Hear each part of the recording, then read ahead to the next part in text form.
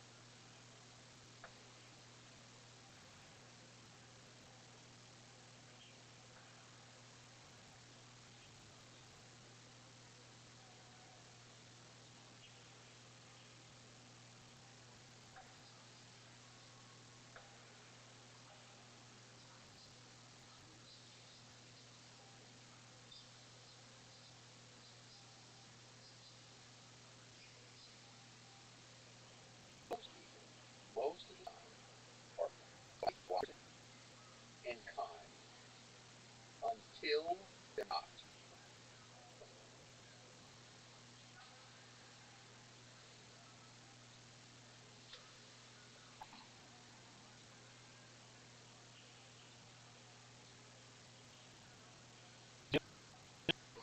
Did you contact What's up? Riser? No. Why not? Oh, If I no shit, really? could say, Oh, good man. You and I'm gonna hey, you're not nice. go. I'm kidding. So, Rabbi, it's good that you have games. I don't want to hang out with people with negative energy that feel like they're supposed to go and make everyone else feel inferior because they think they're smarter when they're not. I couldn't have said it better myself. Very well put. Very well put. If you hang around one thing you will do, and having people around you with positive energy is a skill that not many people have. Negative energy will just bring you back, and anyone says you can't do this, come out of your life. Do you know? Do you want So, to? I'm I'm sure that they will take time and will never go viral, will never have this consistent will. Yeah, no, I'm gonna agree with that. And it's about 50 people tell me who that, but then there are a lot of people who are very positive toward it. The happiest thing that I've got for you is welcome. How are you, Lytiv? What's good in your neck of the woods? It's you, it's you took that content that and the depth went focused on the content you put out. Would you be disappointed in like if people were just stuff that happened on stream? Would you feel disappointed in the progress you put, all the work you put in? Um, well, I know that it will continue into the future, so perhaps it would be like an initial people memeing it or whatever, but at least that would get me very famous, and then people would know, oh wow, this is a huge deal that this person has literally been like for years, and they would go through it and they'd find it and they meme that, and I would become like a martyr. Welcome. How are you, Lytiv? What's good in your neck of the woods? I'm Rabbi Ryan. It's okay if you don't. Just let me know if you want to hear about me, and I'll tell you all about myself. If not, feel free to just chill. We're gonna play a game. Uh, Riser, you said Riser's on his way. Uh, Let me check his message. Sure. Telegram's very laggy. I'm in agreement. He said in a bit. Oh, okay, excellent. All right, then we can get some warm-up games in. Anyway, so you're in Orange County, Rabbi? Yep. Or and that's near Disneyland, bro? Yep. It's about How far away from Disneyland? like 10 miles. 10 miles? Yeah. I've been to Disneyland on the stream actually, a couple times. 10 miles. How much does it cost to get into Disneyland? Nowadays, it depends on when you go, but it's usually like $150 a person. $150 to get into Disneyland. Yeah.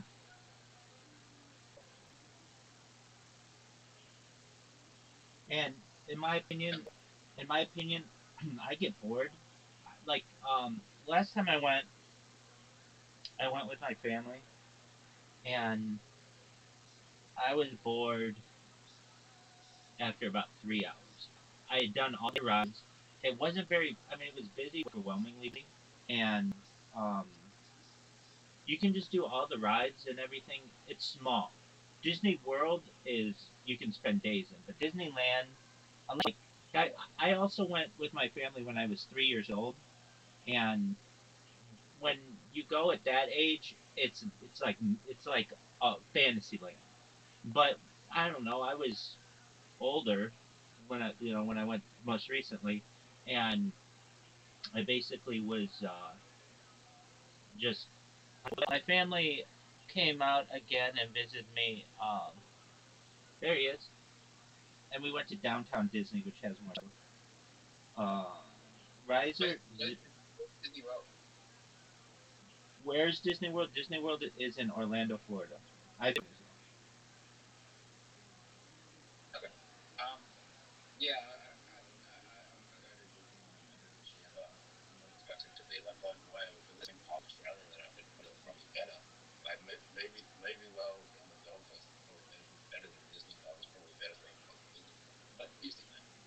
Yeah, Disneyland's just very nostalgic. I mean, it's cool and it's a lot of fun, but I just found that I got bored like hours. I'd done it. You guys have invitations in case you weren't aware. Welcome, Riser. Um, I'm doing good. Were you just telling fucking dude about your win that he fucking had to use Welcome, Axe his Munch. music code and torture me to fucking get your victory? No, I actually didn't even mention it. Dude, don't talk about that stuff. Okay, That's weird. What are you saying about Disneyland? that's just a cool place. All right, Two men fucking each other in their butt. dude. I'm gonna ask you very nicely. As much you're a very smart person, but I don't like talking about having sex with little kids or all that other shit that you talk about. Please.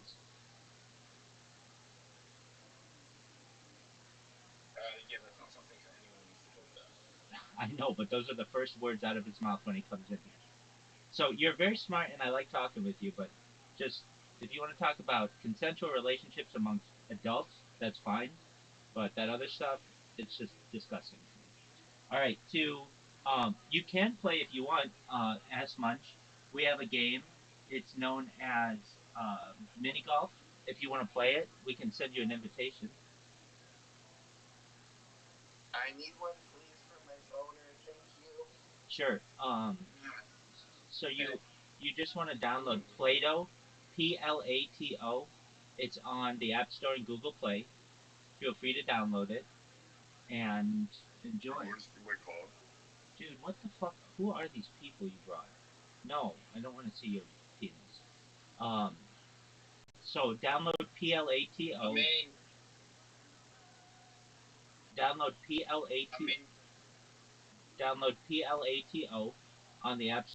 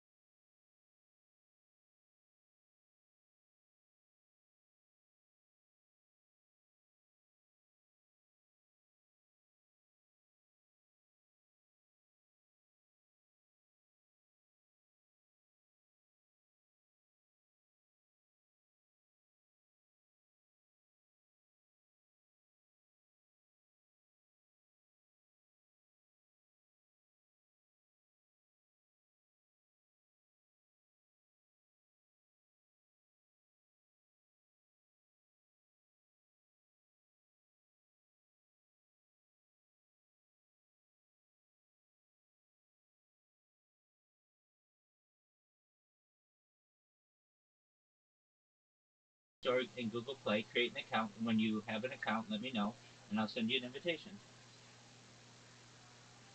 Peace. If you want someone, if you want someone to see your penis, then go to a site called Chatterbait and then pay someone tokens on the site, and then there's plenty of people to choose from that would want to see your penis. Just know we don't those things. Yeah, talk about. I'm gay. Okay, I am. Fuck you. You're unmuted. Sorry, I'm watching TV. I'll mute myself. Sorry. Okay.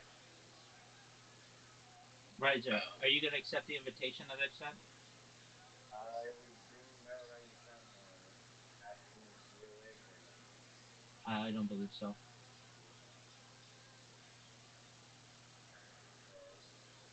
Well, Rabbi?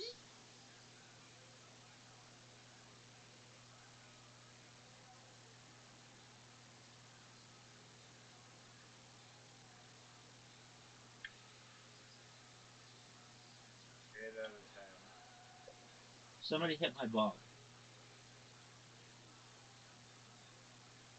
Zoot hits my ball beautifully. Much appreciated.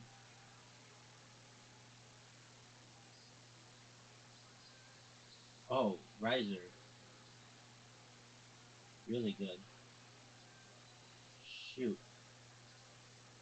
Get there. Get there.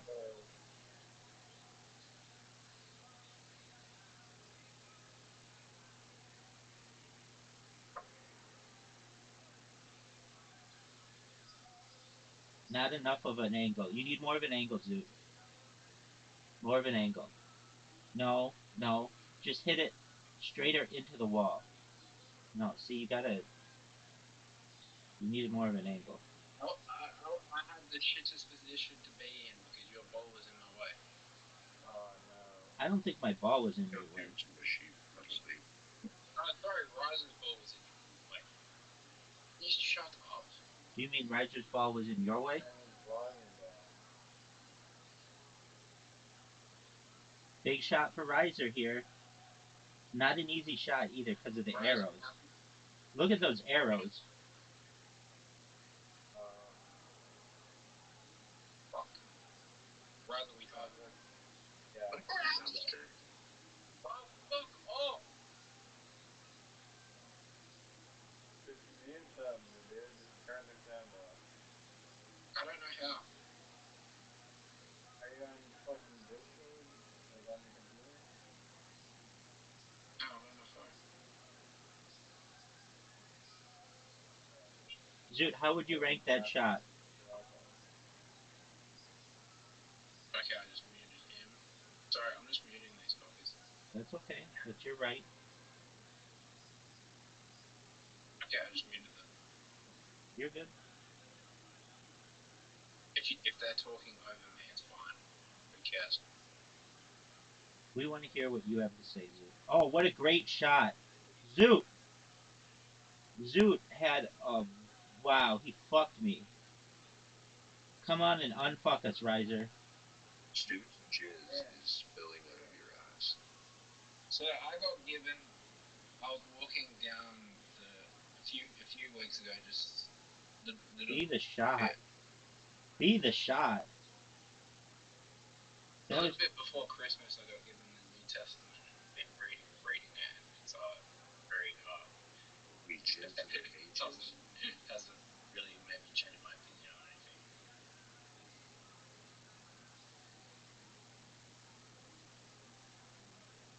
Riser's got a pretty good shot. So I think. All right, here we go. Get in the hole. Get in the hole. It's got a chance. It's got a really good chance. Fuck yes. Fuck off. Again, insanely lucky. I'm in agreement with Riser.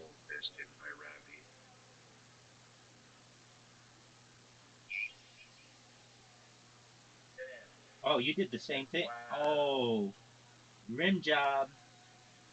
Prom night. All lip, no hole. Show him how it's done, Riser. Off the fucking. he knocked it off the fucking track.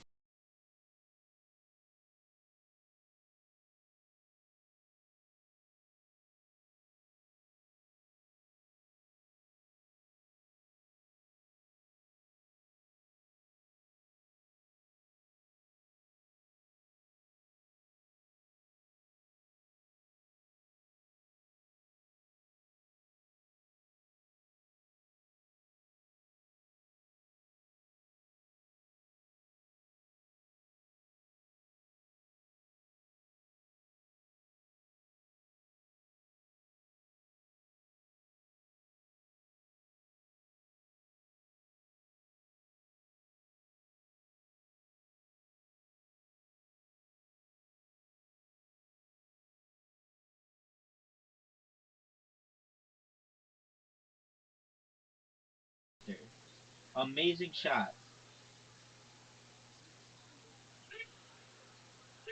Oh, I hate this hole. You're gonna steal a point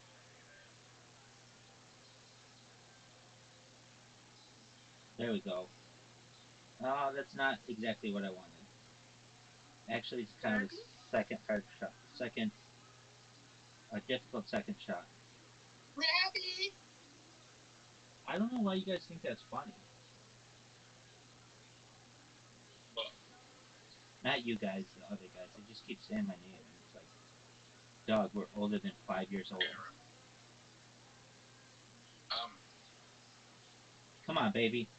That's what I'm talking about. That's the kind of shot I wanted. Rabbi! Get in the hole. so my takeaway from reading the New Testament is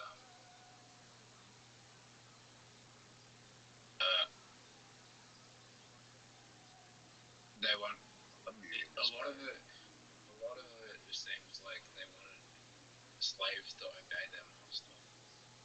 In a lot of the context of the New Testament I'm being read. I think this guy just likes cock and reading the Bible.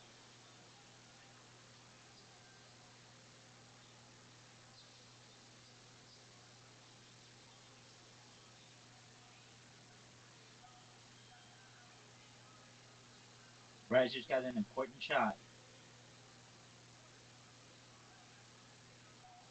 Perhaps the most important shot of his career.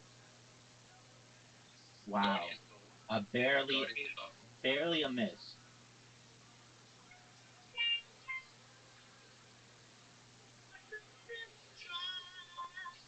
I think I'm rubbing one out to God right now.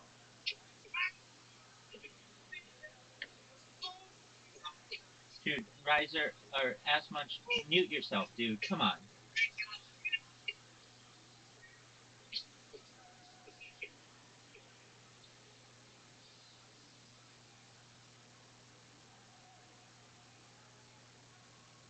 Be the shot. Bounce off the thing.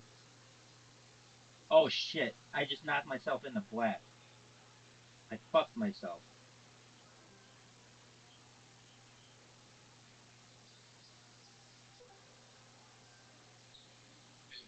Hey, Rabbi. Yeah. I just squished my testicle. Oh, that's a good shot. Just wanted to, guys, this is what you're meant to be doing. Show me how it's done. Not necessarily. Squishing my testicles. Alright, Rabbi, hold on. Sorry, hold on. Not hold on. Hit the thing. Hold on. Fuck, that was it. Actually, you just gave Riser and I a huge advantage going there. Right, because you can knock me in. Dude, you guys are done. Just one moment. You can leave now or get kicked.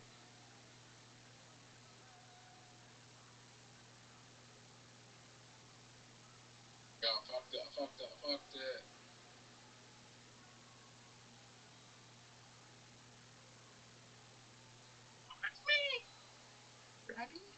Rabbi come true? No.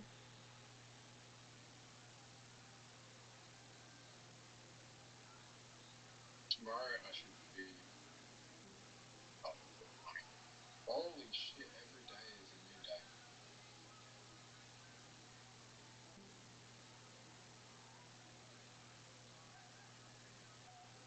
Are they gone?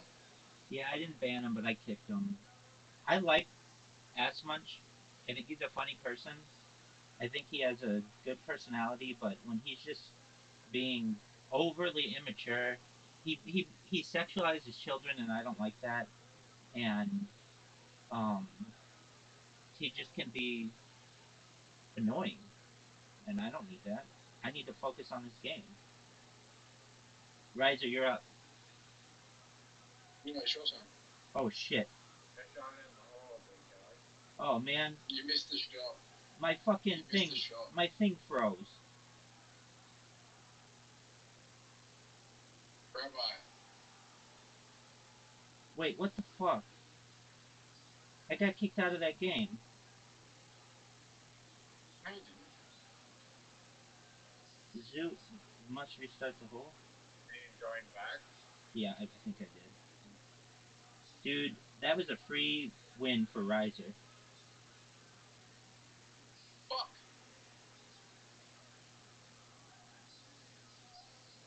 I'm mathematically can only try now. You think a Lord of the Rings musical is going to be good if I go see it? Oh shit, that's not a good start. Do I think the Lord of Rather, the would you go see Would you go see a Lord of the Rings musical? I haven't even watched the movie, so probably not.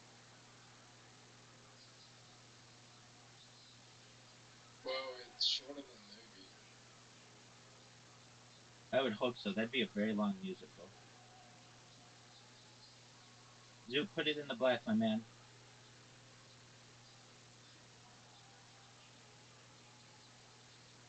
There you go. That's my man. I mean, the Wicked movie is longer than the musical, and they divided it into Wicked into two parts.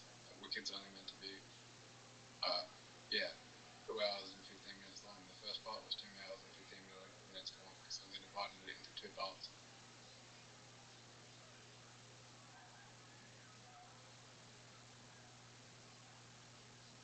Hit my ball. Oh, thank you. I don't really know what shot I have. You have a shot where you're going into the tower in your next shot. Perhaps. Stop.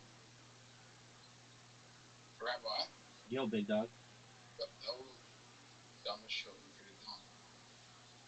Shit happens when you party Hey, naked. Ryder, do you want to win the game? Ryder, do you want to win the game? You want to Like, guarantee? oh yeah, Guarantee win? I do it. Oh my god, fucked it up. Oh man, I fucked that You're up. still okay. Why would you You do mean you that? do this too? You got the winning shot. You just gave him the win. You literally just gave him Why? the win. No, the chicken's blocking it. Yeah, but he can come back in the next two shots. No, knock his ball out. How am I going to knock his ball out from here? You literally had the winning shot and you fucking did some dumb shit and he can get it in from here. You fucking No, yeah, he fucked it up now. yeah, but you fucked it up. You fucked it up. You just gave him the win. Wait, no, block him. Oh, you can't. Yeah, he's still going to get the win. Do you hear the collusion, No matter people? what. Do you hear this Get the collusion? pinwheel. Off the pinwheel. No matter what I do, he gets the win. Dude, you fucked it up. Even No, with you a fucked frozen app, kids. You fucked it up. All you had to do was all you had to do was shoot the ball in the hole and we would have won 3-2. It got 8 points and he would have scored. No, he wouldn't have gotten 3 points. He would have gotten 2. We were. I was guaranteed a win. At least a tie, a share of a win. But this time, for number 360, I got the win Right. solo. Solo win. Oh, dude, This is my game. we never start on this hole. Where's my invitation? No, we do start on this one. Do we? Riser Yeah. gets to go first. Home shot advantage. No, we never start on this. That was a terrible idea. I don't know why you would go that way. I mean, it's rarely under the. I don't think it's ever been under the cow. But, oh, it's That was a good. terrible. Good shot there, dude. That was a terrible shot. And Rabbi is always does not help anyone, but like he just does not help anyone. Well, who did Riser help there? And you didn't help anybody. I gotta play it safe. There we go. Oh no, Dave Rabbi the game again. No, he didn't. I fucked it up. How the fuck did I miss that shot? I'm curious to know where the other hole is. Make your shot, dude. Please. You dumbass. I'm curious to know if there's another hole. I'm curious to know if there's another hole. How the fuck did I miss that shot? That was the worst I've ever seen. I agree. Go trees. Go to the trees. Go through the trees. Go through the trees. Yeah, right, go for the trees. Should have gone through the trees. Should have gone through the trees. You fucked it. You could have gone through the trees. Are you gonna help me if I go through the trees? Yeah, sure. Collusion. Fuck my life. So there we go. I helped you. Yeah, no, you didn't. We can still get through. So Rabbi's gonna score this. I helped you. I helped you. One more. That doesn't Get help it. anyone. That doesn't help anyone. Collusion. So your ball went like way back. So that's what's going on. We fucked up this one. Oh. We really fucked up this one. It's fine. You can tie. I fucked up. Rabbi's going swing of the water. Okay, this is good. This is good for me. This is good for me.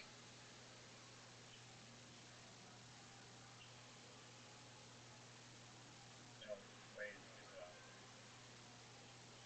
Doesn't matter. Get there. Stop.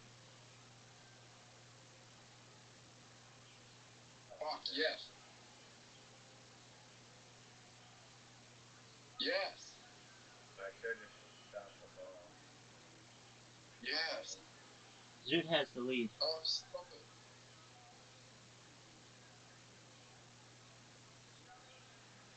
Okay. You guys ready for the greatest shot of all time? Sure.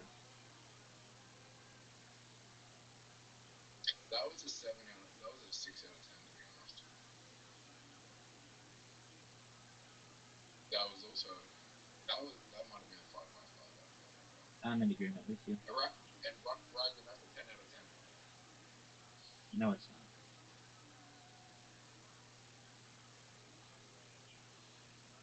Zoot has a great shot. That's an 8 out of 10. That's a 4 out of 10. And Riser goes with, I'm going to give you a 6. Only a 6? That was a good shot. Not as good as that.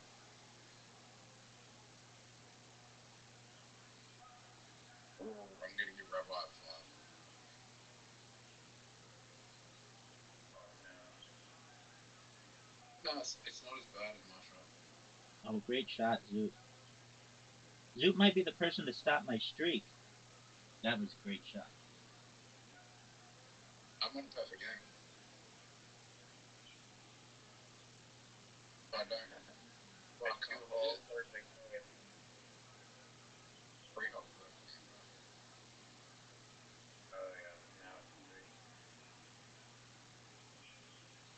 Rabbi's also only 1 point behind me. Nice. 2, 2, 2, I'm 2. in a perfect game. Oh, fuck. This is a tough hole. This is rare. This is a rare hole, but I think I can get it in one shot.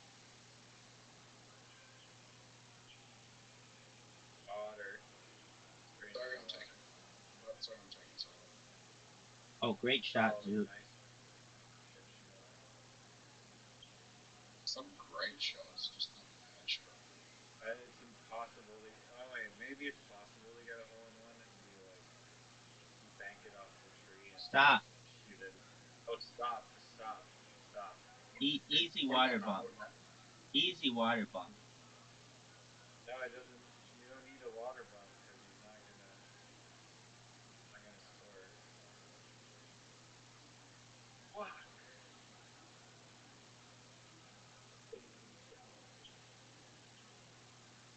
Yes.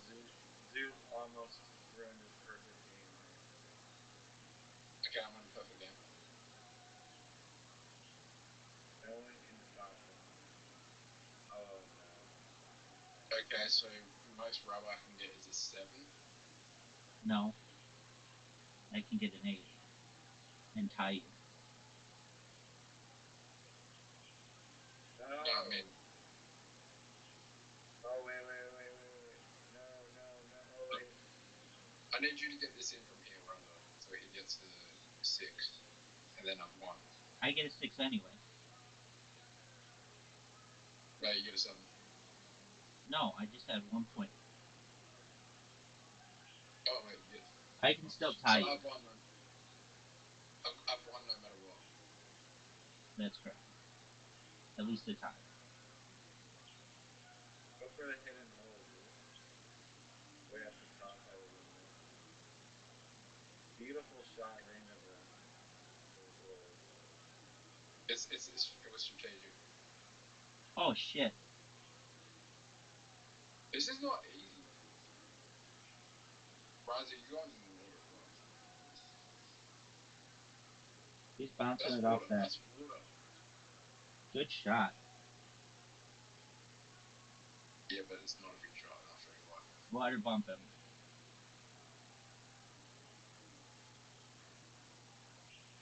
No. Thank you, Zeus, for the help. I needed you to get it in. All I needed you to get it in, not Rabbi to get it in. This is bad. This is bad. This is bad. He can water This is bump me very pretty bad. easily though. Water bump him. Put me in the hole. Put me in the Raza, hole. I need you to water bump him. Put me in the hole. Like your life depends on it. Well, Put me in the hole. No. I saw that coming. Yeah, but I was trying to water bump, I swear.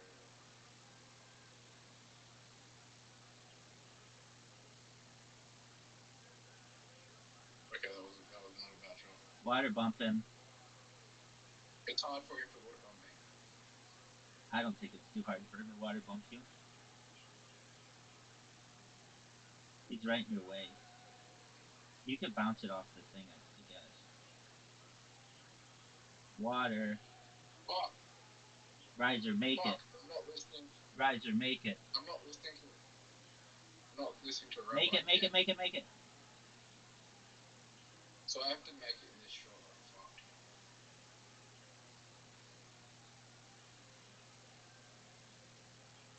Fuck. Oh, and you bump again. Why would you do that? No, you can make it. You just have to bounce it in.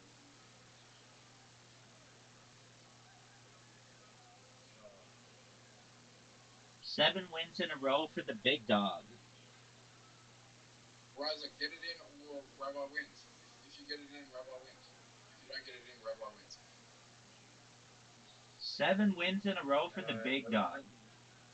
Our shot didn't matter there. I had to help you get an extra You point. would have 3 points if you didn't. You would have given me 3 points if you didn't get it in. You guys want to go with the trees? Yeah. Oh, fuck off. Hey, Rabbi.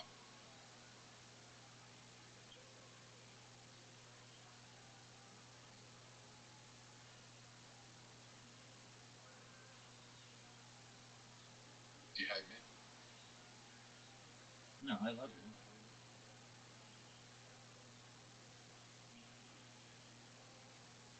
you. WTF was that?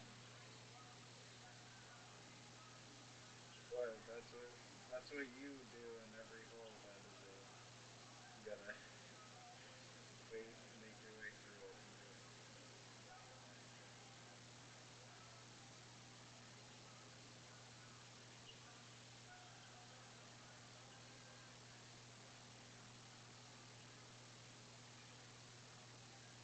Oh no. Fuck! Oh, he messed it up. Terrible shot. Dude, don't bump him in the hole. Thank Dude, you. what Zoot did is I the just man. say? Zoot is the man. Sacrifice for the good of society. Give him 8 wins in a row. Alright, this All right. one. It's not gonna look. It's not gonna matter. I'll still come back. I'm not very good I'm at gonna this get a hole. hole. I'm Oh, gonna get a hole in one on this shot. I got Rabbi does fucked. not know what he's doing. I got fucked. You both don't know what you're doing. Hit the tree at least. This is like the easiest hole to get a hole in one in, and all you have to do is exactly what I do. Off the chicken.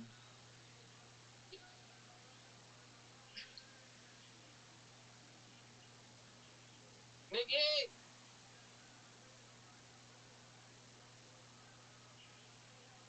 Hit the chicken or the turkey. Nicky! Yo! Nicky! Yo, Nicky!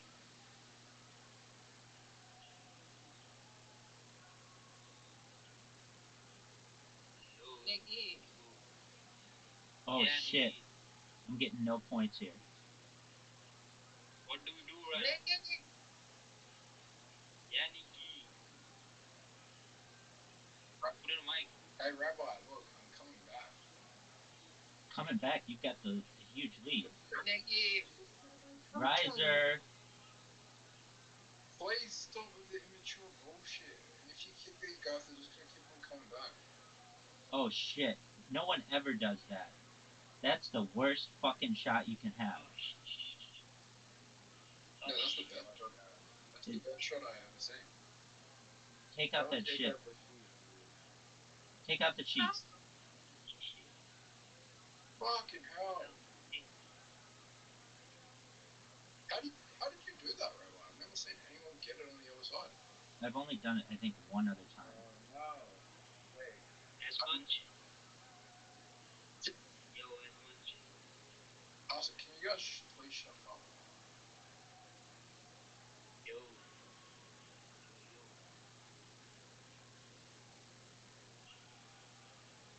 Yo. Oh, dude. As much. Zoot. What? Rabbi. Yo, big dog. Look at this shot, my man. Get in. Terrible. I'm gonna show you the best shot you've ever seen. We're ready for it. We've never been ready for anything more in our lives. I hope it's okay if I'm taking it for me. Fucking shut up. The big day. Today's the big day. Oh, great shot. Yeah. Hey, everybody. Hey. Hi. You remembering anything? You remembering anything? Riser, You retakes the remembering lead. anything? Rules is rules. Hey, everybody. Hey. Welcome to our meeting here at the school.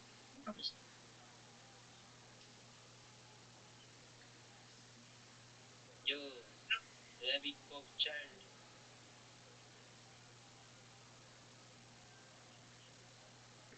Where did he go? Why can't I mute this fucker?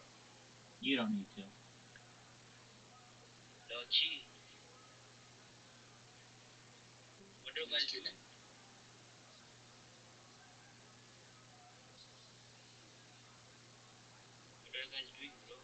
I just muted everyone except for you and Riza. Sorry, I'm taking too long. Did I miss my shot? Yeah, you did. Dude, that's horse shit. Cause I have to fucking do this shit. Oh, yes! Dude, Yes! why would you do that? Greatest shot ever.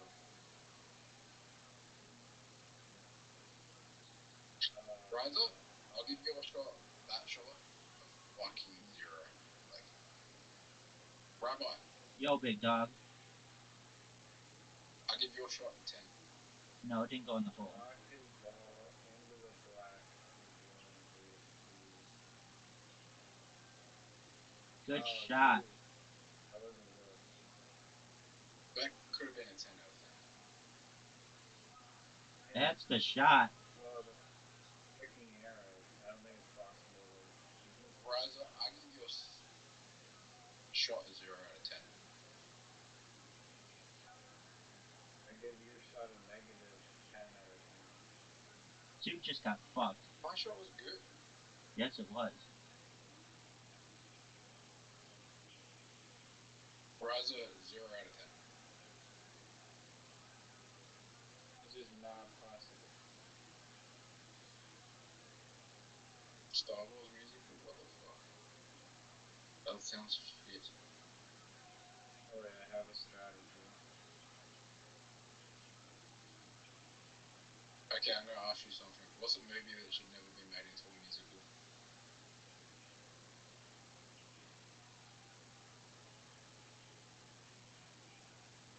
Probably some porn movie.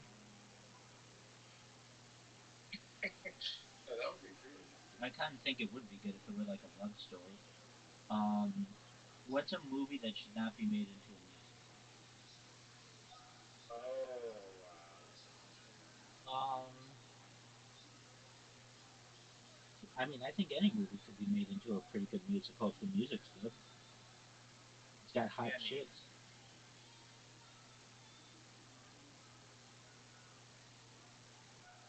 I know. Wait, I even lost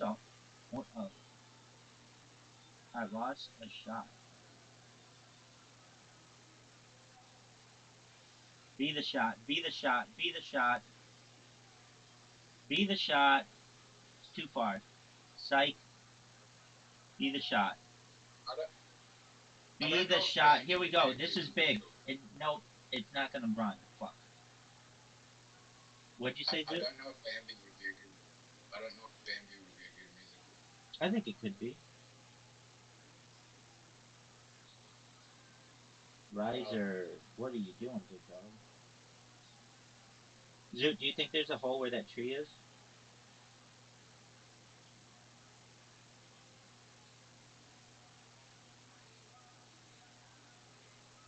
Yeah.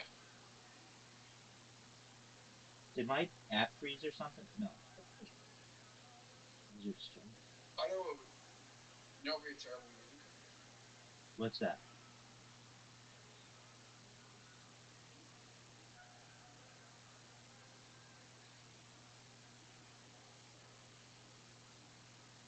Take out the tree.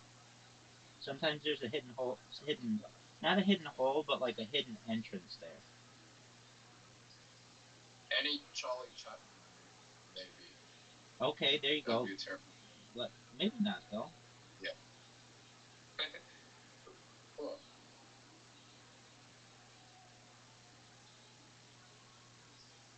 Be the shot. Charlie Chaplin. Charlie Chaplin and you in all the movies. Yeah, but Oh, maybe they they still they still had music.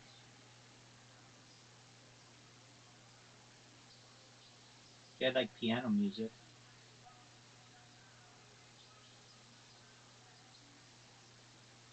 Movie. Oh, Riser, go go go go go go.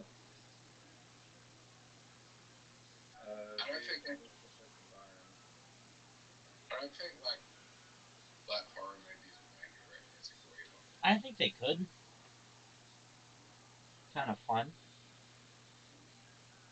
What you want to see a Saw musical? Yeah, I mean, if the music was Yeah, cool. that'd be hilarious. Are we talking like a stage play? Yeah.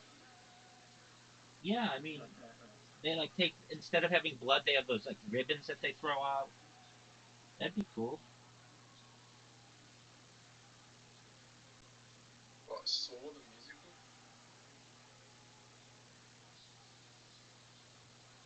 Yeah, I think it could be really That popular. would totally make sense. Just because it's so crazy, it might just work.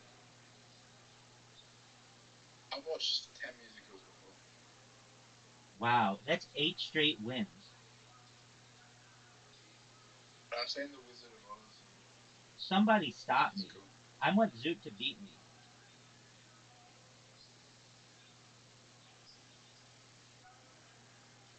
Riser gets to go first. Oh, he's not going the route of the trees?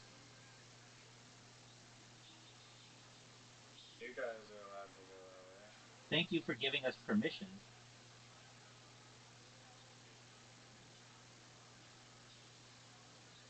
It seems like you're not going that way either, so. Zoot fucks Hey, me. you want to go? You want to kill you? Zoot, watch yourself. Ah, fuck. Fuck. Fuck. This is good. Riser, But can you like get out of my Can you like fuck off I'm to not me? even in your way. The turkey's in your way. This is too hard. This Place is in the the ball in water. front of Rabbi. Water. There you go. Fuck. That was the best shot ever. That was the best shot ever. That was the best shot ever.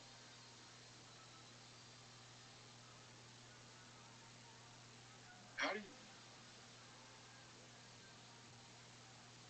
There you go.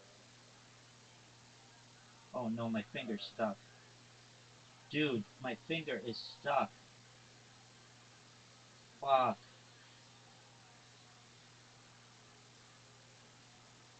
My finger was stuck. That's the best I could do. Alright, dude, make it. You know why my finger was stuck? Because the screen's so small. Zoot's got a chance.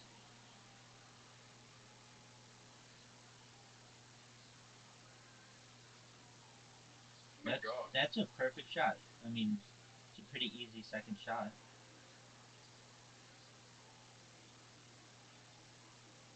Riser's turn. What's he gonna do? Oh my lord. Yeah, don't slow putt that one.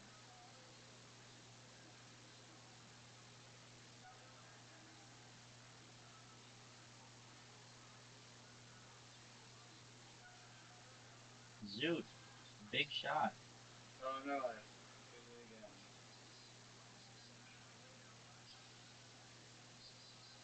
Zoot takes the lead.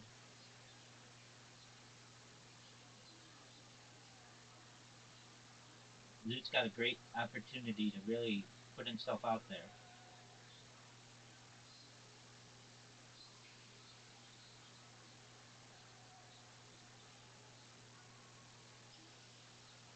That's a great shot.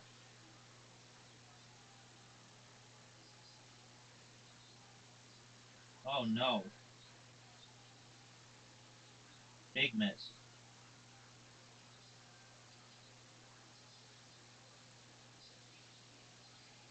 No.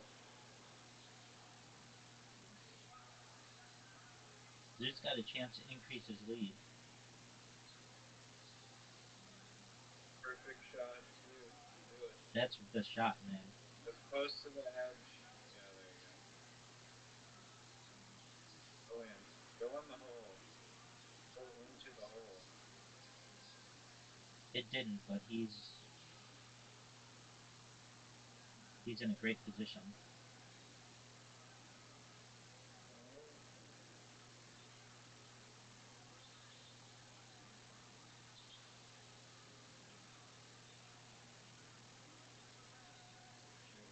That's a good shot. Greatest performance. They could have turned that shot into a musical.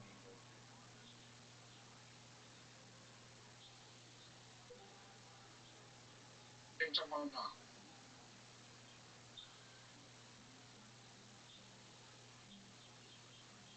Make it. Oh, in. Oh, you got lucky there. I'm gonna have to move this person as well. Come on, baby. Oh, what a shot. Off the wall and in. Stop. Wow, that's a good run. I'll take H. On average, Go ahead. on average, how many people come onto the voice chat on Discord each day on average? This one. Probably like 20. Okay. 0 points. Well, Things are looking good for Zoo. Mathematically eliminated, Zoo. One more win on the hole. Mathematically eliminated. That's okay. I'll take 8 straight wins. I'm not even trying. my shot was shit. Sorry, but that shot was shit. The only thing worse would be going in the water. Okay. Rabbi, you actually helped me.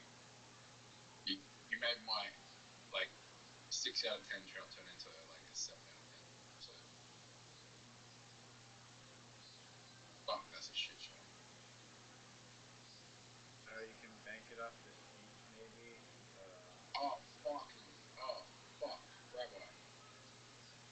Oh, what a perfect That's shot. the shot we all wanted. Rabbi. What are you gonna do, Zoo? Fuck you. It was still around. That's a good shot. He's not gonna. He'll maybe bank it in off the seat if he's like insane enough. He can get it. He can get it in. Oh, But he just helped me. He just helps me. Zoot is the first person to defeat me in 8 different tries. If I could have lost to anyone, I'm happy it's Zoot. You haven't lost yet. Yeah, I have. I'm out of contention. No. Oh, maybe not. No. You'd have to royally fuck up. The S hole, double S hole. Zoot has a perfect shot. If neither Riser or us score, you can get a 9.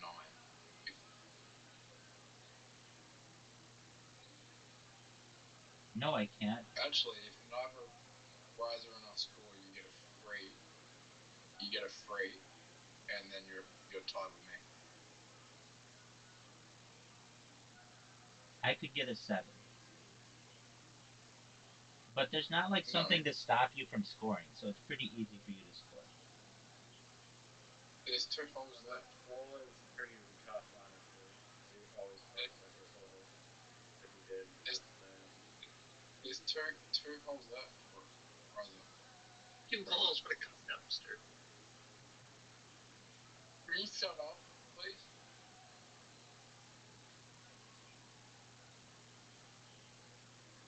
Like, I'm gonna have to mute you in a sec. It's just fucking annoying. Zoot had a good shot there. Where's Caspian C? Sleeping. Have you got the other guys muted as well? I just keep kicking them. Fuck, this is the worst fucking shot I've got. No, you can get it. You can get it.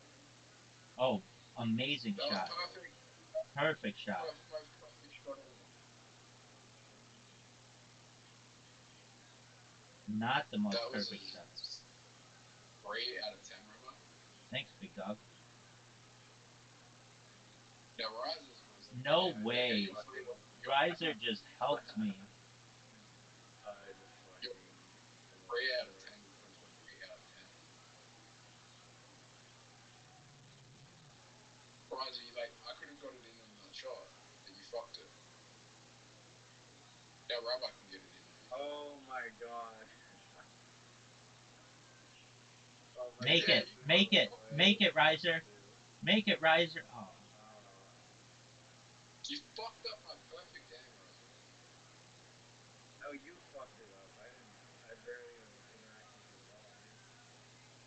No, you helped Rabbi and gave him the easiest shot in the world. I helped you. Now you mathematically win. But he can mathematically tie. So fuck this hole.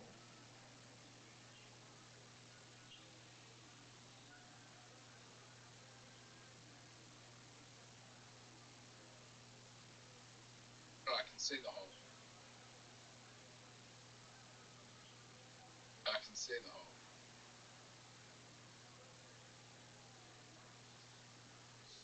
Not even close.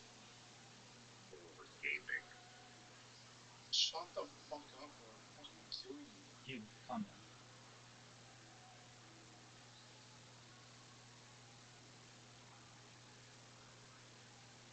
Fuck, Rabbi. Yo, big dog. This is the worst position to be in right now. Dude, you're guaranteed to win. It's not bad at all. Where's the hole? We can't let Rabbi fucking score here. Top left. Top left. That green tree in the top left. The square one? So you go to top right, it says top left right here. Is it the square one? Yeah, the square green tree.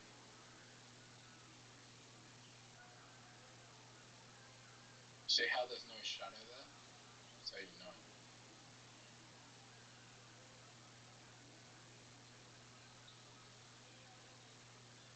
Fucking, it's so obvious. There's no shadow behind the green. There it is. I just gave you the win. Now you have to beat. Oh, you can shoot. No. He's going in the water probably. Oh, what a great shot. Clutch. Clutch. Very good shot. Now Rabbi can make it, actually. Yeah, but it's not going to do me any good. Even if he makes it. Block it. Isaac, you just fucked up my shot. No, he didn't. No, I didn't. Don't miss this, dude. Zoot stops the record. Oh, no. Oh, wait, no.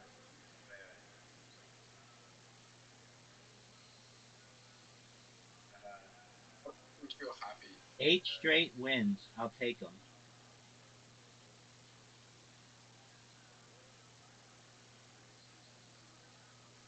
12 straight wins would be good.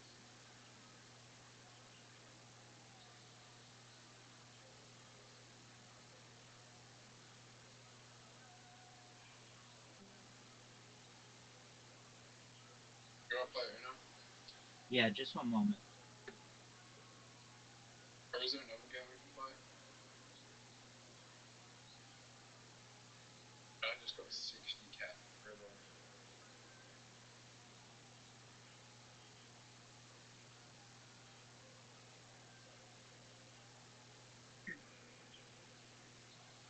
Loki is up 100x.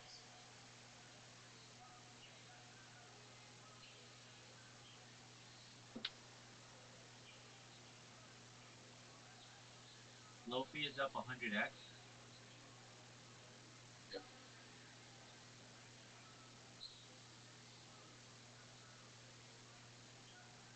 Oh, my piggy. Piggy black. Riser, why are you doing that? What? Why are you doing that? Doing what? I didn't do anything. I told Aslan to fuck off. He came through on your microphone. I didn't. He joined and like left or something.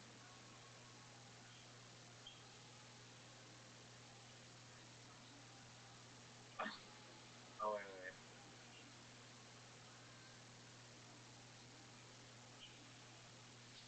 No, sorry. That might have been Yeah, that's okay.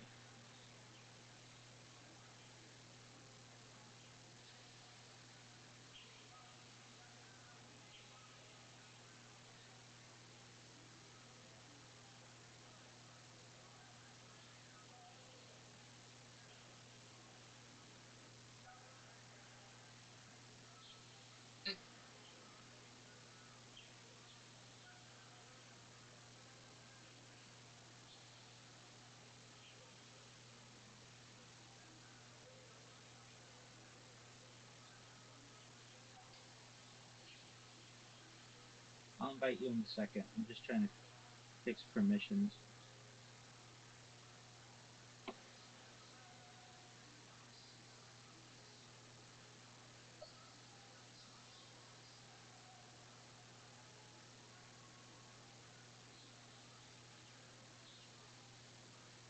It's fine.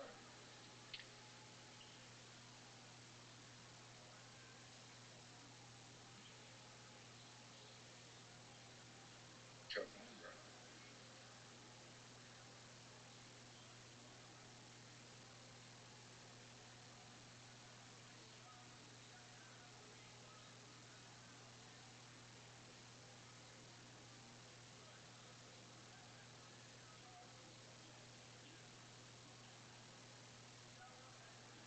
Bear with me.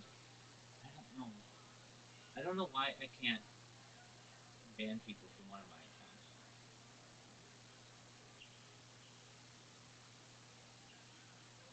Maybe you can't do it on the browser or something. Let me just check this out.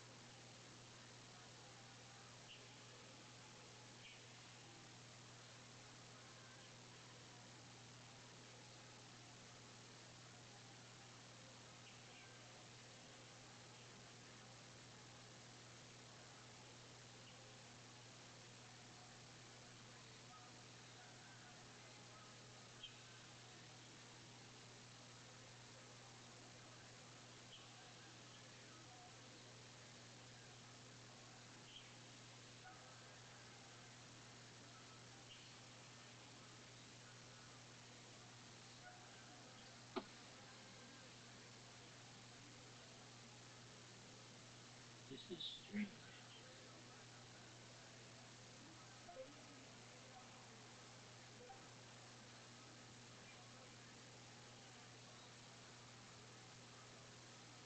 Very, very Try strange. to invite me.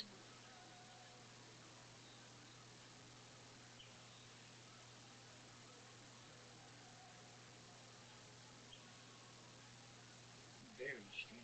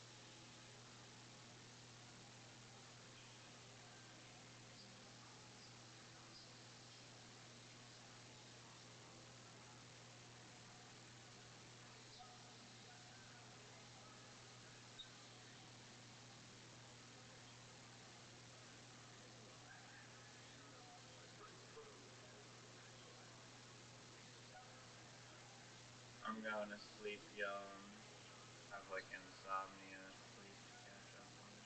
Take care of your dog. Later, later, alligator.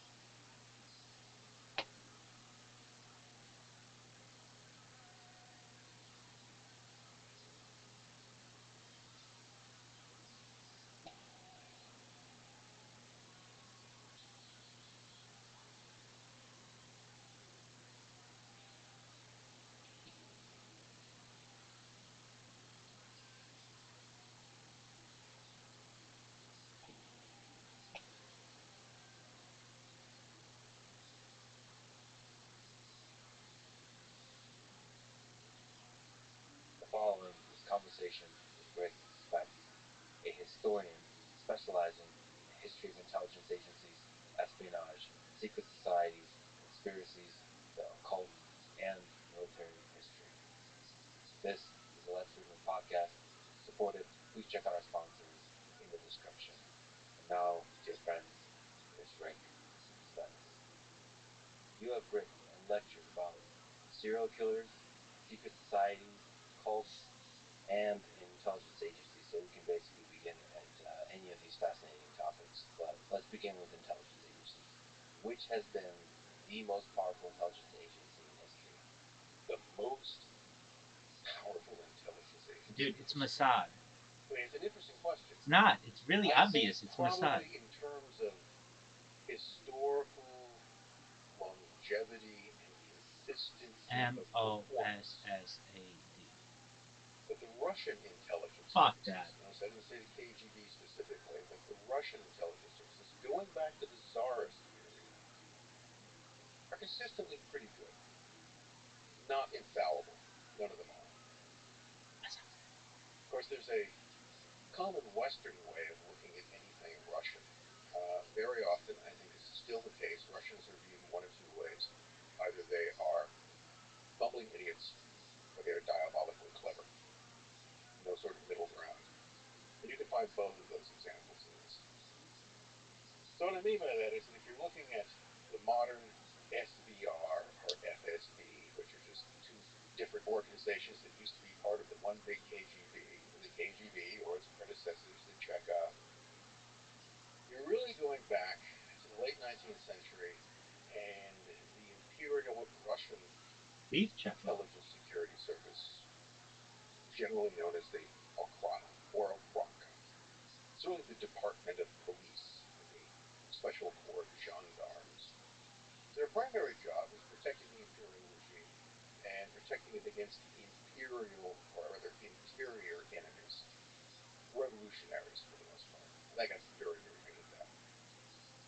By co-opting people within those movements, infiltrating and recruiting informers, agent provocateurs. In fact, they excelled in agent provocateur. Person you place inside an organization causes trouble. Usually maneuver them into a position of leadership, and they provoke actions that can then allow you to crack down on them. That is, to many sort of lure or bring the target organization into any legal or open status that it can be more effectively suppressed. They're very good at that. So good that by the early 20th century, in the years preceding the Russian Revolution in 1917, they had effectively infiltrated every radical party, Bolsheviks, Mensheviks, SRs, great and small, and placed people in positions of influence and leadership.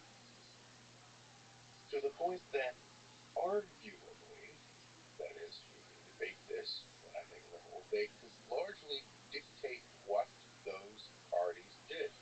Nothing was discussed at any central committee meeting of any revolutionary group that the Okhrana was immediately aware of. And they often had people in positions to influence what those decisions were. Of course, that raises an interesting question, is that if they were that good and they had infiltrated and effectively controlled most of the opposition, then how did the regime get overthrown by revolutionaries? The answer to that is that it wasn't overthrown by revolutionaries. It was overthrown by politicians. That would then take us into a detour into Russian history. But I'll just leave it with this. If you look at 1917, and you look closely, one of the things I would always tell my students is that there are two Russian revolutions in 1917. There's the first one in March or February, depending on your calendar, that overthrows Nicholas II. Revolutionaries are really not involved with that. Bolsheviks are nowhere to be seen. Trotsky and Lenin are nowhere to be seen. They have nothing to do with that. That has to do effectively with a political conspiracy within the Russian parliament, the Duma, to unseat an emperor they thought was bungling the war and was essentially a loser to begin with. And it was a coup d'etat, a parliamentary coup d'etat. The temporary or provisional government that revolution put in power was the one overthrown by Lenin 8 months later. was essentially one dominated by moderate socialists. The government had very quickly sort of turned to the left. The guy we associate with that is Alexander Kerensky. Alexander Kerensky was a Russian socialist and politician. He was the quasi-dictator of that regime. He is the person, not the Tsar, who's overthrown by Lenin. So the revolutionaries, they did not prove to be the fatal threat to the Tsarist regime. It was the Tsarist political system itself that did that. What then transpired was that the Okhrana and its method and many of its agents then immediately segued over into the new Soviet security service. So one of the first things that Lenin did in December of 1917, within a month of seizing power, since the hold on power was tenuous at best, was that, well, you need some kind of organization to infiltrate and suppress those pesky counter-revolutionaries and foreign imperialists and all of the other enemies that we have. And so the Extraordinary Commission to Combat Counter-Revolution and Sabotage, the Cheka, was formed.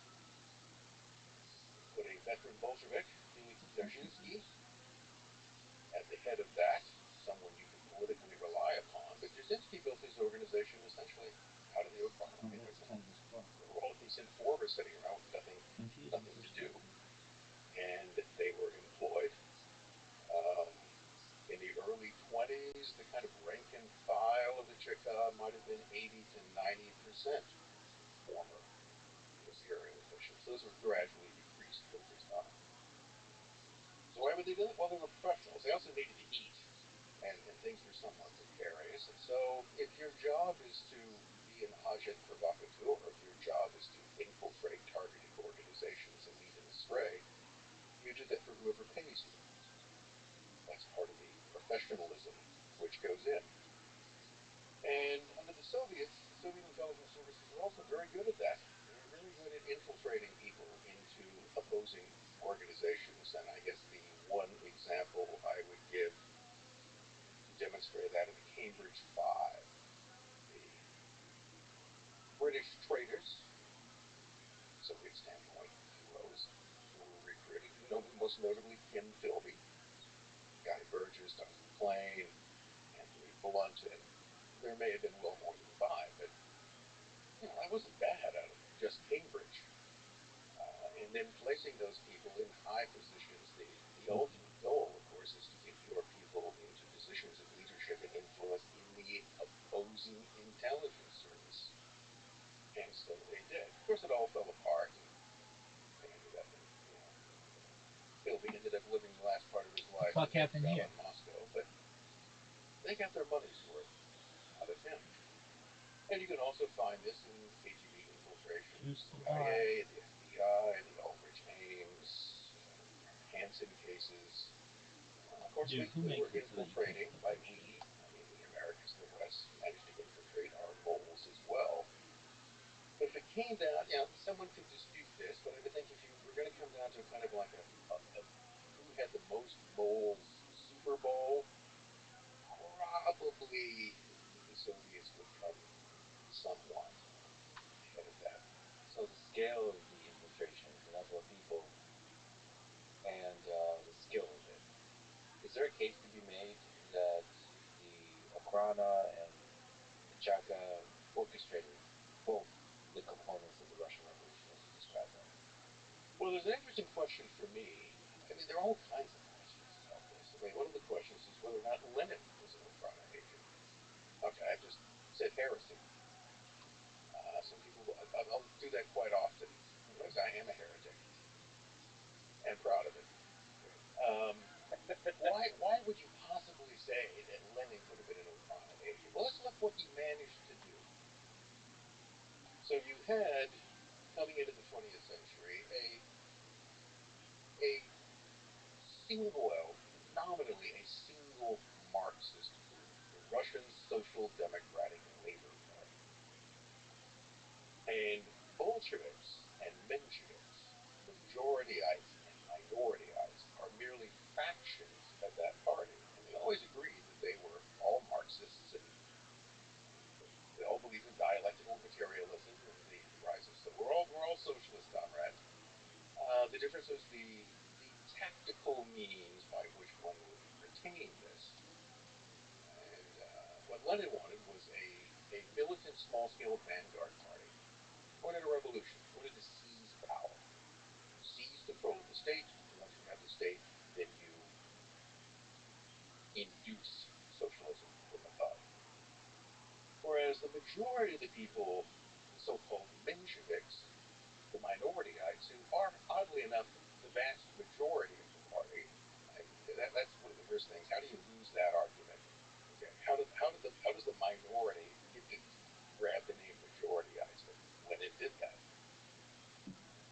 So what Lenin wanted was a conspiratorial party of committed revolutionaries that would plot and scheme and undermine and eventually seize control of the state and induce socialism from above. There were other Russian Marxists who thought that sounded vaguely totalitarian and not really democratic, not even terribly socialist. And they opposed that ineffectively from the beginning. Outmaneuvered every step of the way. The Mensheviks are a case study in failure of a political organization. That too will be heresy to some people, but look, they lost. Now, so what Lenin managed to do, starting around 1903, getting out of this, is he managed to divide, to take what had been a single Marxist party and split it into angry, contending factions. Because he and his Bolsheviks were on one side, advocating a much more militant, conspiratorial policy. The discombobulated Mensheviks were over on the other, and in between were a lot of people who really didn't know where they stood on this. And sometimes they kind of agreed. He seems to be making sense today. No, I don't think he's making sense in that day. But he managed to completely disunify this organization. Now, who could possibly have seen benefit in that? The Obama.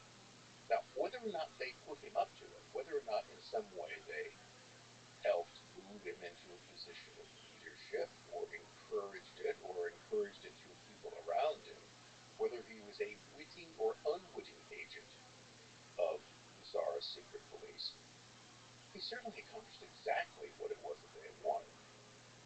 And I find that suspicious. It's one of those things that it's so convenient in a way that I'm not necessarily sure that was an accident. There's also this whole question to me as to what was going on within the Okhrana itself. Now this is one of these questions when I come to it later about how intelligence agencies interact or serve the governments to which they are theoretically subordinate. They do tend to acquire a great deal of influence and power. After all, their main job is to collect information. And that information can be about all kinds of things, including people within the government structure itself. And they also know how to leverage that information in a way to get people to do what you want them to do. So an argument can be made, again, an argument, not a fact, merely an opinion, mostly what history is made out of, opinions, is that at some point, between about 1900 and 1917, people in the Okhrana were playing their own game. And that game took them in a direction which meant that continued loyalty to the emperor, specifically to Nicholas II, was no longer part of that. To me, in a way, it seems almost during the events of 1917 that, one, you had an organization that was very effective when it did, and suddenly just becomes ineffective. It doesn't really disappear. These things don't go away, because it will reappear as you check it, basically, fairly quickly. But that raises the question to me as to what degree there were people within the organization who allowed events to take the course they wished. I always wonder how much deliberate planning there is within an organization like Okhrana, or if there's kind of a distributed intelligence that happens. Well, one of the key elements in any kind of intelligence organization or operation is compartmentalization. You need to know. So rare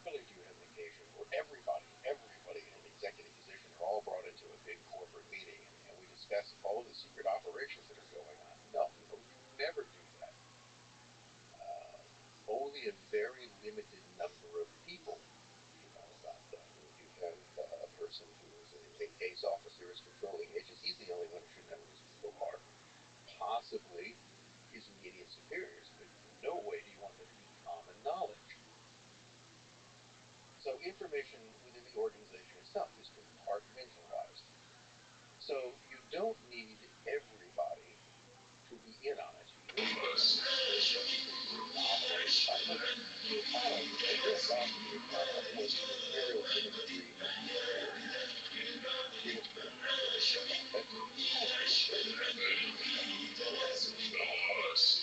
point was that at one point early on, they actually organized the assassination of their own boss. They have their agents among the rebels.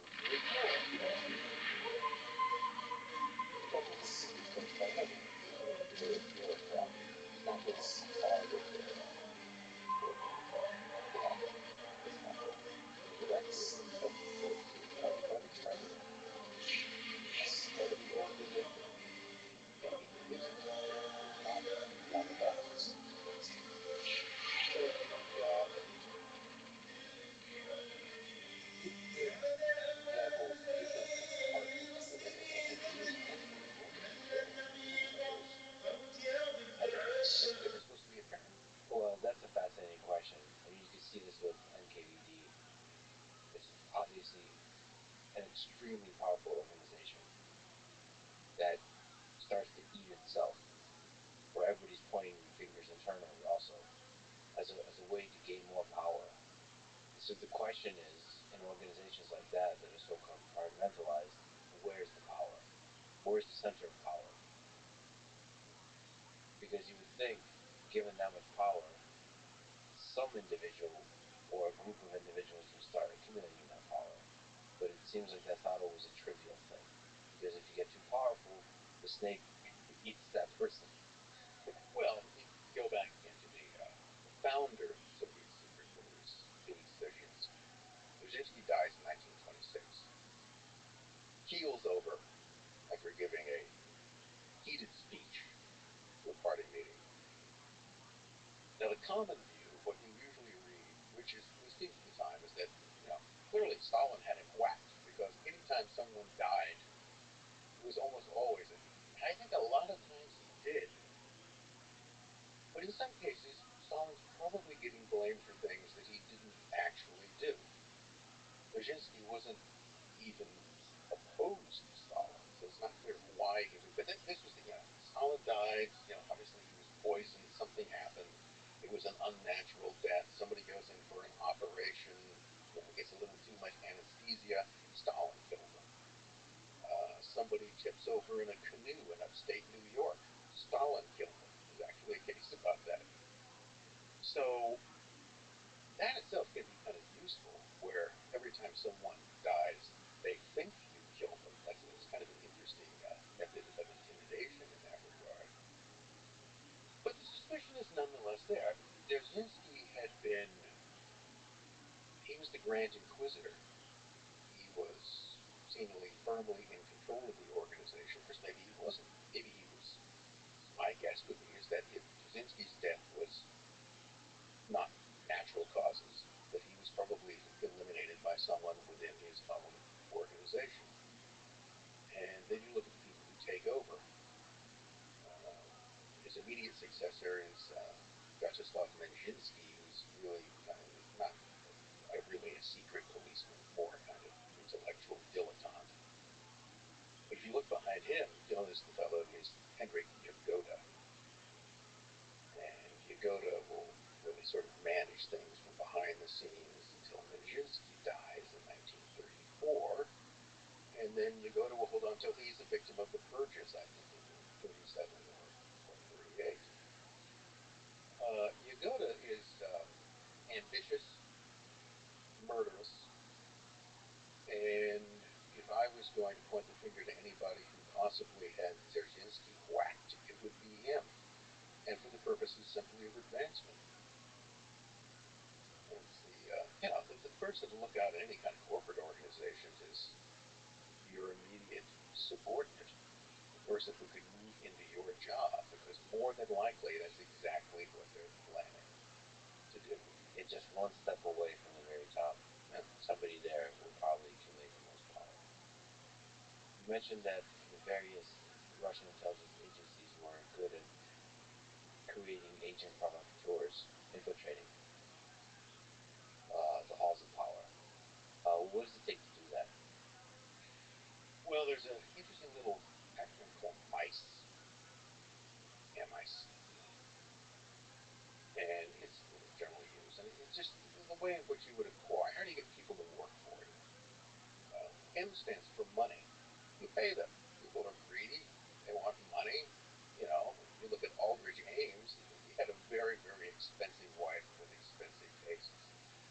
So he wanted money. I is for ideology. So during particularly the 1920s and the 1930s, the Soviets were very effective in exploiting communists, you know, people who wanted to serve the great cause. Even though that's initially not really what they wanted to do, because the idea was that if you recruit agents from among, let's say, American communists, you compromise the party. Because actually what your enemies are going to say is that all communists are Soviet spies. They're all traitors in some way. So you would really want to keep those two things separate, but ideology was just so convenient. And those people would just work for you so well. You could get them to do anything. Betray their grandmother. They would go ahead and do that for the greater good. So ideology can be a motivation. And that can be, you know, someone who is a devoted Marxist-Leninist. It can also be someone who's a disgruntled communist, because, you know, there's no anti-communist like an ex-communist. Okay? You know, those who lose the faith can become very, very useful. For instance, if you look in the case of American intelligence, the people who essentially temporarily destroyed much of the KGB organization in the U.S. post-World War II were people like Whittaker Chambers, Louis Boudin's, Elizabeth Bentley. All of those people had been Communist Party members. They had all been part of the Red Faithful. They all, for one reason or another, became disillusioned and turned rat or patriot, whichever case you may want to put in that regard. What does the C and the E stand for? The C is for coercion. That's where you have to persuade someone to work for you. You have to pressure them. So usually you blackmail them. You know, like if they have a gambling habit, you know, in the old days it's very often because they were gay. Okay? Get them in situations where they can be compromised, and you can get them to do your bidding. Now, those people usually have a certain amount of control. Here's an interesting example of how the Okhrana tended to handle this, and I think it's still largely used. You'd round up a bunch of revolutionaries on some charge or another, distributing revolutionary literature, running an illegal printing press. You bring a guy into the room and you say, okay, you're going to work for us. Of course, you refuse to do so. And they go, well, if you refuse, we'll keep the rest of your comrades in jail for a while. You know, maybe beat them with a rubber truncheon or so, and then we're just going to let you go. We're just going to put you back out on the street. And if you don't work for us, we will spread the rumor through our agents already in your organization that you are. And then what will your comrades do? How long are you going to live? So you see, you have no choice. You're ours, and you're going to cooperate with us. And the way that effectiveness would be ensured is that you have multiple agents within the same organization who don't know who each other are. That's very important. And they'll all be filing reports. So let's say you have 3 agents inside the central committee of the SR party, and there's a committee meeting, and you're going to look at the reports they file. They all better agree with each other, right? Most people, most of the time, are polite, cooperative, and kind until they're not. The following is conversation with Rick Spence, a historian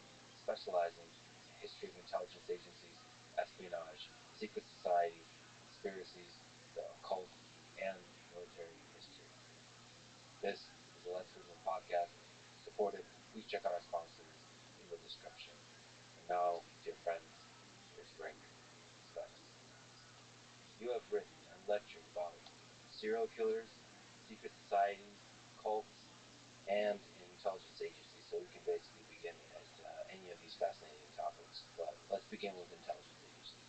Which has been the most powerful intelligence agency in history? The most powerful intelligence agency in history. I mean, it's an interesting question. I'd say probably in terms of historical longevity and consistency of performance, but the Russian intelligence services, notice I didn't say the KGB specifically, but the Russian intelligence services, going back to the Tsarist, It's game over. are consistently pretty good. Not infallible. None of them are. Of course, there's a common Western way of looking at anything Russian. Very often, I think this is still the case, Russians are viewed in one of two ways. Either they are bumbling idiots, or they are diabolically clever. There's no sort of middle ground. And you can find both of those examples in this.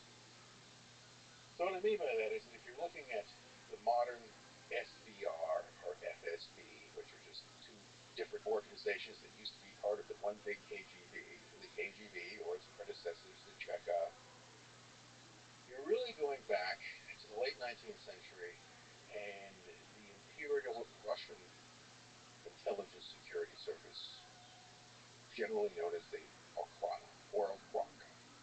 It's really the Department of Police, the Special Corps gendarmes.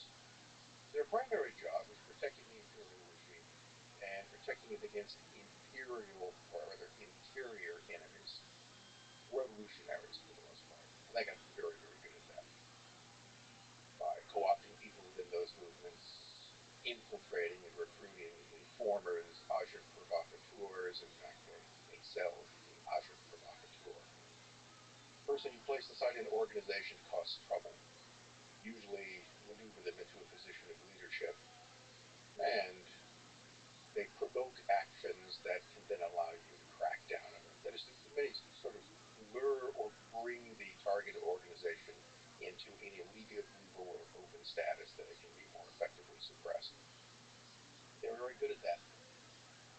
So good that by the early 20th century, in the years preceding the Russian Revolution in 1917, they had effectively infiltrated every radical party, Bolsheviks, Mensheviks, SRs, great and small, and placed people in positions of influence and leadership. To the point that arguably, that is, we can debate this, but I think on the whole, they could largely dictate what those parties did. Nothing was discussed at any central committee meeting of any revolutionary group that the Okhrana was immediately aware of. And they often had people in positions to influence what those decisions were. Of course, that raises an interesting question, is that if they were that good and they had infiltrated and effectively controlled most of the opposition, then how did the regime get overthrown by revolutionaries? The answer to that is that it wasn't overthrown by revolutionaries. It was overthrown by politicians. That would then take us into a detour into Russian history. But I'll just leave it with this. If you look at 1917, and you look closely, this is one of the things I would always tell my students, is that there are two Russian revolutions in 1917. There's the first one in March or February, depending on your calendar, that overthrows Nicholas II. The revolutionaries are really not involved with that. The Bolsheviks are nowhere to be seen. Trotsky and Lenin are nowhere to be seen. They have nothing to do with that. That has to do effectively with a political conspiracy within the Russian parliament, the Duma, to unseat an emperor they thought was bungling the war and was essentially a loser to begin with. And it was a coup d'etat, a parliamentary coup d'etat. The temporary or provisional government that revolution put in power was the one overthrown by Lenin 8 months later. And that government was essentially one dominated by moderate socialists. It was a government that very quickly sort of turned to the left. The guy we associate with that is Alexander Kerensky. Alexander Kerensky was a Russian socialist and politician. He was the quasi-dictator of that regime.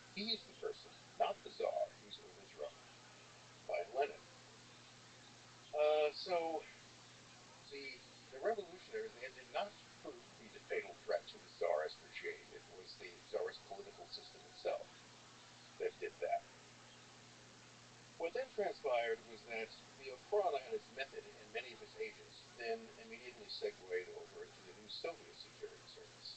So one of the first things that Lenin did in December of 1917, within a month of seizing power, since the hold on power was tenuous at best, was that, well, we need some kind of organization to infiltrate and suppress those pesky counter-revolutionaries and foreign imperialists and all of the other enemies that we have.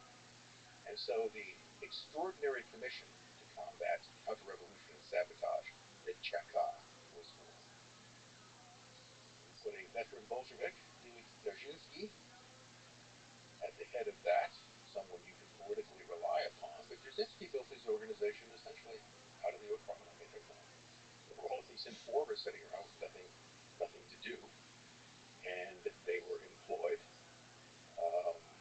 In the early 20s, the kind of rank and file of the Cheka might have been 80 to 90% former imperial officials. Those were gradually decreased over time.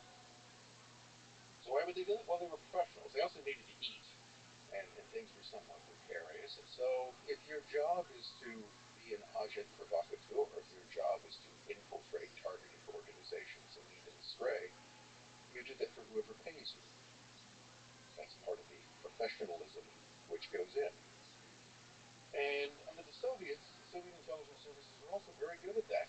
They were very good at infiltrating people into opposing organizations. And I guess the one example I would give to demonstrate that is the Cambridge Five, the British traitors, Soviet standpoint, heroes, who were recruited, most notably Kim Philby, Guy Burgess, Dr. McLean, Anthony Blunt, and there may have been well more than five, but that wasn't bad out of just Cambridge. And then placing those people in high positions, the ultimate goal, of course, is to get your people into positions of leadership and influence in the opposing intelligence service. And so they did. Of course, it all fell apart. They ended up, Philby ended up living the last part of his life in exile in Moscow, but they got their money's worth out of him. And you can also find this in KGB infiltration, the CIA, the FBI, the Aldrich Ames, Hansen cases. Of course, we were infiltrating, by we, I mean the Americans and the West, managed to infiltrate our moles as well. So if it came down, someone could dispute this, but I would think if you were going to come down to kind of like a who had the most moles Super Bowl, probably the Soviets would come somewhat ahead of that. So the scale of the infiltration, the number of people, and the skill of it. Is there a case to be made that the Okhrana and the Cheka orchestrated both the components of the Russian Revolution as you described them? Well, there's an interesting question for me. I mean, there are all kinds of questions about this. I mean, one of the questions is whether or not Lenin was an Okhrana agent. Okay, I just said heresy. Some people, I'll do that quite often, because I am a heretic, and proud of it. Why would you possibly say that Lenin could have been an Okhrana agent? Well, let's look what he managed to do. So you had, coming into the 20th century, nominally a single Marxist group, the Russian Social Democratic Labor Party. And Bolsheviks and Mensheviks, majorityites and minorityyites, are merely factions of that party. And they always agreed that they were all Marxists, and they all believed in dialectical materialism and the rise of we're all socialists, comrade. The difference was the tactical means by which one would attain this. And what Lenin wanted was a militant, small-scale vanguard party. Wanted a revolution. Wanted to seize power. Seize control of the state, and once you have the state, then you induce socialism from above. Whereas the majority of the people, the so-called Mensheviks, the minorityyites, who are, oddly enough, the vast majority of the party, that's one of the first things. How do you lose that argument? Okay. How does the minority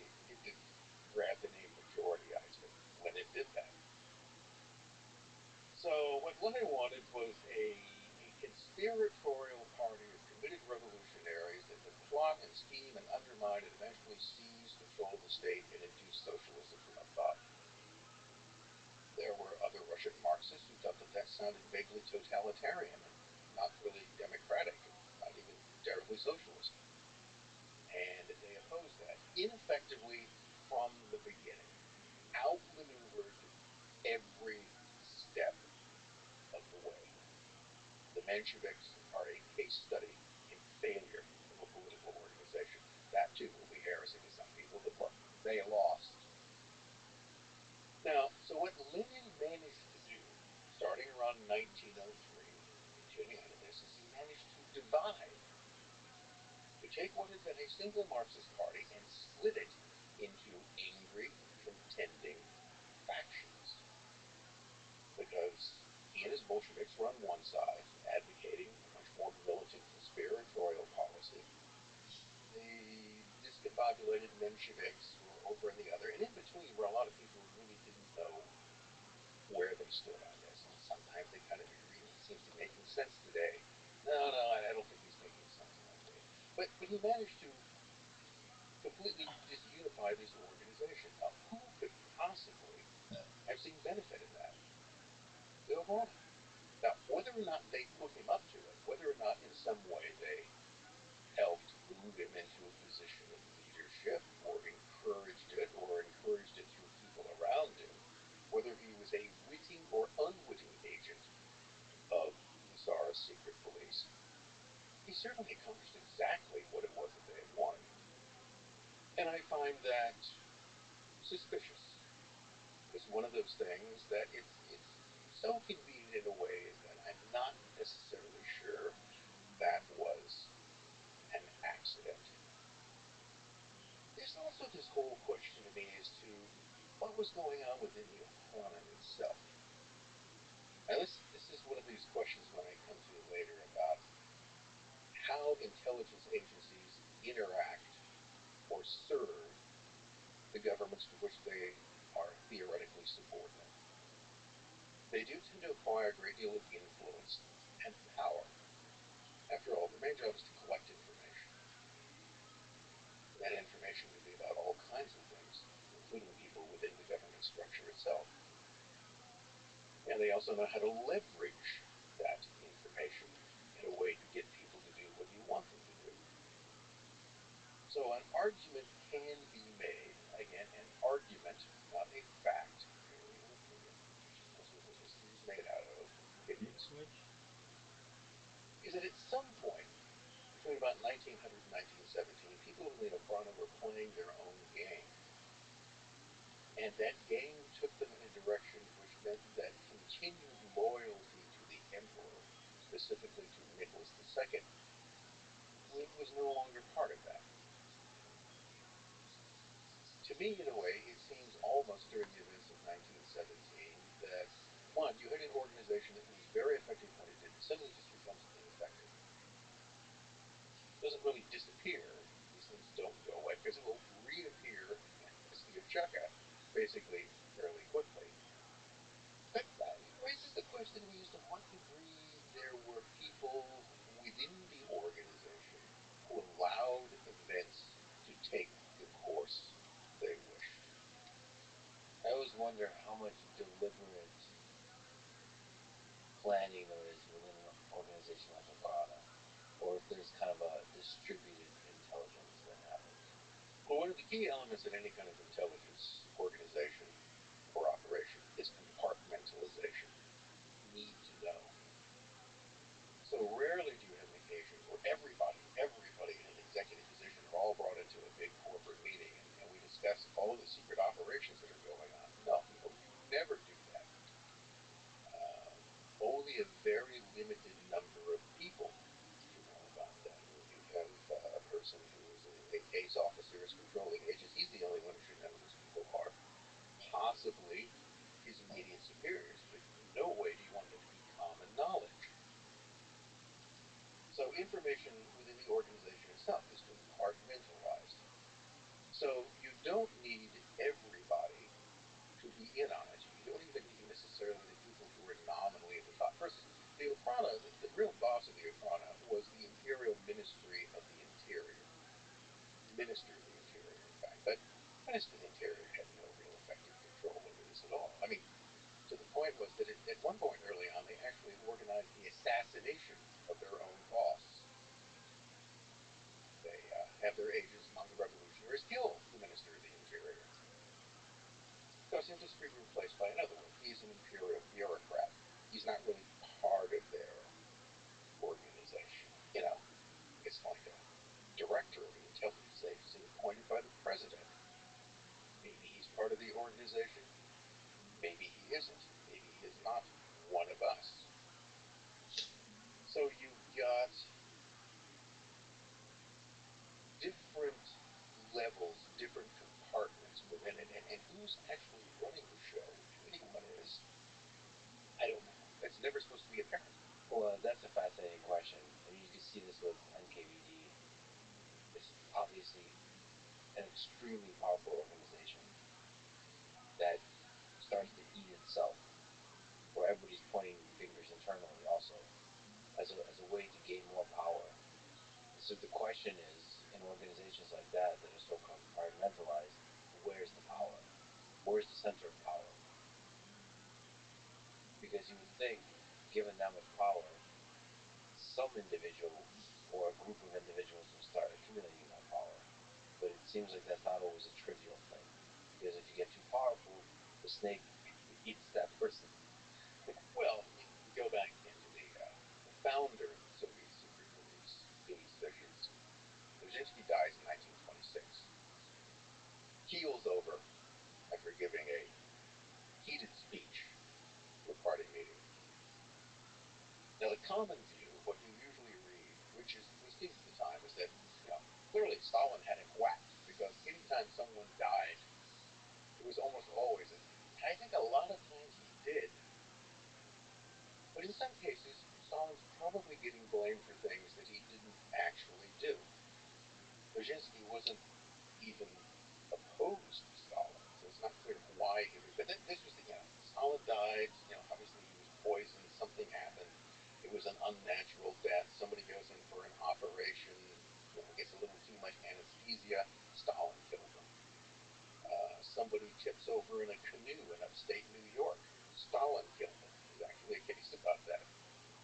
So that itself can be kind of useful, where every time someone dies, they think you killed them. That's kind of an interesting method of intimidation in that regard.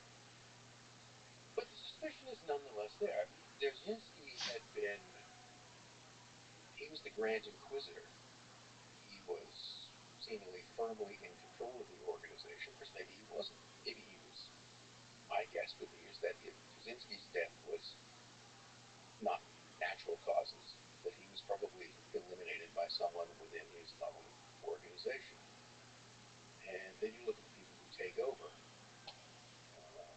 His immediate successor is Vyacheslav Menzhinsky, who's really not really a secret policeman, more a kind of intellectual dilettante.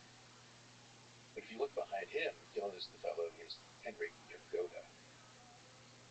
And Yagoda will really sort of manage things from behind the scenes until Menzhinsky dies in 1934.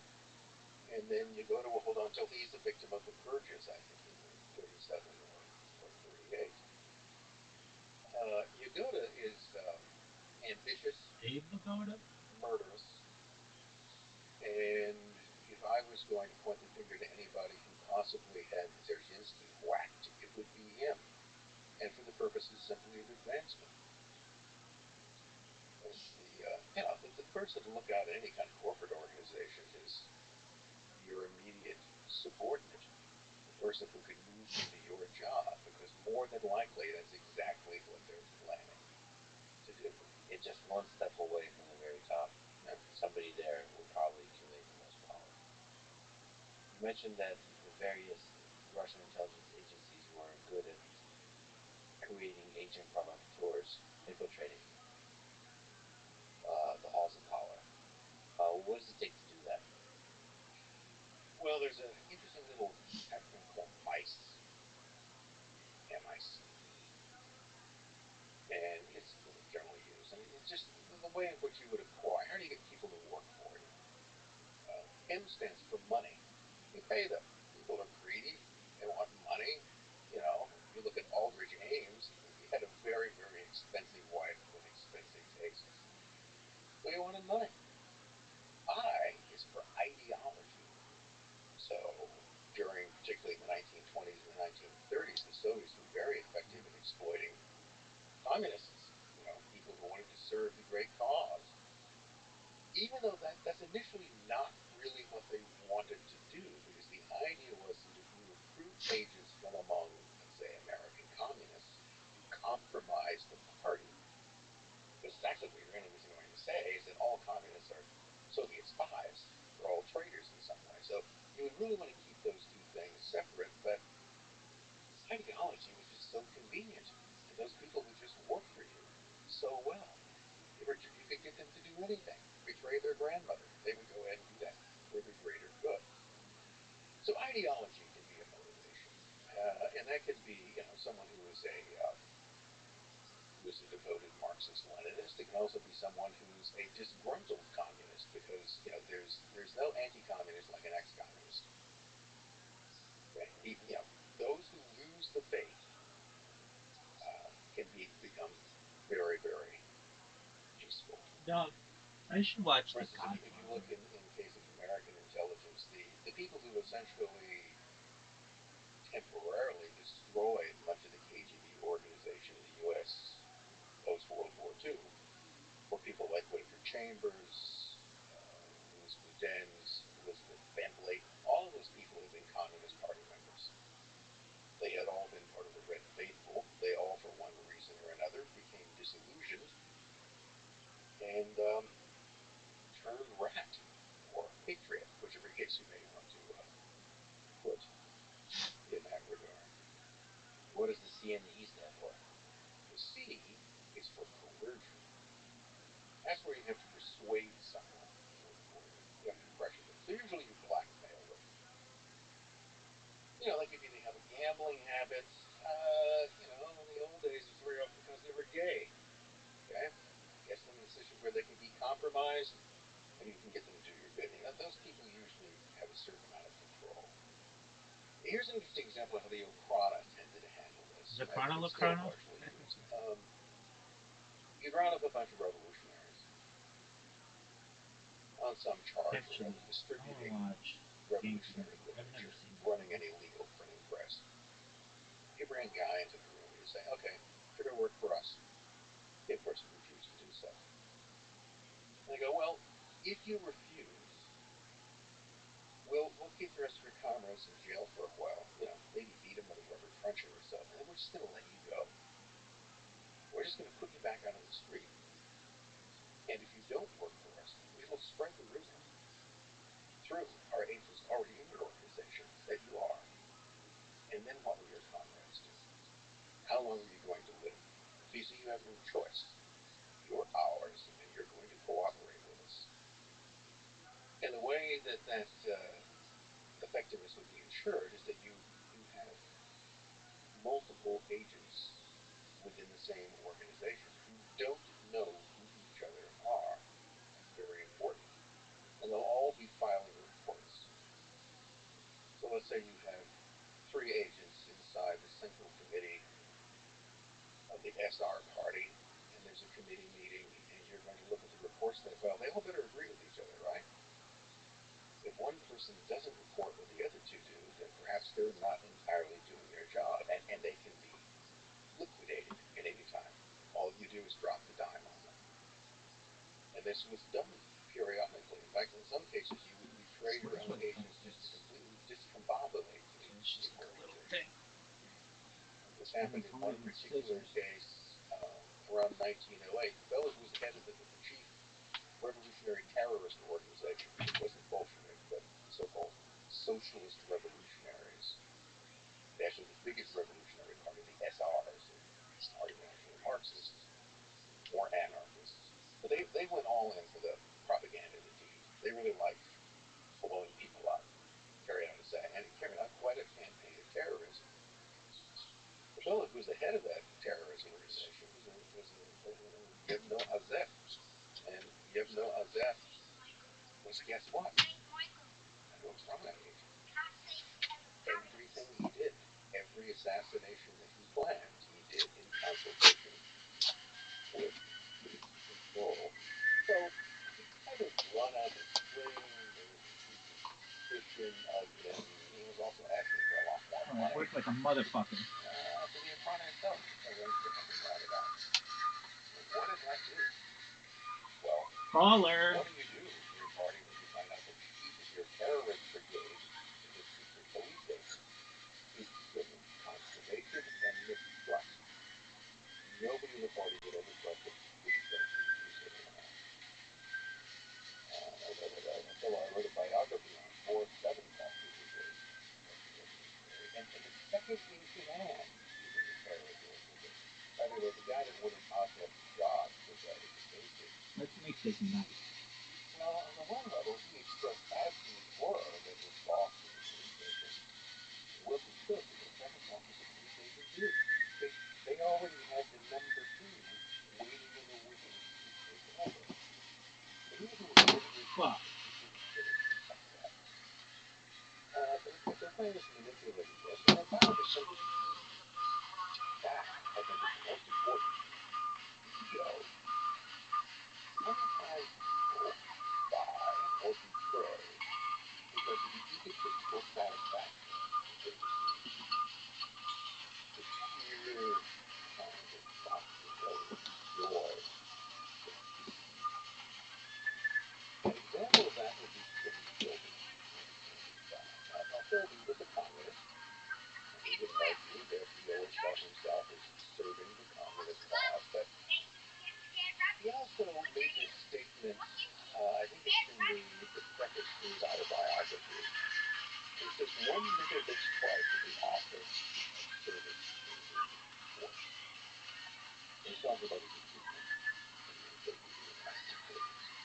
He was absolutely crushed by that. Many times that they would want him, what he considered to be a first-rate organization that wants him. Really unprecedented. That's not ego. And if I was to take a guess as to whether it was ideological motivation, whether it was the romance of communism, or whether it was the appeal of ego that was most important in his career at prison, I'd go with ego. And I think that figures into a lot. People don't, someone doesn't get the promotion that they want. And if you look at something like Aldrich Ames' career in particular, you've got these kind of, I mean, his career in the CIA was hit or miss. Bitch. He didn't get the postings or promotions that he wanted, his evaluation. He never felt that he got credit for doing that. And that's the type of thing that tends to stick in someone's craw and can be, for egotistical reasons, an added incentive to betray. Yeah, there's a boost to the ego when you can deceive, like not play by the rules of the world, and just play with powerful people like they're your pawns. You're the only one that knows this. You're the only one that knows that the person who's sitting across from you, to which you have sworn your loyalty, you are simultaneously betraying. What a rush that must be for some people. I wonder how many people suspect it. Yeah. I would like to believe that people have, a lot of people have the integrity. Dude, I need the thing that blocks all that bullshit. The money and the ideology to pull that, and the ego. It can also be a combination of the two. I mean, you can create a recipe of these things. A certain amount of money, ego, and a little push of coercion. But if you don't, we'll rat you out. You'll be exposed. What are some differences to you as when we look at the history of the 20th century between the Russian intelligence and the American intelligence, the CIA? If you look at both the Osrana and the KGB, one of the things that you find consistent is that a single organization handled foreign intelligence, that is, spying upon enemy or hostile governments, and also internal security. That's all part of it. Whereas if you look at the U.S. model as it evolves, you eventually have the FBI under Nixon, who insist that he's going to be the counterintelligence force. spies are in and around America, it's the FBI who's supposed to ferret them out. The CIA is not supposed to be involved in that. And the charter, the basic agreement in 1947, did not give the CIA any. It's often said they were barred from spying on Americans, which isn't quite true. You can always find a way to do that. What they don't have is they don't have any police and judicial powers. They can't run around the country carrying guns, beating on people. They can't arrest you. They can't interrogate you. They can't jail you. They have no police or judicial powers. Now, that means they have to get that from someone else. That means that other agencies and people out in anywhere, local police officials, or whatever you read, you can eventually acquire. But they can't do that directly. So you've got this diffusion between foreign intelligence and domestic counterintelligence, often split between hostile organizations. The relationship between the FBI and the CIA, I think it's fair to say, is not chummy. Never has been. There has been a certain amount of rivalry and tension between the two. And it's not to say that something like that didn't exist between domestic counterintelligence and foreign intelligence components of the agencies, but there would be less of that diffusion because there was a single organization, all answerable to the same people. So that gives you a certain amount of leeway and power to let you control both of those games. I remember somebody telling me once that, and he was a retired KGB officer, very well, he's retired. One of the things that he found confusing was that his role, one of the things that he considered to be anywhere, at any time, in any dress. This meant that he could be in or out of uniform, and any place at any time. He was authorized to do that. So more freedom, more power. I think one of the things that you would often view is that, well, it wasn't simply, captain and leader. Mm-hmm. There's less respect for human rights. There's greater tendency to abuse power that one might have. And frankly, they're all pretty good at that. It probably is fair to say that there's maybe some degree of cultural differences that are not necessarily for institutional reasons, but cultural reasons. There could well be things that Americans might balk at doing more than you would find on the Russian and Soviet side of the equations. The other aspect of that is that Russian history is long and contentious and bloody. One of the things it certainly teaches you never trust foreigners. Every foreign government, anywhere, any country on your border, is a real potential enemy. They will all, at some point, if given the chance, invade you. Therefore, they must always be treated with great suspicion. Well, it goes back to something that I think the British have said, is that countries don't have friends. They have interests. And those interests can change over time. Well, the CIA is probably equally suspicious of all other nations. That's your job. You're supposed to be suspicious. Your job is not to be trusted. Yeah, the basic job of an intelligence agency is to safeguard your secrets and steal the other guys, and then hide those away. Are there laws, either intelligence agencies, that they're not willing to break? Is it basically lawless operation, where you can break any law as long as it accomplishes the task? Well, I think John Le Carre, his pen name, talking about his early recruitment into British intelligence. And one of the things he remembered being told up front was, if you do this, you have to be willing to lie, and you have to be willing to kill. Now, those are things that, in ordinary human interactions, are bad things. Generally, we don't like it when people lie to us. We expect that people will act honestly towards us. Whether that's businessmen you're involved with, your employers. We're often disappointed in that because people do lie all the time for a variety of reasons. But honesty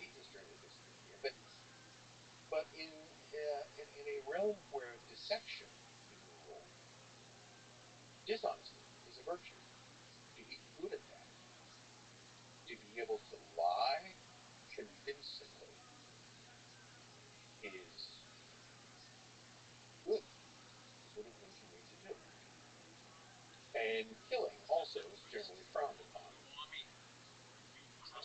Put people in prison for that, or otherwise executed. But in certain circumstances, killing is one of those things that you need to be able to do. So what he was being told in that case is that, once you enter this realm, the same sort of moral rules that apply in general British society do not apply. And if you're squeamish about it, you won't fit in. You have to be able to do those things. I wonder how often those intelligence agencies in the 20th century, and of course the natural question extending into the 21st century, how often they go to the assassination, how often they go to the kill part of that, versus just the espionage. Let's take an example from American television, the CIA, 1950s, 1960s, into the 1970s, MK Ultra. That is a secret program which was involved with what is generally categorized as mind control, which really means messing with people's heads. And what was the goal of that? Well, the chief of ever wanted to say that there was an FBI memo that was recently acquired, quite illegally, by the way, declassified, but it's from 1949. So this is only 2 years after the CIA came into existence. And it's an FBI memo because the FBI, of course, very curious where the CIA is up to. And the FBI are not part of this meeting, but they had someone, they're sort of spying on what's going on. So there was a meeting which was held in a private apartment in New York. So it's not held in any kind of, thankfully, never really happened because it was somebody's house. But held back there from the CIA. Welcome. Baxter. Bruce Baxter. How are you? Is the great godfather of the. What's good in your neck? Hey, how'd you find out about me, my friend? Oh, from Discord. Yeah, where'd you see me? Oh, very cool. Do you play Bloxburgs? Amazing. Will you explain to me what it is? I know I am, but I don't play it.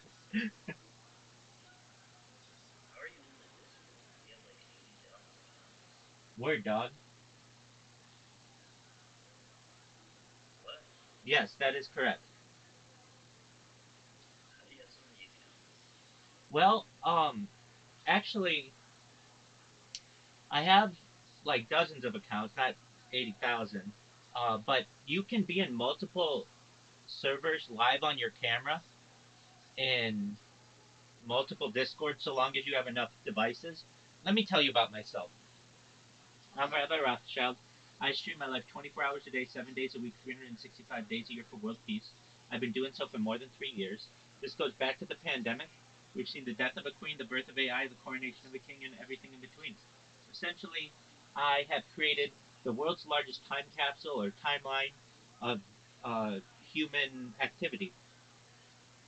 Some of the things that we discussed on this stream, in addition to world peace, are ending world hunger through the use of agricultural drones, vertical farming, floating greenhouses, saltwater greenhouses, hydroponics, cloud seeding. These are all ideas that could change the world and end world hunger within a decade or so. Other things we talk about are ending world thirst through digging of wells, use of desalination plants, where you take Earth's salt water and pump it onto land and make it drinkable, in addition to life straws, which are really important as well. I do this not just because I think I'm an interesting person, but I do it because I want generations to come to know what life was like, and I think that it's important to be able to archive human existence. Have you ever seen the movie The Truman Show, Coke? That's okay. So The Truman Show is a movie from the 1990s starring Jim Carrey, where he is a character whose entire life is on camera, and the whole world watches everything that that person does, and he becomes one of the most the most famous person on earth. And essentially, you can do the same in my life. You can go back to the pandemic and see every single moment of every single day of my life, and I think that's an interesting gift for the world. Some other things that we discuss on the stream that aren't normally discussed in society are things like anti-gravity, antimatter, dark energy, dark matter. We talk about de-extinction. I don't know if you're familiar, but the first successful de-extinction, meaning bringing an extinct species back to life, occurred in the year 2003 with the Pyrenean ibex, which was like a goat that was located in northern Spain, southern France. And fast forward to the year 2021, a company out of Dallas, Texas called Colossal Bioscientific was started, and essentially they've made it their goal within the next 3 years, by the year 2028, to reintroduce the woolly mammoth into the Arctic Circle. So within 3 years or so, you may be able to see what a woolly mammoth looks like, a live one. And following that, they want to reintroduce the Tasmanian tiger, and then perhaps the dodo bird. So these are all some really cool things that I don't think the world knows about, and I do my best to share them. Additionally, things that we talk about on this stream that I feel are important, things like alien disclosure, life extension technology, the use of human growth hormone, steroids, perhaps stem cells, the use of nootropics and cryonics, cryogenics, the use of ambrosia therapy, basically using the platelets of younger people for the benefit of older people. All of these things are things that perhaps may improve your life. And when you previously would have had a life expectancy till about age 80, we can increase that to age 100, age 120 perhaps. But then you're going to say, Rabbi, what do I do? I'm 120 years old and my body's starting to break down. No worries, that's when the next type of technology comes into effect, and that's a really exciting one. Coke, has anybody ever told you that they don't think you're going to die? Yeah, I've heard that. Okay, who told you that, if I may ask? Some random dude. All right, well, that random dude was probably right. In my opinion, essentially what we're going to be able to do is utilize a type of technology known as mind uploading technology, where we scan your brain into a computer like a CAT scan or an MRI, knowing where every atom is in your central nervous system and your peripheral nervous system for later download. As an android, an avatar, a cyborg, a cybernetic being, a clone of yourself, a robot, an ethereal being, whatever you want to be. But basically, what I'm saying to you is that there's opportunity for you in the future to perhaps become a digital immortal being if you want, with your consent. And I think that's a very exciting thing about the future, and people aren't discussing it in mainstream conversations. And I want to inject these types of ideas into the mainstream zeitgeist, the mainstream vocabulary. I think these are important topics that we should be discussing. And so I've dedicated my life over more than the last 3.5 years to having daily discussions with people on these topics and doing my best to be positive and optimistic and be a light to all nations. How's that sound? Oh, Sounds good.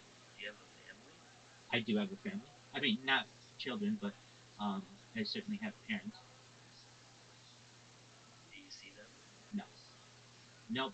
I haven't seen them in a long time. And I mean, when I say a long time, not that long, like maybe something perhaps around like 7 years or so. They've come and visited me, but generally I'm an adult, and so I do adult things, and I do my best to. I mean, frankly, I don't want them to know about this because I talk about things that are kind of taboo in society. We talk about sexology and um, like essentially nothing is off topic, and some of those conversations would be somewhat awkward with my family. They do send me cards and things like that, but generally I have. I'm an adult, so I have done my best to focus on the stream. I think the last time we spoke on the phone was a few years ago, and I'm not necessarily mad at them, and I know they love me a lot, but they know I told them that I was essentially going to start a project and I wouldn't be talking to them, and here we are. So do you live in isolation? No, no, I live in a house with other people. I have roommates, so I go outside. I touch grass as often as I can. I do laundry. I go to the bathroom. I shower. I do all those things that a normal person does. I've streamed as far north as Santa Barbara, as far south as San Diego, as far west as the Pacific Ocean, as far east as the desert and mountains. I've streamed in Santa Monica. I've streamed in Beverly Hills. I've streamed at Disneyland.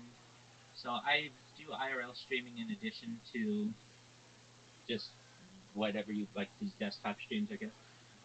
And then I also, um, like, I've had fans of mine who have come and visited me, and so we've had like picnics in the park that we live streamed, and I do my best to be as social as an individual as I can, while still essentially streaming my life as much as possible. It's very expensive to do IRL streaming, and connectivity is an issue, especially around LA in some places where you can't necessarily have four or five different live streams going at a given time. But I can when I have Wi-Fi, so that's why I usually stick around wherever my router is.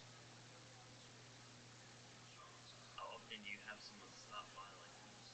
Oh, this 25 times a day. Oh wow. Yeah. So basically, I'm the number one streamer in Aiden Ross's Discord of all time. If you know who he is, he's a streamer. I'm the number one streamer all time in KSI's stream all time. I'm the number one streamer all time in iShowSpeed's Discord. I'm live in like 10 different Discords right now. So people get curious, like, why is this person always with their camera on in the Discord? What's going on? And they click on my profile and they see I have a huge, like, I have more social media than any person ever. I have over 100 YouTube accounts, over 200 Instagram accounts, over 300 Twitch accounts, over 1,000 TikTok accounts, over 2,000 Twitter accounts, over 10,000 Kick accounts. So of anybody who has more social media on the internet, uh, I have the most. And that allows me to essentially be uncancelable. So if one of my accounts is taken down for copyright infringement or taken down for spam or whatever reason, I have backups and backups of my backups. So basically, I've become as uncancelable as I can be on the internet. Additionally, I multi stream. So wherever you see one of my streams, I have I'm simultaneously streaming to generally to many other different platforms, including YouNow and like Trovo and DLive and a bunch from Asia that no one's heard of, and then of course Twitch and YouTube and Rumble and that kind of stuff.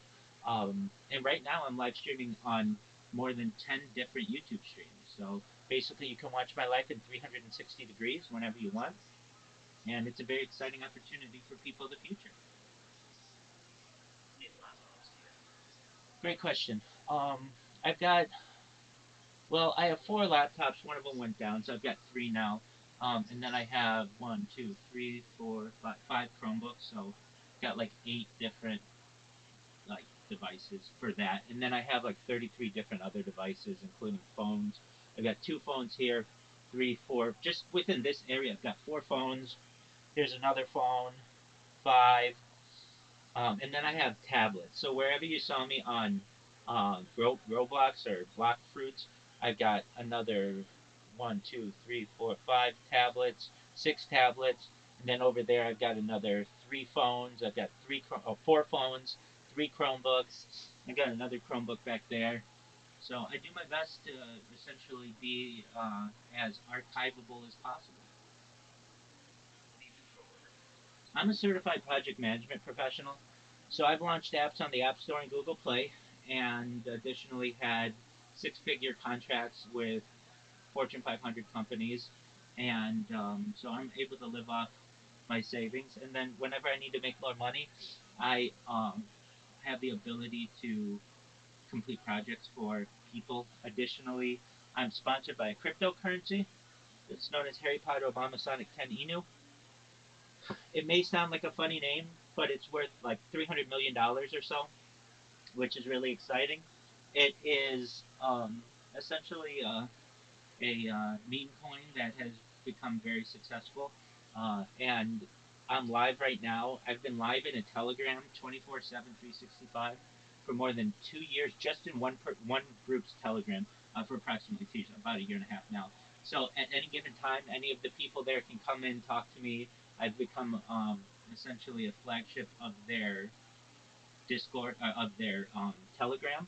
And if you know anything about cryptocurrency, there are a lot of, um, I would say, scams or fraudulent cryptocurrencies that are out there. This one is not. What makes this one a special cryptocurrency is that it's backed by data. Literally, from that camera, you can see the Telegram 24 hours a day, 7 days a week, 365 days a year. In addition, those cameras as well, and these cameras. And what that means is that any discussion that goes on in there, I am I have archives. So you'll be able to watch the ticker, which is Bitcoin, from when it was worth pennies to being worth $300 million now. And that'll be very exciting perhaps for people in the future. What's the ticker now? It's called Harry Potter Obama Sonic 10 Inu. The ticker is Bitcoin. So you can find it on Uniswap. You can find it on um, any of your major uh, platforms. And if you want to go to the website, it's just the first letters of each part. So Harry Potter Obama Sonic 10 Inu. It's HPOS, the number 10, and then I.com. And you can see the website if you want. If you want to see the Telegram, it's t.me/HPOS10I. Same thing. And it's a very large community. There are over 15,000 people within the Telegram alone. But really, where the tele, really where the Telegram, or really where the cryptocurrency is famous, is on Twitter. So we host regular Twitter Spaces, if you know what those are. Basically, they're kind of like a an audio call, and it's a great community filled with really, I would just say, open-minded, fun, honest individuals who uh, really create what I feel is a really nice social setting. I don't know if you're into sports, but we just finished having a really amazing fantasy football league. So we do the NFL's fantasy football, and there are 12 of us in there who, we had like we all had a buy-in, and there was a big prize at the end. And if you know anything about fantasy football, it can get really exciting. So we do that. One of the developers of our coin actually fought last April in Mexico against BitBoy. If you know who BitBoy is, he's a big um, his name is Ben Armstrong. He's a big influencer in the crypto world. He's probably a top 10 crypto influencer. And so they fought on something known as karate combat, which is like an MMA kind of like deal.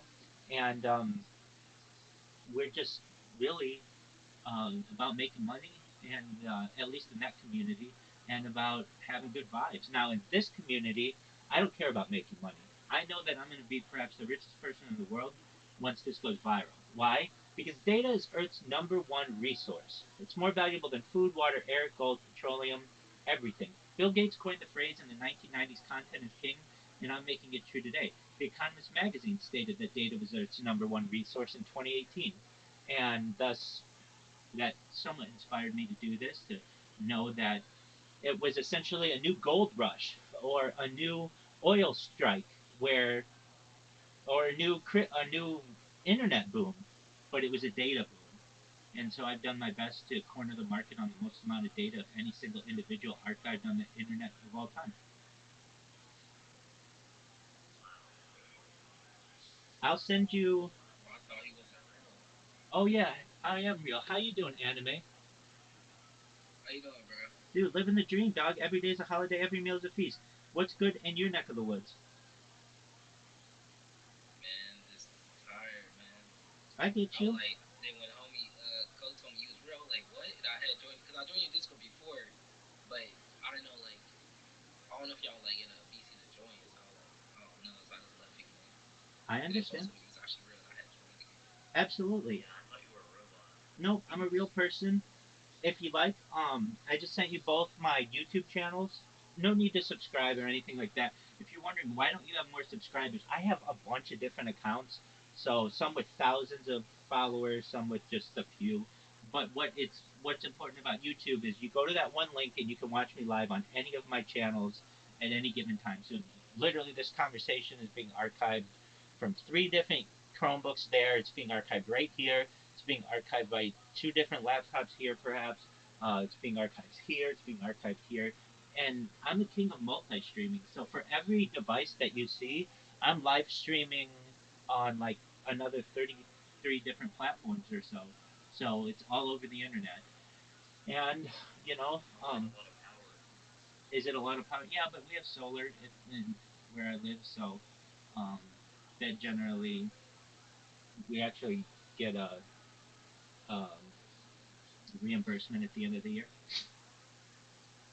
That your room not feel hot. I mean, we have air conditioning, so it's very very comfortable. Does it feel uncomfortable to stream all the time? Great question. No, I would literally be doing this exact same thing if I were just living my life. What would I be doing? I'm watching a movie right now. It's known as Gangs of New York, starring Leonardo DiCaprio. And I'm watching podcasts. I'm watching a podcast on a guy who works for clandestine, or is like an expert in clandestine operations in spy agencies, and so that's on the Lex Friedman podcast. And I watch a lot of Joe Rogan. We watch Kill Tony every Monday night, if you know what that is. We watch the NFL on Sundays. We watch, um, we watch the Olympics. I've watched like three different Olympics on this because 2021 was actually should have taken place in 2020. So I watched that Olympics. We watched the Winter Olympics 2 years ago, and then this summer we watched the Paris Olympics. And I watched every moment basically um, that was streamed of that. And we've watched the World Cup. We've watched the Women's World Cup. Um, basically, if it's a, I mean, we watched the Mike Tyson Jake Paul fight. We've watched every major UFC fight going back to the last 3.5 years. So, uh, in addition to all of that, I've done my best to make this the world's largest media archive. So that means that we've watched every major motion picture, every Oscar winner going back to like 1929. We've watched every, and when I say we, people in my community and I, it's not always just me. Um, when we've watched every major um, television series, everything from The Sopranos to Sex and the City to Game of Thrones to Stranger Things to Narcos to um, Seinfeld and all everything in between.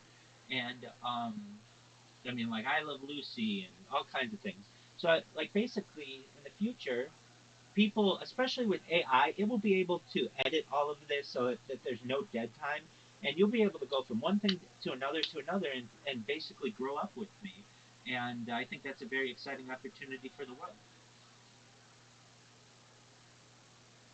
Definitely great game. Definitely can see you around. Excellent, man. Well, I appreciate it. Let me make sure I send you a friend request. Feel free to accept it should you wish. You should know, though, like most importantly, I'm here to be a positive influence for people. And so if there's anything that you ever need, you let me know. I'm here to help you. And I'm essentially, it looks like anime. I can't send you a friend request, Oh, okay. Hold on. but if you send me one, then I'll be able to Gotcha. friend you.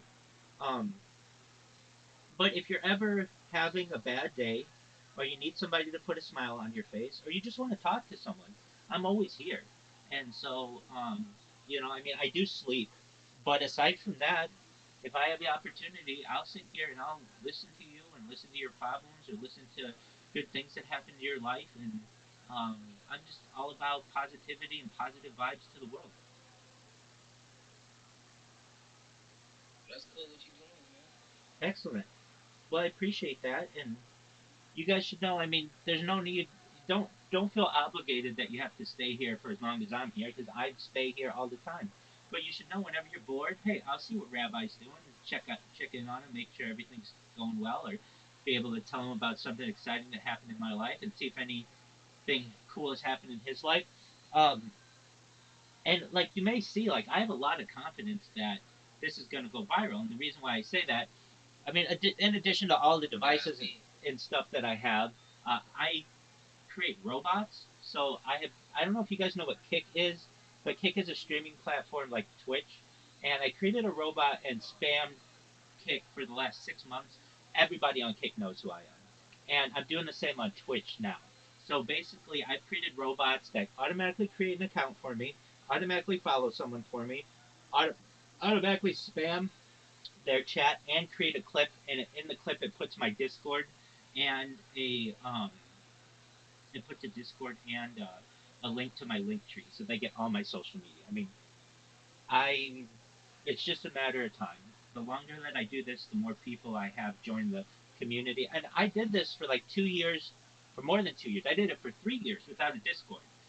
And the reason why I didn't have a Discord is just I didn't know if anybody would join it, and I didn't really promote it that much. But now I have 1,500 people in here over the course of the last 6 months.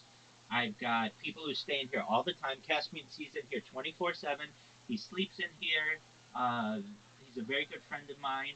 I have a group of people, a person from Canada, a person from Australia. Every single night we game in here, so we'll game for like hours. We'll game till the wee hours of the morning, and that's always fun to do. I've got friends in United Kingdom who come in here and game. I have there are girls who are in here, both girls from the United States and girls from all over the world, but specifically Europe. And just generally, people have become very positive to the message that I have. They want to see world peace as well. And there are detractors that I get. I get people in here all the time who are like, "Well, I don't ever think that world peace is going to happen." It's like, okay, cool story, bro, but let's talk about this. If we can, with mind uploading technology, scan our brains into a computer for later download as an avatar, an android, a cyborg, a cybernetic being, a robot, a clone of ourselves, an ethereal being, and we don't die essentially, then all we have to do is just give the Earth enough time, and eventually we will be able to develop diplomatic relations amongst all the nations and start getting into the cooler aspects of society, like space travel and terraforming other planets like Mars, and perhaps uh, the opportunity to terraform moons from Jupiter, like Europa, and maybe even terraform Venus. And then from there, we start working on interstellar space travel and then intergalactic space travel. The closest star to our star is Alpha Centauri, which is approximately 4 light years away. And with the right type of technology, I'm not saying tomorrow, but maybe by the year, say, 3025, so 1,000 years from now, we will have the technology to be able to travel through the Van Allen radiation belts, which surround Earth, and perhaps to be able to avoid any kind of micrometeorites and take people, real humans, and send them to another star system where they would be for, it takes them 4 years to get there, and it would take them 4 years to come back, and they could tell us all about it. I mean, I'm sure we'll send probes there first, but all of these are really exciting opportunities for humanity. And really, they all kind of hinge on mind uploading technology. And if you're not aware, the world's first successful brain computer interface, BCI, has already taken place through Elon Musk's Neuralink company. The man who had the first implant is known as, his name is Nolan Aspro, and essentially he plays video games better than any person in the world now because he doesn't have to use his hands. He's quadriplegic, so he can't use his legs or his arms. Yeah, I saw that. Exactly, and he's perhaps the best gamer in the world, at least some games right now, just because of this brain-computer interface. The second one has been implanted in someone successfully, and it's just going to continue to grow. So we are certainly in the infancy of some of this technology, but given enough time, it's going to be something really exciting. I know that Coke. Hey, we got a plan, man. Absolutely. Coke, welcome back, my friend. I thought. Disconnecting, man. Hey, that happens to us all, man. Um, so yeah, just just know that if you ever need anything, I'm here. I do my best to be as honest a person as I can. I do my best to be as good a role model to people as I can.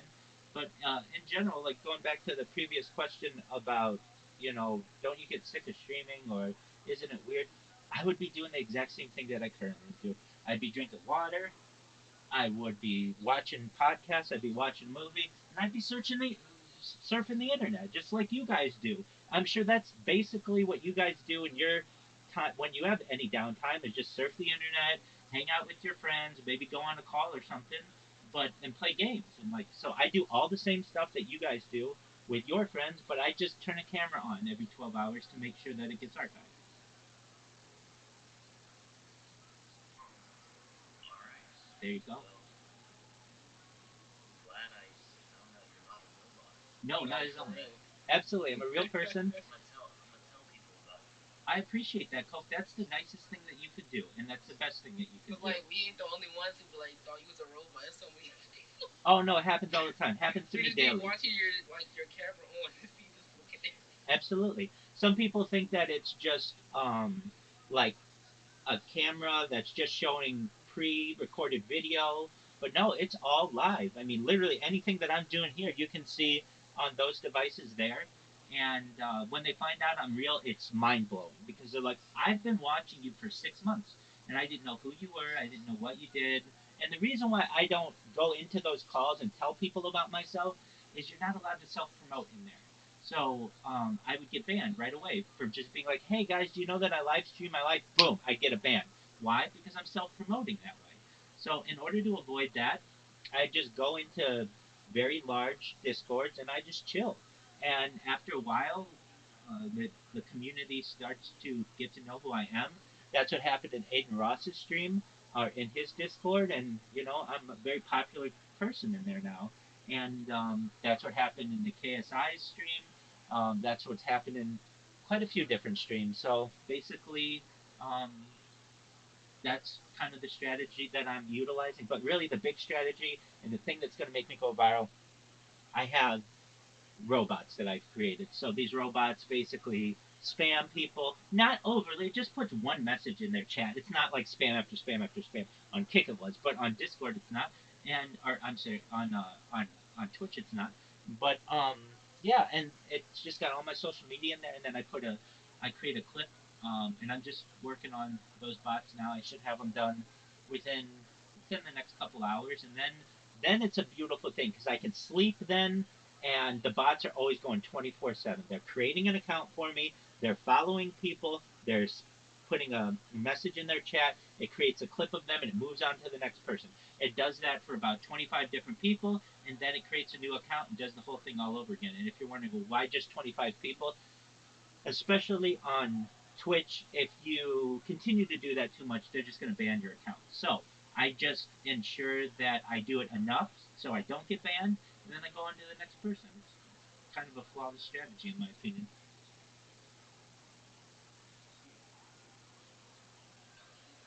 That's right, my friend. Excellent. Well, guys, I don't want to take up any more of your time. So just know that you have a Yeah, friend man, in nice me. knowing you, bro. We'll get to know you. Yeah, you absolutely will. Come in whenever you're bored, and we'll catch up on life. And if there's anything that you need from me in the meantime, I'm here for you, okay? Have a good night. You too, guys. Take care. Shout out to those guys. Really, really nice individuals.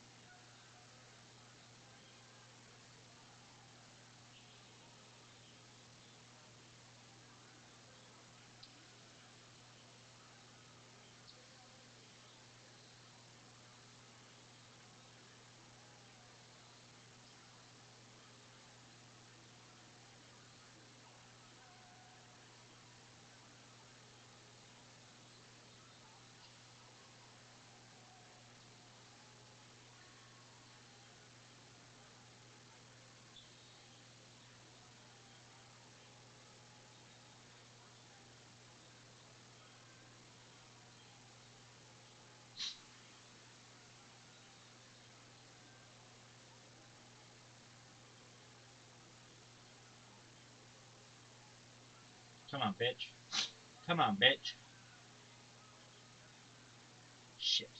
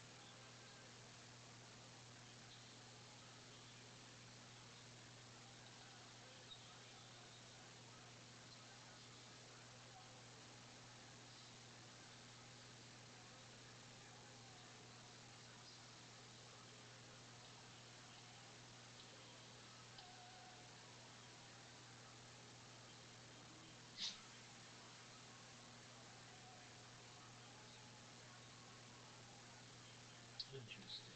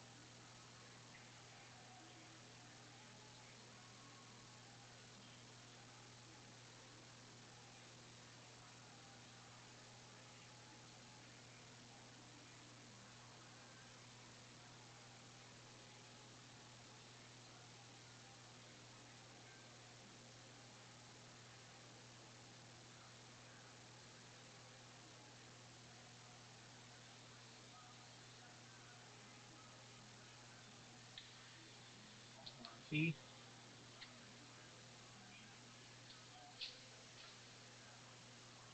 Baking soda.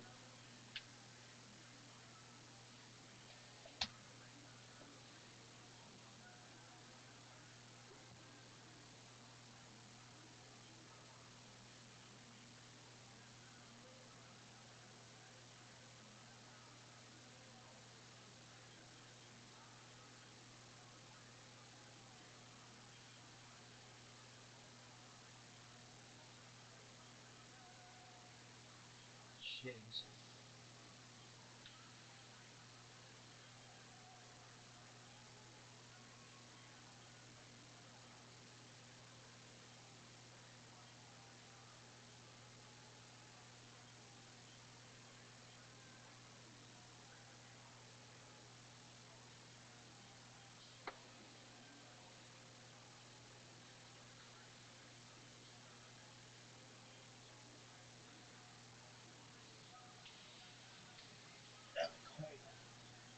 We're gonna go. Okay, let's see here.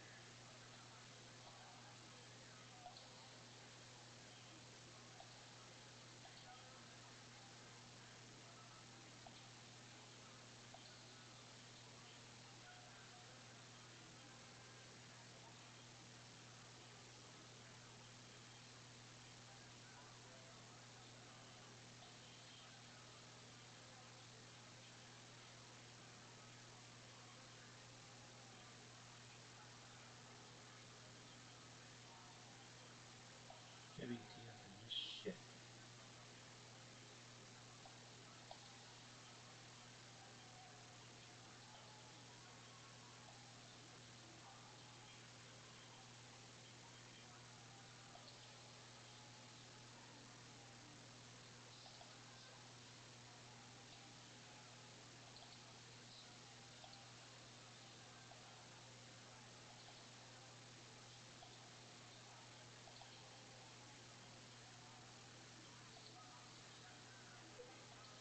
Rabbi, Yo, big dog. quick question. Go for it, my man. Like one question. Go for it. That's fine. How do you have so many accounts if you like I don't know, you have a lot of emails or something? Yeah, I use temporary email generators, so it's unlimited accounts. Oh, just to verify your emails? Yeah, and I do. I have robots that do it for me. Oh jeez. Yeah, That's yeah. You're rocking with the best. I see. Alright, well that's all. I was just curious. Excellent question, my man. I'm always here for him. Alright, I'll see you later. Peace, dog. Shout out to Coke, everybody.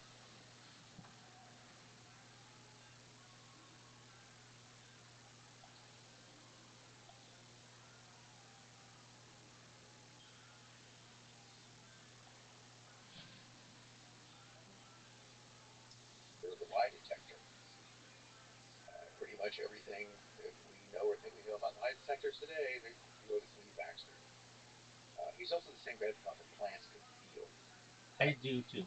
which somehow was a derivative of his work on lie detectors. So these guys are there, and they're giving a talk to some military and other personnel, and there's certain parts of the document which are, of course, redacted, but you can figure out what it is that they're talking about. They're talking about hypnotic suggestion and all the wonderful things you could potentially do with hypnotic suggestion. And two of the things they note is that one of the things we could potentially do is erase memories from people's minds and implant false memories. I would be really keen to do that. Just imagine how that would be done. So here to me is the interesting point. We're talking about this in 1949. MK Ultra does not come along until early 1950s, although there are all sorts of, artichoke and others. Everything is sort of leading up to that. It's simply an elaboration of programs that were already there. I don't think that it ultimately matters whether you can implant memories or erase memories. To me, the important part is they thought they could, and they were going to try to do it. And that eventually is what you find out in the efforts made during the 1950s and 60s through MK Ultra, MK Search, MK Naomi, and all the others that came out. That's one of the things they're working for. And among the few MK Ultra era documents that survive, there's that whole question: is that you get someone to put a gun to someone's head and pull the trigger, and then I remember it later? Yeah, you could, interestingly enough. So non-direct violence, controlling people's minds, at scale, and experimenting with different kinds of ways of doing that. But one person put it, the basic argument there, or the basic thing you're after, was to understand the architecture of the human mind, how it worked, how it put together, and then how you could take those pieces apart and assemble them in different ways. So this is where hypnosis comes in, which is was and still is, a fairly spooky thing. Nobody's ever explained to me exactly what it is. The idea was that could you think of the whole possibilities in this case, could you create an alternate personality and use that alternate personality in an agent role, but then be able to turn it on and on? So if subsequently the person which that personality inhabited was captured and interrogated, tortured, and their fingernails torn out, they would have no memory of it. They couldn't give any kind of secret away because it was embedded in some part of their brain where there was a completely different person. I mean, you can just imagine the possibilities that you can dream up. And again, it's not, I think the question is as to whether that is possible or whether it was done. Well, I suspect that both of those are true, but that you would try to do it. Then imagine the mischief that comes out of that. And one of the big complaints from a legal standpoint about the MK Ultra and the rest is that you were having medical experiments, essentially, being carried out on people without their knowledge and against their will, which is, unbelievable. Yeah, the fact that you're willing to do medical experiments says something about what you're willing to do. And I'm sure that same spirit, innovative spirit, persists to this day. And maybe less so, I hope less so in the United States, but probably in other intelligence agencies in the world. Well, one thing that was learned, and the reason why most MK Ultra and similar records were destroyed on the border of the early 70s, around the time the CIA became under a certain amount of scrutiny. The mid-70s were not a good time for the agency. Church tradition, all of these assassins. People were asking lots of questions, and so you need to dump this stuff because there's all kinds of because you are committing crimes against American citizens. So let's eradicate it. And the important lesson to be learned is that never do this type of thing again, where at least in any way there's the agency's direct fingerprints are placed on it. You can pay people. You can subsidize research. You can set up venture capital firms. You got plenty of money. And you can funnel that money into the hands of people who will carry out this research privately. So if something goes wrong, you have perfect deniability. On the topic of money, ideology, coercion, and ego, let me ask you about a conspiracy theory. So there is a conspiracy theory that the CIA is behind Jeffrey Epstein. At a high level, we just talk about that. Is that something that's at all even possible? That you have, basically this would be for coercion. You get a bunch of powerful people to be sexually mischievous, and then you collect evidence on them so that you can then have leverage on them. Well, let's look at what Epstein was doing. He was a businessman who then also developed a very lucrative sideline of being a high-level procurer, basically supplying young girls.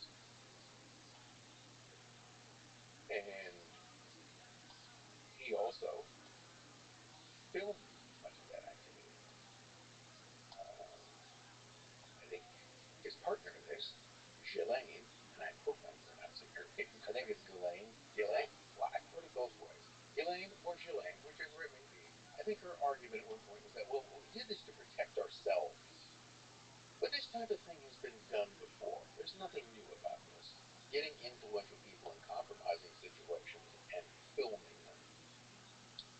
Big Twitch. I can give you another historical example of that. In late 1920, actually early 1930s, just pre-Nazi Berlin, there was a very prominent sort of would-be psychic and occultist of the name of Eric Jan Hammerson. He had a private yacht. I think it was called the Seven Sins.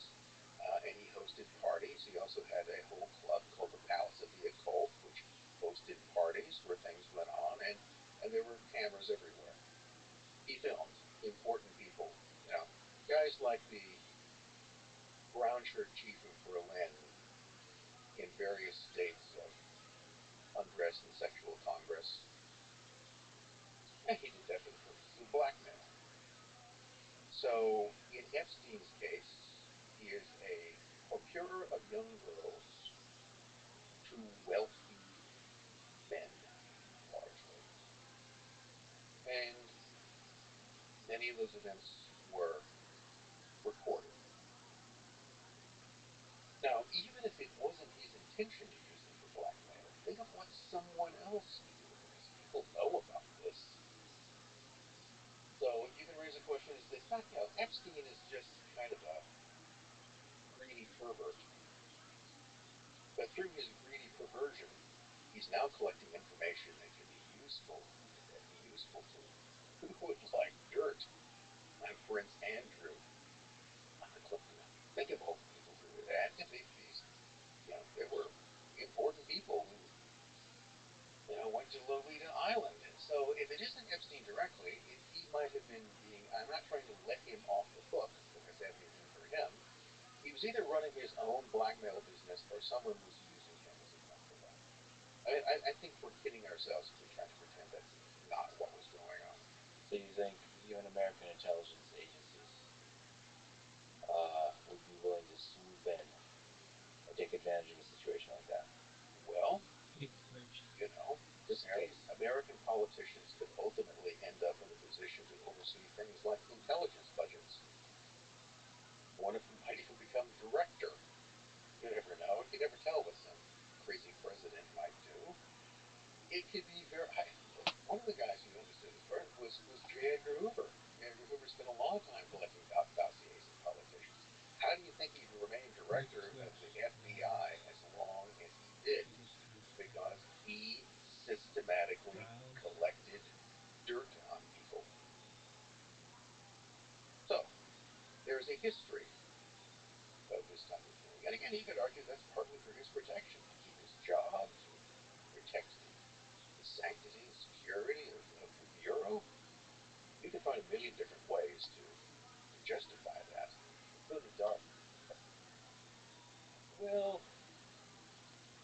there is that side to human nature. Let's put it that way.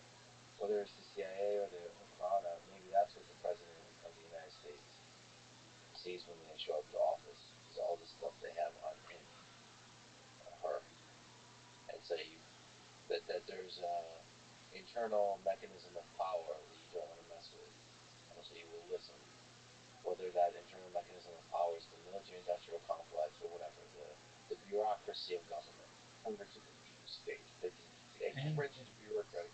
Well, it's been said, and I think it's generally true, that bureaucratic creatures are like any other creatures. It basically exists to perpetuate itself and to grow. I mean, nobody wants to go out of business. And of course, you get all these things like Pizzagate, accusations of one form or another. But here's an interesting thing to consider. Okay, and I want to argue that I'm not saying that Pizzagate in any way was real or QAnon, but where do they get these ideas from?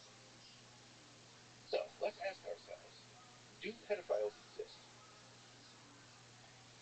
Yeah. Do organized pedophile organizations exist? Yeah, they share information, pictures, they're out there on the dark web, they cooperate. So, does child trafficking exist? Yeah, it does.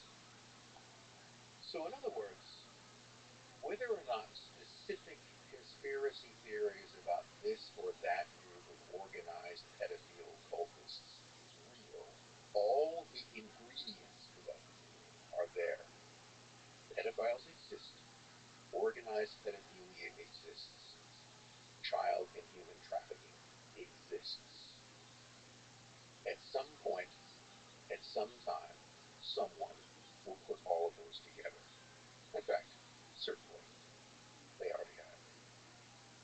We'll jump around a little bit, but Yeah. your work is so fascinating, and we covered so many topics. So if we jump into the present with the Bohemian Grove and the Bilderbergers.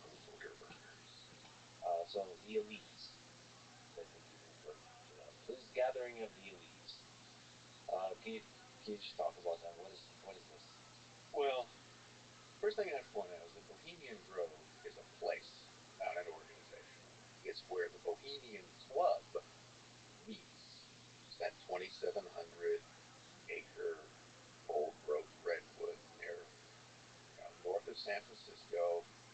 The Bohemian Club began in the 1870s. Its initial members were mostly journalists. In fact, supposedly the name itself comes from, it was a term for an itinerant journalist who moved paper to paper was called a Bohemian. And although I think there may be other reasons why that particular term was chosen as well. And I think the original 5 members, there were like 3 journalists, there was a merchant, and there was a vintner, guy who owned a vineyard in California. How surprising. None of them terribly wealthy, but they formed an exclusive men's club. Was and still is. Nothing terribly unusual about that at the time. But it became fashionable, and as it became fashionable, more wealthy people wanted to become part of it. And the thing about getting rich guys to join your club is, what do rich guys have? Money. And of course, it's one of those rich guys that bought Bohemian Grove, where now you build your old boy summer camp, which is what it is. They got cabins with goofy names. They go there. They perform skits. They dress up in costumes. True, some of those skits look like pagan human sacrifices, but it's just a skit. What's really going on there? So on the one hand, you can argue, look, it's a rich guy's club. They like to get out there. The whole motto of the place is "We do spiders come not here." So we're never going to talk about business. We just want to get out into the woods, put on some robes, burn a couple of effigies in front of the owl, have a good time. Probably get drunk a lot. What's with the robes? Why do they do weird, creepy shit? Why do they put on masks and the robe and do the plays and the owl and then sacrificing? I don't know. Why do you have a giant owl? I mean, what's that? Why do you do that? What is that in human nature? Because I don't think rich people are different than not rich people. What is it about wealth and power that brings that out of people? Well, part of it is the ritual aspect of it.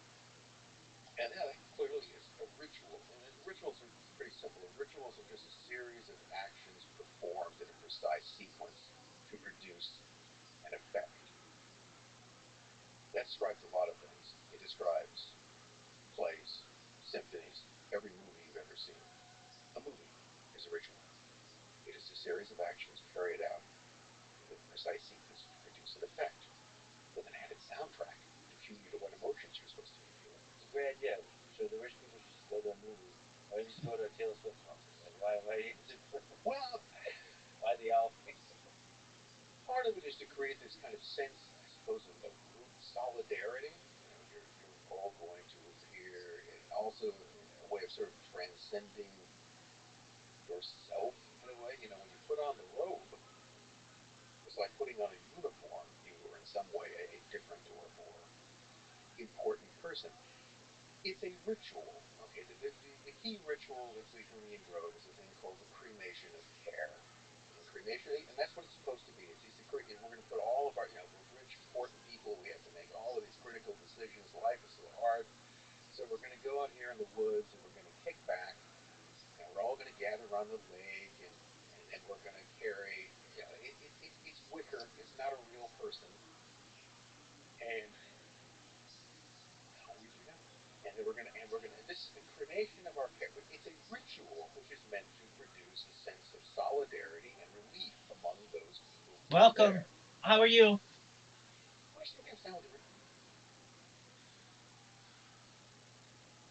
Brutal Snug. What's good in your neck of the woods? Hello. I hope you're having a good day. We're just watching Lex Friedman podcast. Feel free to join in if you want. The Richard says, how seriously do you take them? How important is this to the people who carry them out? And the interesting answer to that is that for some people, it's just boring. I mean, there are probably people standing around the owl who think this is ridiculous and can't wait for it to get over with. There are other people who are kind of excited about it and get caught up into it. But other people can take it very seriously. It's all a matter of the intention that you have about what the ritual means. And I don't mean to suggest by that there's anything necessarily sinister about what's going on, but it's clearly a ritual carried out for some kind of group reinforcing purpose. And you're absolutely right. You don't have to do it that way. That's not. I mean, I've gone to summer camps, and we never carried out mock sacrifices in front of an owl. Right? Yeah, we did all those other things. We didn't even have any robes either. So it goes beyond merely a rich guy's summer camp, although that's an aspect of it. But it also, I think, often obscures it. Focusing on Bohemian Grove at the getaway of the club ignores that the club is around all the time. That's what's at the center of this. It is the club and its members. So despite all the talk about no weaving spiders coming around here, one of the other features of the summer meeting are things called lakeside talks. This often people are invited to go there, and one of the people who was invited, I think around 1968, was Richard Nixon, who was making his political comeback. And he was invited to give a talk where very important people are listening. And Nixon, in his memoirs, realized what was going on. He was being auditioned, whether or not he was he recognized that that was really the beginning of his second presidential campaign. He was being vetted. So one of the main theories, call it a conspiracy theory, about the Bohemian Club and the gatherings, is that people of wealth and influence gather together. And whether or not it's part of the agenda or not, inevitably you're going to talk about things of interest. But to me, the mere fact that you invite people in, political leaders, to give lakeside talks means that there are weaving spiders which are going on. And it is a perfect private venue to vet people for political office. I mean, yeah, where else are you going to do it if you're interested in vetting, if you're interested in powerful people selecting? Well, see, here's the question. Are these guys actually picking who's going to be president? Is that the decision which is being made? Or are they just deciding what horses they're going to back? I think the latter is the simpler version of it, but it doesn't mean it's the other way around. But these are the kinds of, I mean, Nixon was, there was the whole 1960 thing. So he's the new Nixon. And this is where the new Nixon apparently made a good impression on the right people, because he did indeed get the Republican nomination, and he did indeed become president. But there could also be a much more innocent explanation of really it's powerful people getting together and having conversations, and through that conversation influencing each other's view of the world, and just having a legitimate discussion of policies, foreign policies. Why wouldn't they? I mean, why would you assume that people are not going to do it? The owl or the robes, like what? Why the owl and why the robes? Which is why it becomes really compelling when guys like Alex Jones, forgive me, but I have not watched his documentary. I probably should at some point, about Bohemian Grove, where he claims that there's Satanist human sacrifice of, I think, children. And I think that's quite a popular conspiracy theory. Or it has lost popularity. It kind of like transformed himself into the QAnon set of conspiracy theories. But, I mean, can you speak to that conspiracy? Let's put it this way. The general public, rich people are inherently suspicious. Let's put it that way.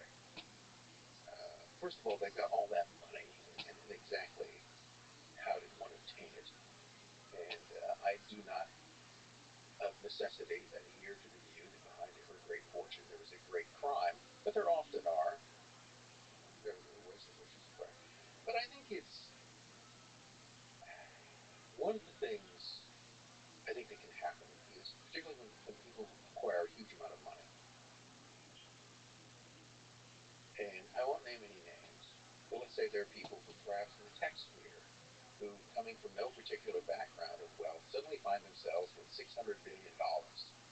Well, what?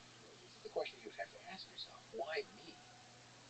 Because you're one of the rare, tiny group of human beings who will ever have that kind of wealth in your hands. Even if you are a convinced atheist, I think at some point you have to begin to suspect that the cosmic muffin, providence, whatever it is, put this money in your hands to do what? Achieve great things. Just think of all the stuff. So you're going to start a foundation. You're going to start backing all the things that you like. This is, yeah, I think there's an element of ego that comes in with it as well. And again, it may not be so much what's the rich person with a huge amount of money at their disposal and a lot of fuzzy ideas about what to do with it. Can be influenced by others. It's always that question as to who's actually manipulating these events. What's going on in that regard? In some way, they can be a very useful sucker. Find somebody with a lot of money and get them to finance the things that you want them to do. The Bohemian Club is, I don't think, in and of itself inherently evil or sinister, but it means that there are lots of different people in it who have different agendas. It goes back to what I said about how somebody feels about the cremation of care ritual. This is either just a waste of time, it's just some sort of silly thing that we're doing, or it is something of great importance, perhaps even mystical or religious importance, because that's ostensibly what it's pretending to be. There's always this question as to what degree you begin to play, and the play becomes serious. That tends to happen a lot. You've studied a lot of cults and occultisms. What do you think is the power of that mystical experience? Well, what is broadly referred to, well, we'll get into what's occultism, what's the occult? Occult is the hidden. That's all it really means, specifically hidden from sight. And the basis of it is the idea that what is hidden? Well, what is hidden from us is most of the world, most of reality. So the basic concept within occultism, the basic concept within most religions, which are approved forms of occultism, is that the world, the physical world that we are aware of, is only a very small part of a much larger reality. And that what the methods and practices of occultism arguably do is to allow someone to either enter into this larger reality or to access that larger reality for purposes to be exploited here. The most interesting statement about, and a key element of this becomes something called magic. Now, we all know magic, it's a guy standing on stage performing a trick. But the interesting thing about a stage magician is that a stage magician is, we know when we're watching this that it's a trick. Yet we can't really figure out, if he does it well, how that trick is being accomplished, because it seems to defy physical laws, and that's what's fascinating about it. So even though you know it's a trick, if you can't figure it out, it has this kind of power of fascination. But it's mimicking something. Stage magic is mimicking real magic. What's real magic? Well, let's go back to Aleister Crowley, because he always has to. I knew he was going to come up at some point earlier, because he always does. All roads lead to Aleister. All roads lead to Aleister Crowley. Aleister Crowley, and I've said this enough that I should be able to get it right, but I'm paraphrasing here. He goes, magic, which of course is spelled with a K, or CK, is the art and science of causing change to occur in conformity with will.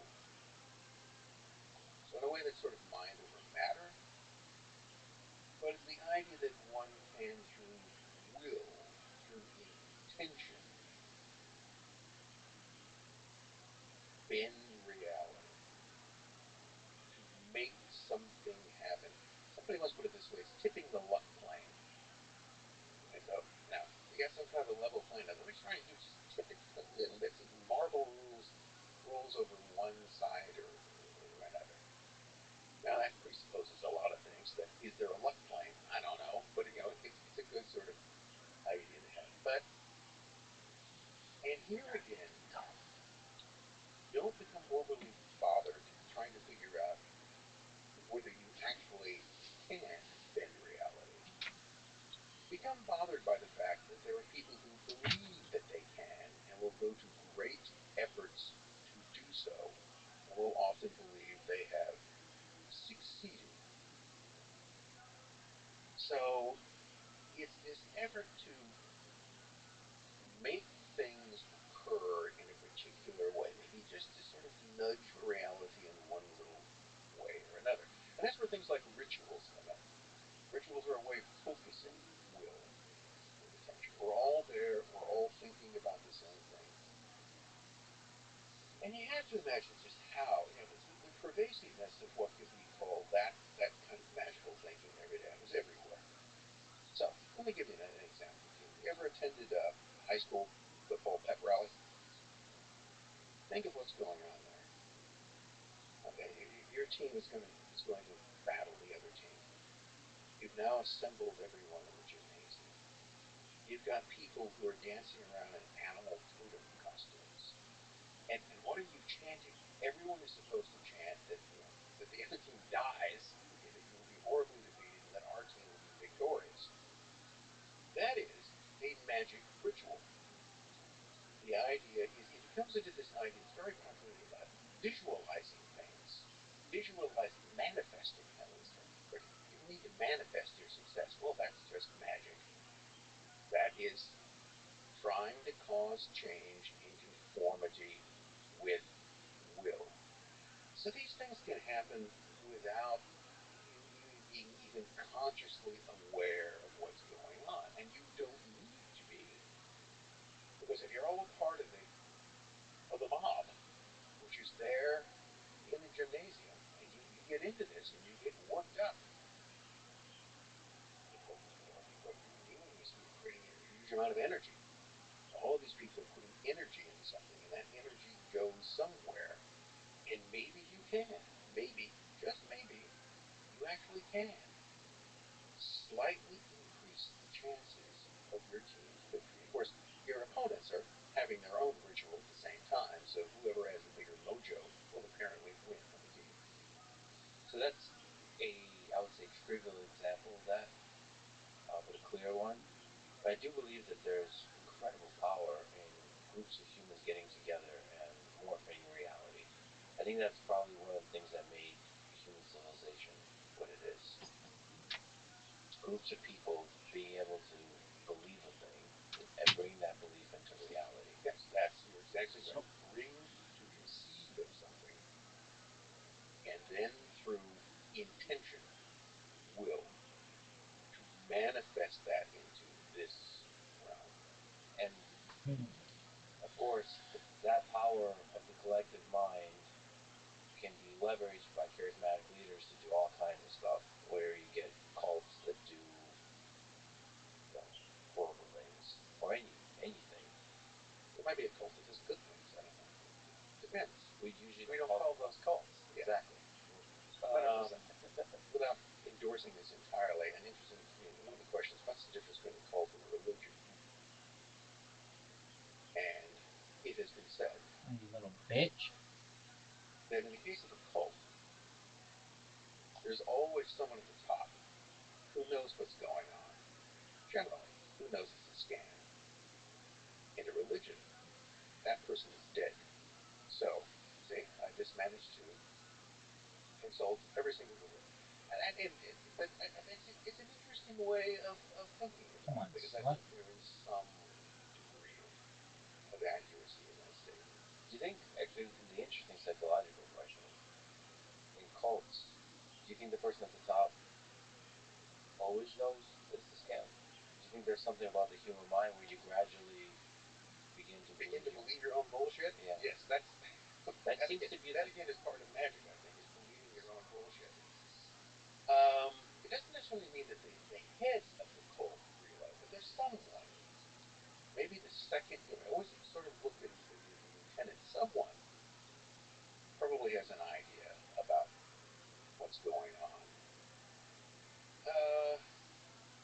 the other thing that seems to be a kind of dead giveaway for what we would call a cult is what's called the excessive reverence for the leader.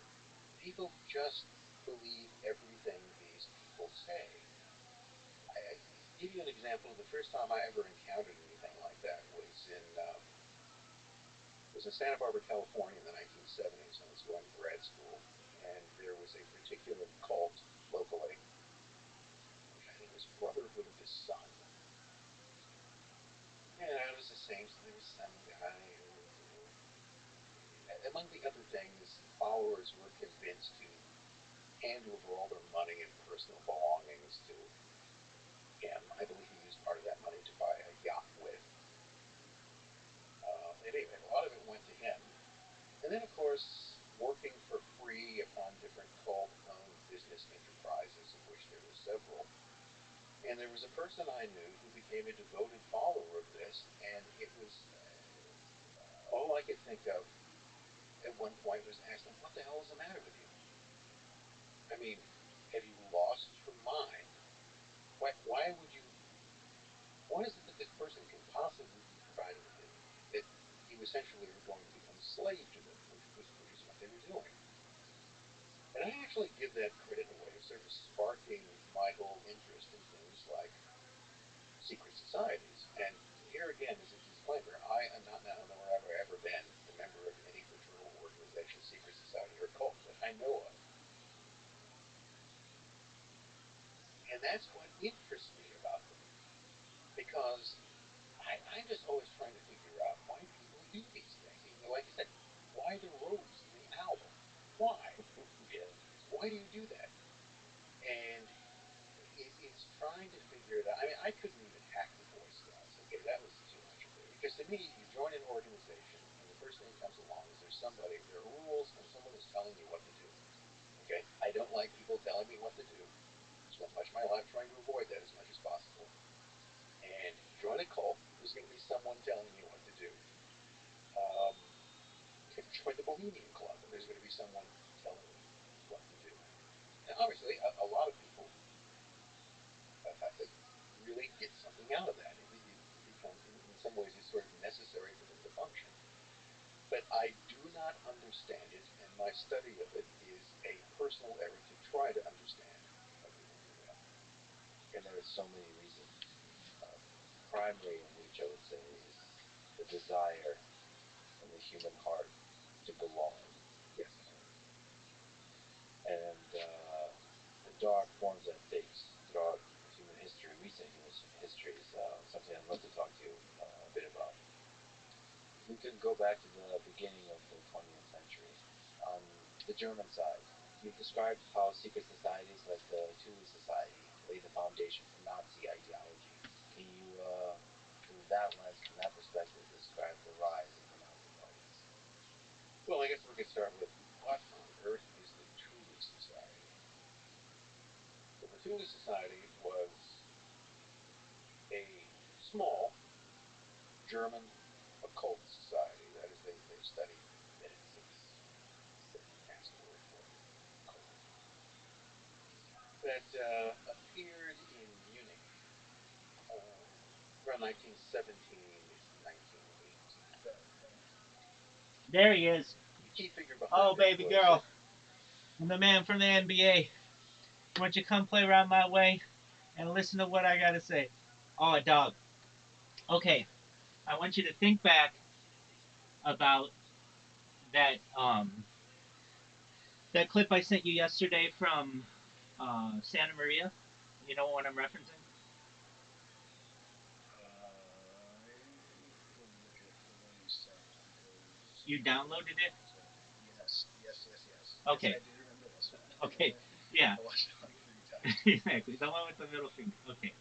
Notice, if you can recall, why that guy knew about me so much. Do you remember? It's okay if you don't. Well, he's on a kick, and you had spammed him before. Yeah, but it wasn't spam. It was about creating clips. Do you remember that? Oh, that's right. He didn't like me making clips. Yeah, which is totally fine. So here I am, little old innocent rabbi, and I'm like, um, But like, frankly, I love the middle of the night. I don't get bothered as much, and I can fucking work on bots and stuff. And there's just a certain in the wee hours of the morning, while the whole wide world is fast asleep, I can do whatever the fuck I want. And so I've been building these bots, and previously I was like, I'm not gonna build the bot to do clipping, or I just didn't think of doing it that way because for some reason when I would create a clip on someone on Twitch, it didn't show up right away. And I was just confused by it and it didn't click with me like why it didn't show up. Well, it takes a little while. It takes like, I don't know, a minute or two to show up. But I was always past that and I'm like, oh fuck, it doesn't show up like it automatically shows up on Kick.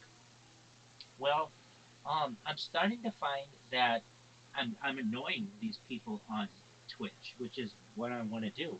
And like the way that I know that I'm annoying them is when I put my big thing of spam in there, I automatically get banned immediately. Like there's not even a moderator in there. It's just somebody's taking that information. Like anytime somebody uses this word, just spam them or just block them. So and that's cool. So I created a bot right now that creates clips on Twitch because I was finally able to find that my clips are saving. It's just taking them a little while to process. Oh, it's game over. So what I'm able to do is put my Discord link in there and my link tree. You get 100 characters, which is 50 more than you get on Kick. Like that's how well I know these fucking platforms. I know that within a clip, Kick gives you 50 characters, but Twitch gives you 100 characters. So it's game over because I can now go to the biggest fucking Twitch people and put make clips of them, and they're big, they're very big, and especially in comparison to the Kick people. And I noticed that like um, it's a very good strategy. Like okay, so there are so many ways to stop someone who you don't want from spamming you to you can just stop them by saying that you have to be a follower, you have to be a verified account, you have to be a subscriber. So there are a bunch of different defense mechanisms they have there. Additionally, when it comes to spamming, you can put it that you have to follow someone for 10 minutes or an hour or 40 days or whatever you want it to be. So, I'm not had a lot of. I've had some fortune that way, but the big one is the clips because you can shut off clips like so that no one can clip you, and that's fine if you want to do that. But the far majority of people don't want that. They want people to clip them because it's more content for them. So what I end up doing is clipping these guys' streams, and then it creates like a little a clip of them, and that's important to me because I know I'm pretty sure I could be wrong, but I think it sends them a notification that hey, somebody made a clip of you because you can make it a featured clip, and because I don't do that much on Twitch, like I don't look at my studio or anything like that. I don't pay attention if people are clipping me or what that looks like, and I'm not checking those emails, but these guys do. So that's very positive. So I'm in the middle of putting um, the fine tuning this bot so that not only is it following someone, it's spamming them and it's clipping them. And I know this for a fact, or I'm about damn sure of this. No one has used clipping like I have. Like where you're getting, like You're the clip king. exactly. Thank you. Exactly. I mean, there are people who spam. Though almost any major kick streamer, and you're gonna be okay. Exactly. Exactly. And then what I'll be able to do is over the course of like a day, a couple days, a week, start going back and seeing how many times I fucking nailed them if they haven't deleted them. And then it'll kind of be a meme. Like, who the fuck is this guy? Same shit happened on Kick. It's just a bigger platform to be able to do this. And I got this. I mean, I'll show it to you. It's really good. I mean, it's not I want this thing to be fucking perfect so that I can fall asleep. I never have to touch it. Everything works really well. And to get one of these bots to do that is it's very hard. But I am gonna show you right now. We just had some guys come in here. I'll talk about them later. Just one moment. Here we go.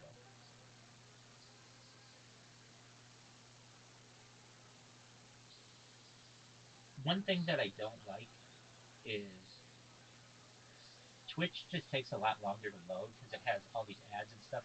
Even though I have ad blockers on, it still has to like work the ad blocker. Okay, so what's it gonna do? It's gonna press the follow button. It's gonna spam them just like a big thing of text, and then it's gonna create a clip on them.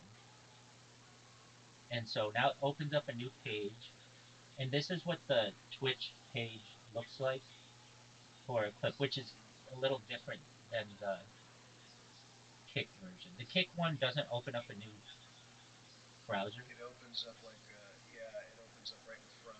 Exactly. Like a little like an iframe almost. Exactly. But this one is a new tab. But watch how quickly it types.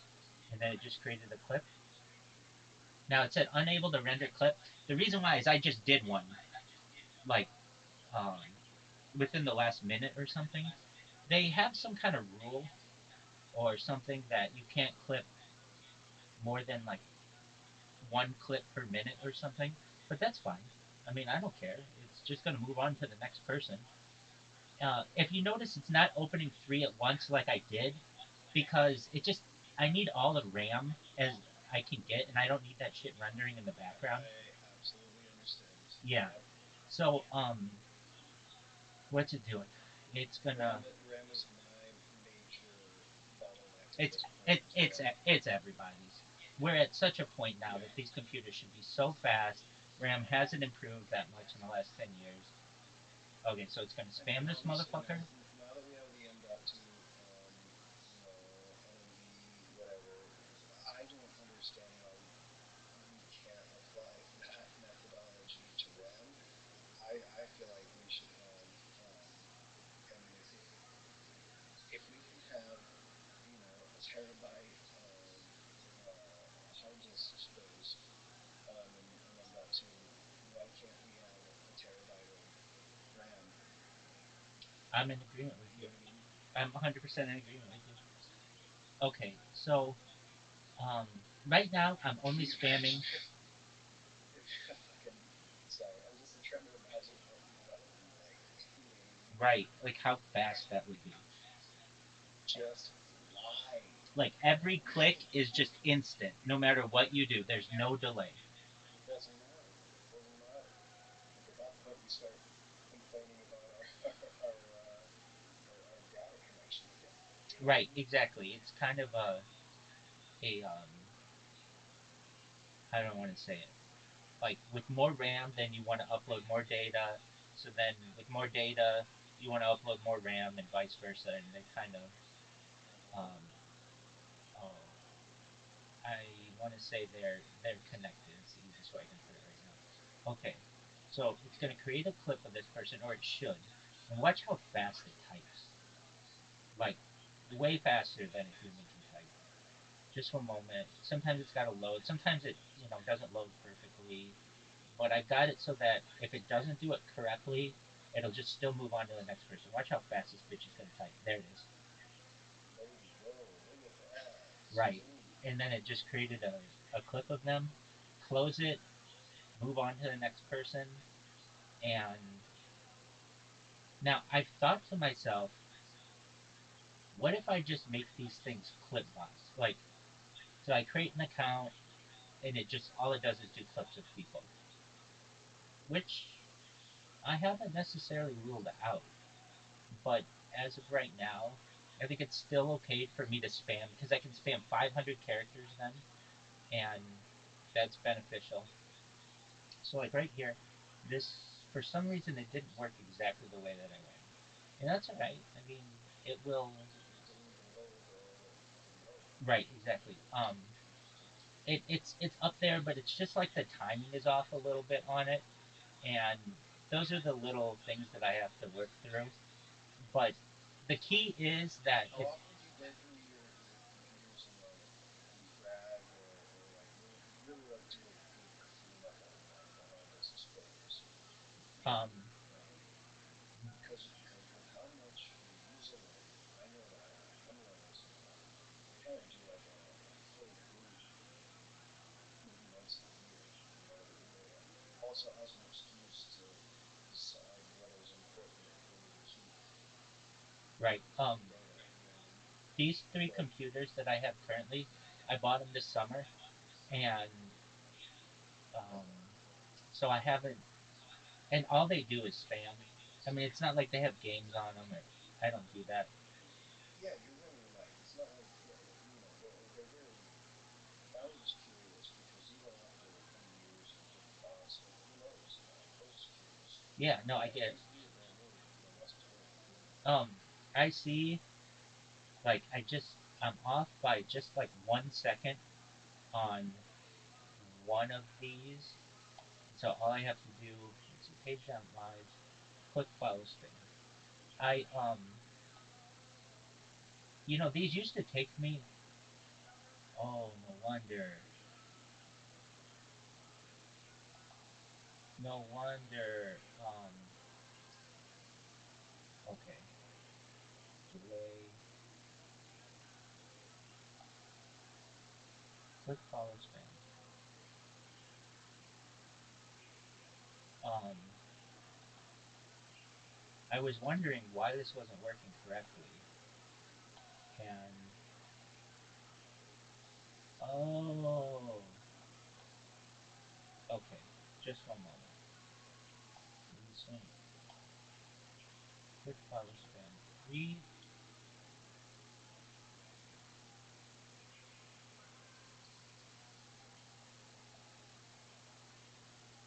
Um, I've just got so many things going on with these bots that sometimes I make a mistake on them, or I just have to make an adjustment. Probably is more accurate. Click follow spam. Three. Okay. And just one moment. We will try this again. Big switch. Click follow spam 3. Click creator. Okay. Click.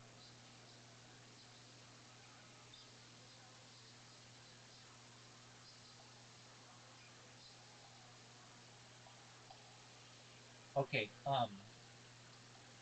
And answer your question though, at least these I haven't defragged or anything like that.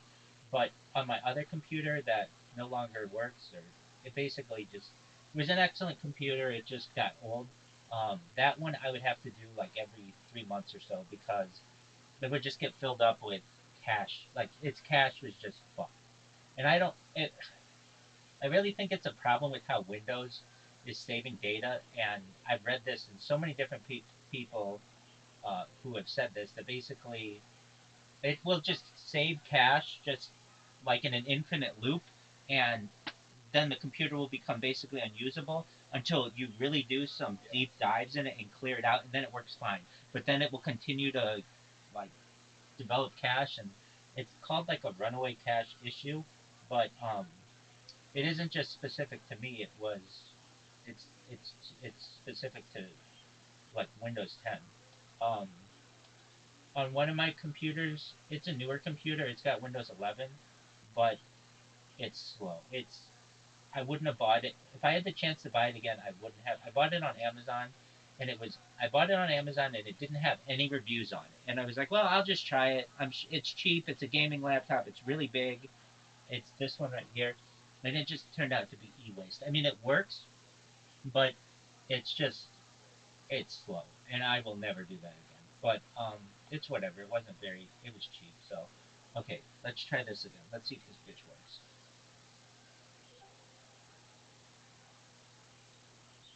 Okay, it's doing the thing.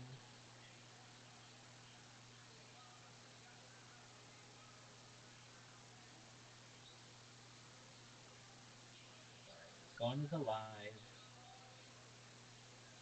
Oh, oh, it just didn't make a mistake. That's excellent to see.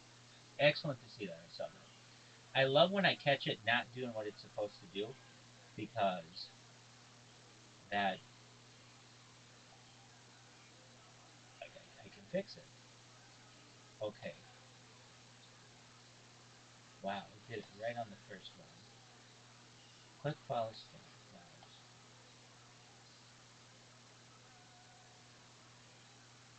Oh, I see why. Um, the page became unresponsive. So I'm running into this issue where the page becomes unresponsive to me. I think it's because perhaps I don't know. I'm loading so much shit at once. Um, it really makes me contemplate just creating kick like a kick bot or a clip bot, I should say. But it's like I'm already on the person's page. I already have to wait for the shit to load. So why not follow them and why not spam them at least once? I feel like that's the way to go because then their whole audience sees me and they're like, "Oh, this fucker again. I saw him in this other person's thing." And so it's a multifaceted approach. If I just do clips, truthfully, I don't look at people's clips, especially on Twitch. They're really hard to find, and but I do see their chat, and so that's like it's a much easier way for me to perhaps spam someone. Okay, let's try this bitch again. So I was wondering why it wasn't working. I think it could have just been because of um, the page was unresponsive, and I can fix that. I've got a lot of extensions going. Okay, so we'll see if it works. I kind of hope that it doesn't. I hope it works, of course, but if it doesn't, I'm watching it here. Okay, live, open new tab, cool, it's at the top. Interesting. Interesting. Yeah, it did not do what I needed it to do. Okay. Oh, I know why. I know why. This is an easy fix. Okay, mouse here. Instead of being 1200, it needs to be 500. Okay, this is gonna fix it. You know when we play golf and um, it's not exactly like this, but you know those levels that are like Plinko, like with the black shit. Okay, so like yeah, so everything's pointing downwardly, and it can bounce off the little merry-go-rounds, and um, sometimes it goes in the black shit, sometimes it goes in the hole, and sometimes it goes in like a neutral spot. You know what I'm referencing? Yeah, yeah. Okay, like, well, it's a better description of this is, do you remember the game Mousetrap? Yes, I do. Okay, it's like Mousetrap, where you have to set up everything perfectly or it doesn't work. And I mean, you have enough experience with this, you know, it's like everything's got to be perfect on it. But when it is, it works like a motherfucker. Okay, what's going on here? Why isn't this working the way I need it to? Oh, wait, I know why. Save. Okay, here we go. Now it should work. If it doesn't, then we'll just have to fix it. You can tell. I mean, I can tell in my own self. I get joy out of this shit working, but I also kind of like to program them. It's like a game to me, and just figuring out the best way for it to work. All right, it's gonna click this, open a new tab. It clicks on the Twitch thing. This is this is a weird thing that Twitch does. I mean, and I don't know if Kick does it as much, but they have like Asian text. So this looks like could be Japanese, and so it's really That's the hard for me to. easiest thing, right? Pardon me.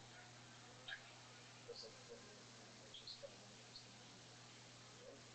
Is that you said it's something that the user is using? Yeah, like the user. If I'm Japanese and I'm typing in Japanese, it'll still show up as Japanese to the American audience, correct? Exactly. But what I'm If what I'm I what I mean to say Japanese is English separate. I can't find them when I search for them.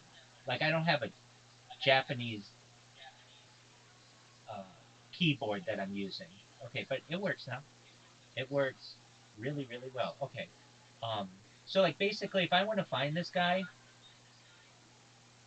I can find them because it does put their English name in parentheses, but it's just an added level of difficulty to find them, which is fine. I mean, I don't expect them to use English characters.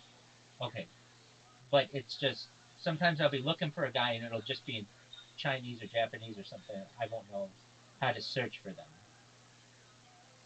All right, so this is a person who's blocking the ads and it is going to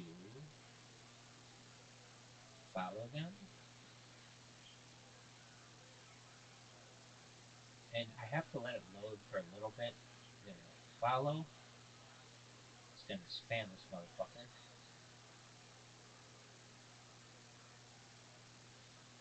And now create a quick line. There we go. And what'll be really exciting for me is once these clips start to accumulate, that's when I start getting those. All right, and then clip Now, time. the other thing too is that Twitch has a feature where, anyone who's smart is using it, where all the clips are automatically being sent as TikToks as well.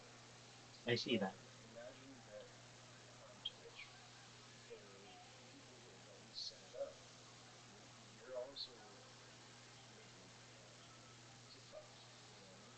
I do know what you mean. Is that an automatic thing for some people? That's an Yep. automatic thing for some people? Yep, I have it set up, and as you stream, if I'm streaming, someone makes a clip, whether I make a clip of myself or someone else makes a clip, it automatically goes to TikTok as a TikTok. Oh, that's amazing. I did not know that. So, yes, sir. So if you go into your, you can connect it um, in your dashboard and stuff. So, you know, but I am actually really tickled right now that I will be used Yeah, definitely. I did not know that. That's great. and it's valuable too because Super you know valuable. you're on TikTok.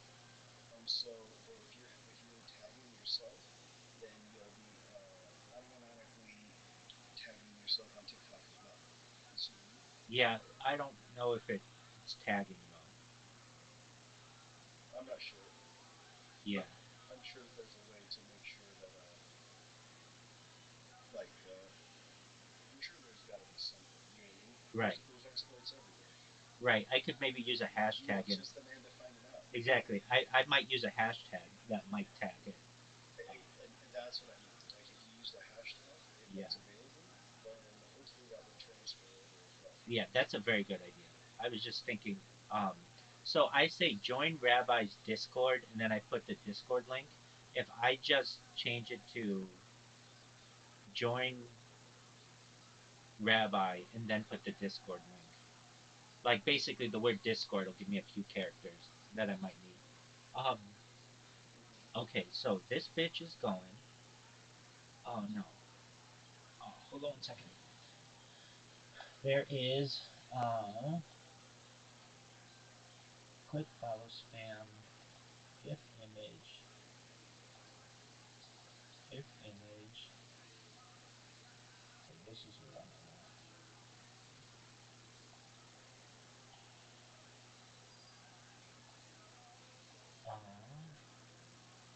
GIF image, test it. False. Okay, interesting.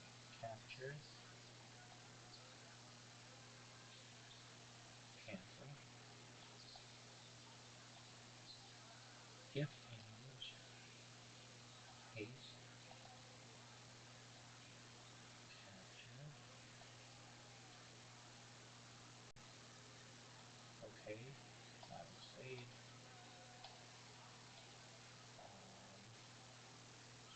Yeah, you know what? I'm gonna do that now. I'm gonna change.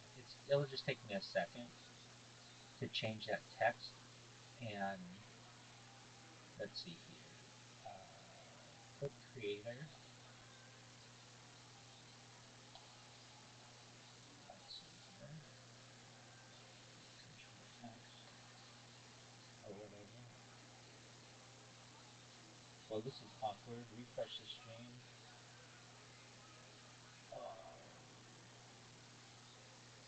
Let's try this again. Interesting. Um, so last night we had um, my streak ended at 8 games, but we would have much rather had you there. Zoot is the person who beat me. Well, he didn't beat me 1-on-1. It was it was Riser and Zoot. But here we were playing. So Zoot comes in and like Frank, I would just tell Zoot right now I did not want to play. I wanted to work on these fucking bots, and but you know I'll play. I enjoy it. So we go to play, and um, let's see. We go to play, and I asked Zoot. I had to restart my streams, and you know that takes me like sometimes like 20, 15 to 20 minutes just to get them all going. And Zoot's like, and I had some of the discords that I had to do. Anyway, so Zoot's like, oh shit, damn, it worked, but it worked too well. I asked Zoot, hey, would you please ask Riser if he wants to play, and just would you message him? And he's like, yeah, I'll message him. So he messages him, and Zoot, it was like midnight or like 1 o'clock. It was pretty late, and because Zoot was like, he's not gonna want to play. I'm like, oh, you never know, just try it. So he's like, okay, and I have a feeling I didn't ask him, but he was in he was talking to Asmunch because they're friends. So uh, Riser comes in. Riser tells Zoot, yeah. Well, hold on. So Riser comes in and he was like, um, Riser comes in and was like, hey, or he messaged Zoot, yeah, I'll be in a few minutes. So when he came in, that was cool, and we're like gonna play. Well, Asmunch comes in with some other people, and I told Asmunch this previously. I mean, this is just how I am. This is how any normal person is. I don't want to talk about pedophilia. I don't think it's cool. I don't think it's nice. And the first words out of his mouth are diaper sniper. And I'm just like, dude, I'm telling you right now that that's not cool. And Zoot's like, I don't want to talk with this guy. So Zoot doesn't know him. He's like, I don't want to talk with this guy. Like, all he does is talk about sex and show me your cock and playing like Marvin Gaye music. And it's like, dude, I asked much nicer. I said, asked much, I like you. I think you're a funny guy. And when we talk about normal things, I think you're very intelligent. He is very intelligent. He was valedictorian of his high school. I mean, he's a sharp individual. But when you get into sexual discussions with minors, I don't think that's cool. And I'm just letting you know right now that I don't want you to do that. And Zoot's like, I'm gonna just mute these guys. There were other people who came in from that server, and Zoot's like, I'm just gonna mute these guys. They're annoying. And I'm like, no, I know, and I'm kind of stuck in the middle. I don't necessarily want to kick Ass Munch and his friends out, but really, they're just like, this is a synopsis of what they said.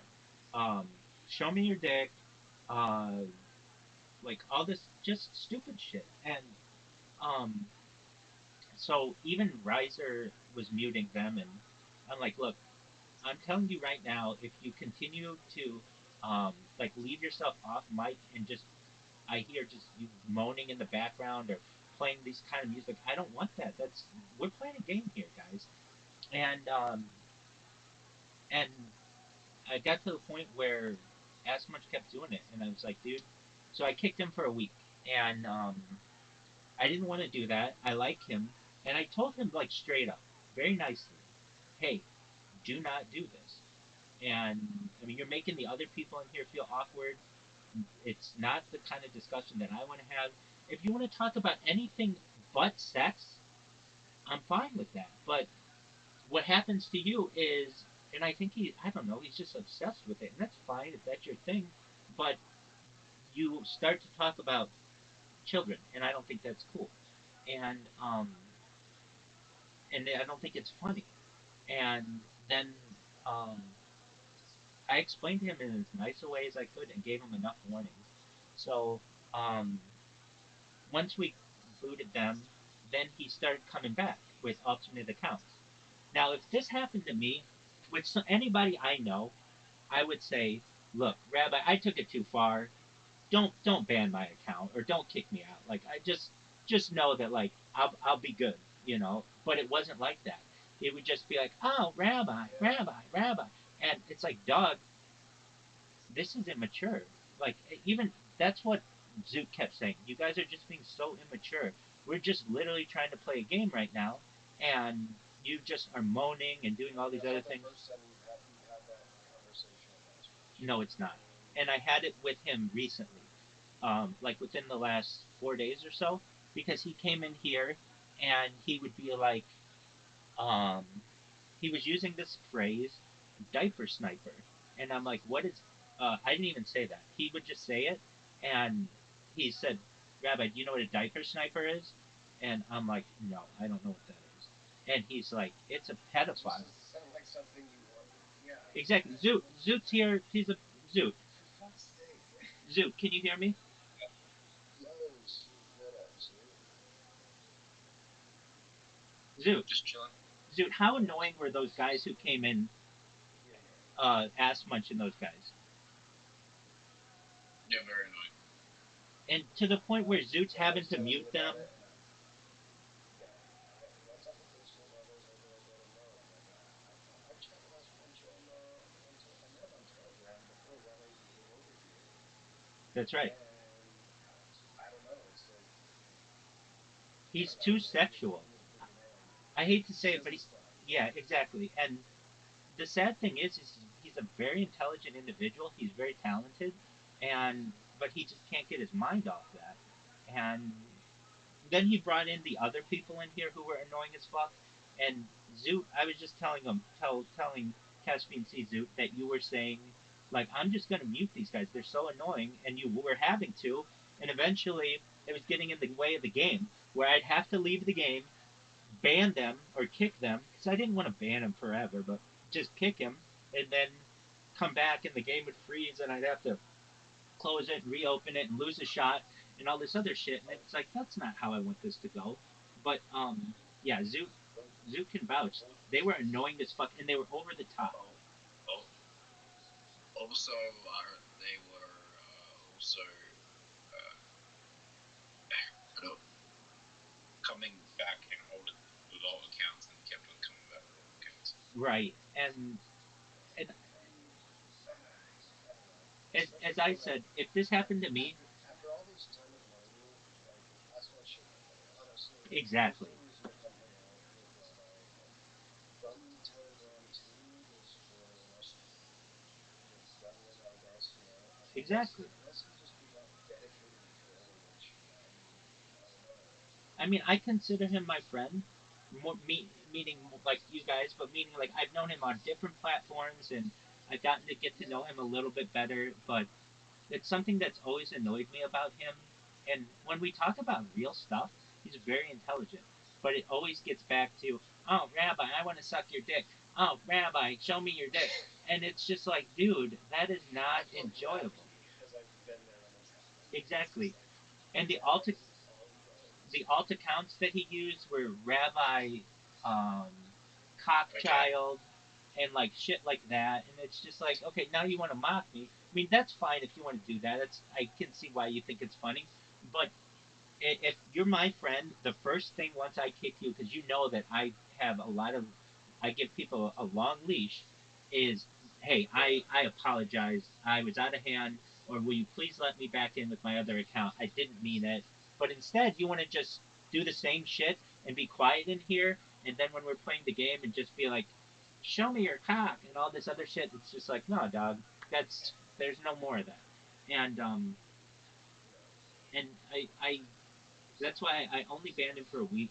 I just kicked him for a week. I hope he recognizes that I. It's nothing personal, but I don't like, especially when I told you the kind of conversations that I want to have, and you literally go to one that is just, I feel, I want to protect children. I don't want to hurt children, and same with everybody I know. And if you think it's funny, I don't think that kind of stuff is funny. And when I've warned you about it, and then that's how you want to come in with your entrance, it's like, no, we've got other things to do and better things to do. Zoo, what's good in your neck of the woods? You ready to get your ass kicked? I am trying to learn a California accent. Okay, the best way to do that, I would tell you, is on YouTube they have videos of how to learn the California accent. But there are different parts of California that have accents. Really, there are different parts of Los Angeles that have different accents. So you have Valley Girl accent, you have Surfer Dude accent, and you can even get into like California Asian accents.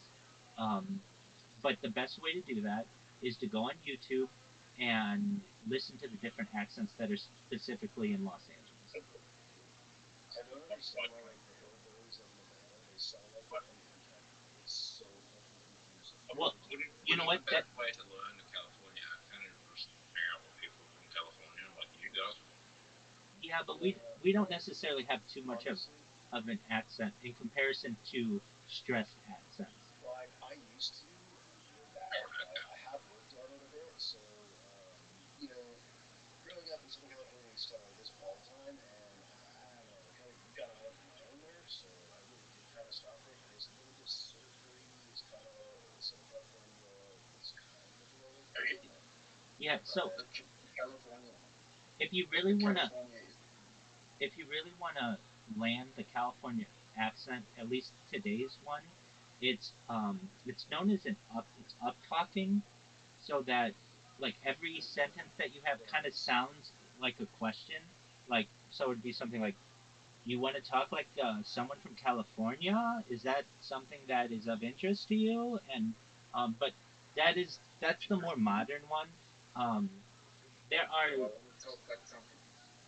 It's also a psychological detector for a liar, which is really funny because Do I want to talk like someone from California?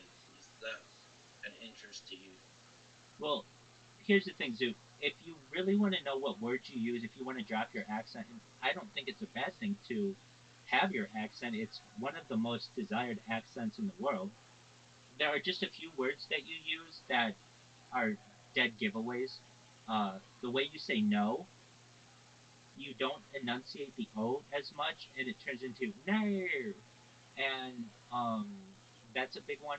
And if you can drop like a few words that are your giveaways, it will allow you to um, transition into a more neutral accent. But even a California or an American accent isn't necessarily what's considered like English. I mean, that would probably be more a British accent, which is closer to what you already have. Mm-hmm. But in my opinion, the best if you and Caspian Sea mentioned this. There's also a rural Californian accent that is like you'll find in like more central and northern California. That's like a prospector or gold miner, and that's very similar to the Nevada accent that he's saying. It's really almost southern. the Nevada hillbillies are like they live in like the eastern part of the valley and they live in like Laughlin and like Sparks and shit. Man, I'm telling you, they talk like little Hal from King of the Hill. It is disgusting. I don't have like cultural bias toward a lot of people, but Jimi Hendrix hillbillies, man, I mean they don't do nothing. I'm not trying to like legalize or legalization to all of marijuana. It's just insane. I don't know. You know, it's like they don't do meth. They talk like tweakers. I don't know what else to say. There's something very weird about the outskirts of town in Nevada. Reno's not like that. I'm not talking shit on Reno, but I've seen these places. There's so many different regional dialects, and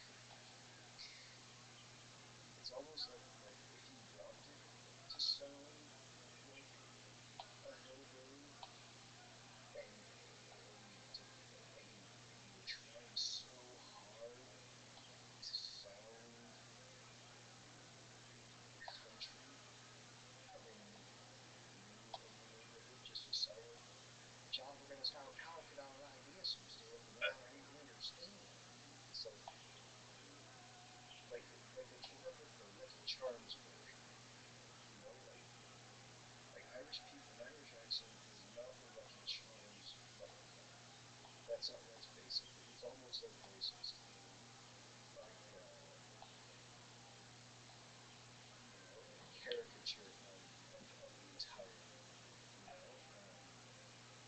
But that's what it is. I don't know. Sorry, that certain accents over the American ones. What was fascinating is in German. There are some words as well that are giveaways. People from California don't call it Cali.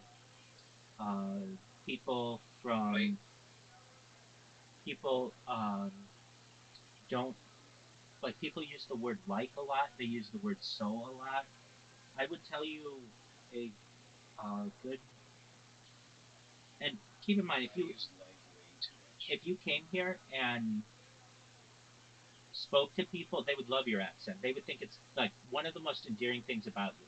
So it's not as if you would want to use this accent when you're here, but if you just go to YouTube, speak like well, a Californian. Rabbi, what you don't know about me is I I am an actor. Okay, That's why I need to learn a California accent. all right. So then, literally, just type into YouTube, speak like a Californian, and watch every video that they have, and then And practice if it. you watch the Saturday Night Live, the The Californians, Californians, I know that it's making fun of us, but but yeah, it's it's very similar to a lot of different it's helpful. discussions that people will have, and also what like how people describe things, like just the roads. I was at before because of I was meant to go to California, but then COVID happened, and I was meant to go to California to do a movie, and then not with a California accent, with an Australian accent. They want Australian, but I was meant to go to California to the movie over there, but I couldn't go because of COVID. Very well. I'll be right back. Zoop, can I ask, are you from like the I don't remember exactly geography, but accents I am usually better with. Are you more closer to Perth than Melbourne? Now close to Melbourne. Okay, then yeah, my recognition of Australian accents needs a bit of work. I have a South Australian accent. Exactly, it's not a caricature. You have a natural accent. You have a natural accent, which is that's why I was saying before. Like when you want to practice an accent, find the most over exaggerated versions of that and practice in a very over exaggerated way.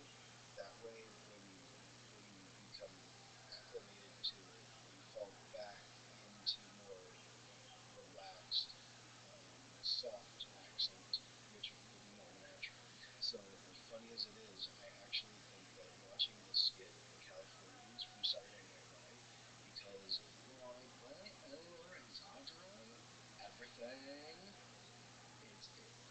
As far as practice, and that's actually a technique I picked up from a French girl on YouTube. Um, I mean, I always did it because I learned Arabic, but there's this French girl who was saying it too, and I was like, I never thought about it in that particular way to call it over exaggerating the accent. Um, but that is perfect because when I was learning Arabic, we had to. I don't know. I don't remember what he called it, but I don't think he said over exaggerating because you're still saying and so it's a different tonality. And so now that I heard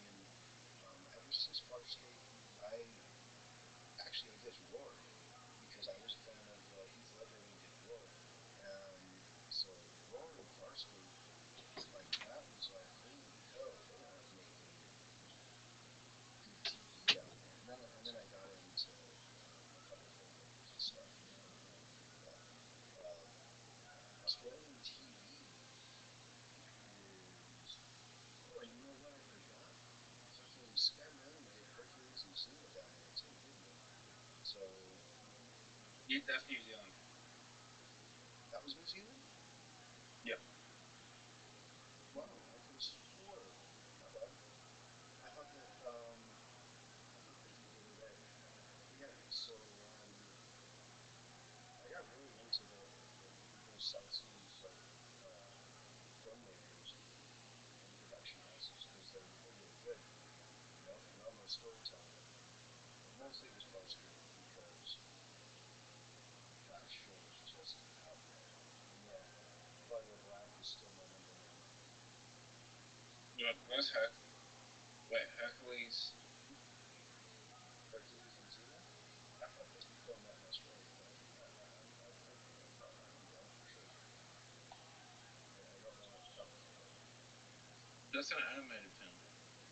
No. The series, the TV show with Kevin Sorbo and Lucy Lawless. There's two different TV shows. Lucy Lawless was the mother.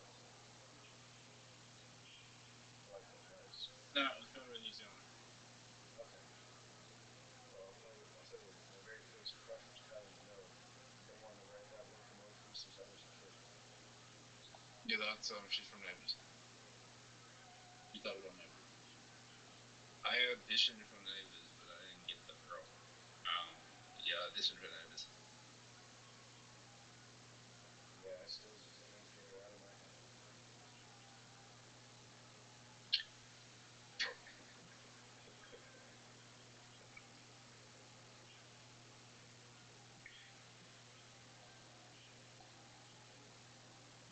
Zoot, you want to play?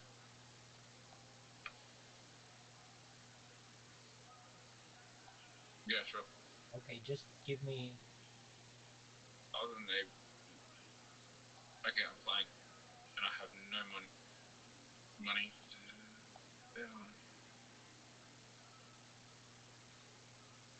Crazy. I can be up so much, and then I look at my bank account, and it's like I really need to deposit money soon.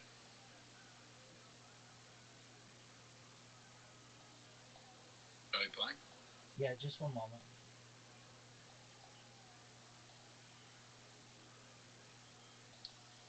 Zoot, you're young enough that you're gonna have some investment in crypto. That's just gonna be like, I don't know. You'll buy like 50,000 coins of just some shit coin, and it's gonna take off for you, and it's gonna make your bag for the rest of your life. Yeah, of course. I've had those opportunities numerous times, and I fucked them up. But I have a feeling it's going to happen. All right, Caspian, see you in? Not very soon, but this year sometime. All right, I gotta go too. I'm not actively Excellent. looking for like that opportunity. I'm just waiting for it to come to me. I haven't seen anything like recently. Like, holy fuck, this is going to be the biggest thing. I haven't seen anything yet. Oh, why is your money down? Dogecoin. What kind? Kind. Zoot, I think it's Dogecoin. What, Dogecoin? It's gonna be huge. I agree. So I've got this thing called Dingo Coin, which is a fork of Dogecoin that will do very well when Dogecoin takes off. That's your It's coin. the only fork of Dogecoin. Oh no, yours was Kangaroo Yeah. coin. No, yeah. It has the same tokenomics as Dogecoin. If you can mine it, you can merge mine it, right, with Oh, Dogecoin. dude. So everyone that's mining Dogecoin can get free Dingo Coin, and everyone in Australia knows dingoes, and like dingoes are a meme in Australia because like the dingo ate my baby thing's like a fucking huge meme over here. Like even it's memes all over the world. Unbelievable. Yeah, no, that is. Oh, you know what? The way down under is my favorite fucking. Like I think I've always loved it down there. Like the thing about dingoes in Australia, like they're not a huge part of our culture. Like we just meme them because a dingo ate a baby. Like it's not really big part of Australian culture. Like kangaroos and emus are more symbolic than a dingo. But like dingoes are just like memed in like a meme in our culture. Koalas. Koalas? Ko- like koalas and kangaroos are the two biggest things outside of that an outsider thinks of when they think Australia. Kangaroos are pests. And they're mean and they're big and they can kill you. They're so cool. They're pests. There's more kangaroos in Australia than there are people, and they're pests. Well, they were there first. No, they're pests. Like they just like there's an overpopulation of kangaroos in the outback, and they're just literally you see more dead kangaroos than live ones when you drive if you're driving through Australia because like they're just fucking roadkill. Doug, what about rabbits? Doesn't Australia have a huge problem with rabbits? Um, yeah, it depends where you go. Western Australia, I think they do. South Australia, not so. It depends. I think Western Australia has the rabbits, but I'm not too sure. I haven't done much research. I mean, they have the rabbit-proof fence in Western Australia that goes through the whole of Western Australia. Right, exactly. I saw this great movie called Taken, and it really showed how weaponized.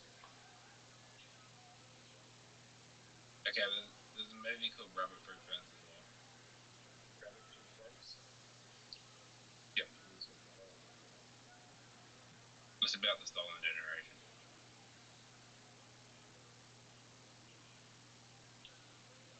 oh, What's that like? I haven't seen many Australian movies, but I have seen Priscilla, Queen of the Desert. Do you know that movie?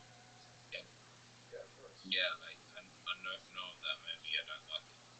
Yeah, it's It not my it's like a my kind of film. So no. I understand. I had to watch it for a People class. Leaving Terrence Stamp. I don't remember the third one, but I had to watch it for a Look, class. People Leaving Terrence Stamp. look, that movie's not a representation of Australia. No, I know it isn't, but I had to watch it for a class, and it was like a gay cultural I love icon. that you explained that. I love that you felt the need to explain. Look, Mad Max is a better representation of Australia than that. Yeah, Mad Mad Max. Max. There you There you go. go. That's my movie. What's my third one? Culture. We don't wanna leave away. That's the third one. Which one am I thinking of? First one's the best one. Yep. Max had the last rotary engine was what was such a beast. But I didn't really like Mad Max Fury Road either. Oh, Fury Road was phenomenal shot. Fury Road was not the greatest of movies. It was nominated for a an Oscar. I mean, it didn't even get an Australian guy to play Max. But Oh, what a fucking terrible miss! Mel Gibson wasn't Australian though. wow, that shows how much I fucking know. What are you talking about? This is what in the actual shit. That's what I'm saying, Caspian C. But what are you talking about, Zoot? That Mel Gibson isn't Australian? It's not Australian. It's from New York. Hmm. I gotta look I this didn't know up. that. No, I trust you. I don't trust Put anybody. that American accent on you.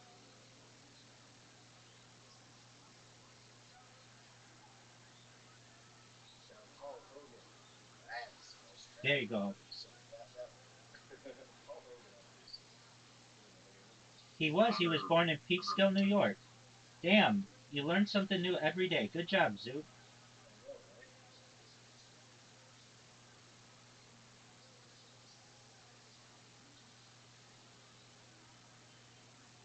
Crocodile Dundee. That's basically what people think of when they think of Australia in the United States. Just a little brother Australia. That's Outback Australia. most of Australia, our people when they think of Australia, they think about Australia. Like Australia, a very metropolitan country as well. Sydney has a beautiful skyline. So does Melbourne. Melbourne's a lot like San Francisco here. Yeah. And so to finish that, like the architecture, it's like the first thing I think of when I think of Australia. And then I think of Sydney Harbour Bridge. No, nobody thinks of that. They all think of the Sydney Opera House. that's what Yeah, that's Sydney Opera House. Right? So yeah, like that's a metropolitan city. Yeah, like Sydney's a metropolitan city. Melbourne. Like, I've been to I've been to the majority of the metropolitan cities.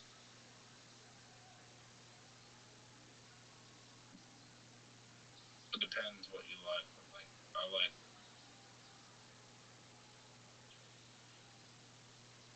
Sydney's good, but it's expensive.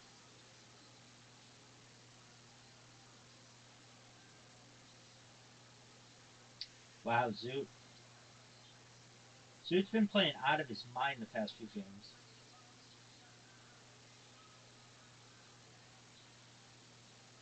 Melbourne, if you like into art and stuff, Melbourne's cool.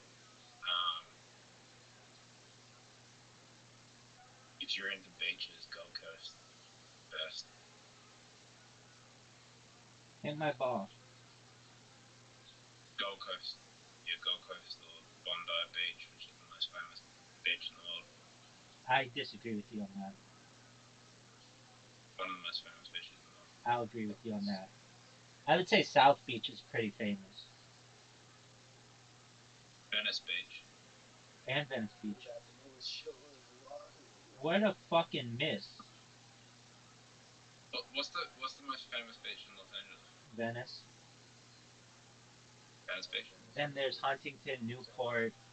You get into a bunch of them. Santa Monica Pier, but that's right next to Venice, you know. Right. What's the most famous beach in the world? South Beach, I would say. Never heard of it. It's in Miami. I've heard of Venice Beach, I haven't heard of South Beach, so I think Venice Beach is more famous. When you think Miami, all of that is South Beach. Okay. Did you ever play Grand Theft Auto, Vice City? No. You didn't? Okay. Well, that's like South Beach. I'm trying to think. GTA 5 is based in Vice City. I guess Long Beach is pretty famous too, but it's not. Not really So the same. GTA 6 is based in Vice City. It's coming out. Right. I'll hit my ball. Which will probably be one of the biggest games of all time. I'm in agreement. Hit my ball. Somebody hit my ball. I'm in a great position to get knocked.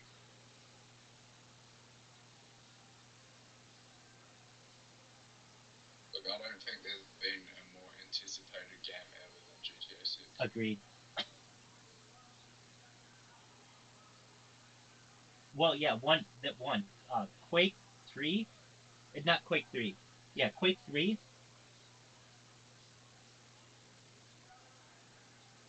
Is it called Quake? No. Quake or Half-Life? Half-Life 3. That's it. Hit that fucking tree. That sucks. That shot is terrible. No, I don't think there's anything on the level of GTA 6. I know. I'm just trying to make an argument, but it's moot. I mean, closest.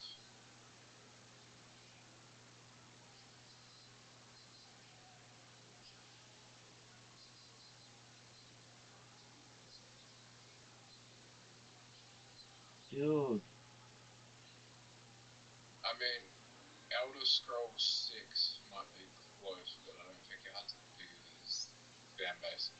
Caspian Sea is gonna do everything he can to get Zoot to tie me.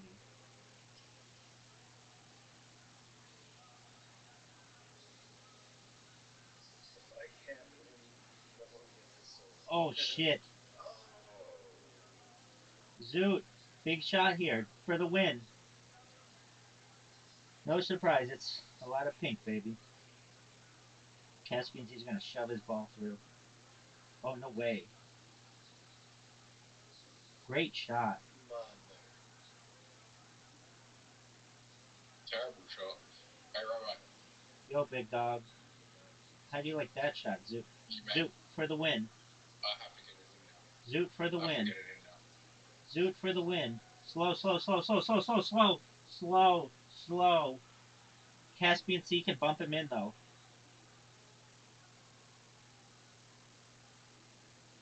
Caspian Sea's going for the win himself. Ah, he fucked it up.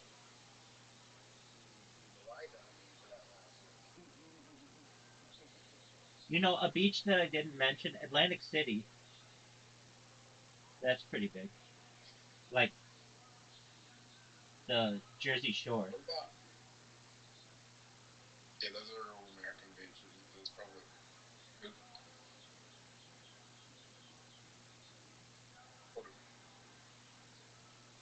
What's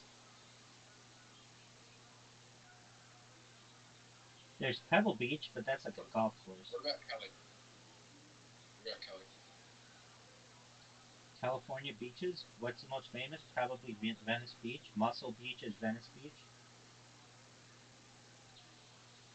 Did I just make the shittest decision here? I don't think it's a smart move. That wasn't terrible. Even if you get it through there, the benefit isn't overwhelming in my opinion. Oh fuck. Hey, Rabbi. Yo, big dog.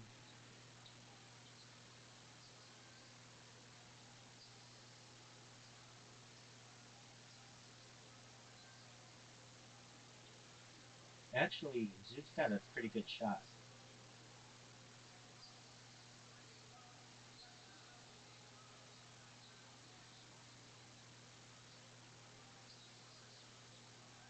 A very good shot.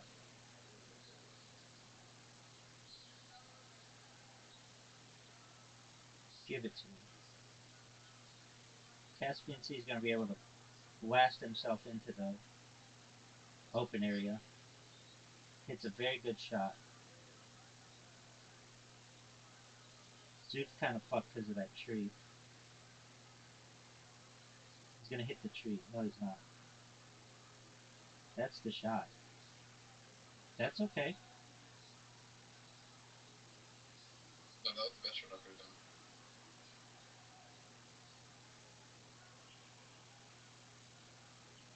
Rabbi, I think you're in a better position than me. I definitely am not.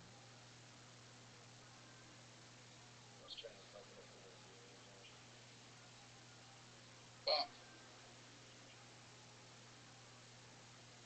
But good news is Caspian Sea misses. And last shot. Caspian, easy shot. I have a feeling I'm gonna win this next hole by a landslide. Zoot, do you know the name of this hole? Yeah. You can get up.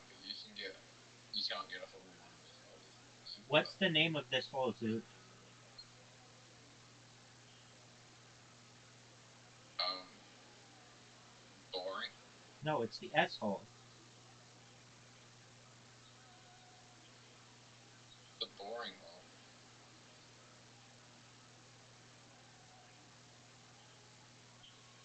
Thanks for the bump, big dog. Does anyone like this hole? Do you not find this boring? It can be difficult. The hole is hard. But the hole's easy. It's boring. Caspian Sea has a nice shot. That's perfect. That's exactly what I need to do. I saw my little. I can't do any of that. They're hard. Yeah, it's exactly Improved it. I keep on losing. Wow, what a miss. What a big miss. Yeah, if Caspian Sea misses, then I have a difficult shot.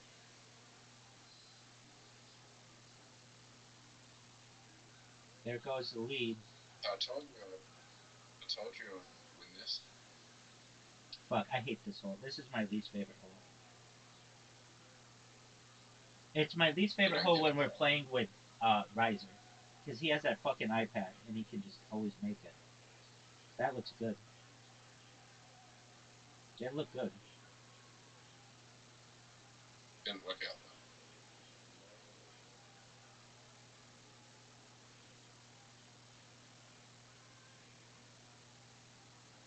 I think this will. Fucking hell. Rabbi's gonna go the bitch way. Oh, wow.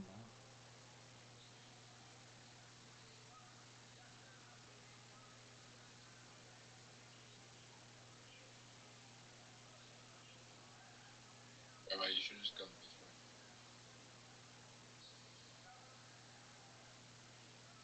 Oh, that's perfect. That's perfect. No. Not good at all. Perfect for me. Should I just go the bitch way?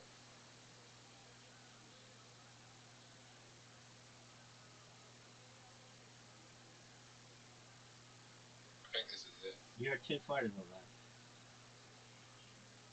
Am I? Are you lying to me? I wasn't.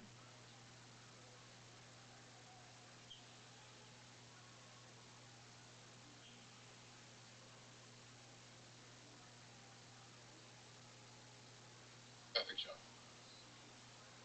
Rabbi.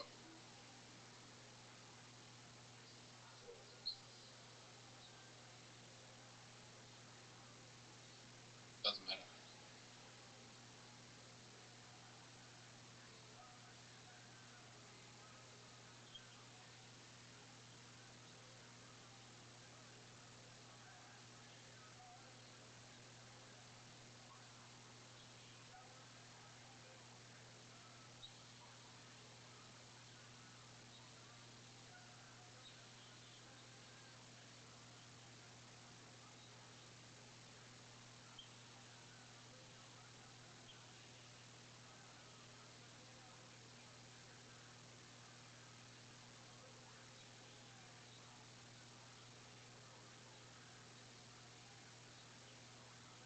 It all comes down to this Caspian Sea.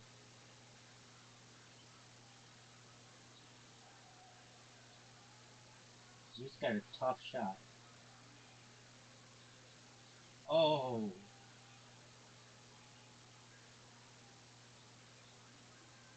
We take the lead.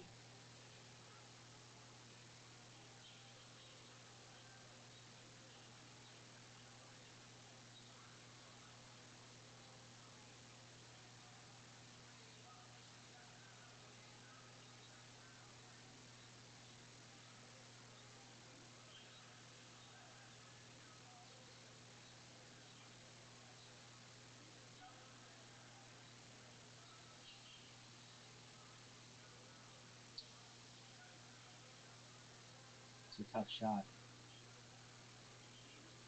I'm not good at this hole.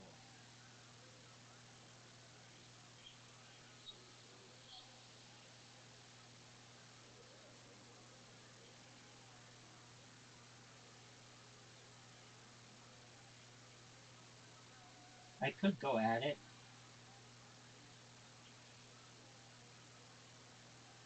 Stop. Oh shit. Wow. Easy water bump for Caspian Sea. Oh, what a beautiful shot. Bravo. Thank you very much. Bravo. That is not at all what I expected or hoped. Absolutely. I'm never got this easy. Back in the game, baby. We've got the lead. Fuck. And then it's just a bunch of misses in a row. Is it, That was a good shot. Oh, look at Zoot. Yeah. Just a little bit less pepper and that's the win. Shit.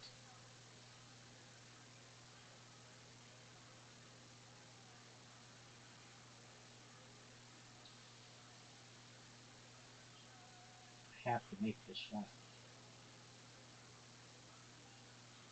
And I don't. Caspian Sea takes the lead. I am so bad at this hole.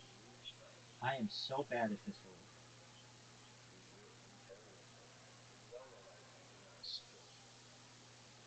I hate this hole too. I'm gonna agree. It sucks going first on this one. I knew you'd be in my camp. I might make 20 balls now. Wow, just about perfect. Just about. But we don't know what happens next. Rabbi goes into the water.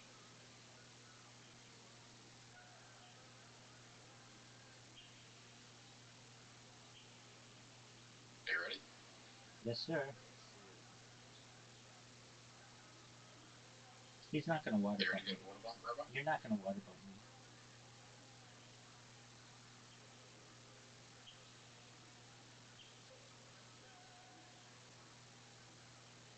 Now Caspian Sea might water bump me.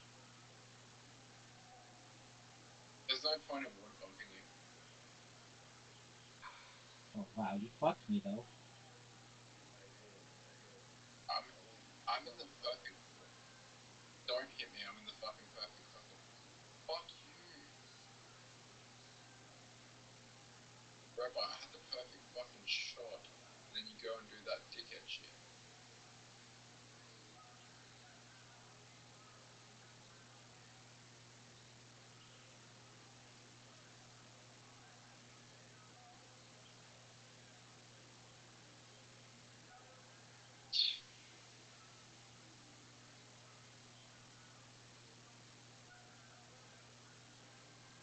AI?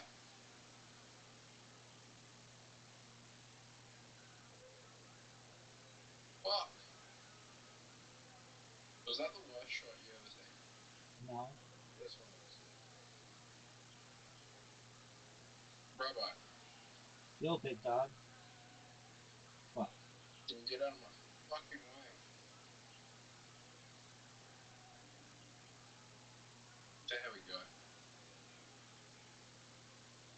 I was in the lead and then you go do that fucking dickhead shit where you have to get in my fucking way.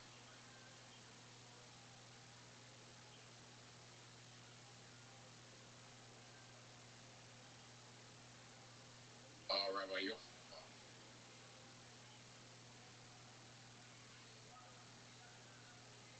Yes. Is it a water bump? Yes. No.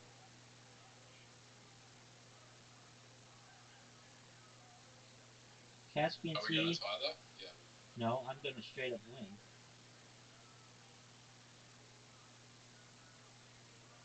No, we've got another hole. There you go. Rabbi won. Oh. Caspian Sea went from doing really well to not in one hole. I would have won if you didn't do that dickhead shit. Dude, you're the one who water bumped me. Wait, I water bumped you.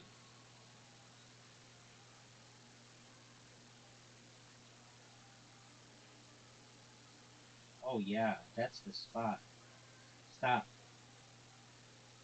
Caspian Sea's got a shot at it. Zoot.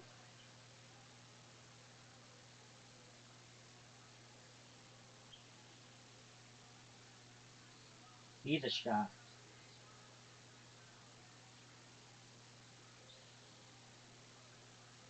Ooh. Oh, let's get this. I'm still playing. Go for it. This is my last one left. Alright, I understand.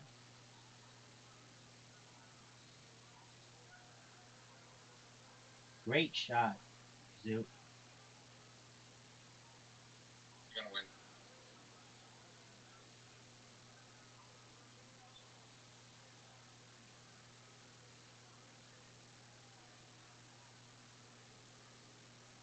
I'm gonna win. All right, dog. Rabbi, you ready? Yes, sir. One. Am I in trouble?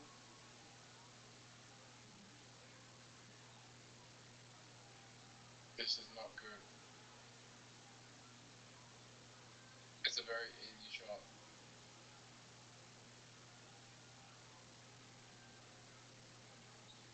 Are you kidding me? Wow.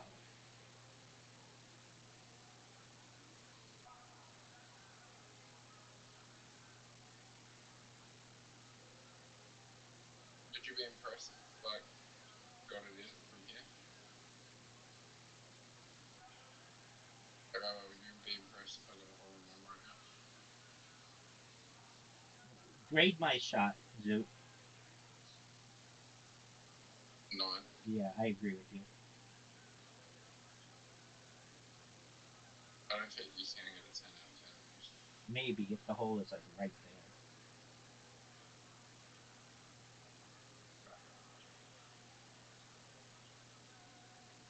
Is this what you did?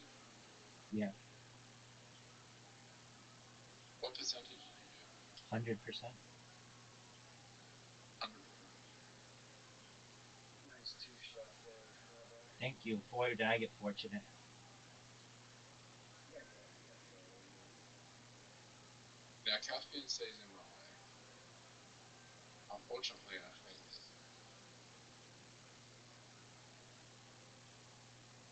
Caspian? That's the shot I wanted before.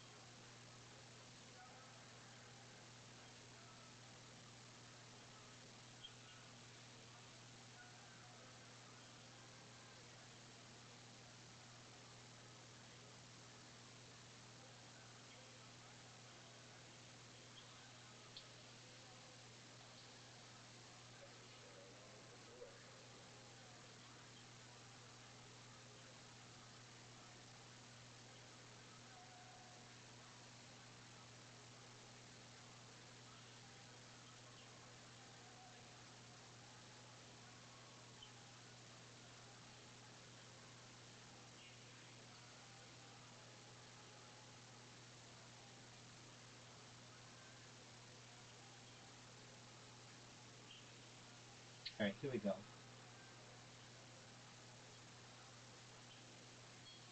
Stop.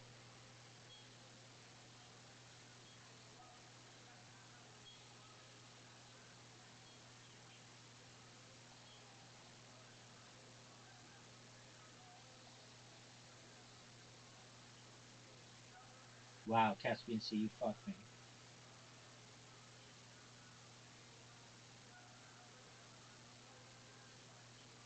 Zoot, perfect shot. Phenomenal shot. Yeah, but it doesn't matter because I'm just fucking Oh, I so fucked far behind. myself. I fucked myself so badly. I can tie. If you play like shit on the next hole, I can tie. I'm guaranteed to win. At least a tie for the win. Oh, there's no way you're gonna play like shit on this hole. I'm pretty good at this one. Caspian, Unless you block my shot. What up? I've got an idea. Alright. We need to gang up on Rabbi. It's our only choice. Hit my ball.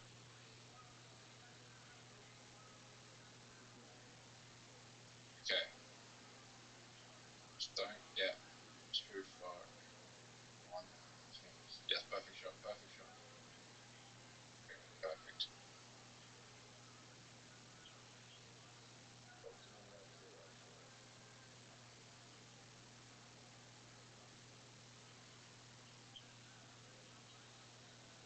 I don't know if it helps you out. Number two, it does. That looks good. I don't know if that. Yes. Yes.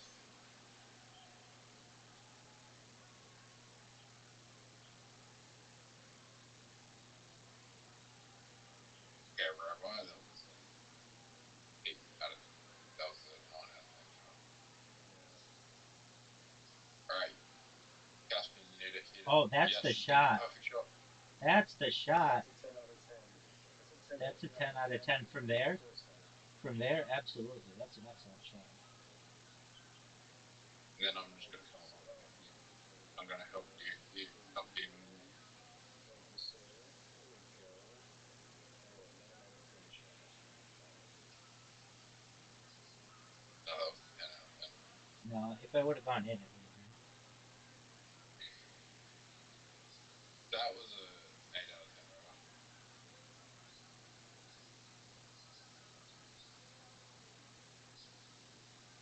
Alright, ready for a 10 out of 10? Bank it off the trees. That's the only real 10 out of 10 opportunity. Okay, that was a 7 out of 10. This tree is kind of in my way. The tree's not in your way.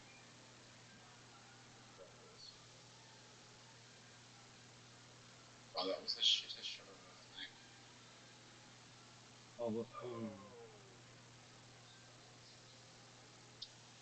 You ready for the greatest shot you've ever seen? Yep.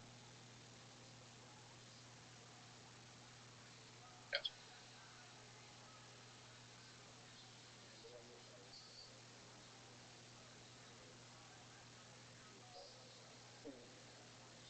Ah, Champion again. 365 wins. win Oh, for every tight. day of the year. Caspian Sea, exactly. Caspian Sea's got another one in him? Well, I definitely do. Alright, Zoot, Caspian Sea. I got a hole in one on this hole. I will always say that because it was so fluky. Zoot. Almost. Terrible shot.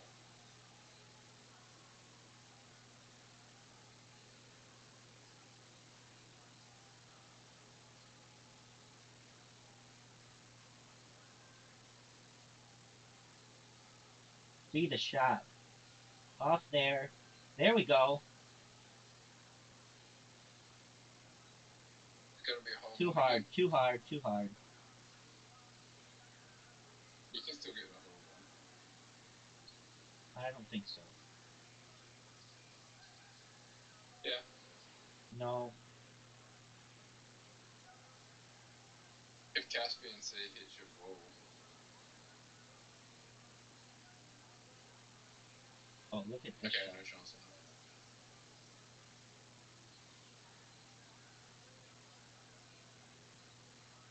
That was a 7 out of 10. How is that a 7 out of 10? It went in the hole. Yeah, it was an 8 out of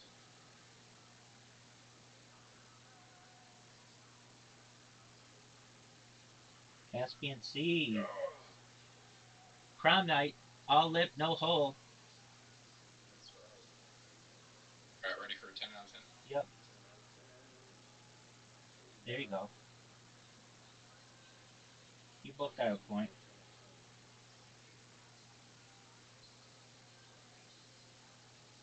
out of 10. Okay, interesting. No, I've got a hole in one. I got a hole in one on this as well.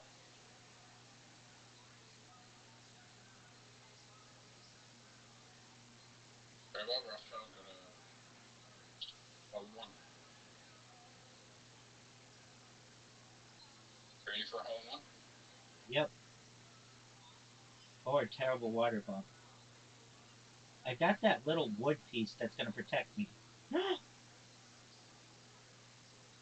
should have been a hole in one. Yeah, it should have.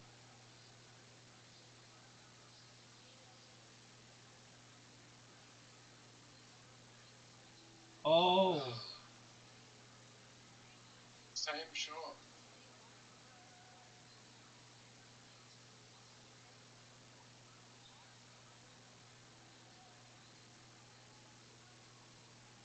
Fuck off.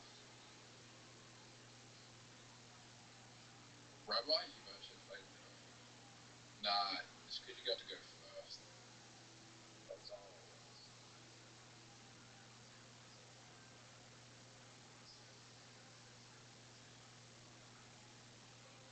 What's a movie that should get made into a musical? The Godfather? Mad Max would be tight too. Why would you make Godfather a musical? Well, like Goodfellas, Ah, either one. Then why don't you just make Goodfellas as a musical? Because I don't make musical stuff.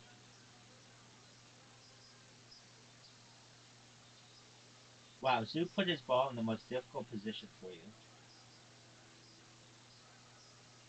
So why don't you say that you just want to make Goodfellas into a musical? Like, why do you have to say Godfather? Because the Godfather has three of them, so maybe there's a little more content.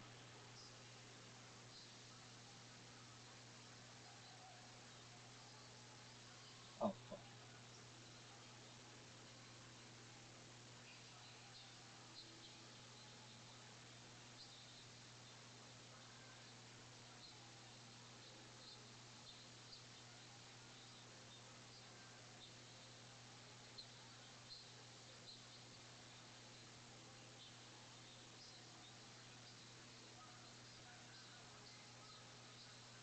Don't make a good musical. What's that, Big Dog?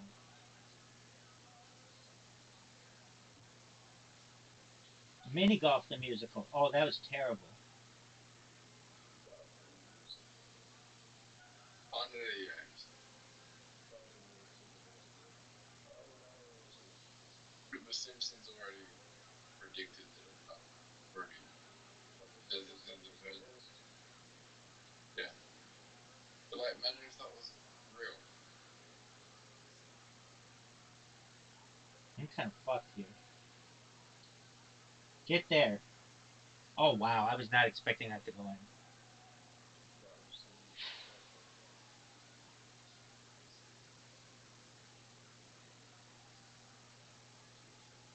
that fucked up. Oh, great shot, Zoo. Or Caspian Sea, apologies. That was good. Great shot. Great shot. That was a 10 out of 10. Word. That this one sucks. It does suck. Gentlemen, where you go? How did I miss all of that?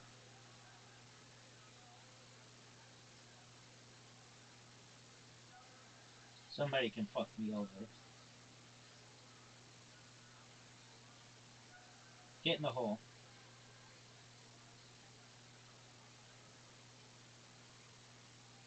I could make it in full holes.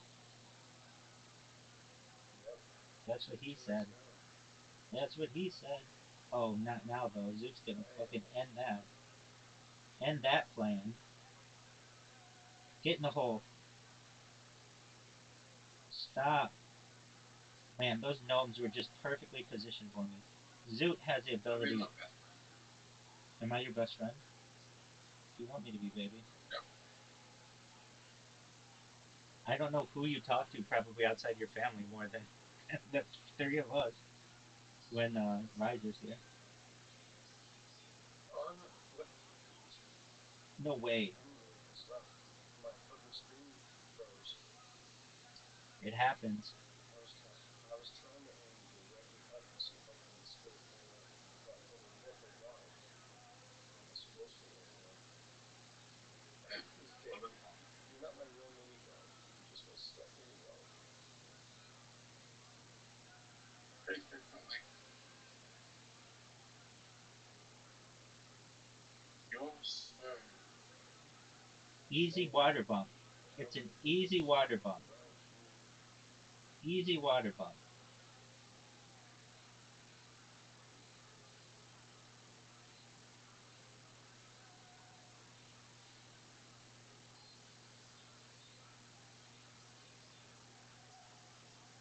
Oh, he water bumped him. Oh, maybe. He did.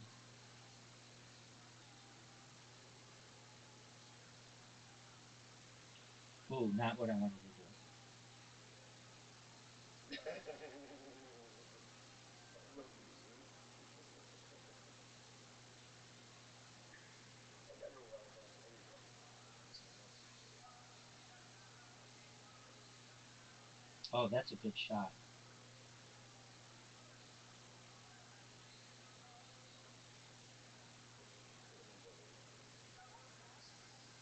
Anybody.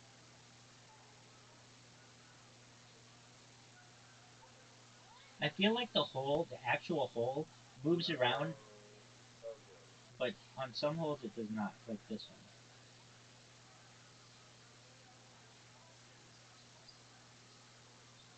Perfect game.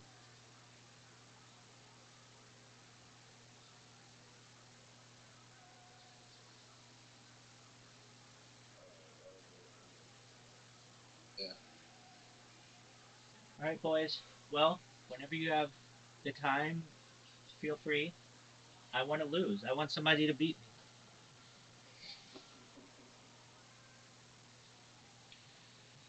This is excellent. I piss excellent.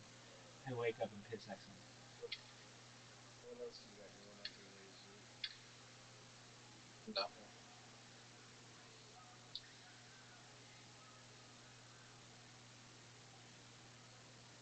Caspian Sea, without me even really paying attention. Let me do a check and see. Dude, I'm gonna go viral from. Um, I built a robot that um, automatically spams people on um,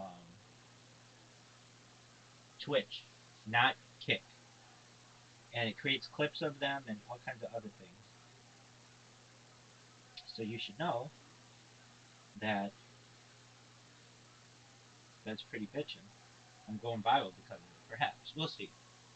Something like that.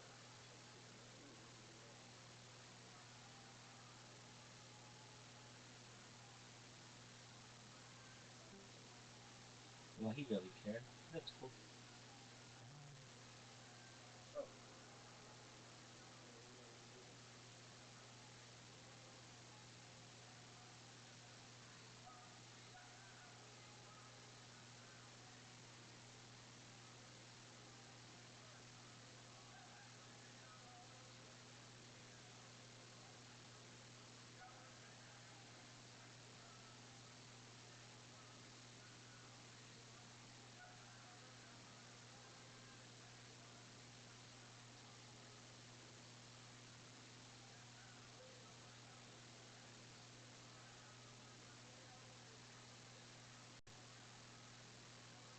The amount of ads that are on Twitch is just unbelievable. I can't believe people use this site without an ad blocker. They have 5 different ads just to watch one person.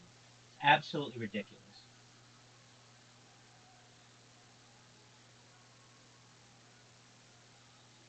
You gotta switch it up.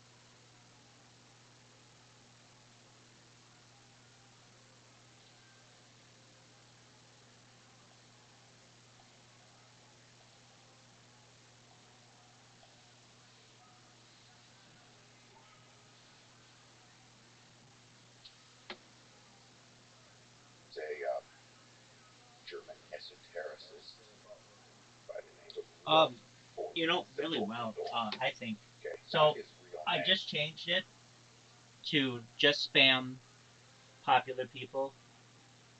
And normally, just a brand new account can't come in and spam somebody, but that's fine.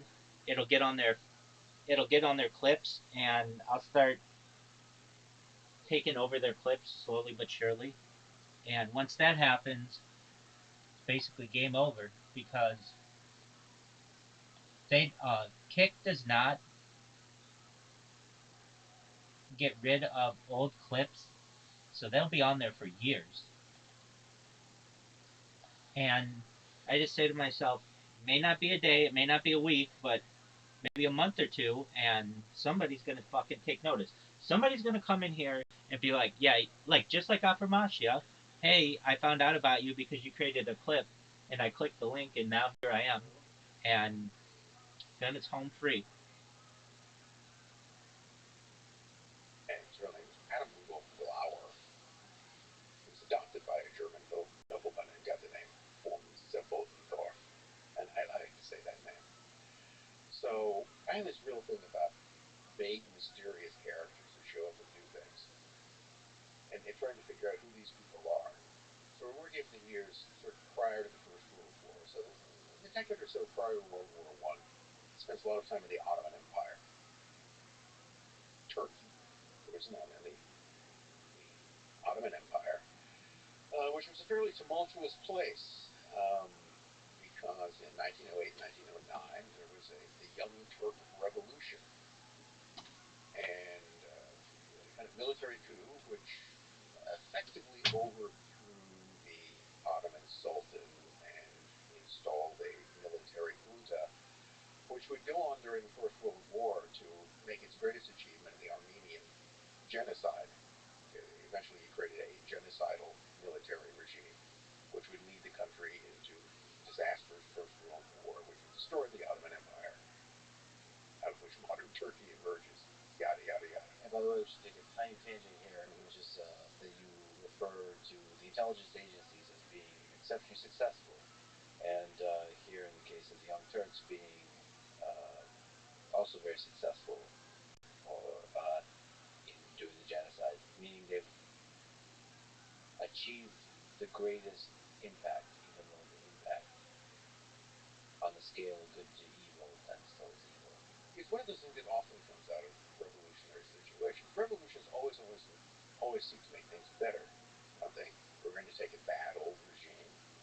The Sultan is, the Sultan was bad. I think it's fair to say Abdul Hamid II was not wasn't called a Red Sultan because of his favorite color from the thing. And the idea is that they were going to improve. They were now going to. The Ottoman Empire was a multinational empire. They were going to try to equalize and bring in the different groups, and none of that happened. It became worse.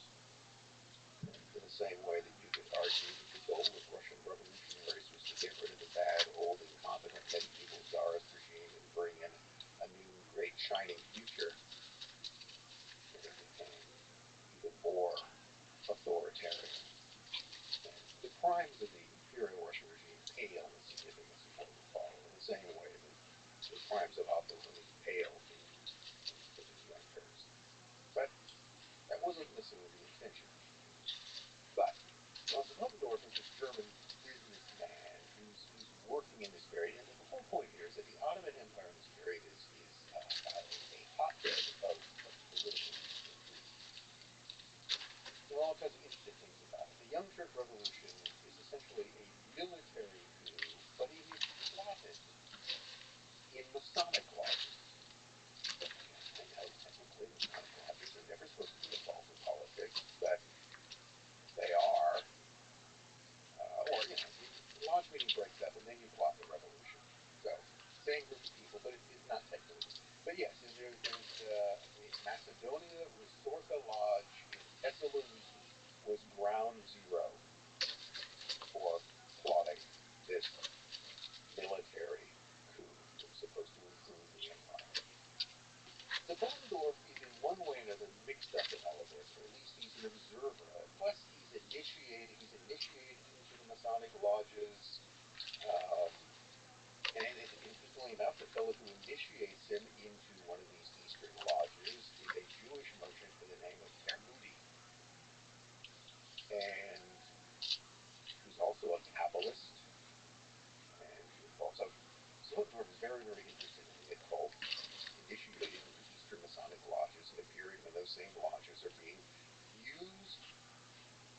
a center for political intrigue. He also apparently is involved in gun running, which in revolutionary periods is, a lot of the money to be made off of that. So he's connected to various dark businesses in a tumultuous time, with connections to politicized Freemasonry and the occult. Now, in the course of the First World War, he returns to Germany. He just shows up. And it would be my operative suspicion or theory that Bodendorf was working for someone. I don't think he just pops up in Munich on his own accord. Why does he leave the Ottoman Empire and return to this place? Who's behind him? Well, maybe no one, but maybe someone, because he does seem to have money that he was consuming. And he comes into Munich and he basically takes over this small sort of occult study group. Now, the interesting thing is that the Thule Society is really just a branch of another existing, what's called an Ariosophist order, a thing called the German Order or the Germanen Order, which is centered in Berlin. But for some reason, he doesn't want his group to be connected by name with the Germanen Order. So Thule Society, Thule in this case is a reference to supposedly a mythical Arctic homeland of the Aryan race. They were all snow people who wandered out of the snow at some point. It's kind of like a frozen Atlantis. So I mentioned these people, the Ariosophists, which is, I have to practice saying that. So what are they? Well, they're a kind of racist Germanic offshoot of Theosophy. And I know I'm explaining one thing to explain something else, but there's no other way to do this. So Theosophy was 19th century, very popular and widely modeled occult belief that was founded by a Russian woman by the name of Helena Blavatsky. She was a medium, psychic. You're supposed to have channelings from the ascended masters. The basic story there, they're all of the ascended masters, which are mystical beings that may or may not have once been human. They live inside the Himalayas, or they float among them on a cloud, and they guide the spiritual evolution of humanity. What Blavatsky did was to take Western esotericism and blend it with Hindu and Buddhist esotericism, which became very, very sexy in the West. Still is. Buddhism attracts a lot of people because, well, it's Buddhism. It's different, see? So, the Mahatmas, the ascended masters, were sending her messages, despite the fact that she was later proven pretty much to be a fraud, writing the letters herself. Nevertheless, people still went along with this doctrine, and it's been widely modified and copied since then. So, an idea in Theosophy was that human spiritual evolution was tied to physical evolution. So, in the case of Blavatsky never said that Aryans, white people, anything out this were superior. She talked about, the different root races, but it just, her version of it is just total gobbledygook that seems to include everyone. I defy you to make much sense out of it. But in the early 20th century, there were different sort of, one of the things that became fashionable, not terribly popular. These are small movements. The idea that, well, Germany is a new upcoming country, and part of this, I think, was really trying to define who the Germans were, because, remember, the German Empire, Germany as a political state, doesn't come into existence until 1871. Prior to that, Germany was a geographic expression, a big one, which described a large area in Central Europe where a lot of people who, wore leather shorts and or something like that, and spoke similar German dialects, were nominally Germans, but they might be Prussians or Bavarians or they came in all sorts of varieties of religion. There was no German identity. Something very similar happened in Italy in the same period. I mean, there weren't Italians. There were Sardinians, there were Romans, there were Sicilians, Umbrians, spoke, again, dialects of a similar language, but had never lived, since the Roman Empire under a single state, and really didn't think of themselves as the same. So you have to create this artificial thing. You have to create Germans. There's now a Germany with an emperor, and so we're all going to be Germans. Well, exactly what is that? Much of it is an artificial creation. You have to decide upon some sort of standard dialect. Okay, we'll decide what that is. Often dialect that only a few people actually speak, and then it will be drilled into children's heads through state schooling programs. So I think this is the kind of milieu that comes out of it. People are trying to figure out what on earth Germans actually were, and the need for some sort of common identity. And, that leads to everything like Wagnerian opera. Richard Wagner wanted to create a German mythical music. So he went back and strip-mined old German myths and cobbled them together into a lot of people standing on stage singing. And that was his purpose. He was a nationalist. He was in many ways a kind of racialist nationalist. And this was his idea of trying to create, out of bits and pieces of the past, a newfangled form of German identity. So, on the more mystical end of this, you have the idea that, well, Germany must have been created for some special purpose, because the Germans must be very special people, and we must have some sort of particular destiny, and then out of this, the direction this is heading, well, we're all part of some sort of master race, with some sort of ties to some sort of great civilization in the past, call it Thule, call it whatever you want to be. They basically just invent things and try to attach those to the past. And so Ariosophy was the Aryanized version of Theosophy. And what this did was to take the idea that spiritual and physical evolution had led to the most advanced form of human beings, which were the Aryans, and the most advanced group of them were, of course, the Germans. And this attracted, keep in mind again, this was not a mass movement. It was very much a fringe movement. Most people weren't aware of it and weren't particularly interested in it. But it had an appeal for those who already had a kind of esoteric bent in some form or another. And this is where things like the Germanen Order, the German Order, and there were other groups. It was only one of many that sort of grew out of. And what it was that the Thule Society, as a branch, the Thule Gesellschaft, was supposed to do was to study this. It was an esoteric study group. Most people would get together and they'd talk about things, probably make more stuff up, and all sort of work around this idea of German Aryans as the most advanced type of human beings, and all wonderful things in the future to behold. And the fact that this was the midst of a war in which Germany was again fighting, as they saw it, for its existence, heightened those kinds of tensions as well. So my suspicion, again,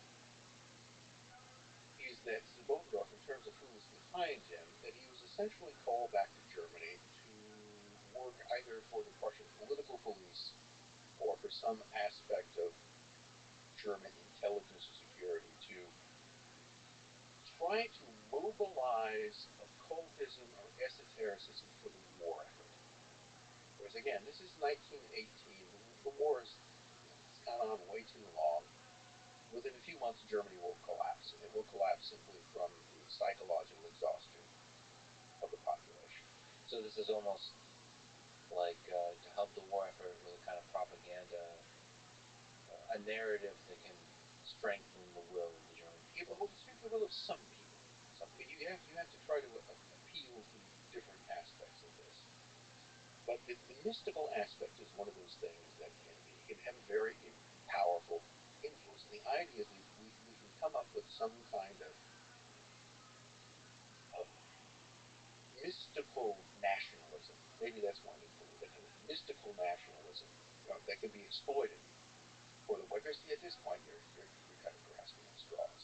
This is a whole period when the Germans are marshaling the last of their forces to launch a series of offensives on the Western Front, the peace offensive, which will initially be successful but will ultimately fail and lead to a collapse in morale. But among the leadership of Germany, it was a recognition, it was that national morale was flagging. And one of the other things that was kind of raising its head was what had happened nearby a year, well, the Russian revolutions, which had now brought the idea, which brought another solution to all of this, the idea of revolutionary Marxism. Here we need to remind ourselves as to where Marxism comes from. Not Russia, Germany. Where was the largest Marxist party? In Germany. And Marx probably expected the revolution to begin in Germany. Where else? I mean, the Soviet Union is not very industrialized. Germany is, and so that's where it would probably. Russia, 5% of the population was industrial workers. In Germany, 40% of the population was industrial. So if any place was like made for Marxism, it was Germany. That's what they like caught on in East Germany so well, because it had kind of come home. And you know, it was a local belief. It wasn't something imported by the Russians. It was a German invention. So the Thule Society, one of the things you can see is the Thule Society was particularly involved in sort of anti-Marxist or anti-Bolshevik agitation. They saw themselves, the Bolsheviks saw them as this whole movement. It was a counter to this. It was a kind of counter-Marxist movement. Can we sort of try to break that apart in a nuanced way? So it was a nationalist movement. The occult was part of the picture, occult racial theories. So there's a racial component, like the Aryan race. So it's not just the nation of Germany. And you take that and contrast it with Marxism, did they also formulate that in racial terms? Did they formulate that in national versus global terms? Like, how do they see this? Marxism formulates everything by class. Okay, people are categorized by class. You're either part of the proletariat, or part of the bourgeoisie, or just, you're either part of the proletariat or just some sort of scum. You're like, he's swept into the dustbin of history. Only workers count. And that was what would make someone who was a nationalist would sort of drive them crazy, because their ideas were trying to create a German people. We're trying to create a common German identity. But what the Marxists are doing is they're dividing Germans against each other by class. German workers hate the German bourgeoisie, German proletariat, as opposed to German capitalists. We're all trying to fight this war together. So that was why Marxism, particularly the form of Bolshevism, was seen as unpatriotic, and of course it was opposed to the war as a whole. The idea that parroting Lenin was that the war was an imperialist war, and the only thing that was good that was going to come out of it is that the imperialist war, through all the crises it was creating, would eventually lead to a class war, and that would lead to it because that would reconcile all of these things. But think of this, there's two very different versions of this. The Bolshevist version, or let's call it the Marxist version of Germany, was going to be a class society in which we're going to have some kind of civil upheaval, which will have Germans fighting Germans. Whereas the kind of mystical nationalism, the almost kind of religious nationalism that Bodendorf and the Thule Society had hitched its wagon to, held that Germans are all part of a single racial family, and that's what must be the most important thing. And that these can be different ways of trying to influence people. It comes down to a matter of political influence. So in a sense, I think that what Bodendorf and the Thule Society was trying to do, at least within Munich, was to use this idea of mystical nationalism as a potential rallying point for some part of the population to oppose these other forces that keep people fighting. The war is lost, though. By November, the Kaiser abdicates, and essentially do take over in Germany. Things come very, very close to following the Russian model. And you even get the Russian version or take on the Bolsheviks, which are the Spartacists, who try and fail to seize power early on. But you do essentially end up with a socialist Germany. And that then leaves, in the aftermath of the war, the Thule Society is sort of the odd man out, although they're still very closely connected to the army. Now, here's one of the things that I find interesting. When you get into 1919, who is it that's paying some of those bills? The army. One thing the German army is absolutely determined to do is to preserve its social position and power.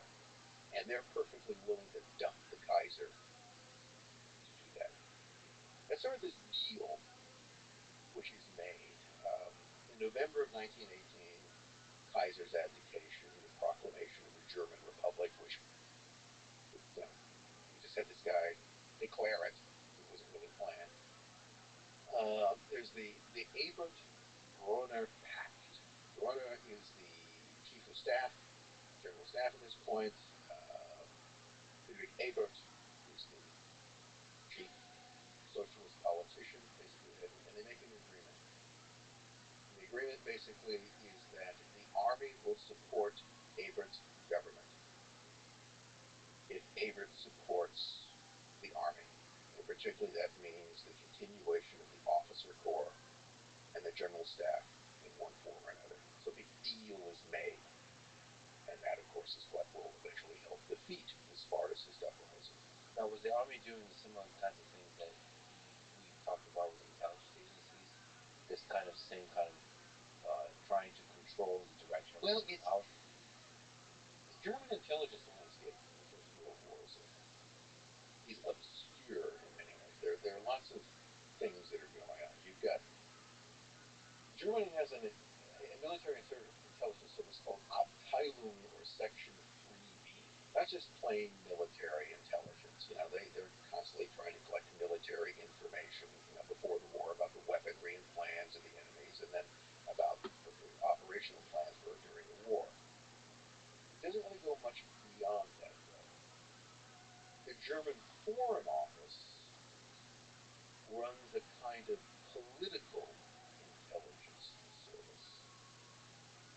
And that's the one which is much more involved in things like subsidizing subversion in Russia, which is one of the things that the Germans sign on to fairly early.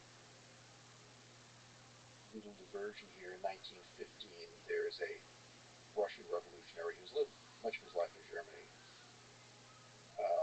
who goes by the code name of Parvis, and he essentially comes to the Germans in Constantinople, interesting enough, in Turkey. He's hanging around there the same time Samotin was there, which I find curious. So Parvis, or Alexander Helphand, is his actual name, comes to him and he goes, look, there's a lot of revolutionaries in Russia, there's a lot of mistrust with the regime, we think that the war will increase the contradictions in Russian society, and if you give me a lot of marks, I can finance this revolutionary activity, and through subversion, I can take Russia out of the war. The Germans are facing a two-front war. That sounds great. We'll use money in order to... But notice what they're doing. German General Staff, a very conservative organization, not a bunch of revolutionaries, are going to finance revolution in an opposing country. They are going to finance revolutionary subversion to take Russia out of the war, which basically works. So that gives you another idea as to what the German military is willing to do. They're not how are you? But they'll pay revolutionaries to subvert another regime. Now you've got the problem is that the revolutionary regime that your money helped bring to power is now threatening to extend into your country. Rabbi. So Yo, big dog. question to the army and for others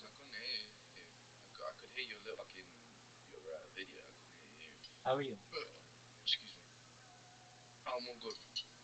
Excellent. How are you? Well, are you going to do some space trucking? Uh, not, not right now. I need to do some stuff on COD. So I All need right. to do All my right. work. Let's see you play COD. Yeah. Word dog, show it to me. Oh, I'll be famous. I'll be famous, yeah. Dude, we're getting there. I created a robot that automatically spams Twitch for me, and it also creates clips and follows people automatically. It's pretty bitchin', man. That does sound bitchin'. That sounds better than it sounds better than the account ones, the monitor the accounts. And now you don't have to reach out to everyone. Now it's doing it for you. Sounds good. Word dog. Is that what it's basically doing? It's reaching out to people. Yeah, it creates clips of them and sends them a notification and all kinds of shit. Ah, don't get banned for it. I don't want you getting banned. Dude, I get banned for it all the People time. I get banned for it all the time, but my bot creates new accounts and then just does it again. Oh yeah, they're gonna have to fucking. Well, can't they device ban you? They don't have that, or if they do, I haven't run into it because they IP ban you, but they don't device ban you apparently. That's quite good though. Oh, I'm in agreement, dog. Because if they could, then you'd be a bit fucked. Yeah, I mean, then I wouldn't try this way. Then I would do something else.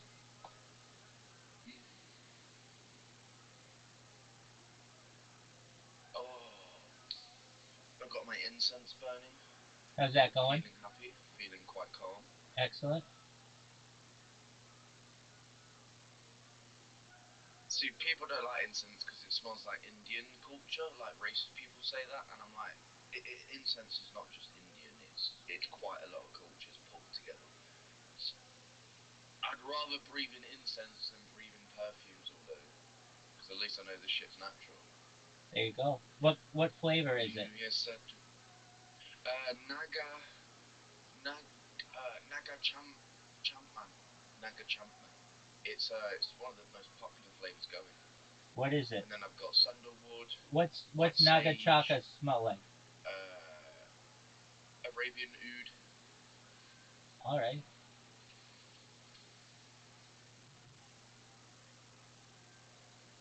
Oh, shit.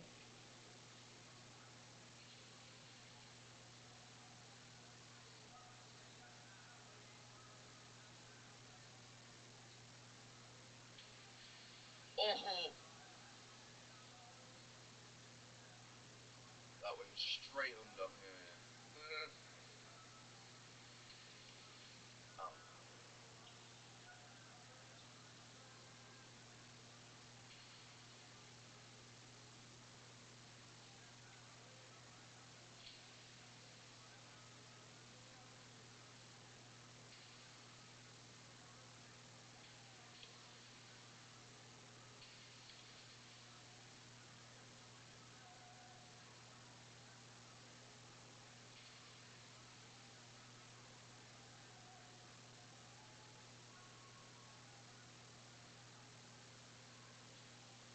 Why you got camera?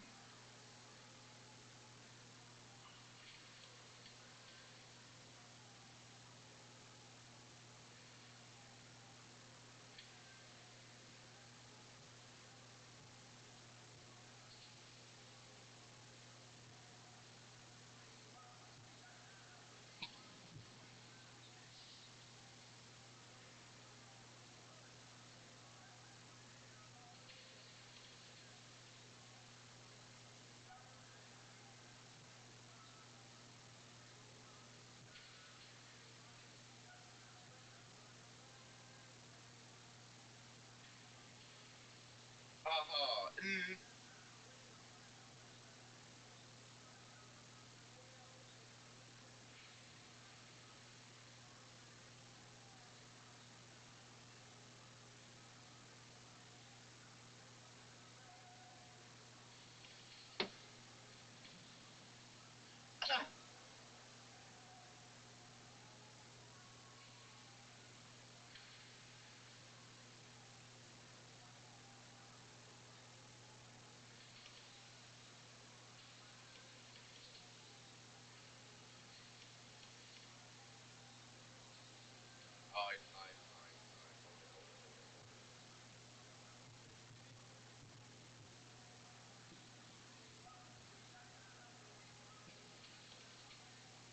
lipo fatty, I lipo fatty, fatty reggae.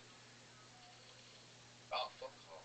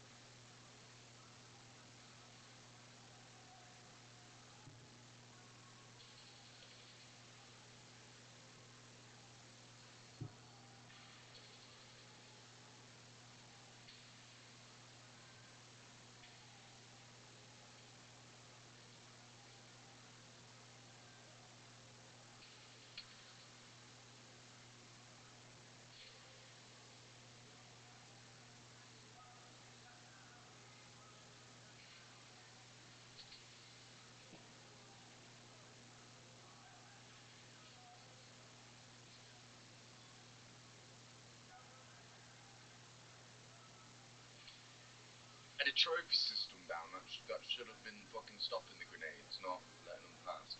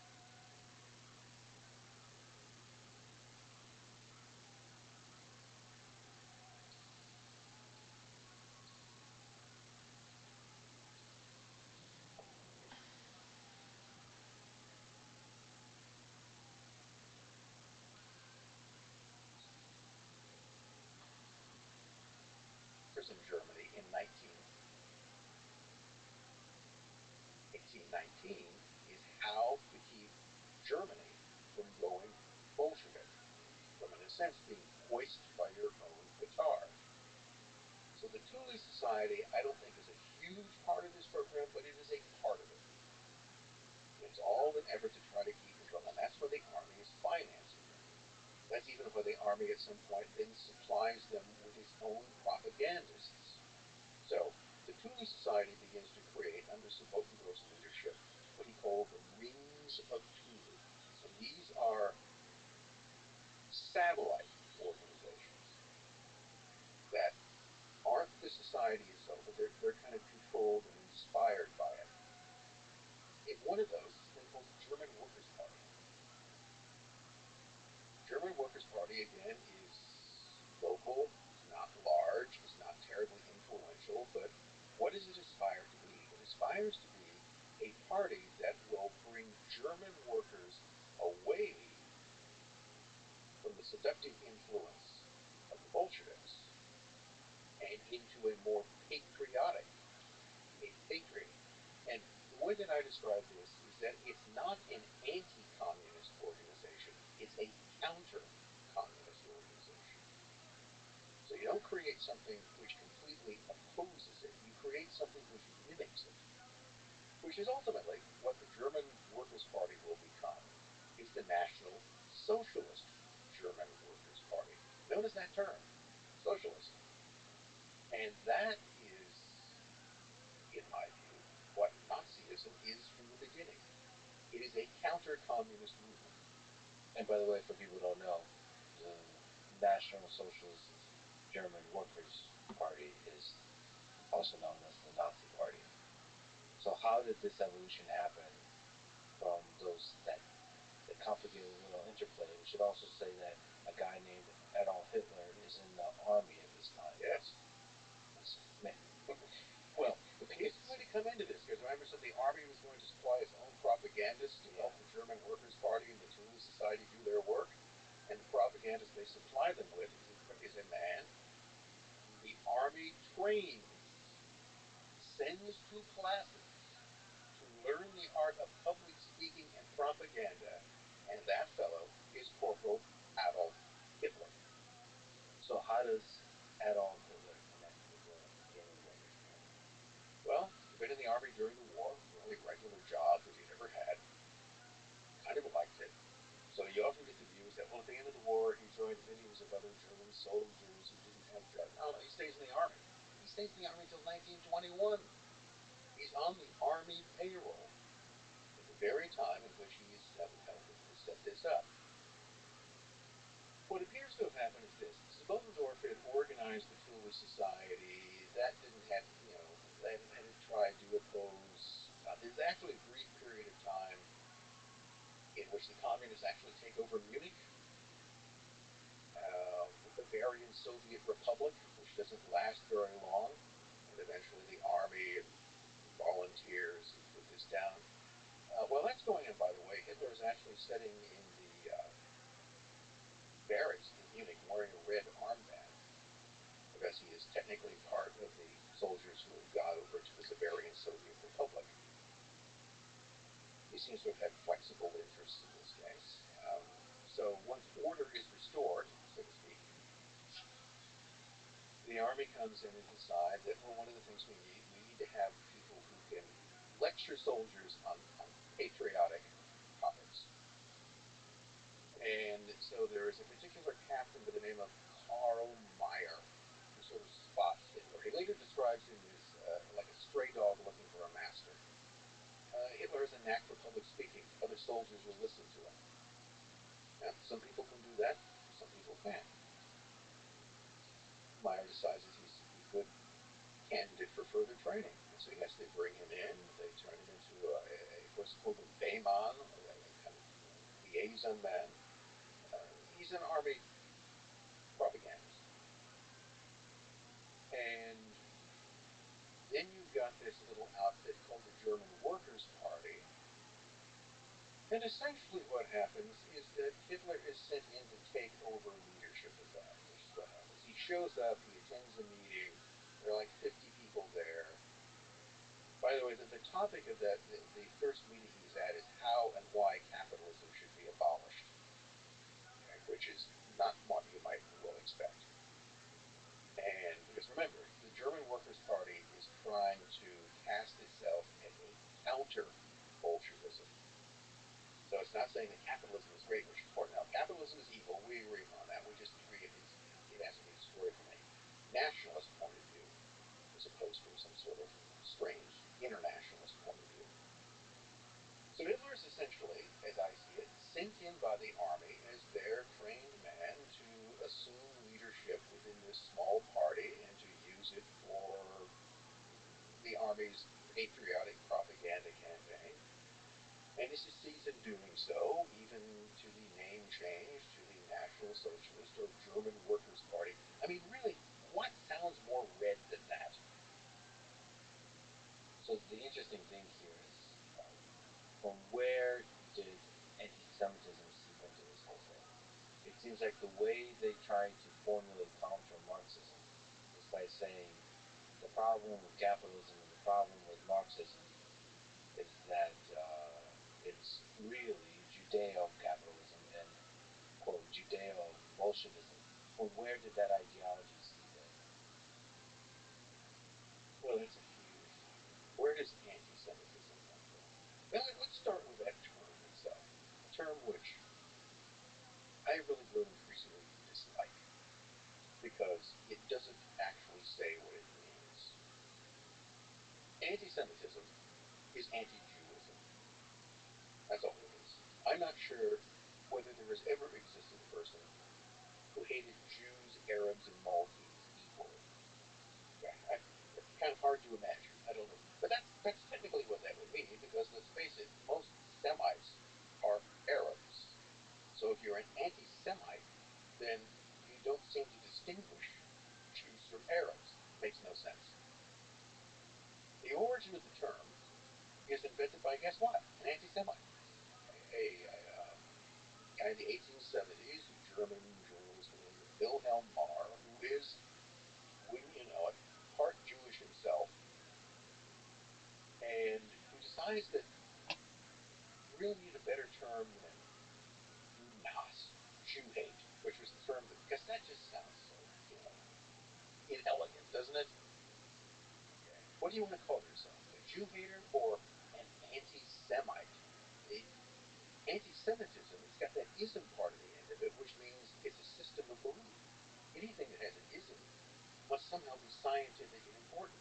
It's all part of the 19th century obsession with trying to bring science into something one way or the other. So we're going to get rid of Jew hate and we're going to turn it into anti-Semitism. And we're only going to be talking about Jews, but we'll never actually say that.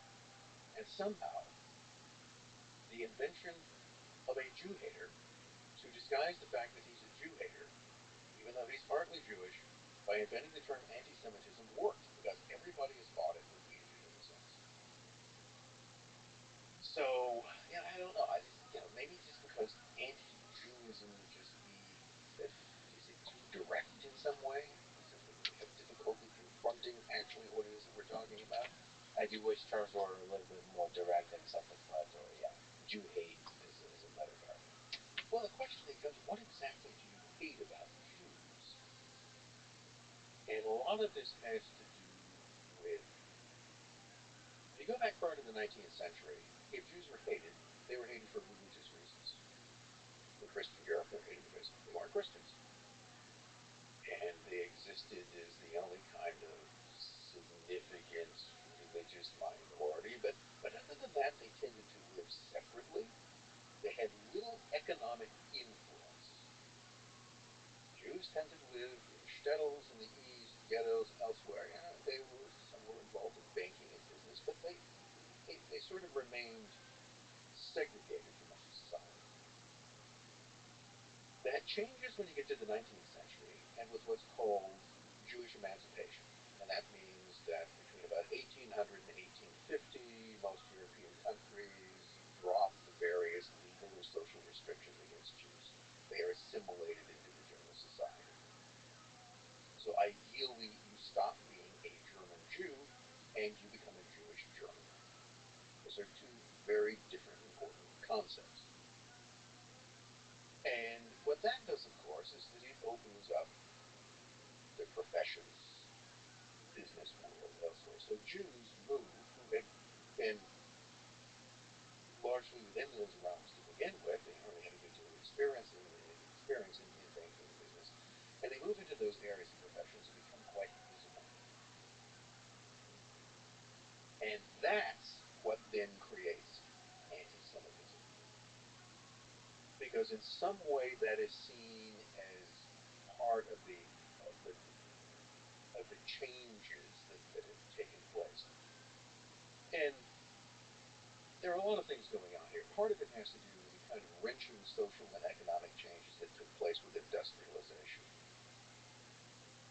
So one of the things to keep in mind is that in the process of industrialization, just like today, whole classes of people were made extinct economically. Craftsmen, for instance.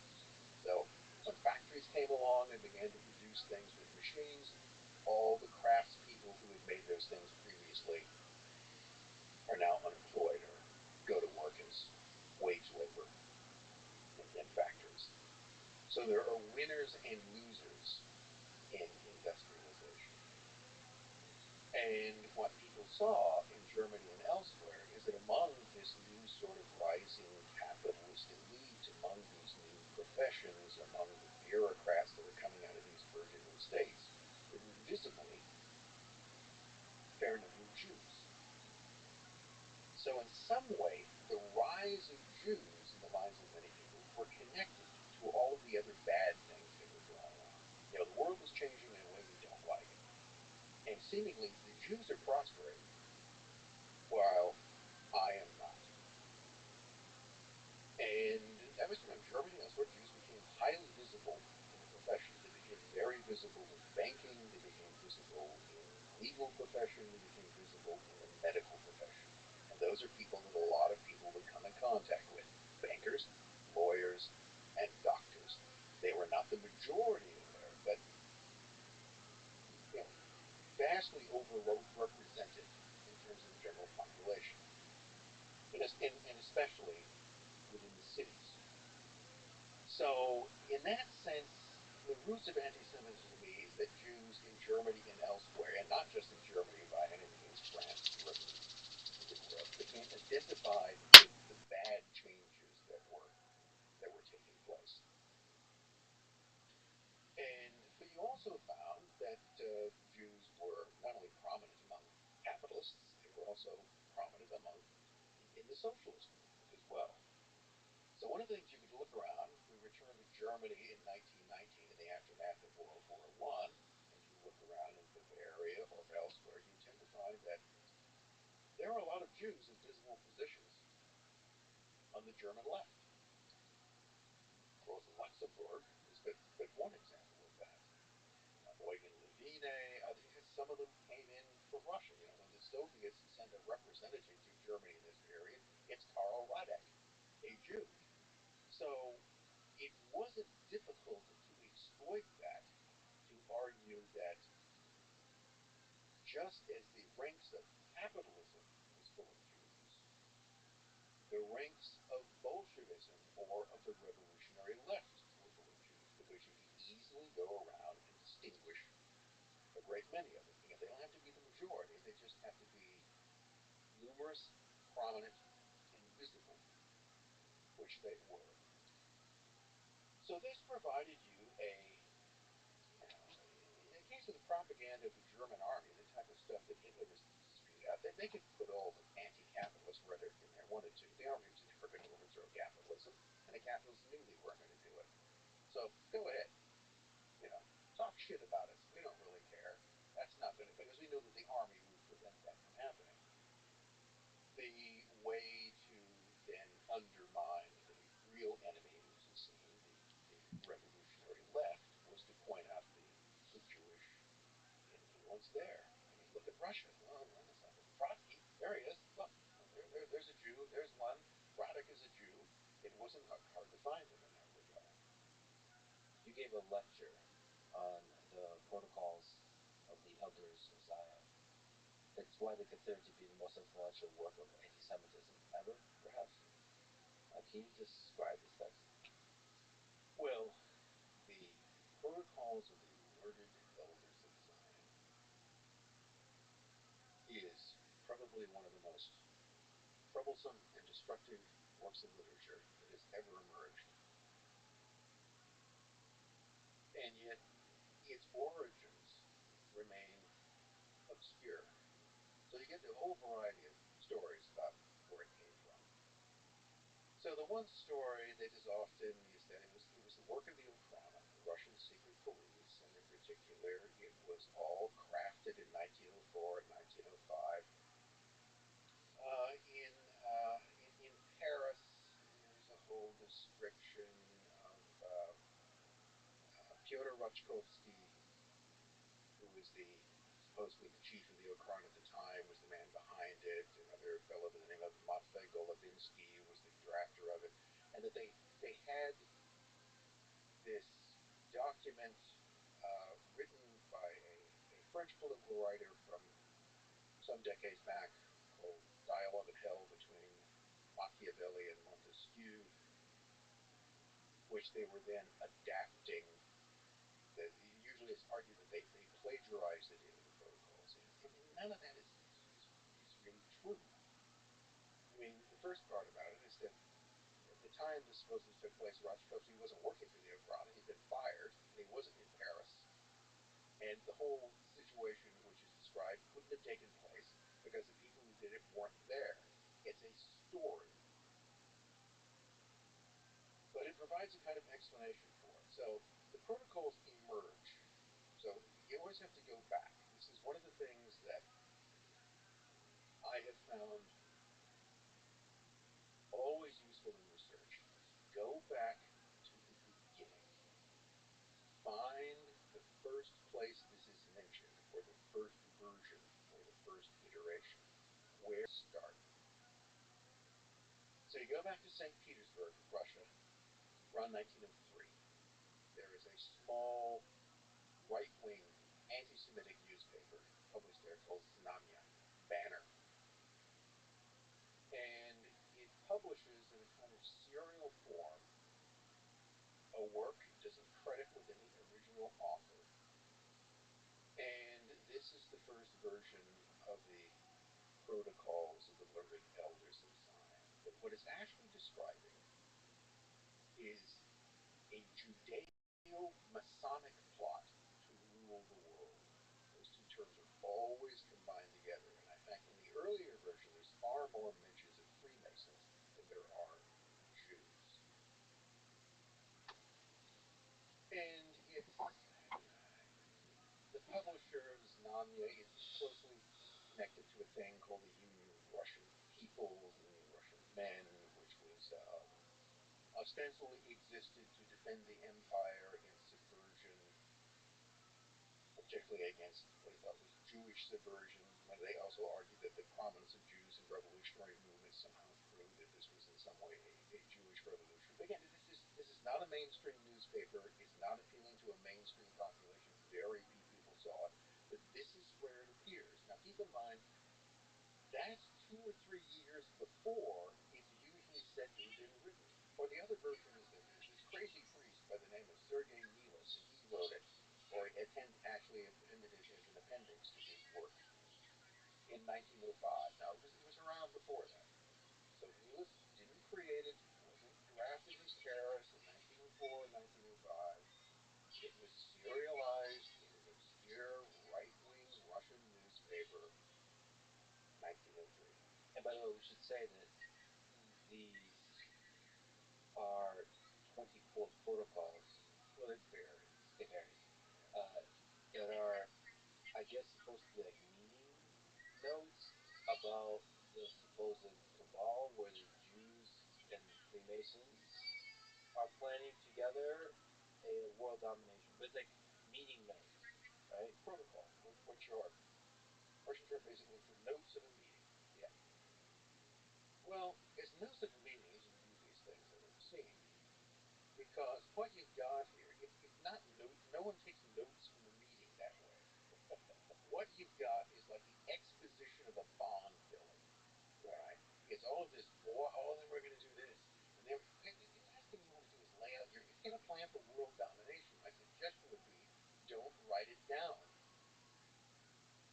So it's not notes of a meeting. It's another sort of narrative or story that's being told. It bears no resemblance to the dialogue on hell between Machiavelli and Montesquieu. But what it is, the best thing, it's not particularly readable in some ways. There was an Italian writer by the name of Cesare Michaelis who wrote a book translated in English called The Non-Existent Manuscript. And what it is that he takes the different versions, starting with the 1902, 1903 versions, and looks through the other ones, and he tries to, in the process, to reconstruct what he thinks the original might have been. But the other thing he does, which was fascinating to me, is that he takes this whole sort of initial text, and in bold type, he indicates the paragraphs, but more often sentences or phrases that appear to be identical from the Joly work. And they're just scattered throughout it. There's no particular rhyme or reason to it. You don't plagiarize that way. I mean, who does that? Sentence here, sentence there.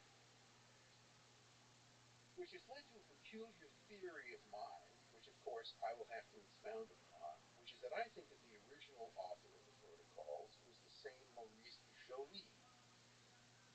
I think what someone stumbled across was a work which he wrote and never published, and which he just drew. It's exactly what someone would do working from your own kind of material. Because I've written things and then taken what I've written and then sort of repackaged that into something else. Suddenly here, suddenly Yeah, there. the same sort of thing comes out. Only sort of bits and pieces of it remain. So why would Joly have done that? Joly was, we're talking about a man whose career basically spanned the 1850s to 1870s. He's an obscure figure. I'm not even totally sure he existed. I mean, but it's one of those things you go looking for him. I love that you're a scholar of people that just kind of emerge out of like the darkness. They just come from nowhere. And there's your karma there also. But we should also say this was, I guess, the original would be written. I mean, what's the language of the original? Russian. Russian. But my hunch is that that's adopted from the French. First of all, they're constantly harping on Freemasons, which wasn't nearly as a big idea there. If you go back to France in the 1890s, there's some big scandals. Well, there's the Dreyfus scandal, where we got that, all right, where you've got a Jewish officer on trial for being a traitor, all right. So that was part. So you bring in the whole Jewish element, Jews is disloyal, Dreyfus case, 1894. Earlier, you had the Panama scandal, which was this huge investment scandal when the Panama Canal Company in Paris collapsed, and again, many of the major players in that were Jewish financiers. And then you've got the Taxil hoax. So the Taxil hoax was the work of this guy. His real name was, I think, Johan Paget. He was kind of a French journalist. He started out writing porn. So when he wrote things like Sex Lives of the Popes and the Erotic Bible and various things of that kind, he was a Catholic, wrote with the Catholic Church, wrote bad stuff about the popes, and apparently became a Freemason for a while, and then supposedly recanted his evil ways, went back to the church, and then under the name Leo Taxil began writing these whole series of articles, basically arguing that there was a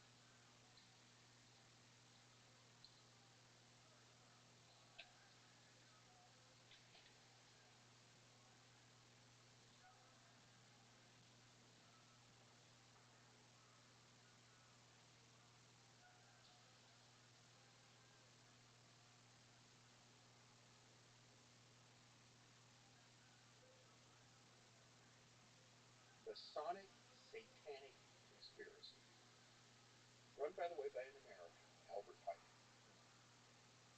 And this also included child sacrifice. It's got Pizzagate in it as well, by a high priestess, Diana Vaughn.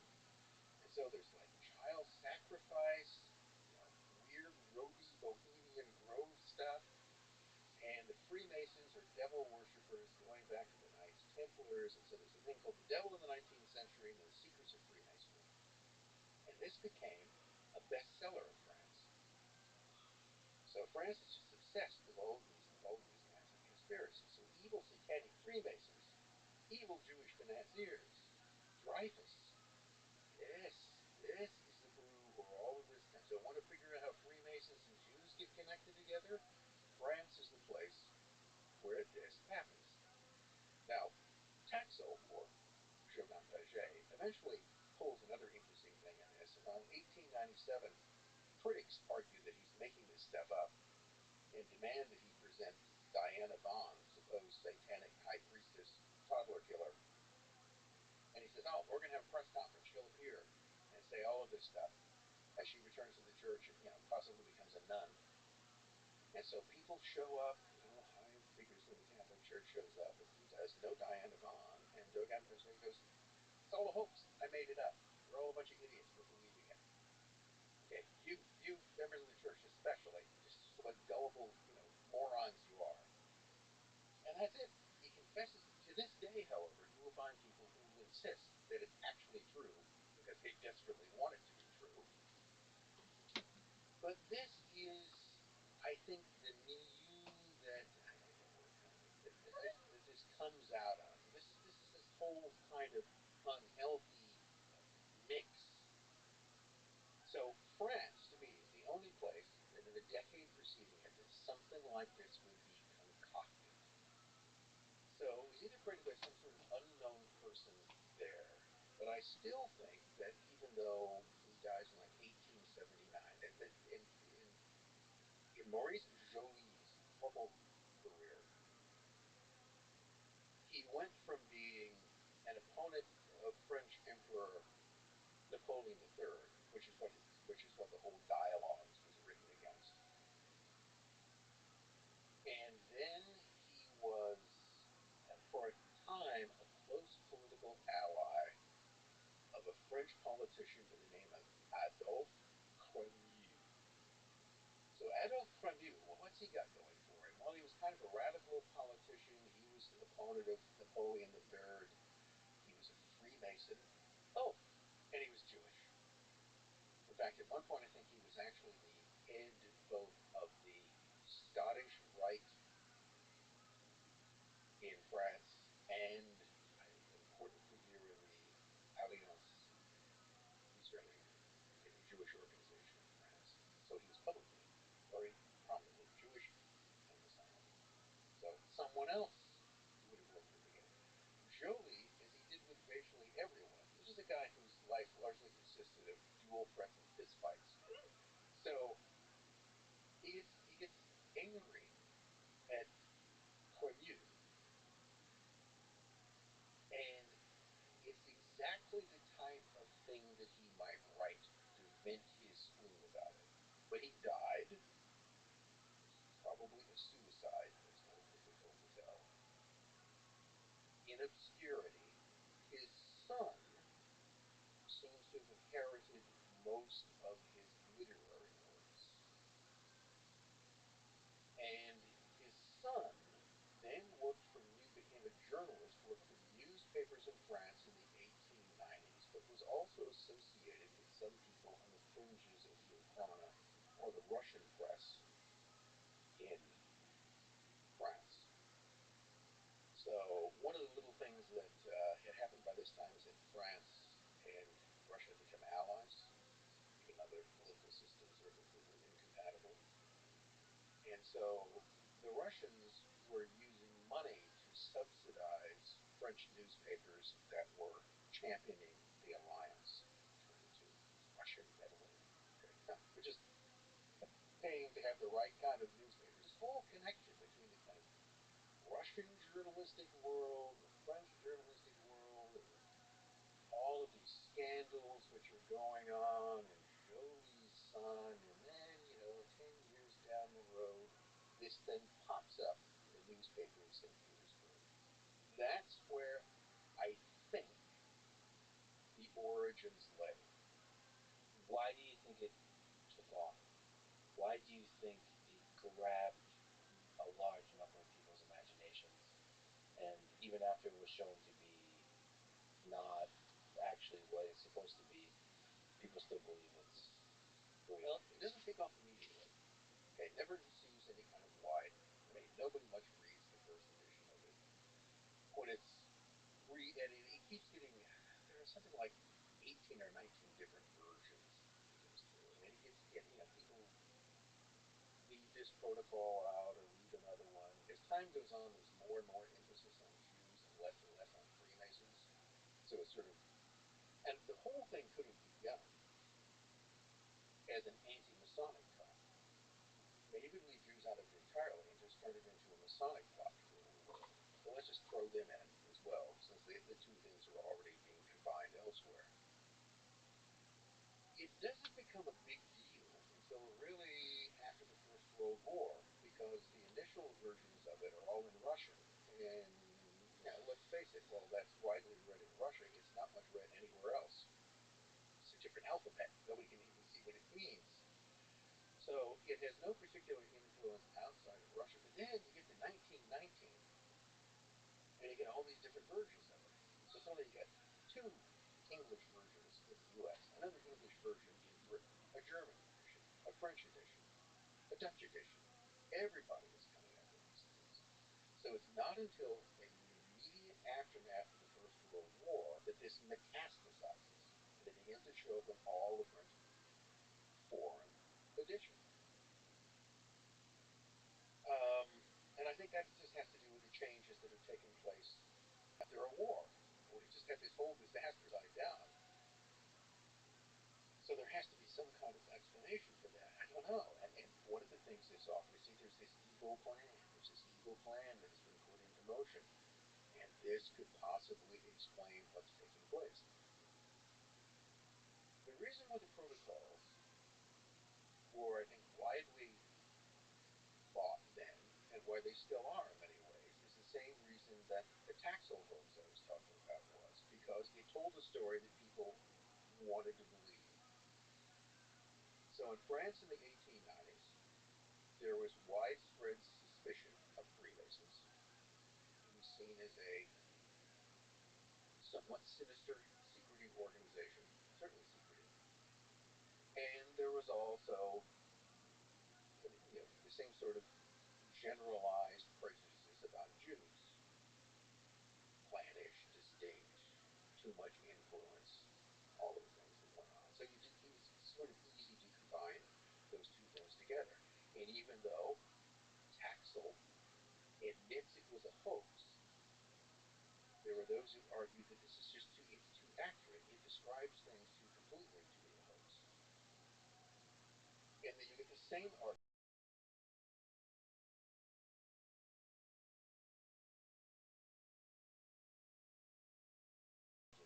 In fact, I've heard the same arguments with the protocol. I don't even buy this as an example of plagiarism, because you can't actually prove what's being plagiarized in any sense. To me, the protocols are a prime example of what I call a turd on a plate. These things crop up. I have to explain that now. Yeah. That I have to. What is a turd on a plate? Well, a turd on a plate is a turd on a plate. Suppose you come in and there's a plate sitting on the table and there's a turd on it. Yeah. Now the first thing you're going to wonder is that a turd? Is it a human turd? Where did it come from? Why would someone poop on a plate? There are all these questions that come to mind. It makes no sense. But that's what you come up with. It's just there. Right? I don't know where it came from. I don't know why. But there's a turd on a plate. And that's what the protocols are. They're just there. But the reality is, just like with the turd on a plate, you take a picture of that in modern day and it becomes a meme, becomes viral, becomes a joke on all social media, and now it's viewed by tens of millions of people or whatever. It becomes popular. So wherever the turd came from, it did captivate the imagination. Yeah. It did speak to something. Because it seemed to provide an explanation. Can you just speak to Jew hatred? Is it just an accident of history? Why was it the Jews versus the Freemasons? Is it the collective mind searching for a small group to blame for the pains of civilization, and then Jews just happened to be the thing that was selected at that moment in history? It goes all the way back to the Greeks. Let's blame them. So one of the first occasions you find the idea that Jews are a distinct, mean-spirited, nasty people goes back to a Greco-Egyptian historian named Manetho. This is around, I think, 300 BC. Early. Can't even rope the Romans into this one. So Manetho is trying to write a history of the dynasties of Egypt. I think his history of the dynasties of Egypt still is one of the basic works in this, but he tells this whole story, which essentially describes the kind of first blood libels that the Jews, to celebrate their various religious holidays, would capture Greeks and fatten them up in the basement and then slaughter them and eat them or drink their blood or do something. Yeah, it's just this sort of earlier version of that kind. Also, I think it repeats the sort of Egyptian version of the Exodus out of Egypt, which is quite different than the biblical version. In this case, the Egyptian, they worked they stole all the stuff out of the Egyptian palaces and ran off into the desert. The Jews stole all the stuff and ran off. Yeah, Hebrews robbed the Egyptians. They were taken in. We took them in and sheltered them, gave them jobs, and then they stole all the jewelry and ran away. We didn't even chase them. We were glad to see them gone. So it's a different narrative on that story. But it essentially portrays the Jews as being hostile. That they don't like other people. They're contemptuous of other people's religions and the rest of it. And see, the Greeks tended to think of themselves as being extremely cosmopolitan. Now, the Greeks run across people worshiping other gods. They go, oh, this is just our gods under different names. Everything was sort of adjusted into their landscape. So you end up with that kind of hostility, which was there at the time. And that was probably influenced also by some of these earlier rebellions that had taken place in Egypt. During the Roman period, you not only have the Judean rebellion in 70 AD, but you have a couple of other uprisings in North Africa. And very bloody affairs. And in some cases, Jews begin massacring other people around them. They start killing the Greeks start killing them. So there was a fair amount of, from that period on, a certain amount of bad blood, of mutual contempt between Greeks, or between Hellenes, between the people who became Hellenized, as the Romans were moving, and the Jews.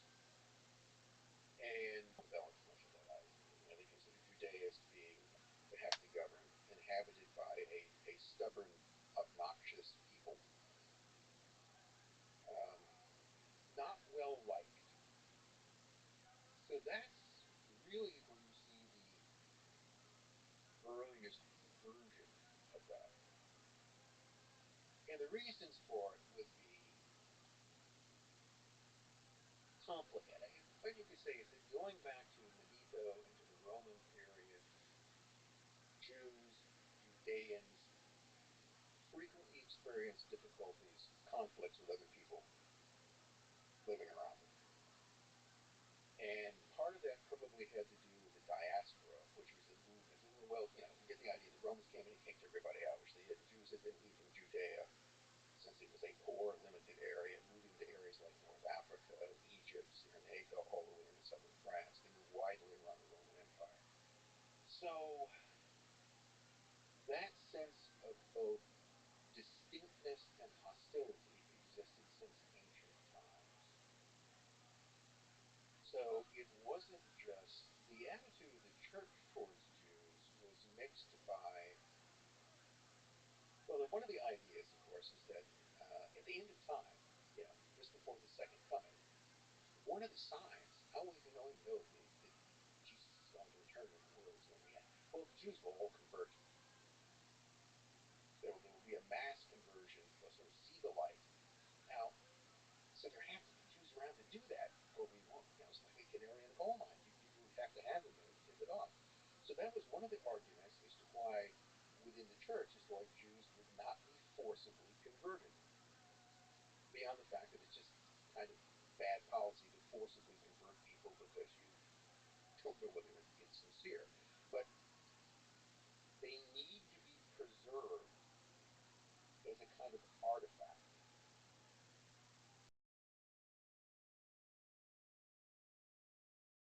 Which will then redeem itself at the end of time. It's not something which is encouraged, it predates Christianity. And then Christianity, of course, in its own way, just sort of plagiarizes the whole Jewish thing, doesn't it? I mean, I hesitate to use that term, but that's what we do. It's just like, well, we're the Jews now, okay? You used to have a unique relationship with God, but now it's been passed over to us, and so, thanks for the Bible. I can remember that. On my mom's side, I was periodically exposed to Sunday school. And pretty much the Old Testament was always presented as if somehow it was the history of, like, for lack of a better term, Europeans in some way. It was sort of a Christian history. It was all the prequel to that. And there'd be some sort of knowledge of the rest of the term Hebrews always used, never Jews. So, the ancient Hebrews, and somehow the Hebrews just sort of became the Christians, and I don't know, the Jews just got, they didn't get a memo or something? So it's basically like Christianity, the prequel, is the Old Testament. Well, they just sort of took over. Okay. We have the special dispensation now. Thank you very much. You're an artifact. So it's interesting. So this whole narrative that I would say is this is kind of like a viral meme. Started, as you described, in 300 BC, and just carried on in various forms, and morphed itself, and arrived after the Industrial Revolution into it in a new form to the 19th and 20th century, and then somehow captivated everybody's imagination. I think that modern anti-Semitism is very much a creation of the modern world of the Industrial Revolution. It's largely a creation of Jewish emancipation. It's the nasty flip side of that. All of the restrictions are thrown off, but now also you become the focus of much more attention than what you had before. Prior to that, you had the kind of ghettoization, which worked both ways. I mean, there were rabbis who praised the ghetto as a protection of Jews against the outside world, because inside we can live our life as we wish, and we are unmolested. Whereas if we were, the great fear is that if we were sort of absorbed into this larger world, we'll lose our identity. That sort of question comes up in the 18th century in things like the Haskalah movement in Germany. Because the German Jews were always at the sort of cutting edge of assimilation and modernity. Moses Mendelssohn is an example of the arguing that, we just need to become Germans. So, as much as possible, synagogues should look like Lutheran churches. Everything, things should be given in German, and that's the way we need to become Jewish Germans. We don't want to become a kind of group of people who are apart in that way, and that has created great tensions ever since. One of the essential points, it seems to me, in anti-Semitism, anti-Judaism, is that all the Jews are in this together. Isn't that one of the things? Okay, they're always talking about is that they're collective. Jews this, Jews that, as if it's a single single undifferentiated mass of people who all move and speak in the same way. From my personal experience, not being Jewish, I'm incredibly diverse. In many ways, really, one of the things that anti-Semitism proposes is a continuity or a singularity of Jewish identity that never existed. Just like you said, in one hand is a good story, in the other hand is the truth, and oftentimes the good story wins out. And there's something about the idea that there's a cabal of people, whatever they are, in this case our discussion is Jews, seeking world domination, controlling everybody, is somehow a compelling story. It gives us a direction of a people's to fight, of a people's to hate, on which we project our pain. Because life is difficult. Life, for many, for most, is full of suffering. And so we channel that suffering into hatred towards the other. Maybe if we can just zoom out, what do you, from this particular discussion, learn about human nature that we pick the other in this kind of way? And we divide each other up in groups and then construct stories, and like constructing those stories, and then become really viral in a sense into us. And then we channel the hatred. We use those stories to channel our hatred towards the other. Well, Jews aren't the only recipient of that. I mean, anytime you hear people talking about Jews this or that, white people this or that, black people this or that, Asians this or that, where they're an undifferentiated mass who apparently all share something in common. Well, nobody's really thinking. And the other thing you'll find is that people who express those views when pressed will argue that, oh, well, this, if they actually know anybody who knows Jews, then they're okay. It's like Nazis. Oh, they go, this is an okay Jew. They're all right. They're always constantly making exceptions. And what they actually meant an actual human being, and they seemed to be fairly normal, well, they were okay. So what it was that they hated weren't actual people for the most part. It was just this kind of gollywog vision that they had. You're not even talking about real people. I don't know. What does it tell you about human nature? Well, okay, in 70-odd years, what have I learned about my fellow creatures? One, I don't actually understand them any better than I ever did. In fact, less so. Okay, I would say this. When I was 17, I thought I had the world much more figured out than I do now. But, it seemed to make much more sense when I could categorize things. Basic take upon human beings, most people, most of the time, are polite, cooperative, and kind until they're not. And the exact tipping point and moment in which they go from one to the other is unpredictable. God, that's brilliantly put.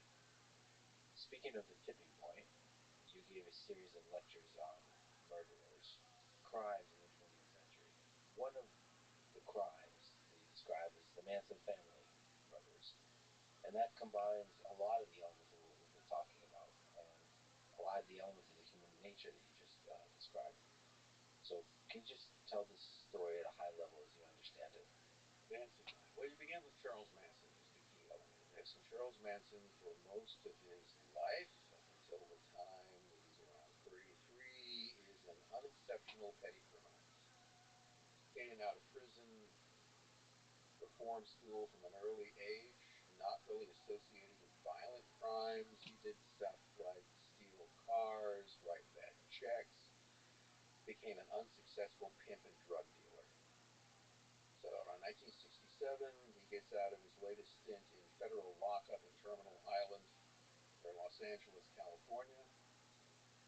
By that time, he's learned how to play the guitar, has ambitions to become a musician, and also has proclaimed himself a Scientologist. Not that he ever seems to have practiced, but that's what he reclaimed that he was.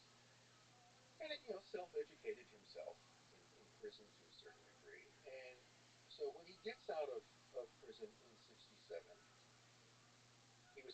prisoner. He behaved himself, you know, and it seemed, you can sort of imagine his life was going in a completely different direction.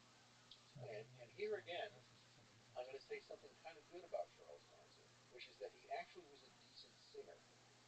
If you really sort of listen to some of the stuff he did, he's not a great singer, but he could have, other people got recording contracts with less talent than he had, and he could play a guitar. The Beach Boys actually do record one of his songs without him. How would you evaluate his painting compared to Charles Manson? Well, you're supposed to say it's terrible. Okay. Okay. It looks average to me. Yeah, landscape. I mean, if you didn't know it was Hitler, yeah, would you? I don't know what the Google will say about it. sorry for the distraction. It's just, it's an average painter. That's what it was. It's nothing like crazy genocidal maniac painting. You don't really have those. So Manson, he could have done that. He probably could have, he made certain inroads into the music industry, and if he hadn't been such a weirdo, he might have gotten further with it.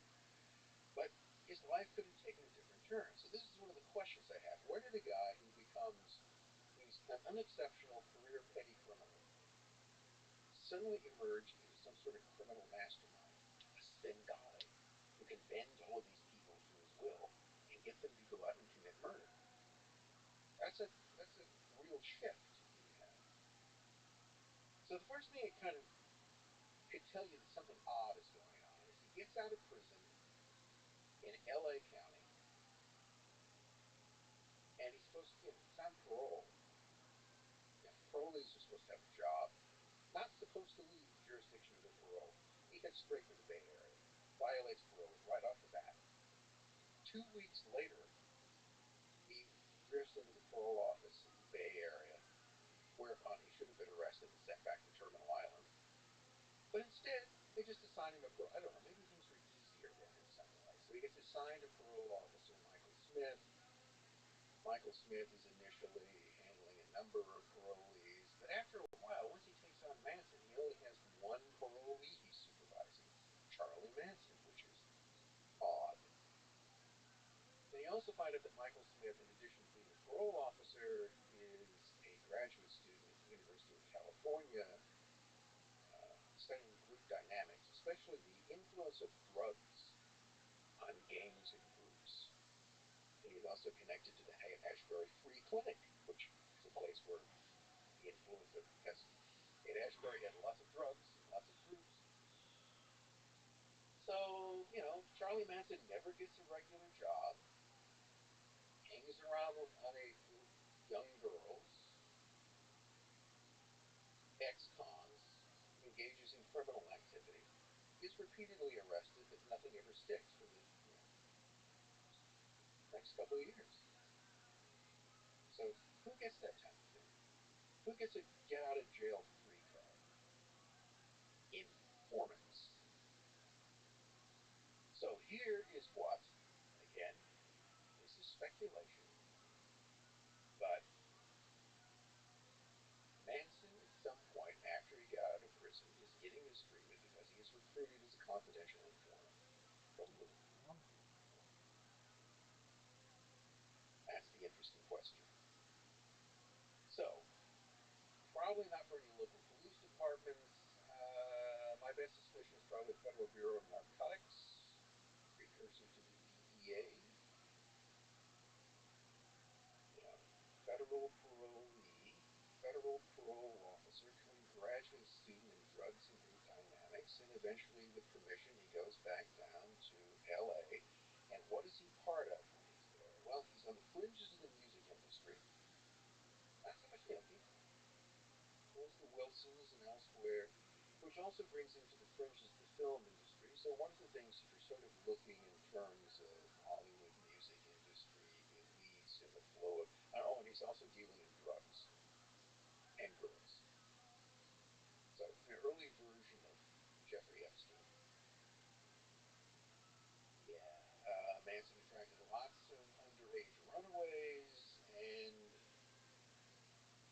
trained them, used them, also associated with biker gangs who produce the drugs, etc. So that's part of it. He's an transformative, illuminative drugs, basically within the film and music industries. And he's given pretty much a kind of free rein at that point. What then happens in August of 1969 is that there are these murders.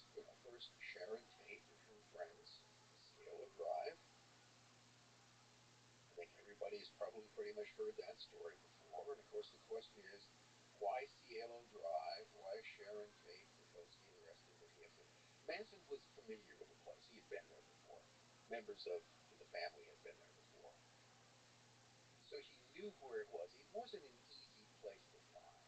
I mean, the way that the original house is no longer there, but the same sort of property in the house is built there. And if you didn't know where it was, it's not some place, let's just go for a drive in the Hollywood Hills and murder people in a house. Well, that isn't one that you would come across. There are lots of connections there. Wojtek Bukowski, who was one of the people killed at the Cielo Drive house, was involved in drug dealing. That's a possible connection between the two, probably a fairly likely one. Probably not unfortunate for Sharon Tate at all. She was probably in the wrong place at the wrong time. Her husband might have been. You never know. And then the next night, after the slaughter there, which, by the way, Manson is not at. This is one of the interesting things about him. Charles Manson doesn't even kill any of these people.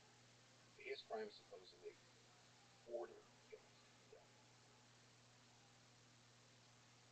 He supposedly thought that the killings at the Tate house were sloppy, and he was going to give everybody a crash course on how you apparently commit seemingly random murder. So the next night, he takes a group of people over to the Babianca's house in a different section of L.A. And you got Rosemary Babianca, guy who's a grocer. His wife owns a dress shop, upper middle class. And, they're bound, gagged, and hacked to death. And as at the Tate residence, various things like piggy are written, various messages in blood, things that are supposed to look like cat's paws, because one of the groups trying to be framed for this with the idea was the Black Panthers. So the general story that comes out in the subsequent trial is that this was all a part of something called Helter Skelter, which Manson supposedly was an idea that sounds like a Beatles song, and that's where he got it from. He thought the Beatles were talking to him through their music, and that there was going to be an apocalyptic race war. And this was all part of the plan to set this off. So this is why the Black Panthers were trying to be implicated in this. Although how it was supposed to do that is never really explained. Here is what I think really happened. What really happened, and now I think it fits together. Before Sharon Tate and her friends, or the Babiancas, were killed, there was a murder by members of the family, or some of the same people involved in the later killings, of a musician, drug manufacturer by the name of Gary Hinman. So Manson again was involved in the drug trade. And Hinman made them. He was a cook, basically. And he brewed them up in his basement, sold the drugs to Manson, who sold them to biker gangs like the Straight Satanists, which was one of the groups that he used, and they distributed them elsewhere. Well, one day, the Straight Satanists show up and complain that the last batch of meth, or whatever it was that they got from Manson, had made some of their brothers very, very ill. And they were quite unhappy about that. So they wanted their $2,000 back. Manson had gotten those drugs from Gary Hinman. So he is unhappy. He sends Bobby Beausoleil, a couple of the girls, over to Hinman's place to get the money from him. As the story is later related, I think, by Susan Atkins, Hinman denied that there was anything wrong with his drugs and refused to pay up, which led to a interrogation torture session in which he was killed. And the idea was here, what are we going to do with it? One of the other drugs too were, guess what? People associated with the Black Panthers. So we'll leave and decides to drive it up the coast. By the way, with a bloody knife with Hinman's blood and hair on it, and the road, and he decides to sleep it off, and he gets busted. So, find Hinman, body, find Beausoleil in the car with a bloody knife, and he gets arrested. So Beausoleil was very popular with some of the girls. There's consternation in the family that Bobby has been arrested. So how can we possibly get Bobby out of jail? Copycat killings.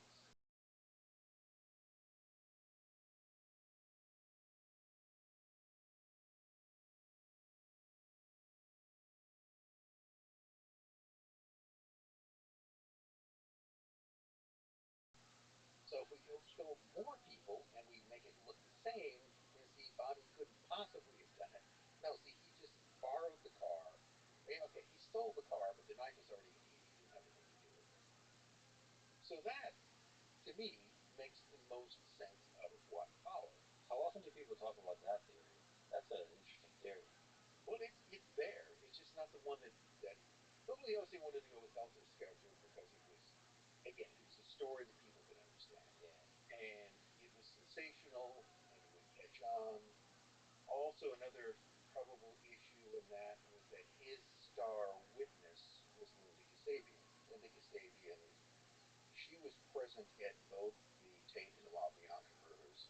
She didn't participate in the killings, according to her. So she drives the car, but everybody else talked about what had happened. Well, okay, she turns state's evidence and gets total immunity. I mean, case is based. Now, if you start throwing into the equation that she proclaimed her love for Bobby Beausoleil, and that she, according to others, was the chief proponent of the copycat killings, well, then that would get messy. Now, there's one guy at the end of this. It's Charles Manson.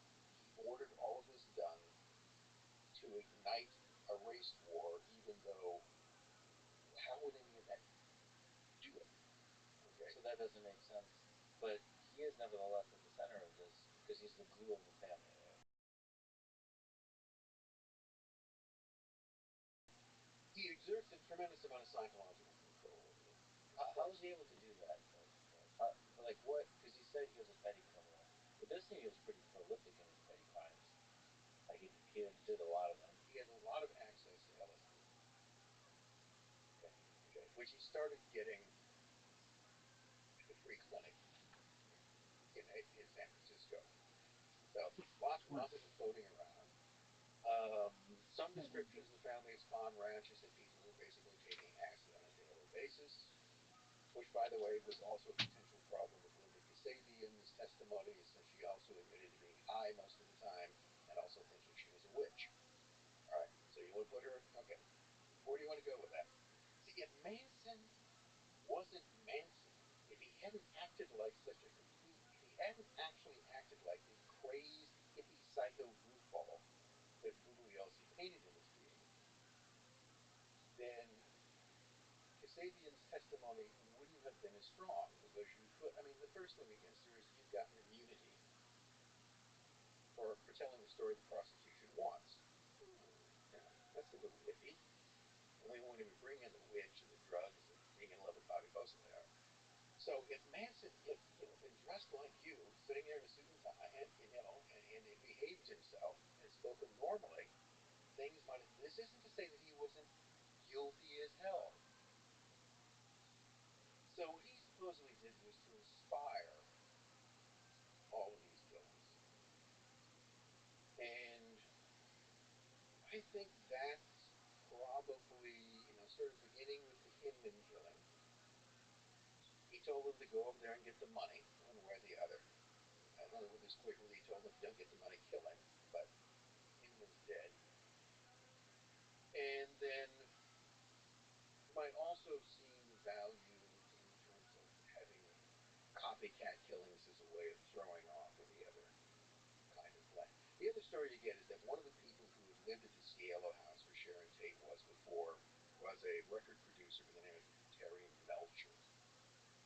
Melcher supposedly, as the journal story goes, had welched on a deal with Manson in terms of a record contract. He screwed over Manson in some sort of a record deal, and Manson wanted to get revenge and sent them to kill everybody in the house.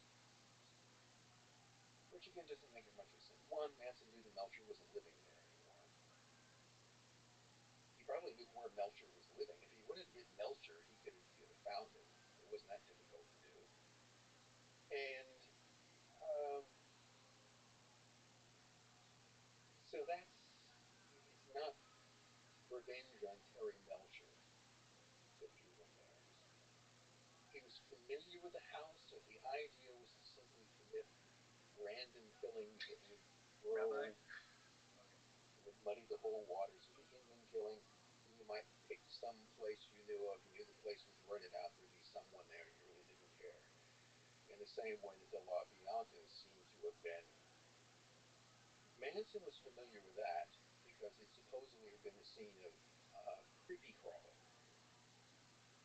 This is those interesting things that family would be talking to. Creepy crawling is when you sneak into somebody's house at night while they're there asleep or when they're not there, and you move things around. So when they get up in the morning or they come home, they'll suddenly notice that someone has been in their house, which will freak them out, which is the whole point of that. But it doesn't seem like the murder or the creepy crawling is the creepy crawling maybe. It doesn't seem like the murder. Some of the other people you covered, like the Zodiac Killer, the murder is the goal. Maybe there's some psychopathic kind of artistry to the murder that the Zodiac Killer had and the messaging behind that. Yeah. It seems like with at least the way you're describing it with Charles Manson family, the murder was just they just had a basic disregard for human life, and the murder was a consequence of just operating in the drug underworld. The Mansons set up a kind of base in the called the Spawn Movie Ranch, which is an old movie ranch on the northwest edge of LA. And they just kind of camped out there. He used the girls, in particular Squeaky Chrome, to get the owner and operator, George Spahn, to let them hang out there. And basically, she slept with him, and he was perfectly happy to let them hang out. They also had a place out in the desert that they had. They dealt in credit card fraud, stolen cars. It was kind of a chop shop that they went out of the place. So he had a fairly good little criminal gig going, which with the protection he had probably would. The one thing they couldn't cover him on was murder. Do you think there was, if he was an informant, do you think there was still a connection between DEA and FBI, CIA, whatever, with him throughout this until he became the murder? The real question is, there's a book written on this by Tom O'Neill called Chaos. I'm not sort of saying it's the easiest thing to get through. There's a lot of material there. I don't think O'Neill necessarily knows what to make of some of the stuff he came up with, but he does a very good job of sort of demolishing the whole Bugliosi narrative. And one of the people he mentions is a name that I had run into elsewhere, so I really paid attention to it when I saw it again. And the name is Reeve Whitson. Reeve Whitson shows up on the fringes even though he has no judicial functions. He sort of hangs around Bugliosi and the prosecution in some sort of a fight. He's just kind of there. In the same way that he was one of these guys, he grew his hair kind of long, wore bell bottoms, hung around the music community and elsewhere in Hollywood, but no one could tell you exactly what he did. I know what he did later. About a decade later, he shows up as a CIA officer in Central America. So, Reeve Whitson, later in his career, is CIA. What was he in 1969? What is he doing in this? The other thing about it is he appears to have been the person who called. There's no question that when the bodies at Cielo Drive are discovered. So the general story is that Sharon Tate's housekeeper shows up around 8:30 in the morning, finds the place scene, and goes screaming next door. But there was another fellow who knew the owner of the house, this photographer, last name would be Patami. He gets a call earlier in the morning saying that there have been murders there. And the person who was calling him was Reeve Whitson.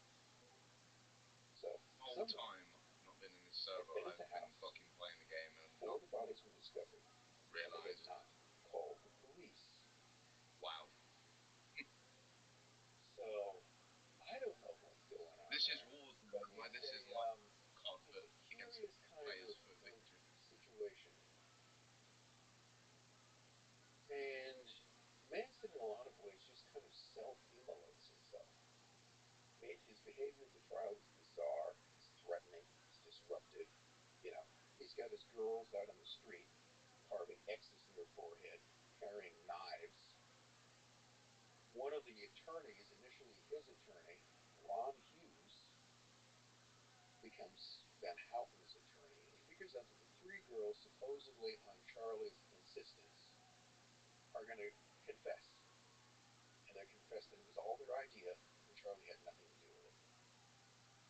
Hughes doesn't like this because his defense for her is that she was under his influence and therefore not responsible for her own actions. He was having psychic control, so he refuses to go along with it. There's a break in the trial. He goes camping up in the mountains with some friends, disappears during a rainstorm, and then some months later his decomposed remains are found. Rumors, always the rumors. Okay, what would history be without rumors? Mm-hmm. Tell that see, members of the family they were pissed off at Ron Hughes because he messed up Charlie's idea to get in office, so they killed him. Well, maybe they did. Maybe he drowned. That's absolutely impossible to say. You got that kind of story. There's a guy named Juan Flynn who was an employee at the Spawn Ranch. Didn't like Manson. Held Manson responsible for the murder of his boss. He would testify that Manson told him that he had ordered all the killings, and that Manson also admitted that he had killed 35 people.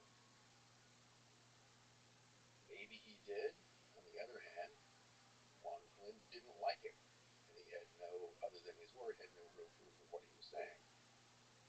So, please understand me in this case is that, unlike some people who argue that Charles Manson got a raw deal, I don't think that's the case.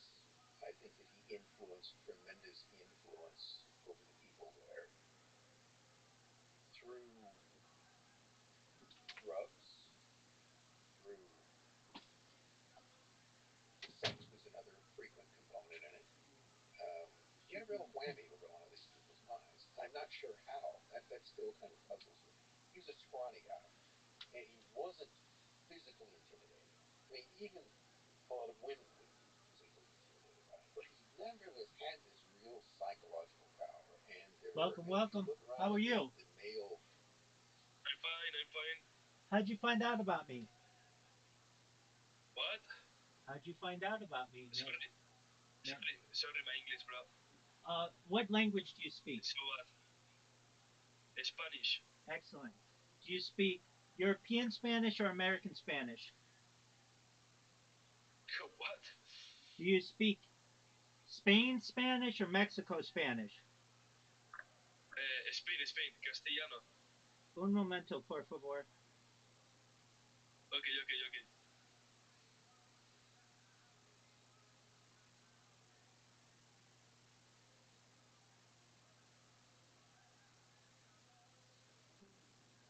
Oh man.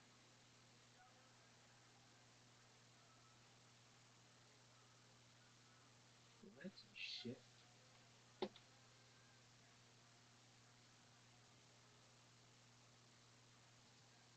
Followers he had, lots of them were fairly big guys. So he could get people to do what he wanted. And again, to me, the simplest explanation for this is that it began with the Hinman killing, and probably on Manson's instigation, the others were copycat killings to throw off what was going on. That would, if I was a cop, that's what I would focus on, because that seems to make the most sense.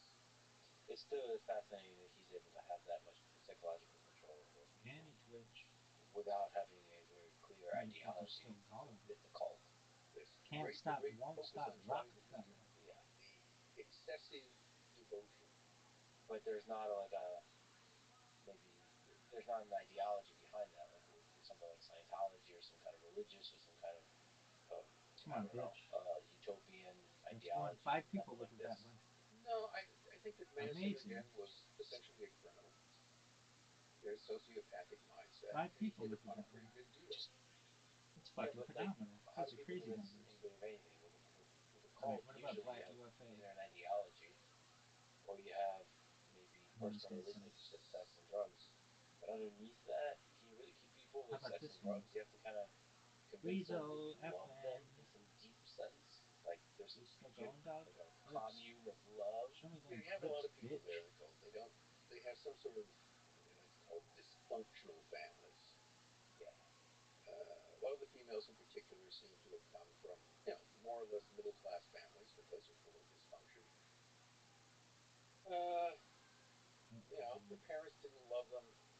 They're semi-runaways, and now they had this whole family. A lot of the younger women had children. Some of them by Manson, some of them by the others. They sort of bonded together. And again, we return to that that pull towards belonging that gets us humans into trouble. So it does seem that there was a few crimes around this time. So Zodiac Killer. Well, California, I'm from. Okay, so I remember this period vividly. So, by the way, the Tate LaBianca killings occurred on my birthday, the year I graduated from high school. So, I remember this. Happy birthday. A term which has been used for that, there's a writer by the name of Todd Wood who's coined, I wish I'd come up with this, Killerfornia. And which is just sort of a chronicle of the serial killers and disappearances in the late 60s and 70s. So you've got the Zodiac, you've got other ones. I mean, I hate to say it, I'm not trying to be flippant about it, but I mean, young female hitchhikers were disappearing at an alarming rate in Northern California. There are bodies that have never been attributed, in some cases, the Zodiac victims, but it was a dangerous time. Edmund Kemper, the co-ed killer, was another one. There were a lot of How could I do this? creepy psychopaths running around. I don't know whether it was something in the water or what was going on, but it was a Live, menacing in some cases. Hitchhiking, especially if you were alone and female, was not something you wanted to do in much of the Golden State, certainly not around the Bay Area. So there were a lot of these strange sort of killings that were going on. The Zodiac it's one of those things where you have these people who have theories about it. And if you don't share their theory, then you're part of the problem in some form or another. So I'm not sure, for instance, that the Zodiac killings were all committed by the same person. I think there might have been multiple people involved. And the first killings are all of couples, very sort of clear that I remember in my examination, one of the things I was looking at specifically, what else is there to say about the Zodiac killer? So what I was going to look at is that there are all of these accusations that there was an occult aspect to it. There was some sort of ritualistic aspect. So I looked at different things, locations, victims, phases of the moon. That's always worth looking at. And I didn't find much correspondence in any of those. In one of the killings, I think the one in Lake Berryessa, he does appear in this kind of weird hooded costume. He's got this symbol, this sort of compass or aiming reticle, circle with a cross through it. It can mean a variety of things. He used guns and he used knives, but he certainly had a thing for couples. Except in the last of the killings, which is of a cab driver in downtown San Francisco, which he shoots in full view of witnesses, which is completely atypical. And also when he was stabbing the victims, it doesn't seem like he was very good at it. Or if the goal was to kill them, he wasn't very good at it because some of them survived. Yeah, he's not particularly thorough about it. He seems to have had much more of the violence seems to be directed to females than males. So, I mean, there's a couple questions to ask here. First of all, did people see his face? There's a composite drawing of his face, which I think is based upon the Stein killing, the cab driver killing, where there were people who saw him, or who claimed that they saw him. The other ones were all when it was fairly dark. I'm not sure that anyone else got a look at his face. The one that occurred in the daylight at Berryessa, he was wearing a mask. So there's something in common initially in the targeting of victims, which doesn't in the last case. Then after that, there's just these different cases where there's a pretty good case to be made of a woman who claims, I think she and her a small child were picked up. Her car broke down. She got a flat tire, and she was picked up by this guy who she got a very sort of strange vibe from, who eventually just let her go. Fuck.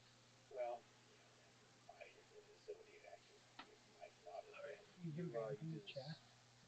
Oh, that shit is tight. rigorous look saying like, okay, what is Big the actual Twitch. facts that we know? Like reduce it to the thing that we know for sure. And Clip creator. speaking about his motivation, Click follow spam. he said that he was collecting souls For the afterlife. for the afterlife. That's kind of occulty. Yeah, I mean that's what I believe. Is it the Vikings and the Romans? They believe this. In battle, You're essentially making sacrificial victims, and they will be your ghostly servants in the afterlife. do you think he actually believed that? Who knows? I mean, here's the question: is he making that up just to be scary, Big Twitch. or Clip is that creator. his actual? That's what he's saying his motivation is. Let's take him at face value, rather than trying to wish that into the cornfield. That is to get rid of it. Let's just take it. So he's claiming that he's killing these people in order to acquire slave servants in the afterlife.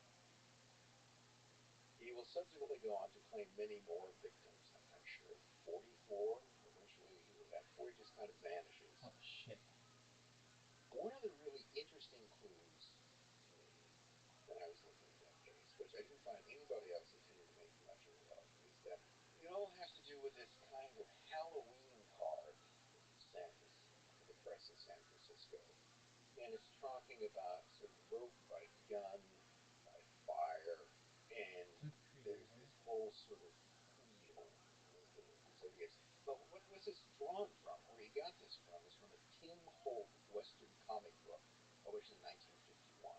And you see the same thing on the cover. It's Wheel of Fortune, but with different forms of grizzly Clip death. creator. And all of the things that he mentioned are shown on the cover of this. So whoever put together that card saw that comic book. Well, that's kind of an interesting clue. So does that mean he's a comic book collector? When would his? I mean, that is one, and also from where he got the idea from. So maybe he's incorporating these things with the.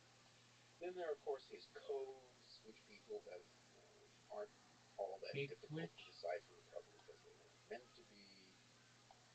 The other thing that you find often with serial or psychopathic killers is sort of toying with the press.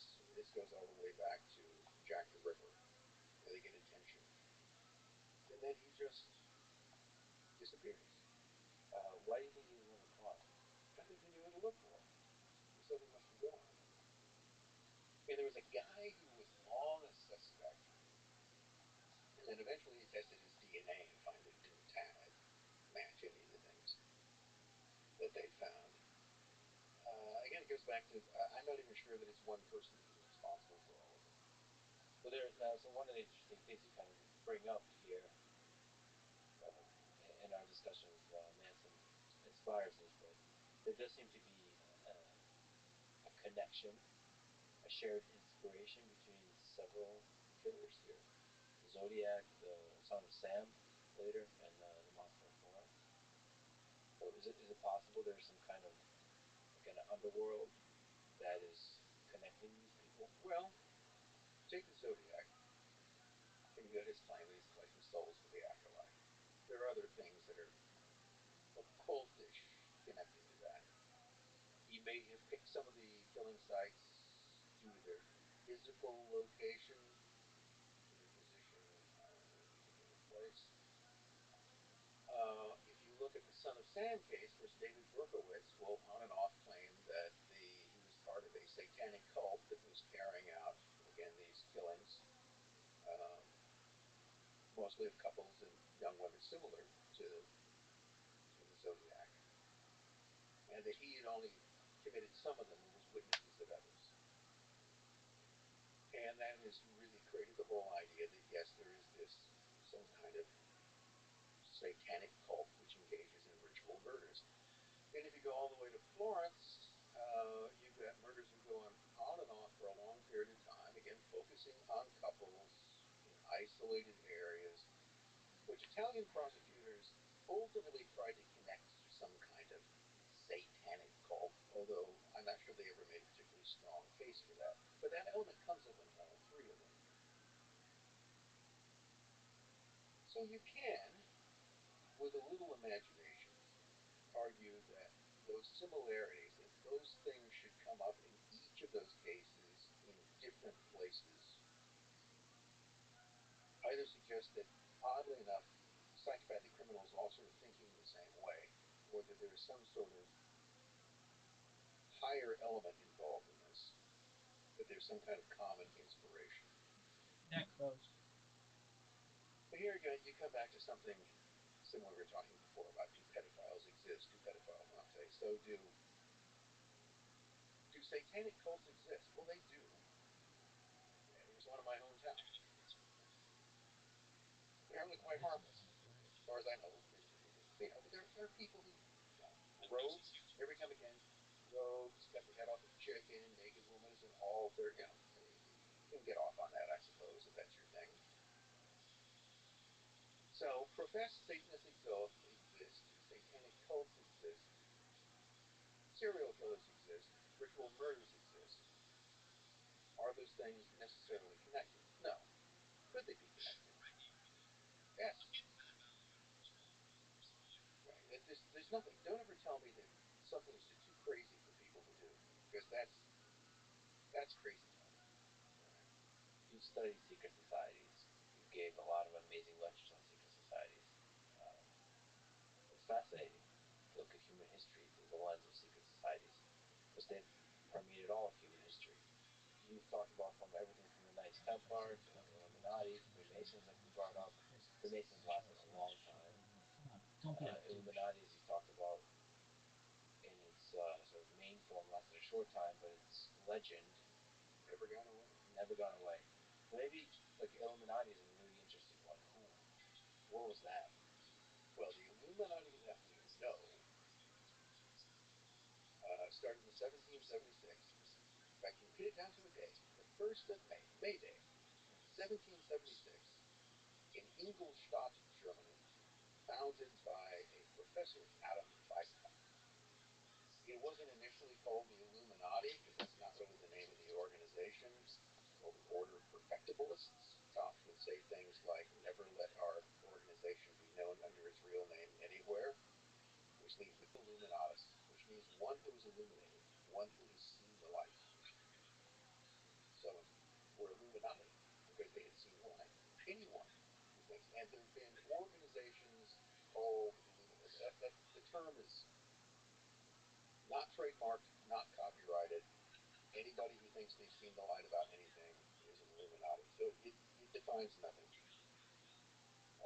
The symbol of the order was an owl, which interestingly enough is almost identical to the owl which is the emblem of the Bohemian Club.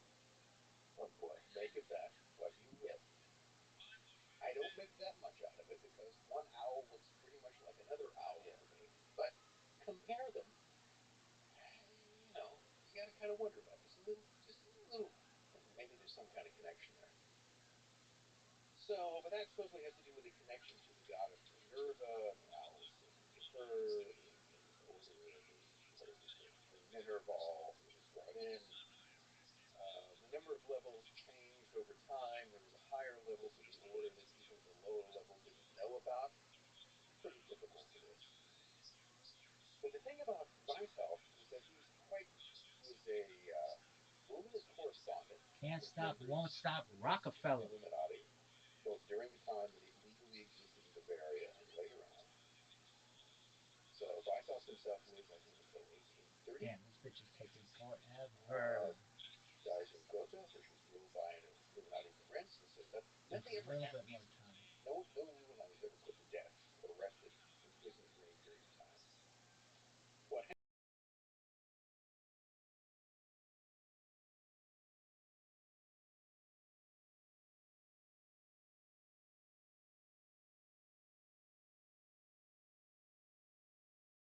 happens is that their plan, well, what was his plan? His plan was to essentially replace all existing religions and governments in the world with one world order governed by the Illuminati.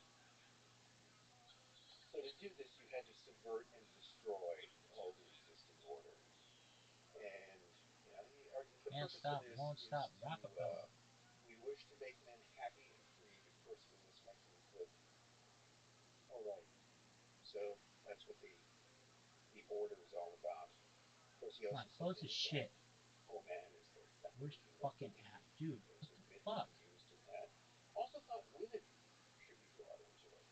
He had a rather interesting view about that. Holy That things pixel. appeal to women, in part because women have a chip on their shoulder, because they're left out of things.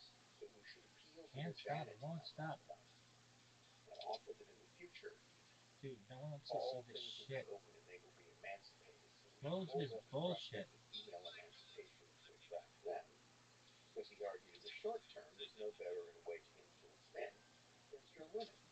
Get women on our side by promising them emancipation, but nature will never No one actually cares, deliver dude. it to them, because the Buy future world incel will be a skins. boys' No one club. gives a shit. So he talks about these things Can't fairly stop, won't openly. stop, Rockefeller. This is where you get this Hydramas. idea of some sort of a new world order, which is to be based upon the destruction of the existing order. So there are those who argue that there is Choose a your role. trail How about go of fuck descent yourself? How that about that leads role? from How about Weishaupt, motherfuckers start Illuminati, listening to the up? Communist There's a new Manifesto, sheriff in town, and in baby. fact communism itself. That Marxism was simply a Can't stop, further won't stop, restating Rockefeller. this idea. And you Alright, can get him. Get this draw motherfucker. some sort of Get connection. this The idea never motherfucker. entirely goes away. Followed him. The Bavarian government Okay. gets a hold of the Come on, order's bitch. inner texts. So the story is there Whoa. delivered to them. I think that Weishaupt gave them to him. I think he engineered the Can't exposure of stop, his won't order stop, because it gave Rockefeller. him publicity. By being exposed in Bavaria, you gained great renown, and they continued to recruit after this, and the Bavarian government actually bans the Illuminati 4 different times. Juju lag. Why? Juju Because lag. apparently the first 3 times didn't work. So you notice that it's like papal bans on Freemasonry. They just go on and on and on. This totally isn't working. You actually highlight Apple. the difference between, speaking of publicity, that Can't there's a stop, difference won't between stop, Rockefeller. visibility and transparency. That a secret society can be visible, can be known about, it can be quite popular. You can No, still have what a is that secrecy within it. bullshit? You have no idea what's going on inside. Yeah. It's like a black box. If I set a black box on this table, we can see that there's a black box. Can't What's in the stop, black won't box? stop, Rockefeller. Who knows? In fact, the Can't stop, secrecy might be won't the stop, very thing that makes Rockefeller. you more popular. Adam Weishaupt again, Somehow there's you no more will be. things missing than a concealed Can't mystery. stop, Yet people conceal won't mystery. stop, So we need to make the order Rockefeller. mysterious for that This guy exact sucks. reason. Always hold out the possibility Next. that Oh wait, Juju lag. knowledge, special knowledge that no It's mere gonna make it mortals have so other than shitty. you will have one Follow. way. So he senses a lot of things. Follow, The use bitch. of vanity and ego to recruit people to influence both Come on, men dude. and women. It's quite sophisticated. Get him. And Nothing. as you might expect from a professor in London law trained by Jesuits. Nothing. This is So horseshit. How about this guy? Whatever the fuck that is.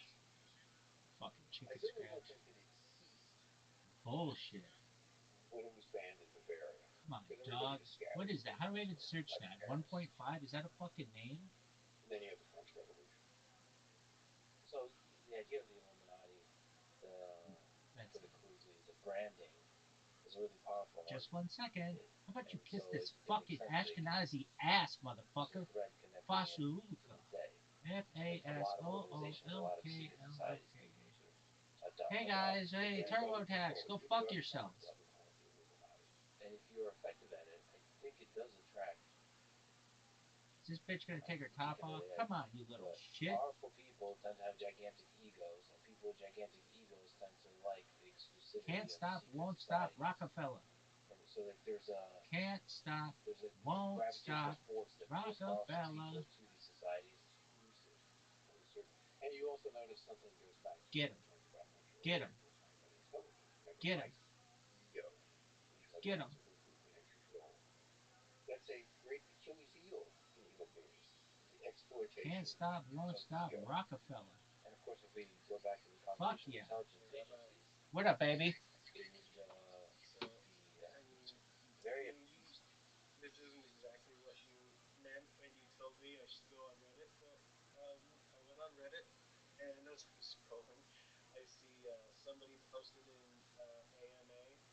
It says, "I'm a diagnosed narcissist. Ask me anything." So I look at a couple people who commented, and I'm just like, seriously, like the most look at me fucking thing, and now you're diagnosed, so you run and you're like, hey, let's talk about me. I only commented, how convenient. Yeah, exactly. Who gives a shit? I mean, not you, but that guy. Like, hey, Yeah, like, like I need a reason to talk about myself.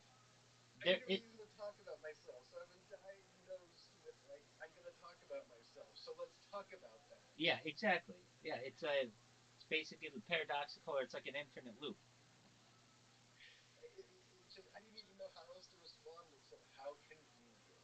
Like I thought of all the different ways to like call attention, and I'm just like, fuck this. just just good for you. Excellent, man. Well, Reddit's where it's at when it comes to, I know. but they're also it's fucking toxic too. The moderators on Reddit suck dick. The admins on Reddit suck dick. But there are some places, like some subreddits, that literally a stand-up comedian could just go to the top comments and get the best things and be very, very funny. I know people used to do this on Twitter. They would just find the top comments to funnies to like anything, and then just use that as their material because there are a lot of funny people on Reddit. Exactly. Well, yeah, how convenient of that guy to be a Like, diagnosed narcissist. so it was a 25-year-old female, but still, I was just like, come on. Yeah, like dog, Of all the things, that's something to talk about. You right, know? right, and you basically, I don't know. It's an issue that I have with the psychological community. In order to continue, they need to keep diagnosing people with shit. And so now you like Mm-hmm. empower someone with reinforcing their thoughts, and now they think that that's like an excuse to act badly, or I mean, I don't know. I think that uh, like I could feel some sorrow for someone who said, "Look, I've been a diagnosed narcissist and I'm trying to improve. Ask me anything." Okay, Yeah, that's a little bit better because it shows that you're not just like leaning into this fucking um, diagnosis. But no, it's like I'm a narcissist. Let's talk about myself. that's funny. I think my comment was deleted too. No shit, really? Maybe so. Female Do you know how to find it? diagnosed. Nope, it's still there. There you go.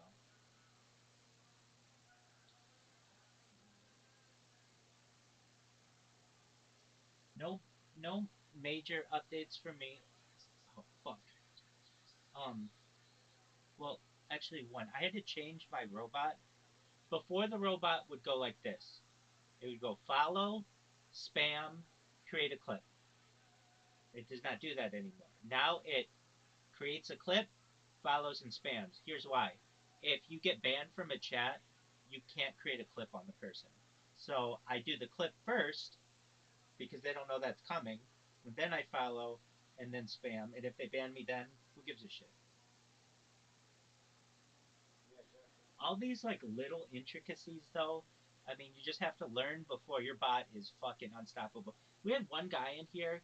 I don't know from where he learned about me. He spoke Castilian Spanish, but I have a feeling he was from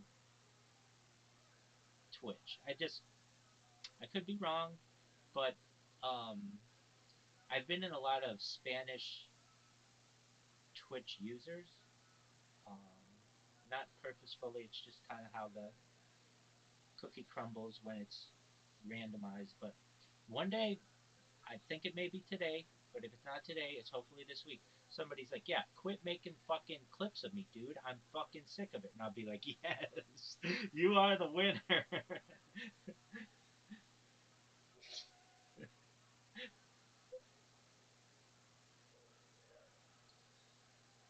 Oh, I did see this. I saw my bot spam, and somebody was like, "What again? What is this guy's problem?" And I'm like, "Oh, kids, you ain't seen nothing yet."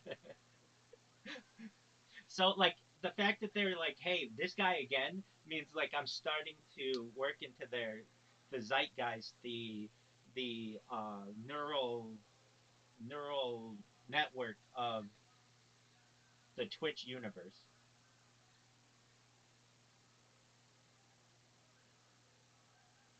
It's the what? What is it?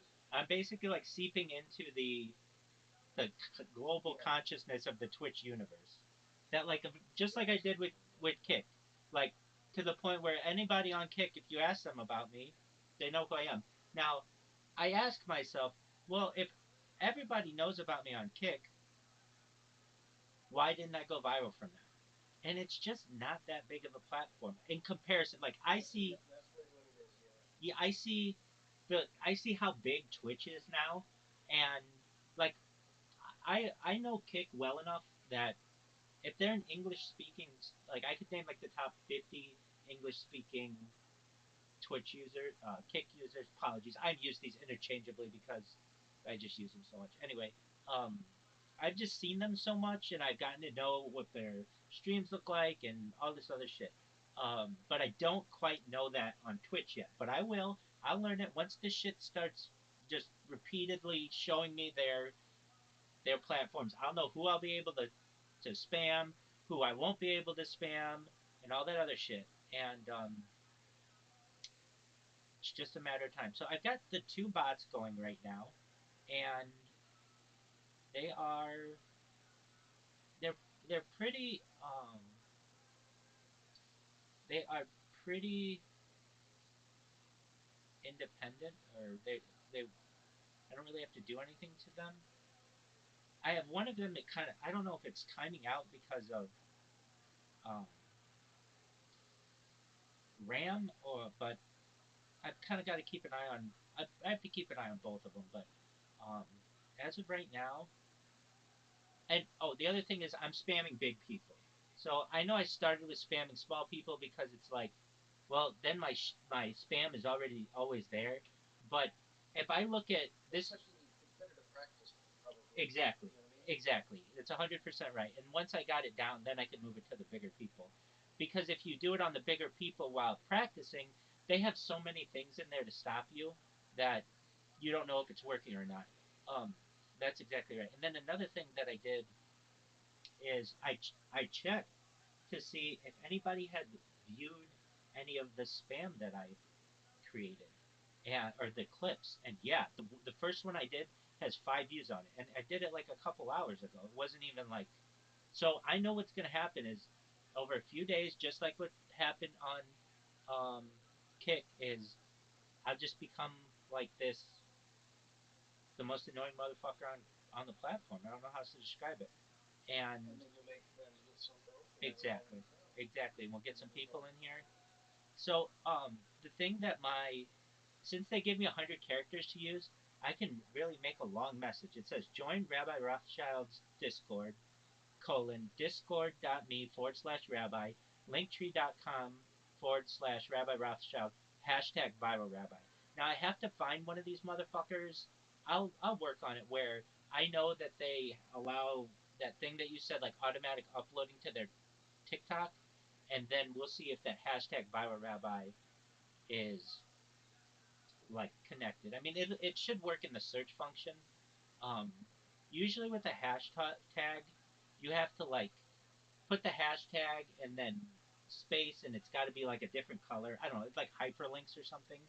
But even if not, on every single platform that these are uploading to their social media, when you search it on the social media, it should show up. And Bible Rabbi is the thing that I always use. So we'll see how it goes. In fact, on some of these platforms, if you type viral rabbi, because I'm like the only person who uses that. I mean, good luck if anybody else does. You're fucking dumb. But it's like it's thousands of posts just just from that. If you just type that in, just in like Instagram, and if I type it into TikTok, it should be a lot more. Hashtag viral rabbi.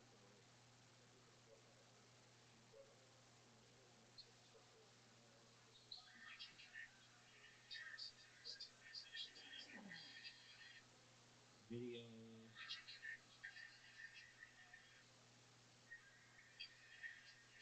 Users.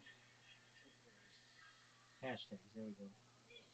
So, on TikTok alone, if you type viral rabbi, it has 13.4 thousand posts. So that's that's a lot of fucking content, and that doesn't even count like the thing where I have the most amount of content is Instagram because I created a robot years ago that just uploads my life.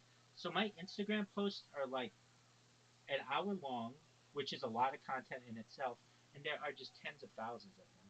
I just don't tag them all because it just would have meant that the bot would have to do more things, and I want it to be as efficient as possible. When you add more shit to it, it's more things that can get fucked up or crash it or whatever.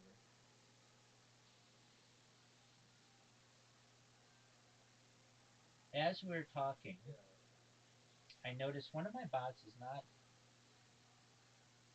it's not perfect and it needs to be perfect. I don't know why. I don't know if it's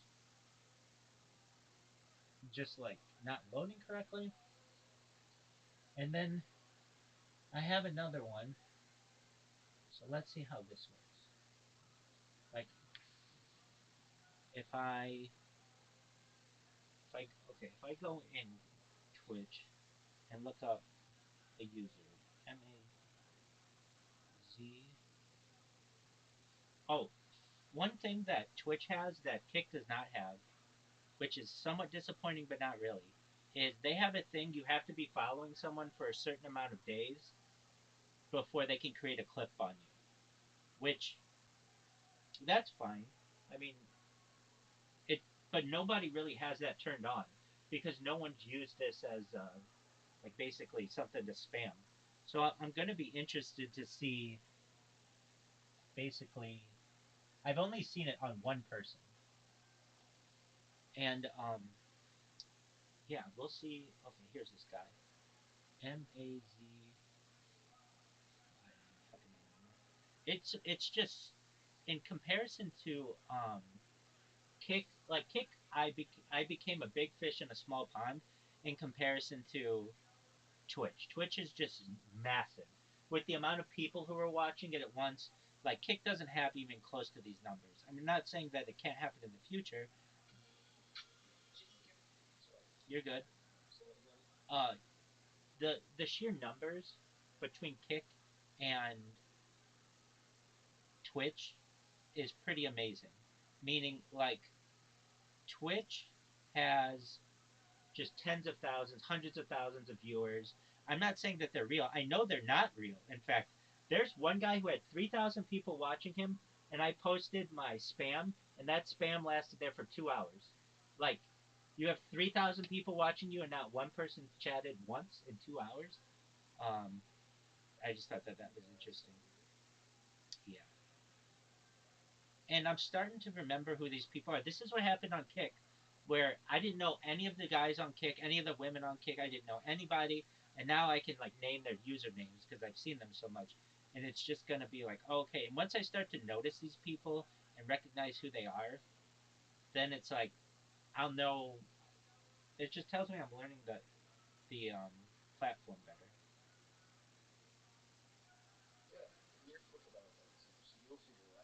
Yeah, I think so as well. Um, let's see here. Welcome, welcome. How are you?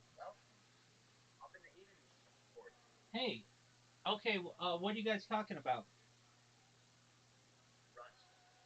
Oh, okay. All right, well, the game. Talk. Come on, join. I'm going right now, big dog. I'll see you there, Dugro. All right. What was that guy about? He wants me to go to Aiden Ross's Discord and talk with him, so I'll do that. Yeah.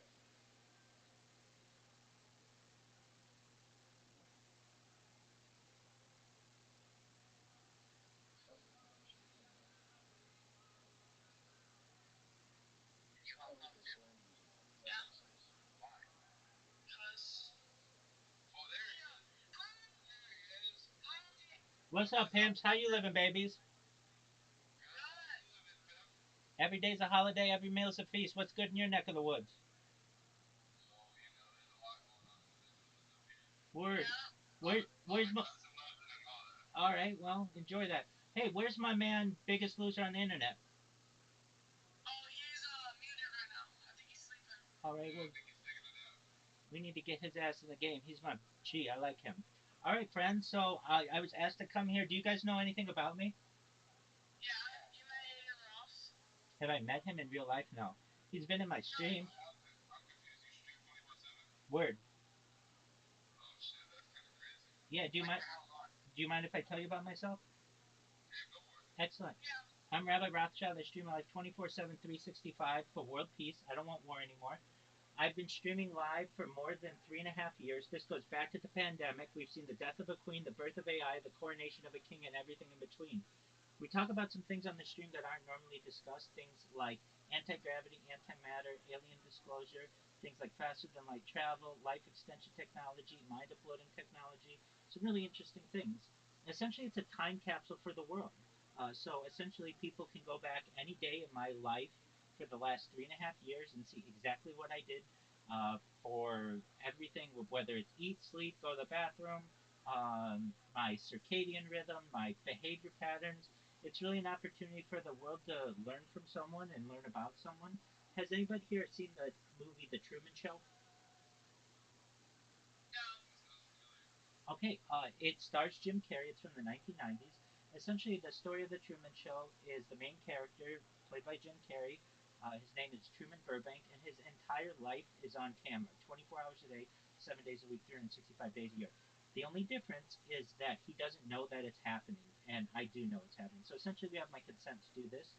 But as of right now, I'm live on more than 10 different YouTube channels simultaneously. As you can see, let me give you guys a room tour. So you guys only see one angle, but I'll show you that angle. Okay. What kind of webcam do you have? Well, I have 33 different platforms, so 33 different devices. So um, we have a ceiling cam. Let me show you the ceiling cam. Let me flip this just a minute.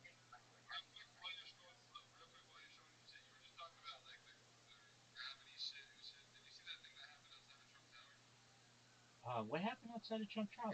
Wait, The the yeah, the Cybertruck. oh yeah, I saw that. Oh, did you watch the Sean Show episode when he sent emails out before he did all that shit and was telling people why he was doing it?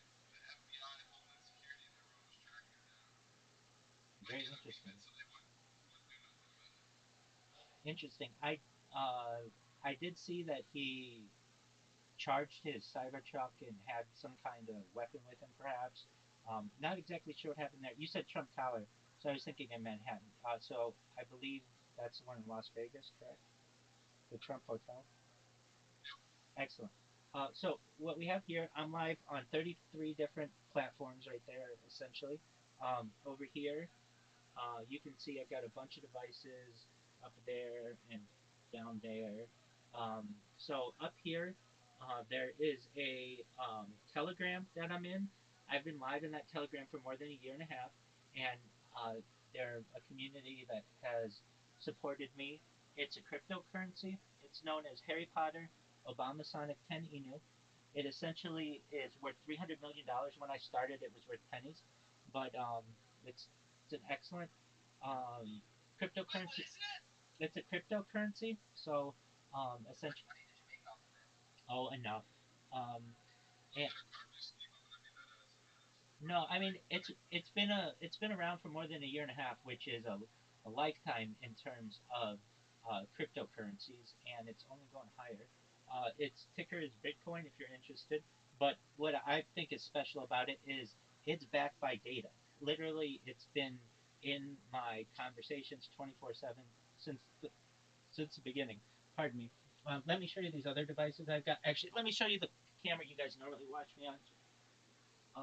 Okay, so over here we have too much. So this is the device you usually see me on in Aiden Ross's stream. Here we're in KSI's stream.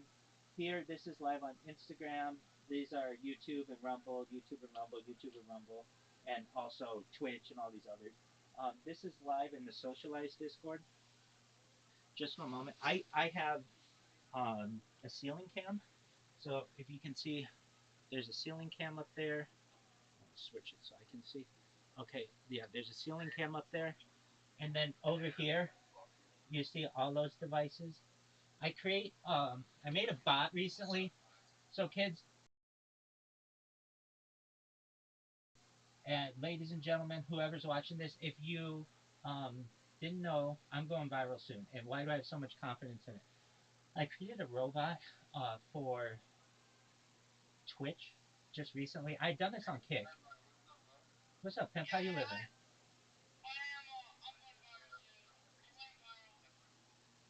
Excellent. Um, so essentially, what we've got going on, I'll show you my bot that I created. It automatically spams people on Twitch. I did this on Kick for 6 months, and everybody knows about me. Aiden knows about me. Amaranth knows about me. Eddie Craven knows about me. Eddie Craven and I are friends on Discord. So what's what up? How are you, XOH? Beautiful. Excellent.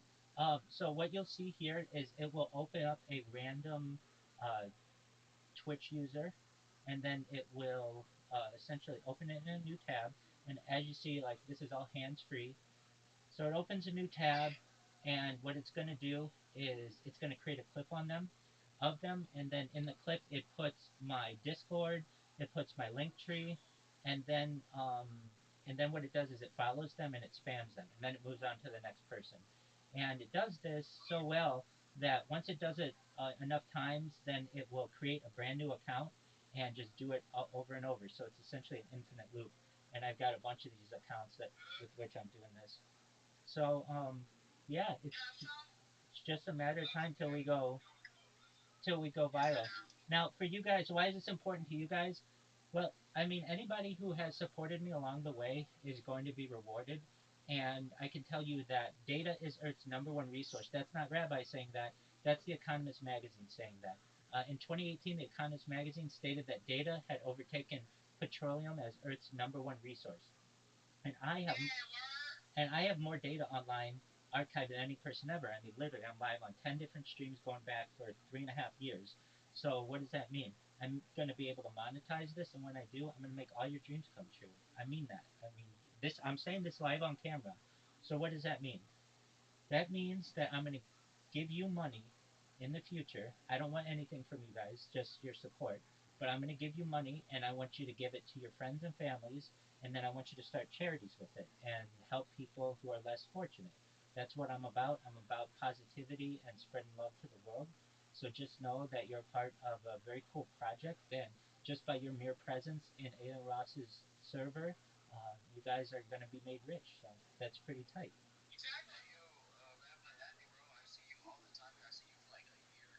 Absolutely. Hey, if you would, add me so I know exactly who it is. You all add me, and then we'll be connected.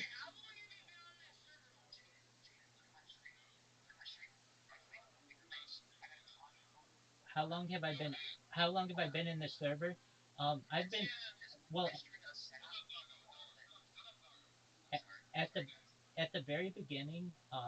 It was difficult for me to stream in Aiden server consistently because people kept kicking me out. So I created a robot that whenever anybody kicked me out, it just let me back in. And eventually, my robot basically wore down the moderators who kept kicking me out. And then I started to become kind of like a old reliable in Aiden server. And so, in answer to your question, I've been live in here since May. I am the number one streamer in the history of the Aiden Ross server. I'm the number one streamer in the history of the iShow Speed server. I'm the number one streamer in the history of KSI's stream server, and quite a few other major It does make me money. Like, is it pay out on Mondays to other places? Is it like enough bread for you to like be comfortable while doing it? Yep. Do you like do that much like a 20 a day? Pardon me. Is it at least like $80 a day? Nice. Perhaps Like 80 some bucks. some days are more than others.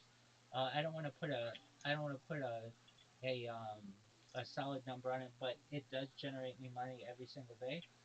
Some days more than others, but not enough to be able to take over the world yet. But what's Is gonna it happen?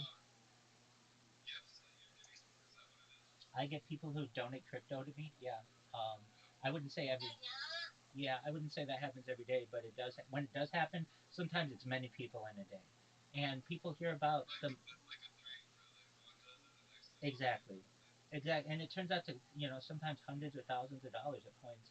Um, I can tell you that people are very positive towards my message. I mean, I don't say anything really that people don't like. I'm about world peace. I'm about everybody coming together. I'm about ending world hunger through the use of different technology like agricultural drones, floating greenhouses, saltwater greenhouses, hydroponics, vertical farming, cloud seeding.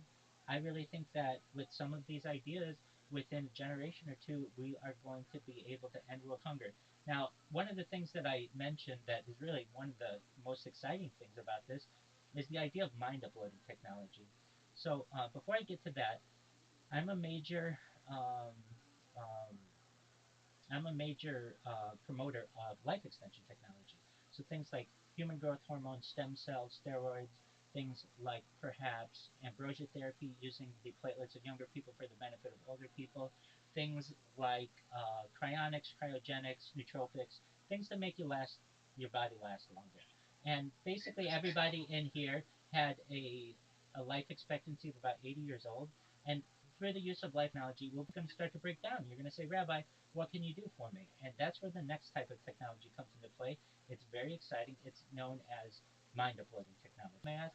This is essentially the type of technology that allows us as humanity to scan someone's brain like an MRI to a computer, essentially knowing where every atom is in their central nervous system and the peripheral nervous system for later download. As an android, an avatar, a cyborg, a cybernetic being, a clone, a robot, an ethereal being, whatever you want to be. But what I'm making you all aware of, and I truthfully mean this, is I don't think you all will die. And there's an opportunity for a digital immortality. So that's a very exciting future. If you fat ass, I'll give you a robot like Terminator. You got it, my My man. body up. Absolutely. Well, I don't want to take up all your guys' time, but if you have the opportunity, send me a friend request and I will be sure to accept it. And if you guys ever need me, I'm here for you. I'm here to support you. And I just appreciate the opportunity to talk to you all. Yes, sir. It was nice talking to you. Have a good stream. Absolutely. Peace, babies. That's how it's done, son.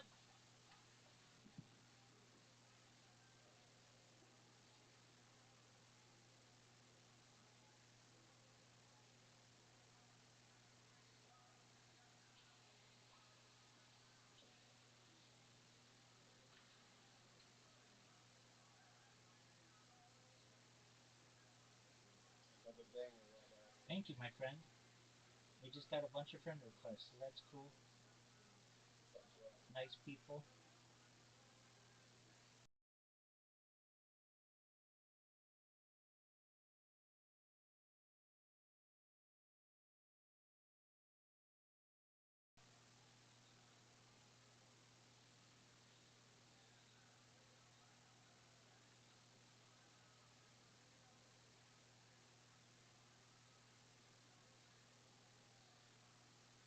I go by the George Costanza philosophy: leave on a high note, get out. Do not overstay your welcome. Keep them wanting more. That's right. Leave them wanting more. Exactly. Um, this robot, I can't believe I didn't fucking do this earlier. Like, I'm kicking myself that, wow, I was on uh, Kick for so long and I didn't do this on Twitch, but I mean, you live and learn.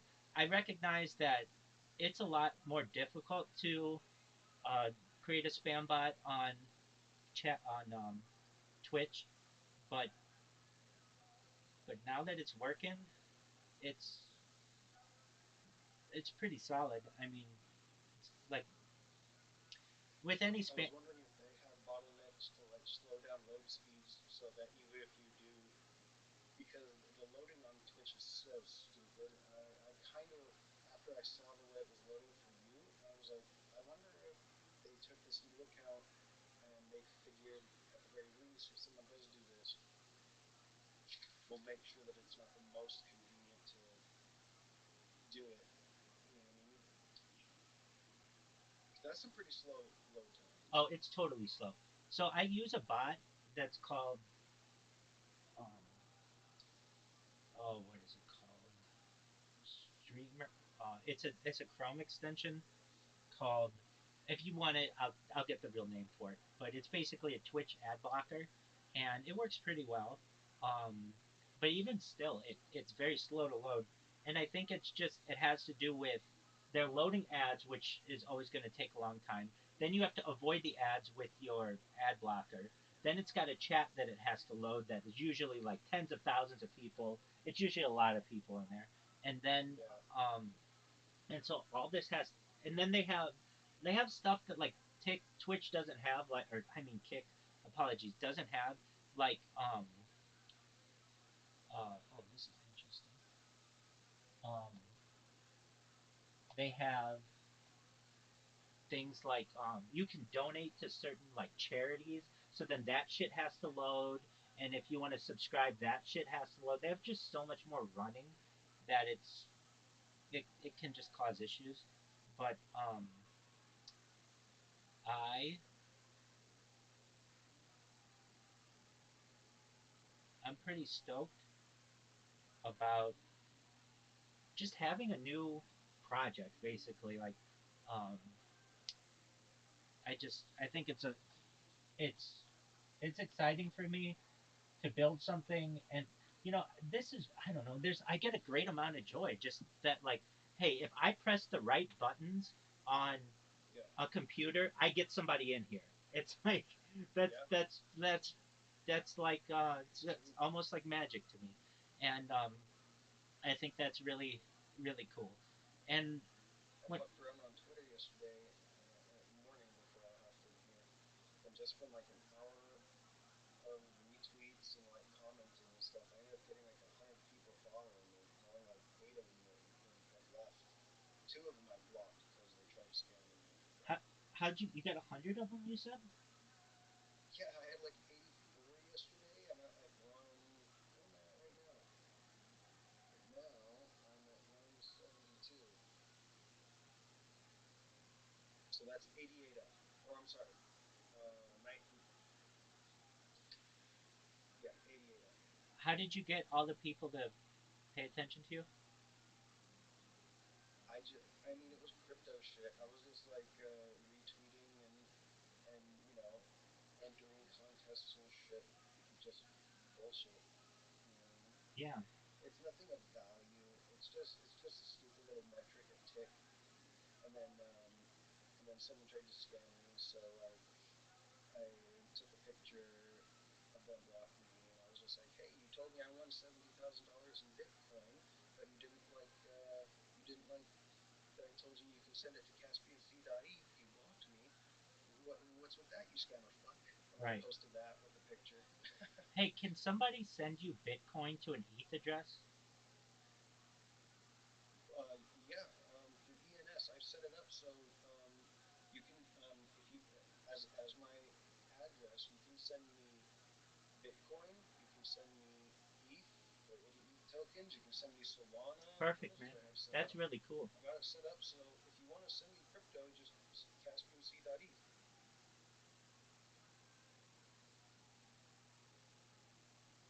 That's what the Ethereum name service ENS. Right. That's what it's for. So that it's basically the NFT that has a use case because it also is a URL that's programmable. You know, I can add a bunch of other addresses. Let me see what I all have it on right now. But because there's like 6 different cryptocurrencies I will receive because of this address.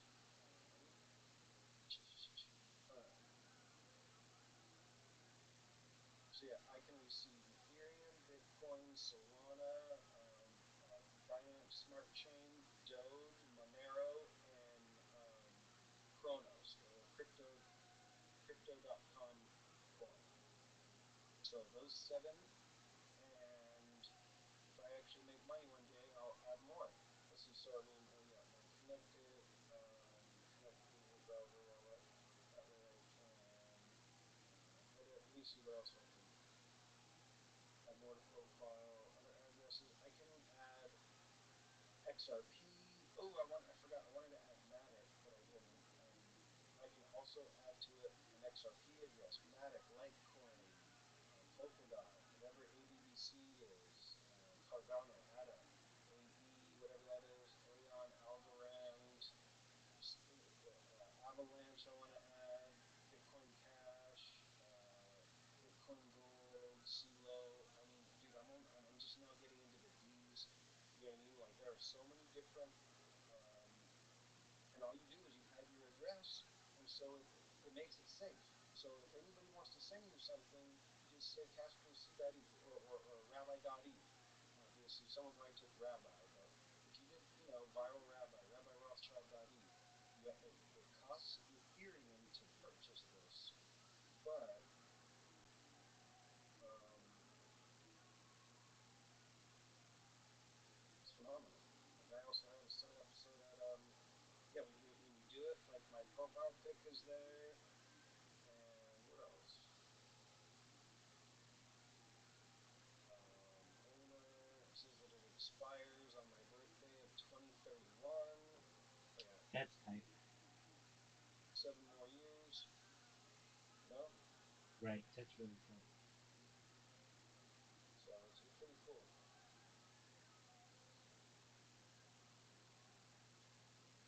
But yeah, I get link all these other ones to you as well.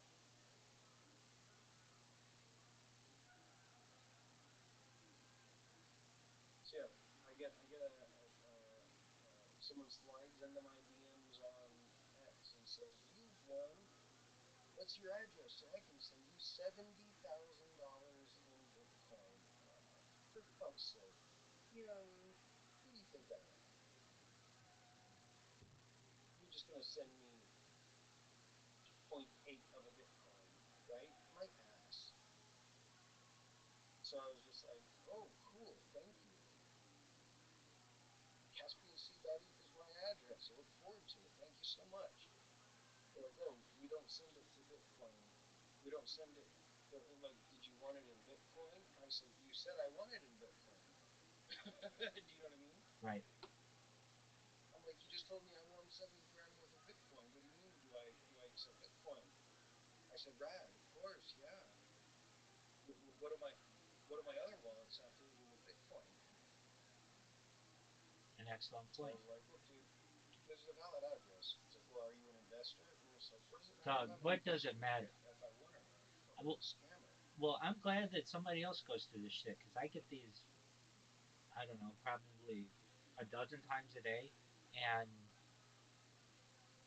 I don't ever. Nobody wants to just give me money right off the bat for no reason. Maybe if you hear me speak and we become friends, like the Harry Potter Obama Sonic 10 Inu group, they have. I'll say Exactly. this. I'll say this. When I would do Twitter Spaces, people would give me money, but I wouldn't ask for it. I would actually be like, "I know it's fine. Keep your money." They'd be like, "No, please give us your address. Like you're saying really good things, and we want to make sure it continues. Just please give us your address." I'm like, I really don't want your money, and I'm glad that I took it because it has turned out to be like it grows. It just for nothing. I should say one guy came in here one time and he was like, "Do you have Phantom Wallet? I don't know. I think that's what it's called." And I'm like, "No." And he's like, "Just download it, and I'll give you Solana." And he did, and it's worth a lot of money. It's had like some major growth. So I say to myself with these guys, like, but they have met me. If you're just randomly like, I get these people all the time. They have the same fucking messages. It's um, people who say, "Would you rather have $1,000 in Bitcoin, a $2,000 Visa card, or like a a like a trip anywhere in the world or something like that, and it's like A, B, or C, and then they're like, well, how about I just give you Bitcoin and you can have all three or whatever. And it's like, dog, I don't want your. I block those people. Or I get people, they're not ladies, they're fucking guys in India and Nigeria who are like, do you want a sugar mommy? It's like, dude, no. I want somebody to watch my stream, but I don't want some dude who's playing the part of a lady. Then I get people who are like, um, uh, they'll they'll be like, can I have your Bitcoin wallet? And I'll be like, no. And they'll be like, please, I really want to help. I, I want to. What did they say? I want to bless people, or I want to send blessings. Or there's this word that they use uh, that when they gift something to someone, and it's like almost like the same message. The big way, at least on Discord, that I can tell if they're a bot is if they've made their account within the last like month. 99% of anybody who messages me has an account who messages me within the last month is a bot. It's almost 100% of the time. I do get some weird ones. For the most part, everyone who messages me is a bot. The only reason I even brought up that Jeff Goldblum was because I looked at it for like an hour. Doug, I went that would have. all of Twitter to see if anyone else had a blue check mark, and I was the only person with a blue check mark. Is it possible? And then you brought up my major pain point as well, which was less than 12K Instagram, which was like 1.8 million, and um, yeah, and then his message. I don't know. That's weird. I've heard like stories of this happening. Like, there's this famous story.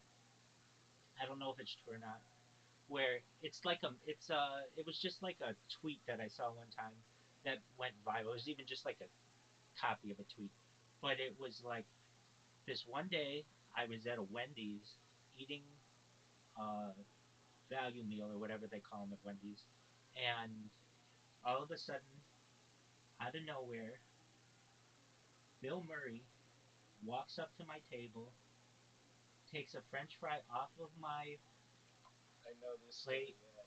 dips it in ketchup, eats it, and says, "No one will ever believe you." And Yeah, that's one of the best stories ever, whether it's true or not.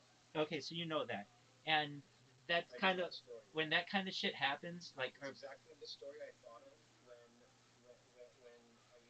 I looked at my inbox and I see for that there's Goldblum, stuff for exactly. Jeff Goldblum. I was just like, look,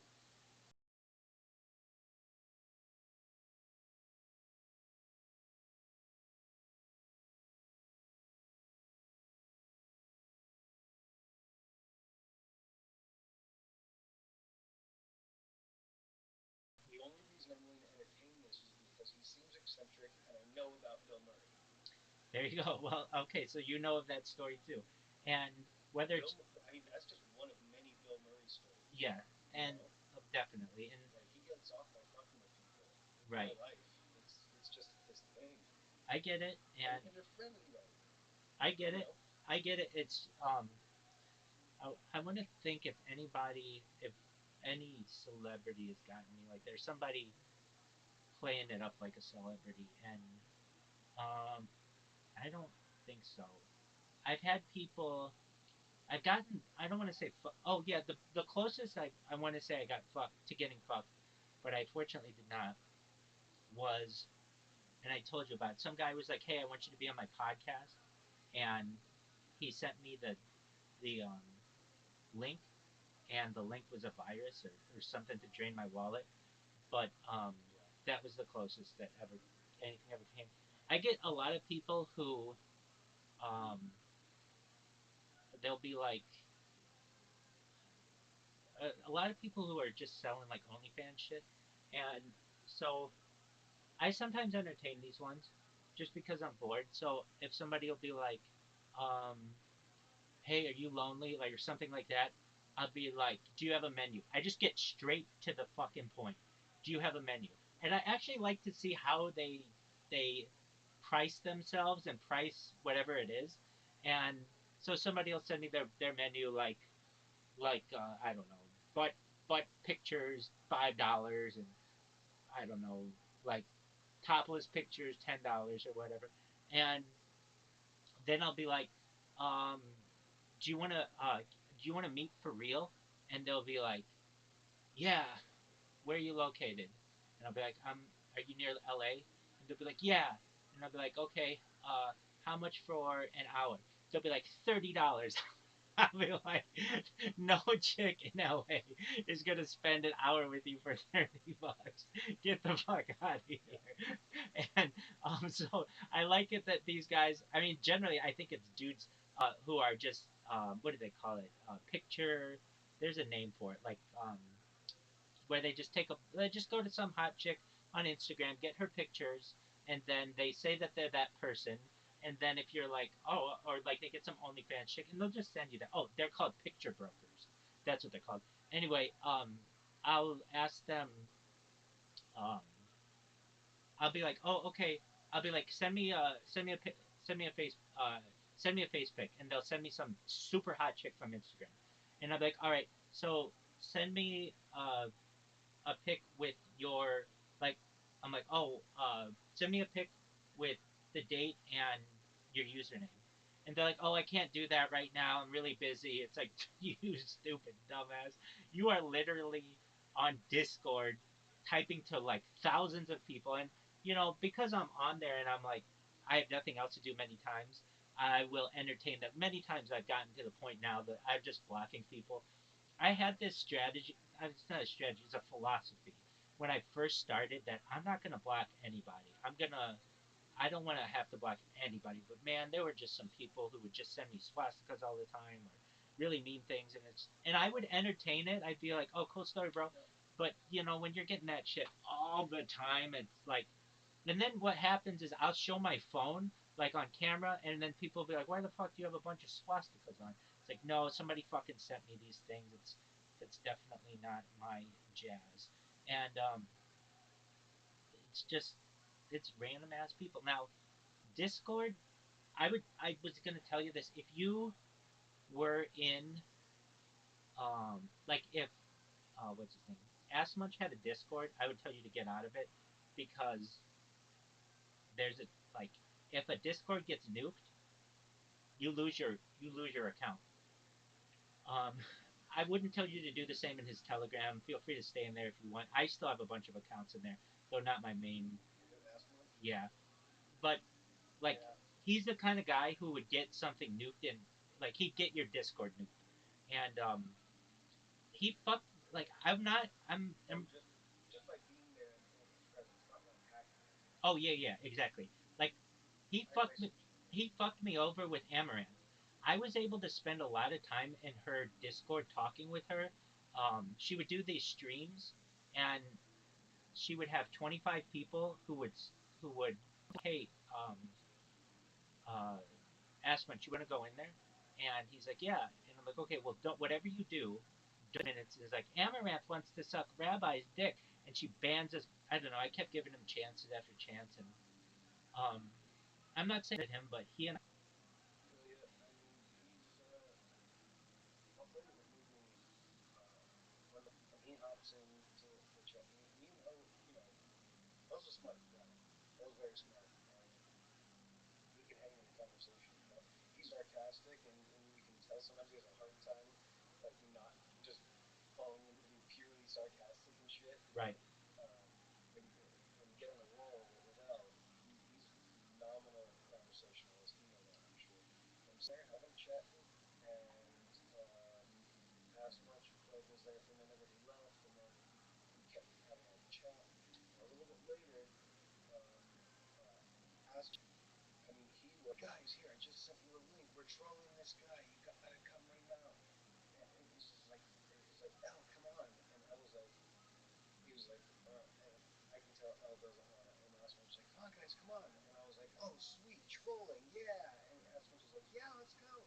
So then everybody leaves, and it's just me and L. And I go, okay, they're gone. Well, who the fuck? And then I yeah, was like, you were saying something about such and such? right. And then he was like, oh, wow. He was like, wow, thanks, man. You were actually listening. And I know you like trolling. So Yeah, you do. no, just leave with that. I was like, nah, man, I was chatting with you. You know what I Right. mean? Like, I'm not leaving the chat just because they're like, I'm following like that. I'm like, listen, it was a good conversation. Yeah, you know what I mean? Maybe if it was a bad conversation and I wasn't a nice enough person with my other ego and want to stick it through a bad conversation with a friend or something, but I mean, I was a cool guy. We're friends, and I was just like, yeah, cool, trolling. Okay, good, we're done. Right. I used to bring girls into his. Well, I used to bring friends into his whatever Ask Munch, Bitcoin Ask Munch vision or whatever. Um, and the reason why is he had that robot that would generate AI images for you, and it was basically Right. unfettered. You got the one that'll do forms and stuff. Exactly, exactly. And so I thought that was very cool. I still think it's very cool, and so It's cool. it's cool, but um, it's not cool enough for me to want to have to stay in there. But at the time, it was pretty. Um, it was unique because I hadn't seen that before, and it was doing basically like I'd seen the AI ones, but they wouldn't do anything uncensored, and that one would. So I thought Yeah. that was pretty cool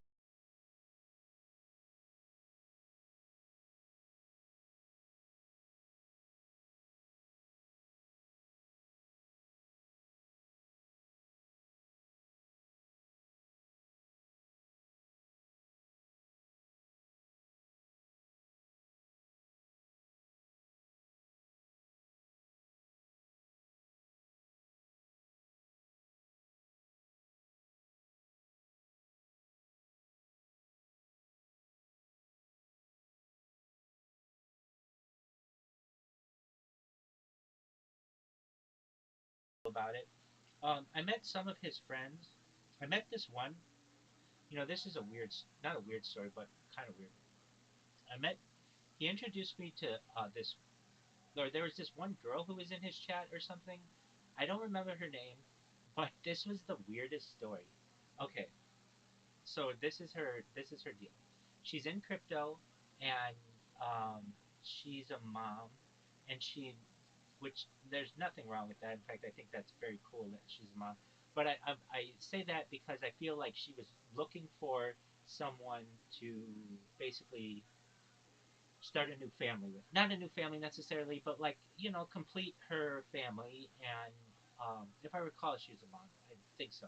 Anyway, she met this guy, and he was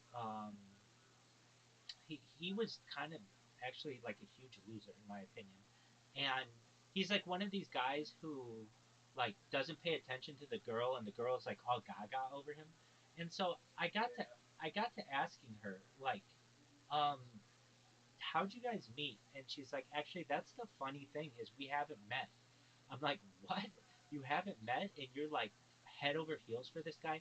She's like, yeah, but we're gonna meet in I don't know, it was like April or something like that, and we have all this planned out and all this other shit, and I was like, wait, so oh, her name was Roller Girl. Now I remember because it was like from oh, what is that movie? Boogie Nights.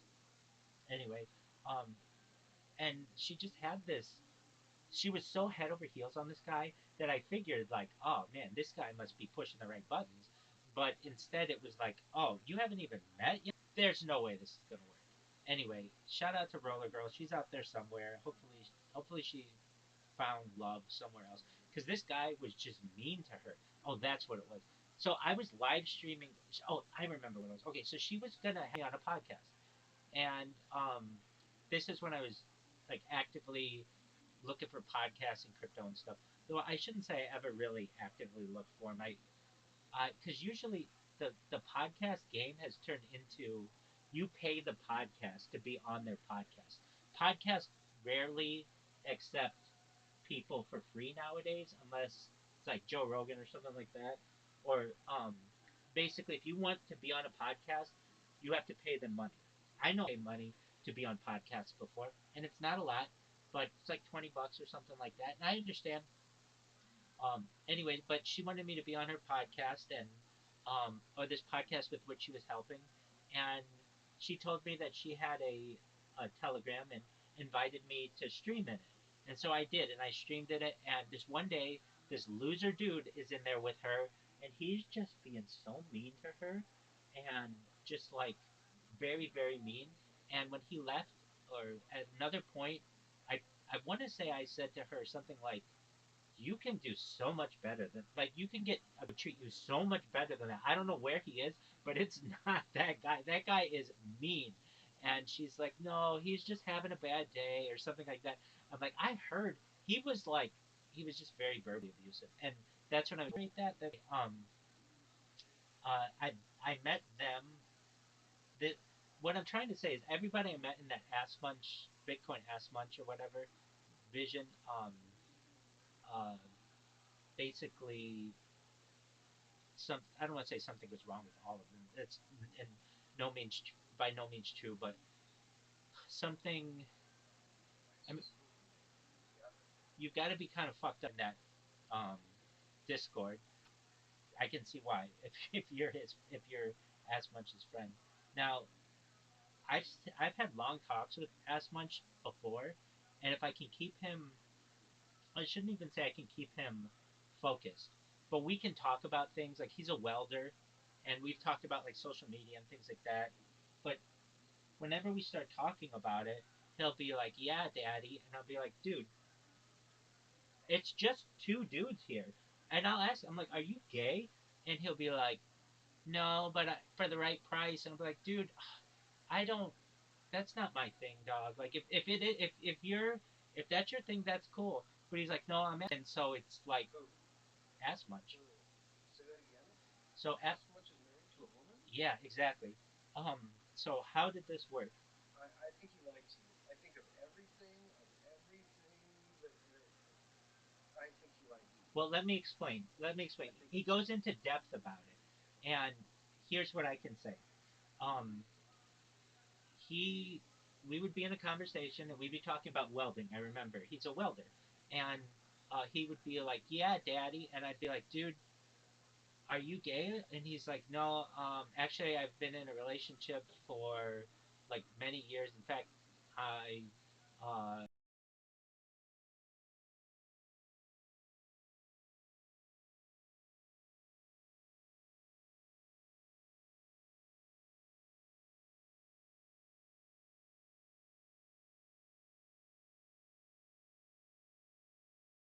have an ex-wife," and I'd be like, "Oh, you've been married before?" He's like, "Yeah." Now he could be just pulling my leg, doing anything, but he just had so much to say about this that I didn't think he was lying to me. So I was like, "Oh, okay, so like, so you have an ex-wife?" And he's like, "Well, kind of. We got married at the local courthouse, uh, but it didn't work out or whatever, and she just left, and um, she said that she filed the paperwork to get a divorce, and like as I say this, I'm like, do I really still believe that he was telling me the truth? At the time, yeah, I still do believe that basically he either got had like he had like a story about it, and like he told me I forget what kind of background she had, but basically like he would have had to make up a really long story about this, and then I heard him talk about it with other people too. Basically, like he's single, but it was something like he was married and the paperwork for the divorce didn't necessarily go all the way through. So he might still be married, but he just considers himself single. Something like that. It's not like he's currently married. No, I know he's not currently married, but maybe there was a relationship in the past. He got married and then it didn't work out, but he just never went through with the paperwork, and maybe she did, maybe she didn't. Not exactly sure. Um, it could be a huge Well, lie. it's funny because that's kind of similar to my story. Like I just know for a fact that my ex, she just went through the paperwork. So I told her what before I said divorced. I'm never going to file paperwork, and Yeah, I never even signed paperwork, but I did get a letter that said it was all done. there you go. And he, from what it sounded like, expecting it. And so it was just like a long. My letter also said that I owed her $20,000, but I told her what, come after me. Yeah, You already exactly. took 4 years of my life and all my button savings on my house and my fucking car. Good Come luck, after lady. me for $20,000.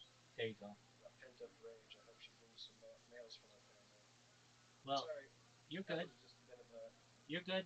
Don't worry. past bubbling up. As Frank Fair enough. Sinatra said, Yeah. as Frank Sinatra said, the best revenge is massive success, and you're going to experience that. So I wouldn't sweat it too much at all. Um, at least in um, the. I mean, I don't know if this is. I say that. What's his name? Um, Ass Munch is. He's very smart, and he told me he was valedictorian of his high school, which I actually believe. I mean, he's smart enough to have been, in that he got into line. But that's the weird lie about that. It's not like he wants me to think he's really smart. He's never came off like that. But I could see him just being like a naturally smart person who just perhaps didn't go to Brown or whatever, and he. That's why he moved to Northern California. Is for this girl. Um, Apparently, whether it's true or not, I don't know. I don't really care anymore. All I know is I've met a lot of people on the internet, and he's probably one of the hornier dudes I've ever met. And um, Yeah, at some point it's more than just like an act or something, you know what I mean? right, and it's not Definitely, let's all be little bullies to other people. exactly Don't hate the guy, but I just, I'm inadvertently inadvertently like a bunch of things, and like that. But Ryan's a pretty good friend, and so it's kind of one of those things. Friend, and that they hang out a lot or whatever virtually, and yeah, I know that band from, and that's a very easy thing to happen though. If you send Eck in there, it's an automatic ban. I've tried to talk to these guys, and I've tried to tell them, can you put like an appeal server on there or something? And they're like, look, if you're in this Discord, you're gonna know, or if you're in this Telegram, you're gonna know somebody, and you'll be able to get back in. If not, we don't want you in here. And it was one of those things like, okay, well, I understand that, and at least the people in the Telegram were the people in Harry Potter Obama Sonic Penny knew. I think they let him back in, but knowing him, he probably could have possibly been banned again. I'm not exactly sure, but yeah, I don't know how I think I met him in. Yeah, I met him in the Sonic Penny knew. As a part of any person. if I want to learn how to be a truck driver and stuff. Yeah, I, exactly. man, I wish he's a good guy. He is, and he's a very good truck driver. He's been driving At seven this point years. in time, I just don't think I have the confidence in myself. I'm not good at like Dude, you don't steering want that most job. of the time. You do not want that I job know. in the middle of the I know. winter, and you're in Boise, Idaho, and there isn't somebody around for 100 miles, and your tires are down, and you're on the side of the road. Those guys are like the cowboys of today, where it's cops are trying to get them because that's a big ticket, and I know I could not do that job, but um, yeah. So he was in here 2 days ago, and he was in here for like 3 hours. What did we talk about?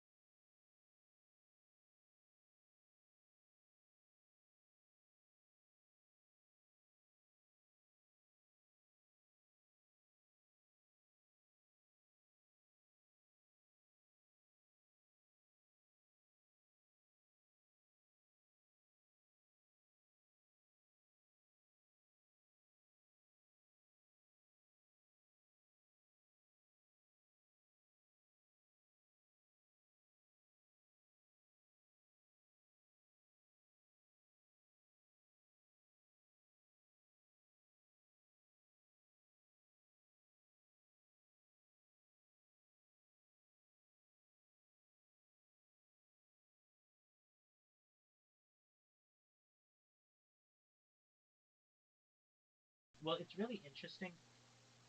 He was, this was like a year ago. He would always complain to me about being tired and being thirsty. And I said to him, you should really get your blood sugar checked because that sounds like diabetes. And he's only like in his late 20s. So life is so stressful. Like, he would be like he's got to get to the certain time, and he's like fighting GPS. Like there's no way you can gain time on GPS basically if you lose a few minutes here or there, and it was just extremely stressful. So he tells me he was in North Carolina and he had this dog with him. His dog's name's Romeo. Well, I didn't get a chance to meet Romeo when I met him. Uh, Romeo um, he's always with him. Like that was like his partner in crime.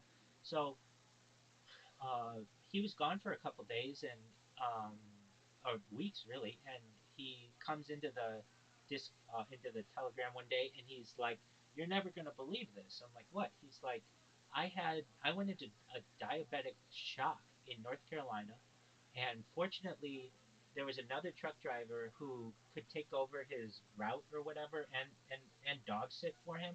It was like this like very fortunate situation, but he was hospitalized with diabetes, and um, it was just this weird thing. On this, I haven't told anybody any medical advice, really, anybody. If you have an issue, I just tell you go see a doctor. But with him, Yeah. he was just. I remember him saying he was so thirsty and tired all the time, and um, I told him to get that checked out. Anyway, it turned out it's true, and he's on insulin and all kinds of stuff now.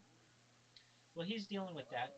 Yeah, that's one I fucking nailed, and I did not expect to be that correct. I just figured maybe I don't know. Those were just two symptoms of diabetes that I know. So he was in here playing some game, I forget what, and just chilling as we were listening to a podcast together. But truthfully, he's a very good person. I mean, I can just tell you, he's very sweet. And um, this one day, I was in bed, and well, here's the thing: people would come into the Telegram all the time and talk to me, and I wouldn't really put two and two together with who they are or whatever. And especially if they change their name, their username, it's like then they're a brand new person to me, and I have to get that whole backstory from them. But Apollo would come in and just talk to me about his life and his just like what was going on, and I would listen to him and talk to him. And it would always be like really late at night, and we would talk for a long time. But it wasn't ever at a point where I genuinely like, I cared about, you know, check in on him and things like that. And then this one day, he was like, "Rabbi, I'm gonna drive 8 hours today, and I'm gonna come see you." Right? There's no way this fucker's gonna come see me. If you want to come see me, here's the address. And wouldn't you know it, he came. He gave him a tour.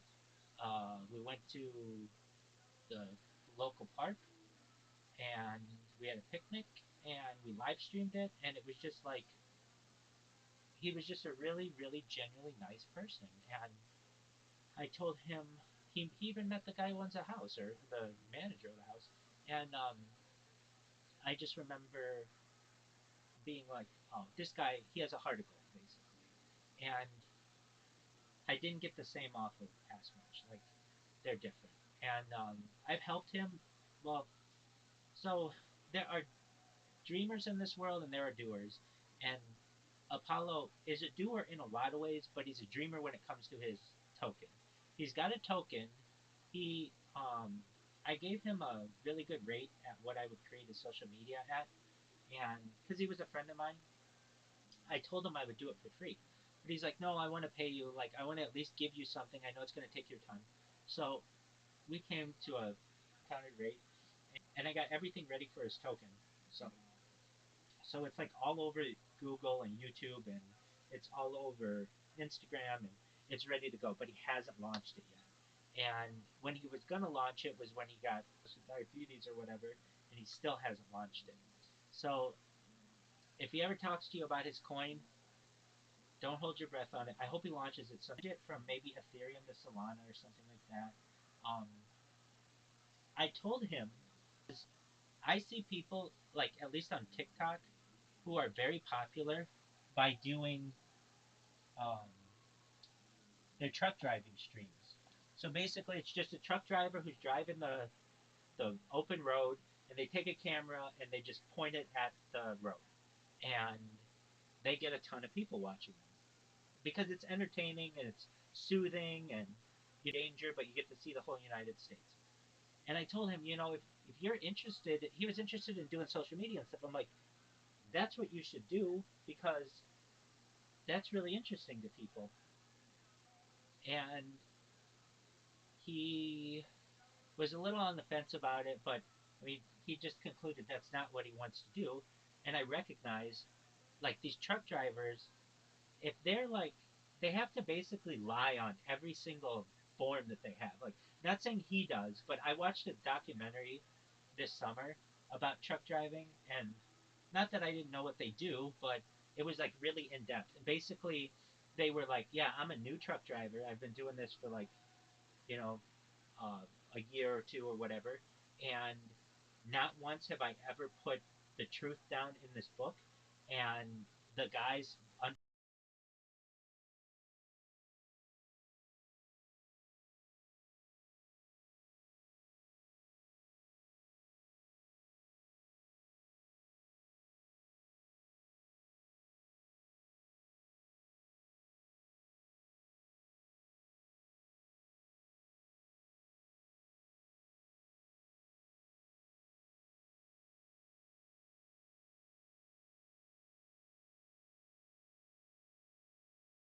whom I was trained, they told me that's just a policy. So basically, like, let's say you have to make it from, I don't know, Albuquerque to Santa Fe, and I don't know, maybe that's X amount of miles. Well, you have to make sure to do all these checks on your vehicle, and they're supposed to take X amount of time. And it's basically like you don't have that much time to be able to do that and still get to the destination on time. So you have to kind of, you know, falsify some of these things. And Apollo is like, you know, like without saying it. I mean, I basically was able to say it to him, and he's like, well, now you understand why I don't want to show everything that I do on the road. Like, if he speeds, he would be speeding on camera, or if he, has to falsify something, somebody can go back to his stream and be like, you didn't do that this way, or whatever. And it made me appreciate what those guys do. It is I'm glad that you didn't do it. I'm glad, but it's very nice that he offered you a position. But he lives a dangerous life, a very dangerous life. You got to think that like at any time he could be attacked at like some parking lot, and he's got to sleep. But he has shown me his rig though. It's super nice, but that doesn't mean I necessarily want to do that all the time. But it is super nice. Um, Meaning like it's very comfortable. He's got a laptop, he's got a television, he's got DVD player and all that other shit, or not even DVD player, but like yeah, exactly, tablets and all that kind of shit. And at least it pays really well, so like that makes me feel good that he's at least not doing all these sacrifices for nothing. Um, but he would tell me like I would say to him, we would talk about food. I would be like, um, he would be like, I'm just so thirsty and I'm so tired all the time. And I would be like, okay, well, do you eat vegetables? He'd be like, no. And I'd be like, why not? And he'd be like, because I've got an 18 wheeler. I can't drive that into town to a Whole Foods. It's just like, it's illegal.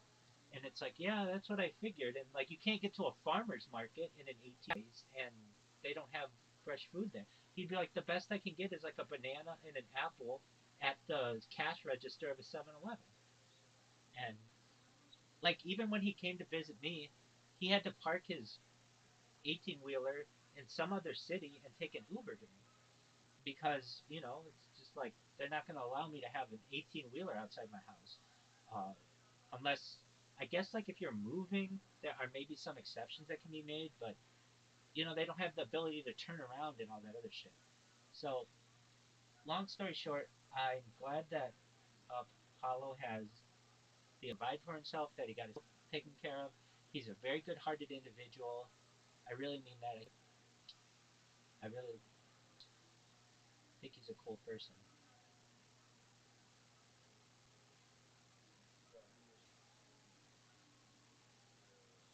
I agree.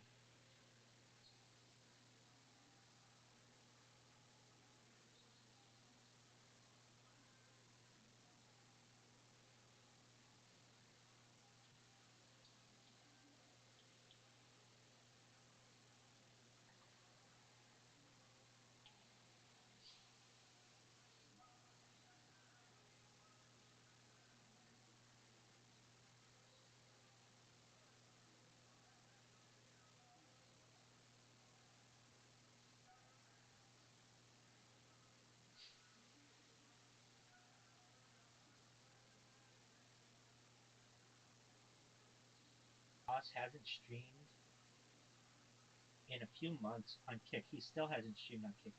Did I tell you what happened with Drake? Yeah, I did. Where Drake called Kick a Ponzi scheme. Yes, yes, yes. That okay. Exactly. As soon as you said yes, you did, I was like, oh, I thought I read something. Nope, yep, remember. He called him out, and he was like, I'm just taking your money, and now I'm out. Fuck yeah, fucking fun. Exactly. Do you know who Martin Shkreli is? To give you an idea of who this guy is, he's the guy who was the head of a pharmaceutical company, and he raised the price on an AIDS medicine like 10,000%. Yes, I know exactly who that fucker Yeah.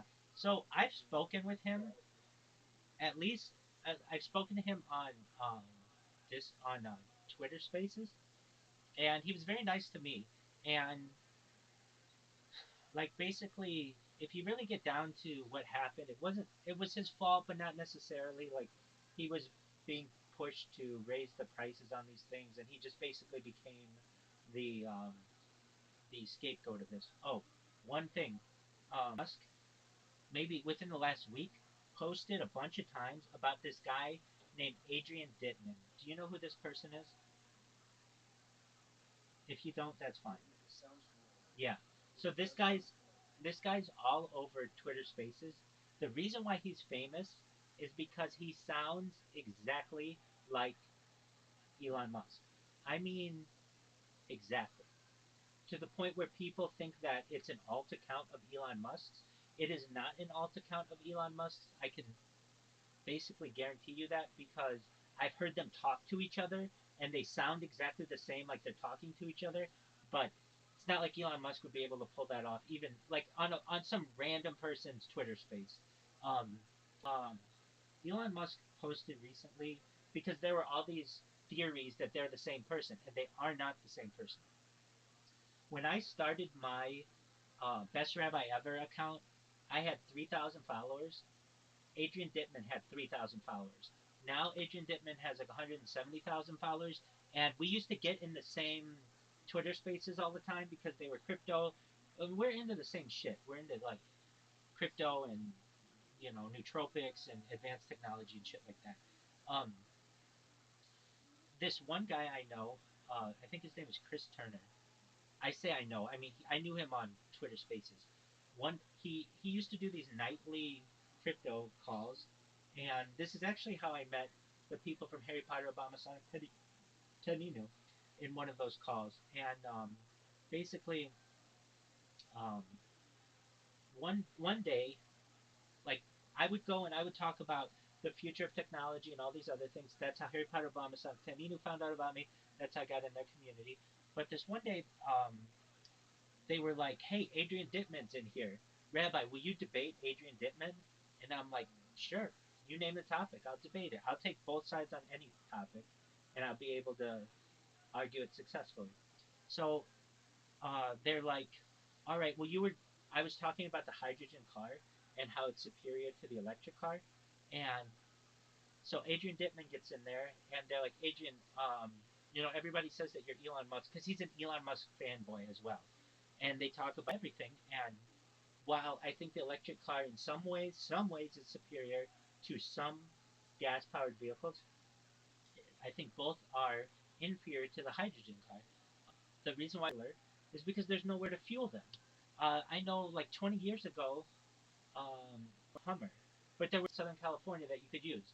So it's like if you don't have the stations, it's basically pointless. My next door neighbor had a hydrogen Honda Clarity, something like that, and you have to drive to like Tustin to be able to refill it. It's like you want to be like if they had hydrogen where all the gas stations were, it would be no big deal. If they had hydrogen where the electricity chargers are, it would be no big deal. Everybody would be on hydrogen.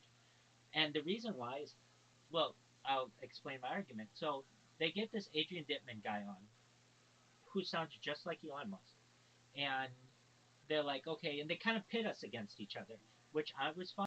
And I give my opening argument basically that the hydrogen car is superior to the um, electric car. Why? The electric car does not. Well, hydrogen is the most abundant element in the universe. So there's more hydrogen in the universe than there is anything else. You don't need lithium batteries. You don't need to mine these things. You don't need poor people in Africa sacrifice themselves for lithium and cobalt and all this shit. Um, it's perfectly clean. It gives off water vapor, which isn't dangerous at all. Um, I it has it goes farther, it lasts longer, and it works in the cold. If you've seen, but like electric cars don't work in the cold. So if you're in like Canada, vehicle to have. Anyway, It doesn't. Yeah, gas power is not much need. exactly. And so I name all these things morning or something, and he's like, yeah, he just I did not like how he debated me because he really couldn't debate the idea of the hydrogen vehicle. He just would be like, there's nowhere to charge. Place fucking thing in the world. You just need water. Exactly. That's all you need is water. And so he Still, still, it's very easy to get that. actually, no. It's true. You can even just take it from the air. I mean, it's everywhere. So At some point, yes, to have a condenser that could condense at a rate that would allow you to combust because look, yeah, no, honestly, you're right. Even a condenser, especially in colder places, man, so you I really need hydrogen power. so and he's like I think the argument because people think, oh, hydrogen, you're gonna need like a huge tank in your car, and it's not true at all. But he'd be like, oh, and then when they get into an accident, they explode. Well, like any car will explode at high enough speeds, and look at what happens with electric cars. They explode, they burn down your house in your garage, and you can't even use water on the fire. It's like you have to use this special kind of like product to be able to put them out. Anyway, this guy and I debated like a year and a half ago or so, and I find it very funny now that Elon Musk is tweeting about this guy regularly, and so when this goes viral, the analyst end of it, I knew I had won, and a lot of people told me afterward that I won, and um, I took it and I recorded it and reposted it, and a bunch of people just said that I had won on that one. Not everybody, but a lot of people did. Most of the people did, at least who responded. And then this week, he becomes like Elon Musk posted about him like 2 or 3 times in a row. Um, there's even an article. If I put the two names together, Elon Musk, Adrian Dittman, and the only reason why this guy is famous is he sounds exactly like Elon Musk. Um, who is Adrian Dittman? Like this was in Newsweek. Like this guy is a Newsweek article, and everybody says that it's Elon Musk's burner account. Look, I've heard Elon Musk. Like I knew this guy wasn't Elon Musk, um, because well, I don't think I would have debated Elon Musk. I mean, that was like my proof. Like he sounded like a real person. I remember he was making dinner at the time, and he kept talking about his walk, and I just kept mocking him, like you know, just why don't you debate me and stop paying attention to your walk or whatever I said. Anyway, he um,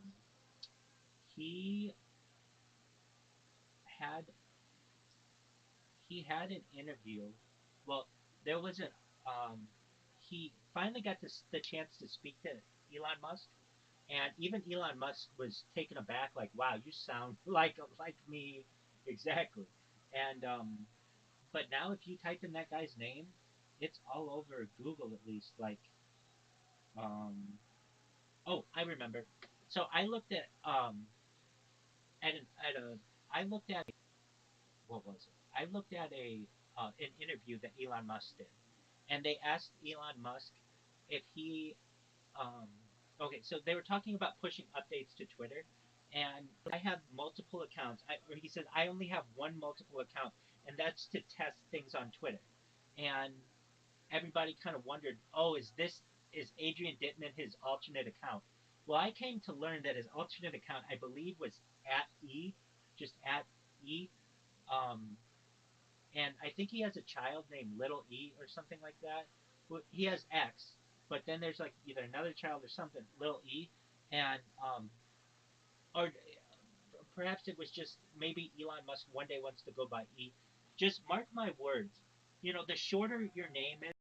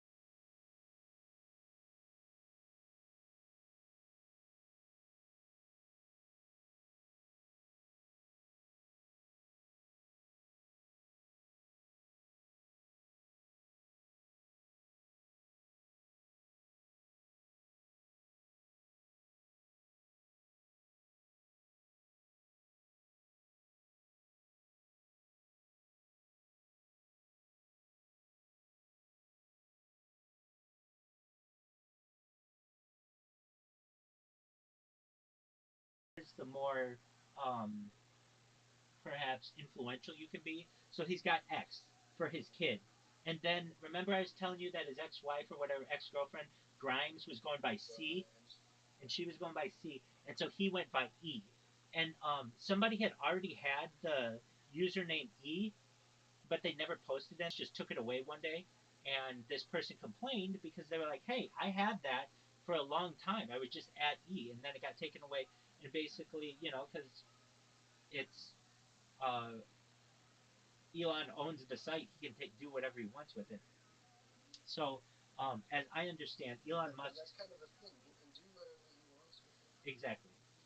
Though I disagree with that if they ever have to take any federal funding for anything. If it gets one dime from the government, then all of a sudden it needs to have some perfectly private. Then you do with it what you want. Took he took the username E and says that he uses it to test. If they ever do any kind of major update, uses that. I think it's that account to test it. Anyway, if you've ever seen, I'm just gonna go to Elon Musk's Twitter right now, and just it's always in the public spotlight every single day. Uh, were no, I could just search it from his account. Just type in age. Okay, in the last 5 days, he's mentioned him. In the last 24 hours, he's mentioned him 3 times. In the last 24 hours, Elon Musk has written, Adrian is me 1,000%. No, Adrian is definitely me. I am Adrian Dittman. It's time the world knew. And I just don't believe this. I think he's trolling everybody. If he's not, then I had a fucking debate with Elon Musk and I whooped his ass. But I don't think that's true. But yeah, so um, if I look,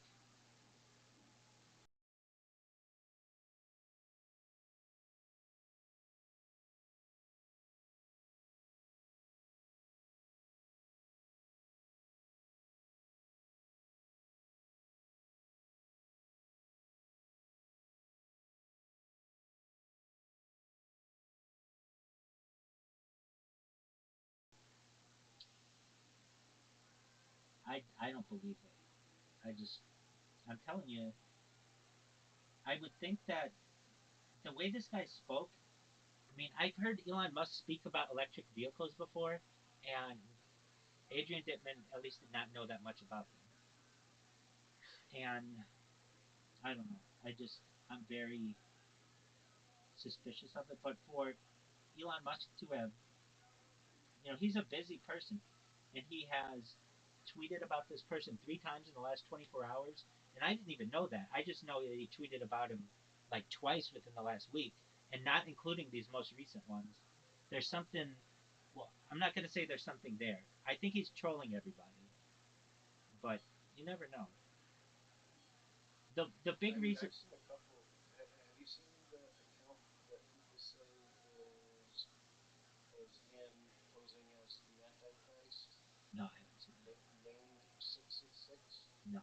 Is it just 666? No, at NAMED 666. Like he was named 666. Whoever's account it is, but most people suspect it is. It's an avant-garde account for sure. It's only got 2.6 thousand followers though. You would think that the But the conspiracy theories surrounding it are unfounded. That's all I'm saying. I gotcha. Well, I mean, until these things can be verified, I Exactly. don't know what to say. And I if could. you look, I mean, I've looked at it, and it does look like it might be, or it's someone who's such an Elon Musk, an Elon fan that they're trying to make it look like him. You know what I mean? So either way, it's someone who is obsessed with Elon Musk, either himself or someone else. I get that. If I go to Adrian Dittman's thing and I search his shit,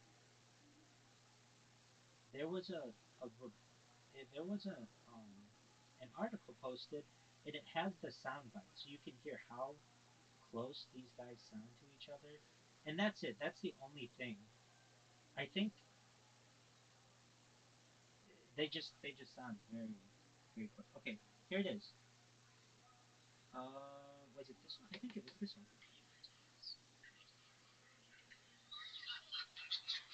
Okay, can you hear this?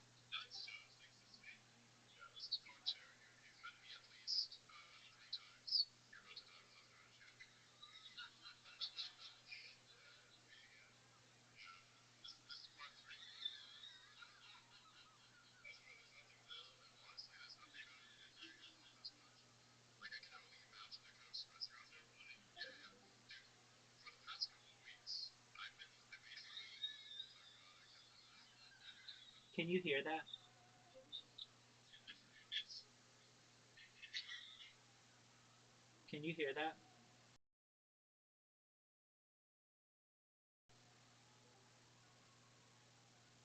Can you hear that? Caspian C, are you in here?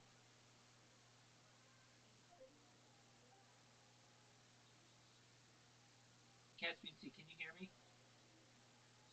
Yo! Maybe it's my device. Just a moment. I'm gonna leave and come back.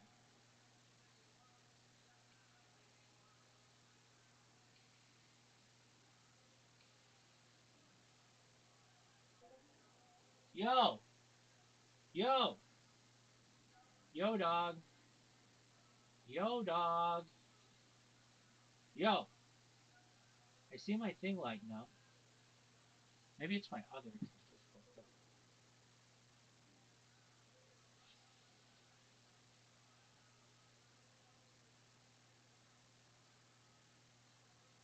Yo! Can you hear me, Caspian C? Caspian C?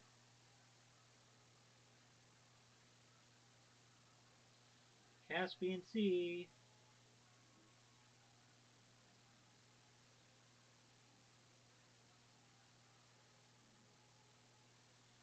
Caspian C?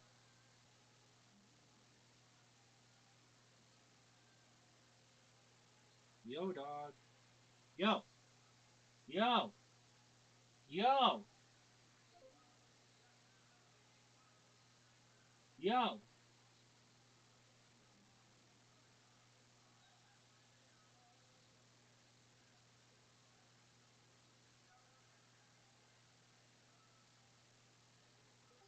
Yo, dog. Yo! Yo! Yo! I'm back. There you go. Was something happening with your computer? Your mic is starting to get a little crunchy. Something happened, you said? Yeah, just one moment. Let me see. Yeah, for some reason it was like kicking me out and letting me back in. Wait, did you have an issue with Discord right now? I just went to the bathroom, and I did notice before I left the microphone on. Um, I always have the you, but the podcast, I usually have muted Yeah, no, I unless I'm understand that. listening. The only mic I ever listened to, the one you're looking at, Right. started to sound a little crunchy, and then it crunched when I first got back. But it's intermittent, so I don't. Sometimes I don't bring it up because it doesn't happen that often. So Right. I might not bring it up because it rectifies itself, and I don't want to, Right. I understand. it, I know it's never going to yeah. be perfect. It's an old Chromebook, but I normally can hear myself on the other one as well, and I don't know. It was just Discord literally was just doing some weird stuff. I don't know. I was asking you, can you hear this? Let me see if I can I find. haven't been able to in the last few Yeah. to hold it over by the other camera, the one Yeah. the Lex Friedman Let me podcast. try that. Let me turn that volume up. Okay, good. All right. So here they are, um, talking to each other. Okay. Adrian and Elon.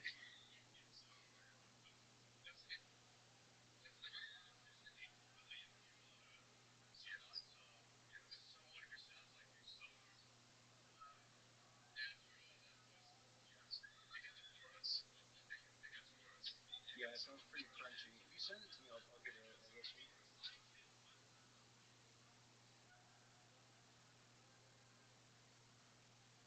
But it does sound a bit crunchy.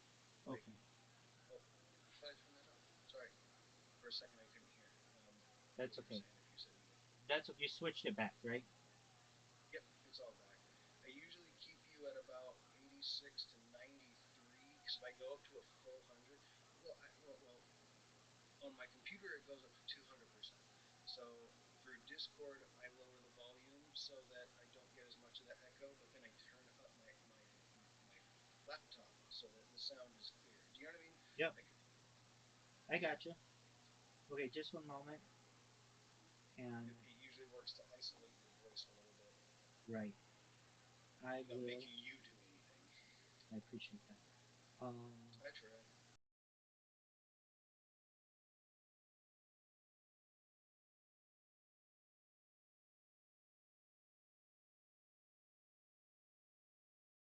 So If I'm going to be here this much, I shouldn't make you work to get it to me. thanks, big dog. I appreciate that. All right. Let me find. I'm trying to find the first interview that they did together. Yeah, I found it. Um, Video recording with Elon Musk talking about. Today's the day I met Elon Musk. Video in thread below. Yeah, here it is. Yep.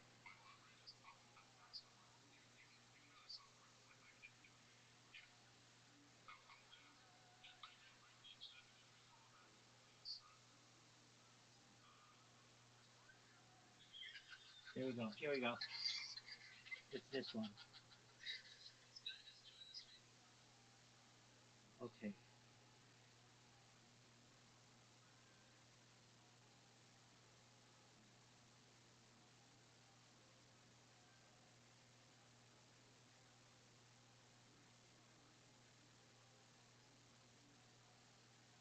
All right. If you go to that link that I just sent you, you'll be able to hear them talk to each other, and it just would be too hard to throw your voice on two different accounts. They're two different people. They don't even sound exactly the same, but they sound very similar.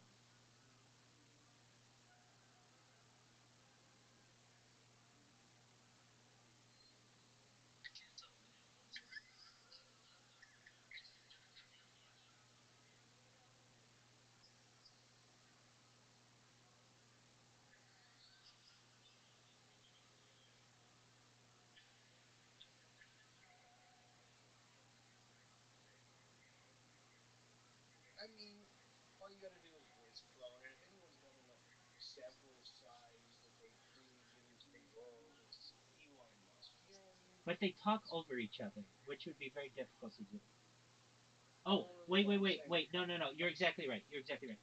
However, this happened like, I mean, you're right. You're 100% right. If anybody could do it, it could be done then.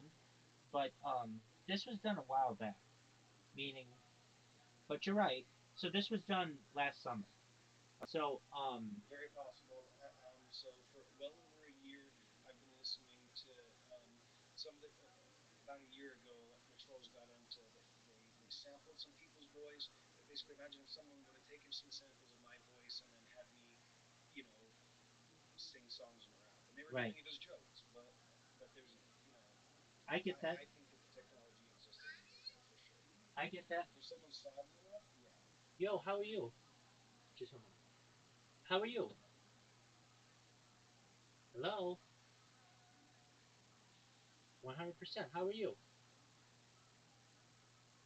What up, Wicked Tuna?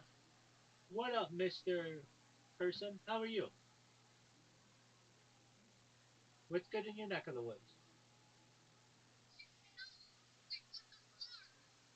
What happened? I don't know what that person's doing. Anyway, um, you're right. If anybody had that, and Joe Rogan talked about this years ago, that he has so much content Years online. ago, Exactly. because of deepfakes, and people. Oh, have you heard the people who like they've been pretending for like a year and a half now? They just they make it sound like Joe. I'm sorry, like Joe Biden and Trump and Obama are playing Minecraft or playing Call of Duty. I've I've seen similar things, and they're quite good. They're They're unfortunately good. You know yeah. what I mean? If you told me that was real 10 years ago, I would have believed you. Exactly. I would have said, "Wow, I can't believe politicians are getting into video games just to connect with the masses." Exactly. You know? Right. And the videos that they're doing now are very accurate. Um, Oh yeah. but all I'm saying is that yes, that guy could have had a voice changer. He, which very well could have been. Um, but I don't know. I just think it's interesting that I have a very public debate with this person, and now Elon Musk is saying that that's him, but it's not. I think everybody knows it's not, but he's just trolling along. I don't think that that's that funny. I don't know. Trolling to me is basically sometimes like public lying, and I just don't think that that's always that cool. Look, if you have to lie because your life depends on it, I'm cool with that. Say whatever the fuck you have to do to just Yeah. escape whatever you're having to do. But if you're just trolling to be a douche, that's being a douche. That's not like Well, people. if you're lying to troll, I don't like that. I I think don't either. trolling. See, I've always said that hate based on race, nationality, religion, it makes no sense. It's too surface level. Because if you really get to know someone, there's always something you can find that's a valid reason to hate them on a personal level. Right. And it won't have to do with the color of their skin. It won't have to do with whatever religion they picked. You know what I mean? You get to know someone. If you have a mind to want to hate them, you'll find a valid reason. You know what I mean? And so for the most part, I don't like when people make shit up. But if somebody, usually I'm only involved in any kind of trolling of people who have been proven to be some sort of negative individual one way or another. I get that. And even if it's just like Rabbi, you're amazing to your audience. When people come in here, you're cordial, you're friendly, you're welcoming, you answer questions. But Thank you. if people came in here and you were just like, "Fuck you, you owe me because blah blah blah," if you were a complete asshole, well then that's more than enough reason for To people to troll you. just keep Absolutely. trolling you 100%. because you're easily triggered. You know what I mean? I agree with you. Of any, like, But well, we talk about it with, making up lies is good. yeah, I agree, and I just don't think that that's necessarily cool. When people are trying to figure out the real, like, what's really going on, and then you're leaning into it. Basically, you're like, yeah, I am Adrian Dittman. Then that makes people actually think that you are when it's pretty obvious that you're not. Um, I don't know, and I just think that's immature. But I don't know. What do I know about it? I can say that if anybody is going to troll me, they have enough um, data or enough content to be able to do it. I'm waiting for it. I almost invite it because You don't almost, you yeah, I absolutely do. I do it. absolutely You do. won't. You have you have sent me to remind the music doesn't already serve you exist, and now you Yeah, that's true. Because, I mean, the way I've explained it to people is Rabbi likes to stay sharp. Yeah, that's And, absolutely true. And and you know, um, I mean, I'll tell you exactly how I've described you to people. I've said that you're eccentric, but that is high praise coming from me. That I think that that is a quality that is lacking in most people. I agree. Because that's real personality. That's a good thing. You know, I'm like he's a bit eccentric. I was like, but he stays sharp. He knows exactly what he's talking about, and if he doesn't, he knows how to find information. That's right. We'll You know look what it I up. mean? We will look it up. That Yeah. I don't take eccentricity That's the other thing I as a appreciate negative. about you as well is that you want to have all the information, but you're not a know-it-all. You do have, and this is something that I've always said that I try to work at is if I don't know something, I say I don't know. That's right. That's the bravest thing in the world that you can say. Because it is, you know. I mean, the extra mile is I'll find out. Right. But to talk as if you know something, you know, nobody should be taking dieting advice from a fat guy. You That's know, true. I don't care 100%. politically correct or not. You know what I mean? Right. Um, when it comes to the topic of abortion, I am a man who I just really don't think that anybody wants me at that discussion table in the first place. So I don't really need to have that much of an opinion on it. I don't know what it's like for women to go through it, like at all. So what kind of opinion can I really form on it, right? I agree. Well, I think you Sure, can have an opinion on it, just like you can have an opinion on anything, but that doesn't mean that that opinion is valid because it you don't doesn't have the experience. it doesn't supersede someone else's who has firsthand experience. Is what Exactly. I think. You know what I mean? Exactly. I'm in agreement with you on that.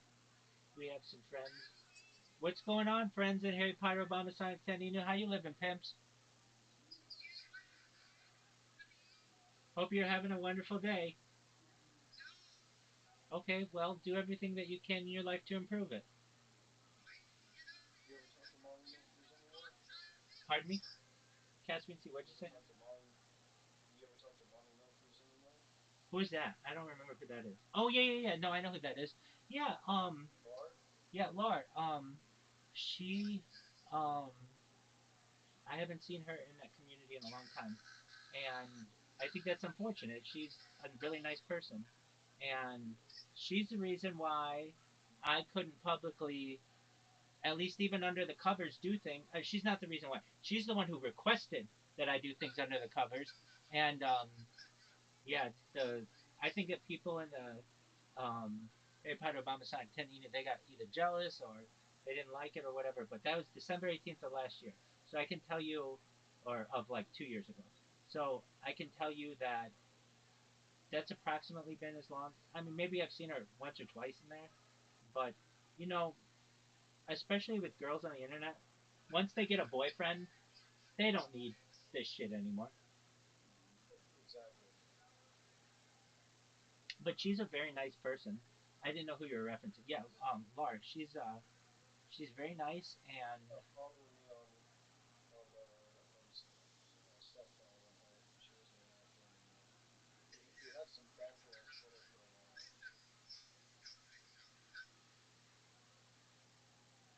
yeah, she's a nice person. I don't know what happened to her. Hopefully, I mean, I'm sure I could send her a message and you know see what's going on, but I just haven't yet.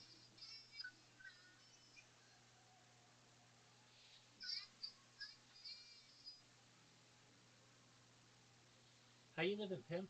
Hope you're having a wonderful day.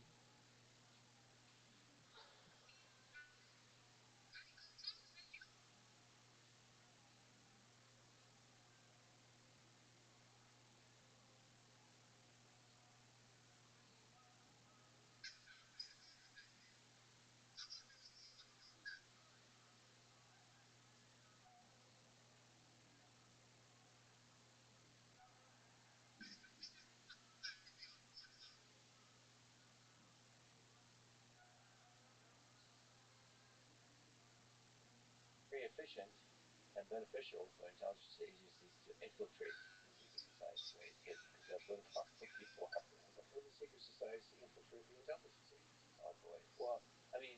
And that's actually in all your lectures, I kind of had a sense that intelligence agencies themselves are kind of secret societies, right?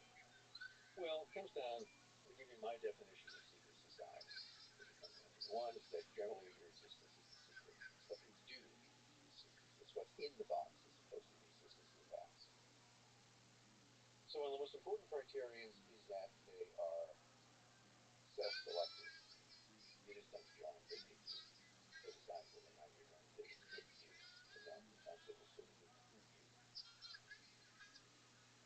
Once you have been recruited, you have to pass tests and initiations.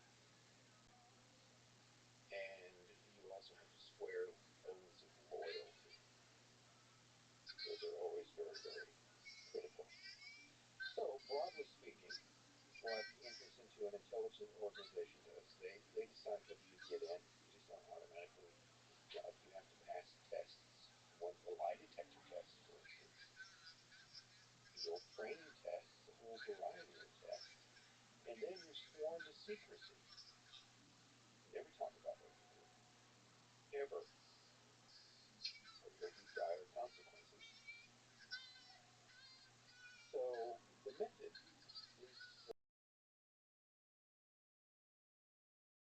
very much the same. And also this idea of creating a kind of uniform group. The organization is us, and everyone else is outside of that. We are guardians of special knowledge. See, this is the type of thing that would generally happen if you questioned whatever any kind of intelligence agency did. Well, we know things that you don't. Why? Because we're the organization that knows things. We collect information. We know the secrets. We guard the secrets. Therefore, if we tell you, you must believe it. I have this sense that there are very powerful secret societies operating today, and we don't really know or understand them. And the conspiracy theories in spirit might have something to them, but are actually factually not correct. So, like, an effective, powerful secret society or intelligence agency is not going to um, let you know anything that it doesn't want you to know, right? They'll probably mislead you in the same place. So I think the question is, what's the most powerful or important secret society? Probably the one you don't know about. The one that doesn't advertise its existence. The one which is never known anywhere under its real name. You've got things like the Bohemian Club. You've got the Bilderbergers, which is another sort of formed in the 1950s. Largely the creation of a guy by the name of Józef Rettinger. Polish, mysterious, appears out of nowhere, a schemer for years. A man expelled from Britain, France, and the United States at one point or another. Welcome, welcome. In the Mexican labor movement. How are you?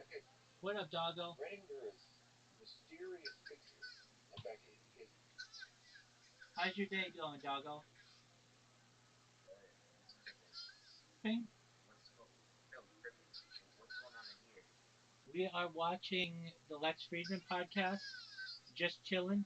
Doggo, I think we've met, right? Yeah, in England. Oh, that's right. Okay, excellent. So you know all about me. Yeah, we're just watching the Lex Friedman podcast, having a good time. How about you? I'm downloading Riders Republic. Excellent. How much more percentage do you have until it's complete? I don't know, like 90% more to go. All right, so it's an uphill battle. That's all right. Back in the day, we used to wait days just to download a song, so don't you worry about it. Yeah, one song you take days on Napster or LimeWire or any of the downloading sites that people used to use back in the day. So for you to be able to download a very high graphics game on the internet is like futuristic still.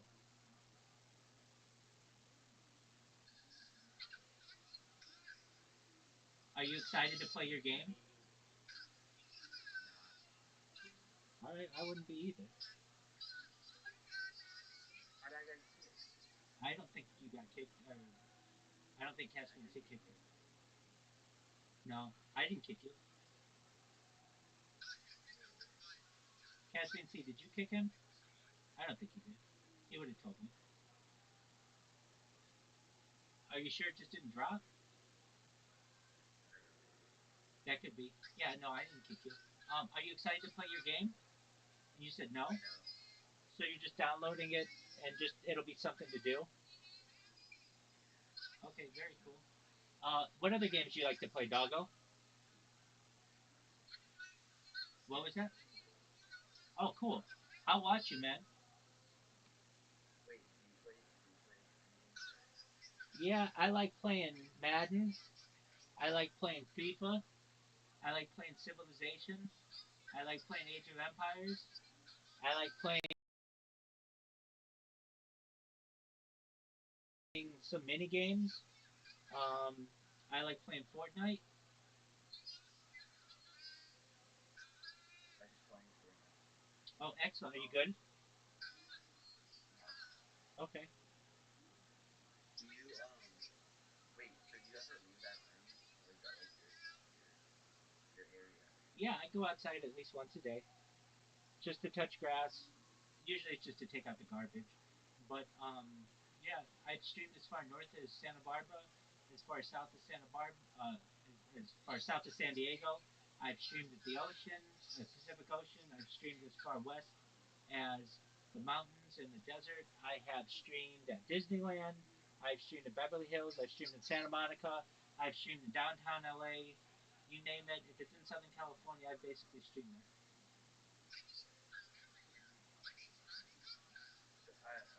So do you like video when you go outside too? Uh, I used Do to. you like? I used to, but generally it's just a quick.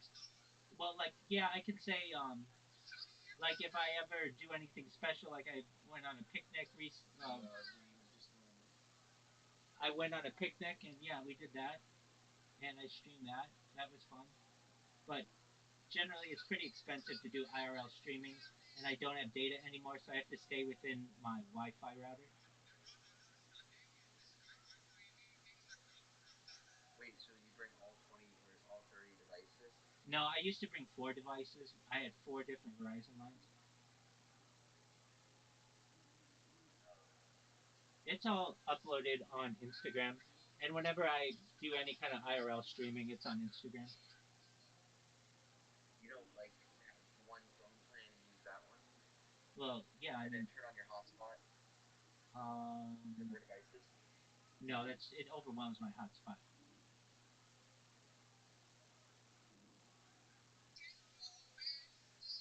If you want to see my IRL streaming, it's on my Instagram. You can take a look at it if that's of interest to you.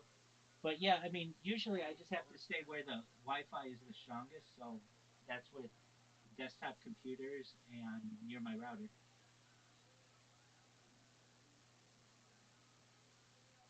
How many followers do you have in total? You ever counted that out? On Twitch, I have 50,000.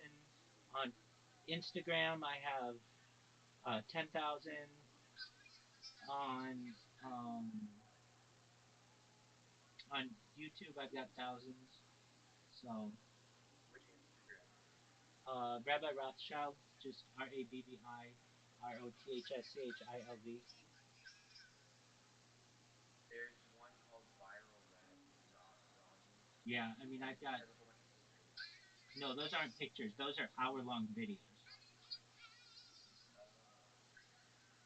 Have you ever gotten taken down by a site? Oh yeah, all the time.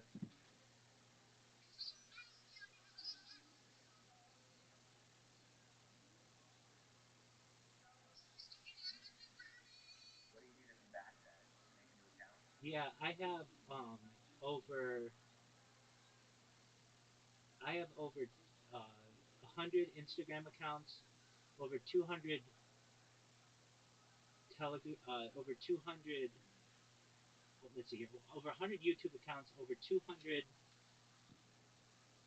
Instagram accounts, over 300 Twitch accounts, even more than that now, over 1,000 TikTok accounts, over 2,000 Twitter accounts, and over 10,000 Kick accounts. So basically, if I ever lose any of my accounts, I have 10,000 kick.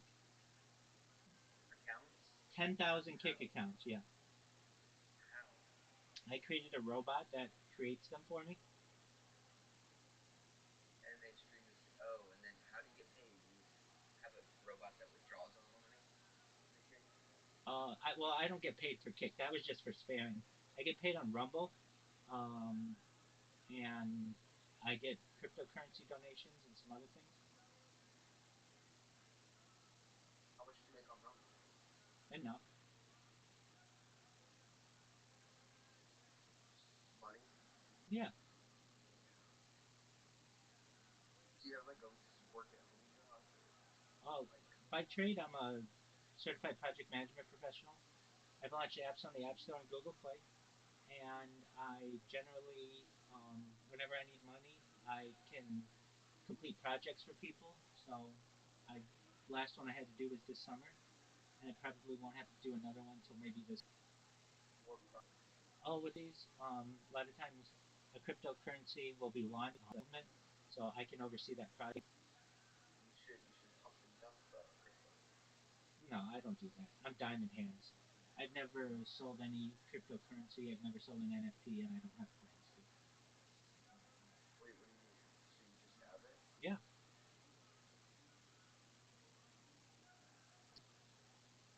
But can it be worth a lot less too?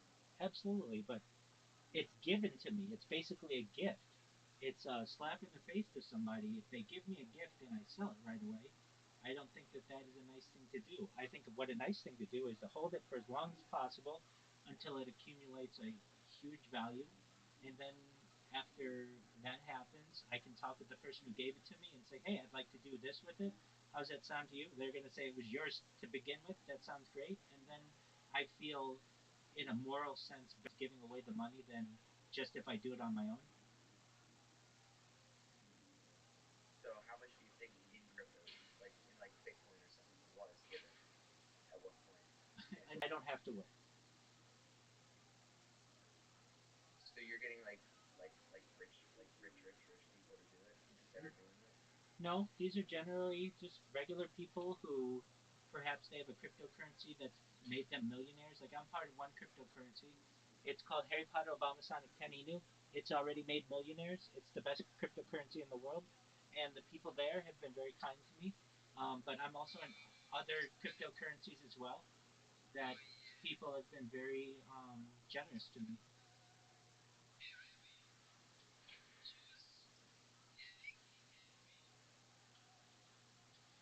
Hey, GB, if you can hear me, I've muted all those guys. I don't know what they're talking about. That's somebody else. I'm in a cryptocurrency Telegram right now. But yeah, essentially,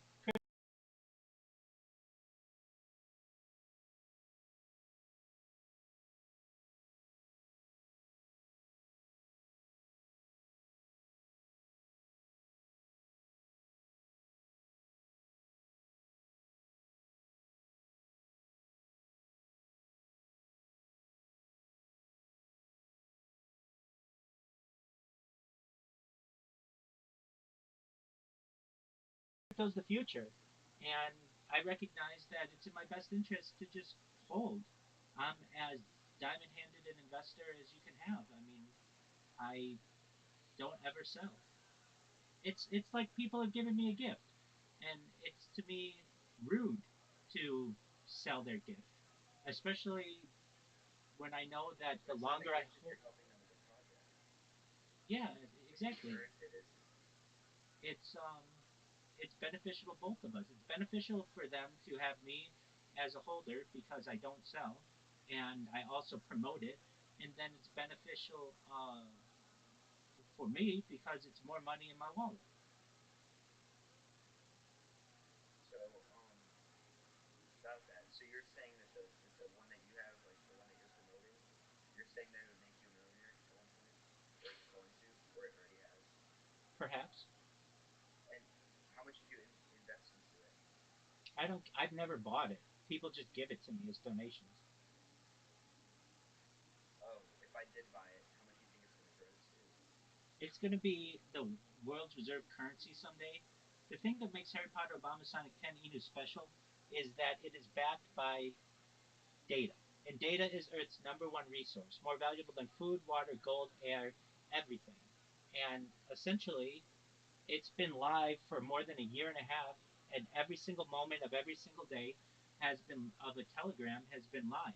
So you'd be able to go back on my stream and see when the ticker was worth a penny, and when it was worth 10 cents, and when it was worth 20 cents, and when it was worth 30 cents. And it's just going to continue to go up over time, especially with the mass adoption of cryptocurrency that we'll likely see within the next half decade or so. So how much is it? Is it like up 1,000%, or is it up a million times, or like what's? Yeah, it's something like that. Right now, I think the spot is something like 20 cents each. And when I started, it was less than a penny. So it's up probably at least like 20 to 50x. I'm not exactly sure, but something like that. I can tell you this: people, regular people who invested at the beginning, are now millionaires because of it.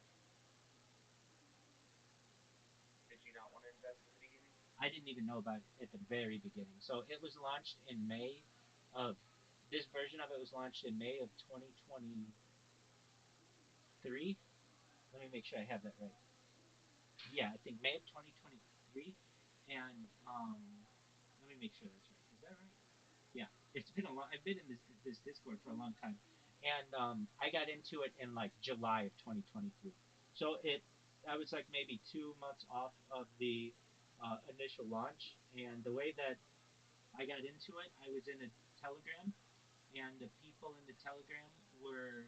I'm sorry, I was in a Twitter space, and the people in the Twitter space thought that they were listening to me speak on some topics regarding futurology, things like anti-gravity, antimatter, faster than light travel, alien disclosure, cryptocurrencies, NFTs, that kind of stuff. And they thought what I was saying was really interesting. And they invited me into their Telegram. And initially, I was like, okay, whatever, I'll join. And I had enough devices that I could keep one live in there. And they also wanted to give me cryptocurrency, and so I gave them my wallet address, and they gave me some then, and they've given me some whenever. I've never asked them for it, but just whenever they want, somebody will see an interview that I do, and they'll want me to continue doing interviews and talking about the coin because I shill it to billionaires. So, like, if you know who Eddie Craven is, I've shilled it to Eddie Craven. Aiden Ross, I've shilled it to Aiden Ross during interviews on Kick, and just basically want people to know about it. Wait, you sold it to Aiden Ross? I haven't sold it to him. I've shilled it to him. So basically, I have promoted it. I've told him in interviews, live on Kick, that both he and Eddie should buy this because it's going to the moon. And I've done it in multiple And what interviews. did they say? I know that Eddie has accepted my friend request on Discord, so I mean we have that connection. Isn't he like a billionaire? Yep, he's a multi-billionaire. Really? Yep. What is he doing what? Well, I think he started off with uh,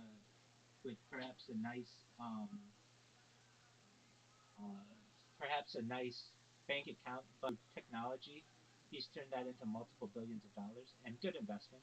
And then on top of that, he has Stake. If you know what Stake is, and Stake is the largest Yeah, gambling site gambling. in the world, so online. So he You should has have that. him. You should have him give me an account because I can't play because I'm underage. No, it's 21 on stake. Oh, okay, I gotcha. All right, well, I don't know if he'd be able to do that, but a few years when you're to do that, it's helicopters. Rust. Oh, this is Rust. Yeah, Oh, okay. Everybody talks about this game. Okay, so what makes but this? it's not. Go ahead. It's not. It's not like a like a. It's not just this. It's like a PvP game, but this is just someone making a map like this. And you like to fly helicopters in it? Um, I guess that's what you'd say. Isn't that what this is? You're flying a helicopter in this person's level? Yeah, in this server that they're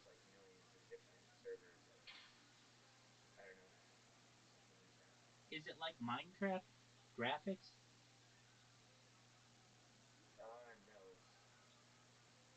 it's like I don't know, like it's like you gotta wait until it loads. You're good.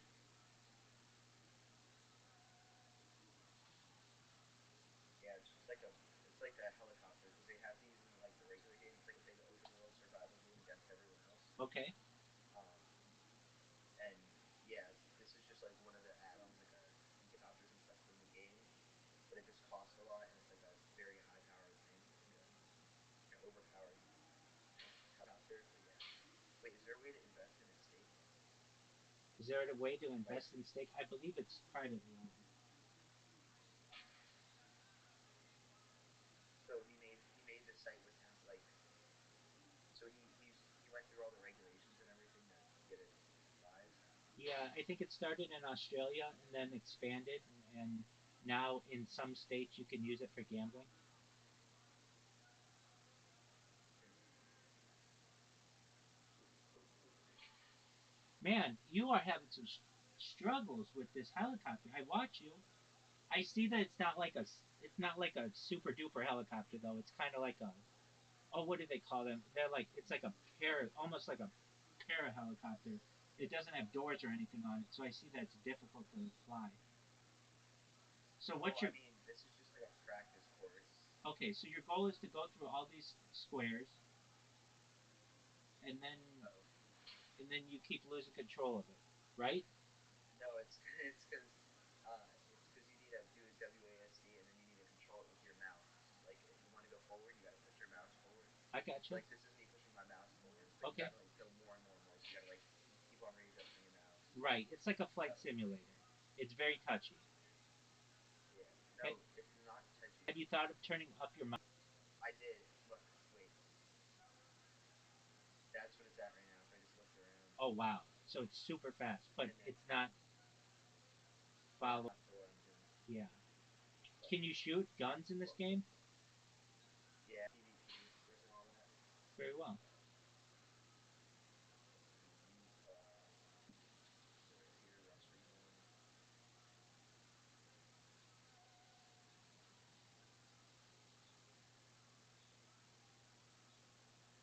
on? Do they have team deathmatch? Yeah, they don't have it for these games. It's not like a real. Do they have King of the Hill? Very cool. You've never played? Not Rust.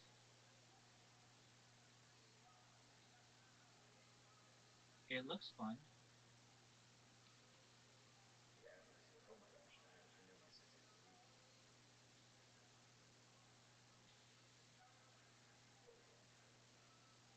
So how did you find out Let's about see. Aiden Ross, if I may ask? Um, he lives right near me. I had a friend of mine who asked me who Aiden Ross was, and I said no. And I had just started streaming on Kick, and he's like, "Well, he streams on Kick." And then I got into his Discord, and the moderators on the Discord kept kicking me out. So I built a robot that would always let me back in whenever I got kicked out. And it basically outlasted his moderators. So then I was able to just stream in there a lot. But then they changed the way that the Discord server was made so that like just random people couldn't come in there anymore. So then I was in there like alone for months. There weren't a lot of people in there. And then recently it's gotten going again. Um, so I would tell you though that the way that I really found out about him is he came into my stream one day and asked me all kinds of questions, and I showed him my ID, I showed him my credit card, and like Wait. What happened? Aiden Ross came into my YouTube while he was on stream and wanted to know like what I was doing because he noticed that I was spamming people and that I was in his Discord and everything, and so he asked me to show him my ID, which I did, and he asked me to show him like a credit card, and I did, and Why? why For not? what? Your credit card? Yeah, I even showed him the three numbers on Like, the back. I'm not dumb enough to show him a credit card that's going to work. I'm not going to show that to the whole world and have my account drained. But I had a credit card that I could show him, so I did. But, oh, so like your name was on it. Yeah, exactly. It's just like a second form of identification. But why did he need it? Uh, I think he just wanted to really make sure I was who I said I was, and Oh, so, even if you weren't, why would that matter? I don't know. I mean, that's a question for him. I think he was just trying to see how much he could get me to do as well. But once somebody's showing you their credit card and their driver's license, that's pretty much as affirmative that they are who they say they are as you're going to get. And do you ever stream on Kick? Me? Yeah. Nah, I don't think there's any money in it. So. Yeah, I can see that. Well, I I created a robot that streams on that spams on Kick, and so everybody on Kick knows who I am. And I think that's how Aiden Ross found out about me.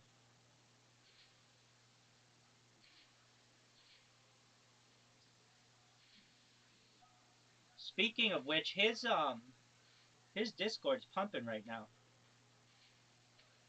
He never added you? I'd never sent him a friend request.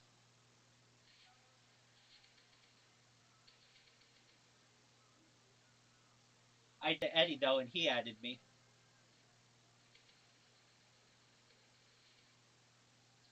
Does Eddie add a lot of people? No, not at all. Eddie's very private with stuff. And I did an interview. Do you know the streamer Ori Ouri? Nope.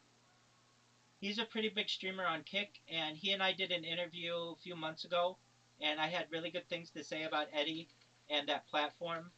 Just like to create a competitor to Twitch, and I think he liked what I said because he added me. You said about aliens or what? About what? No, he liked what I said about the Kick platform, that it was essentially I thought was really positive. You said what about Twitch? Was essentially emerging as a opportunity to be very successful in the future, and I said, especially with the tie into stake, and somebody needs to overtake Twitch eventually, and I think it'll be Kick. And I think that he was positive, or he thought positive things about what I said, and that's why he added me, but I'm not exactly sure why.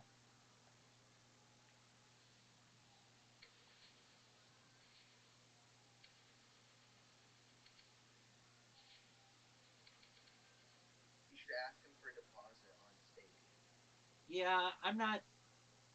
I don't really focus on that kind of stuff financially. I'm fine with what I need to do. While I can't necessarily spend like it's going out of style, I have enough budgeted for each month, and I know that it's just a matter of time until I go viral.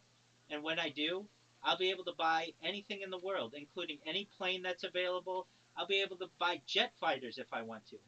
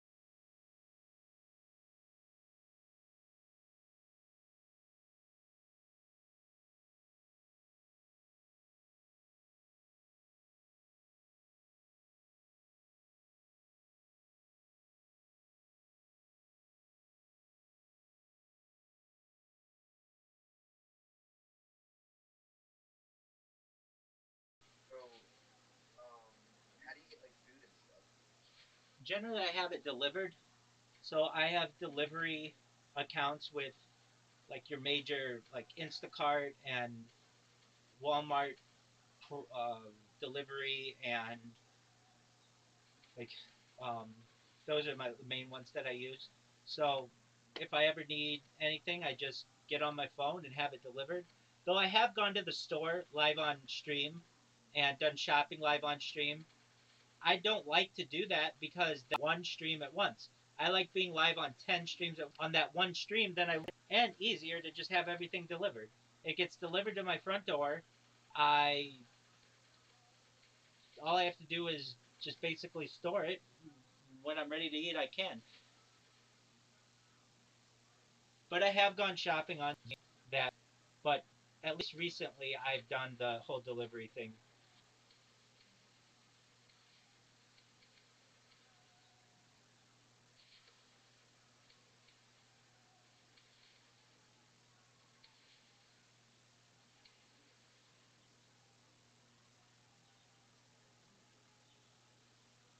You should ask Eddie to fund your mission. You know, it's.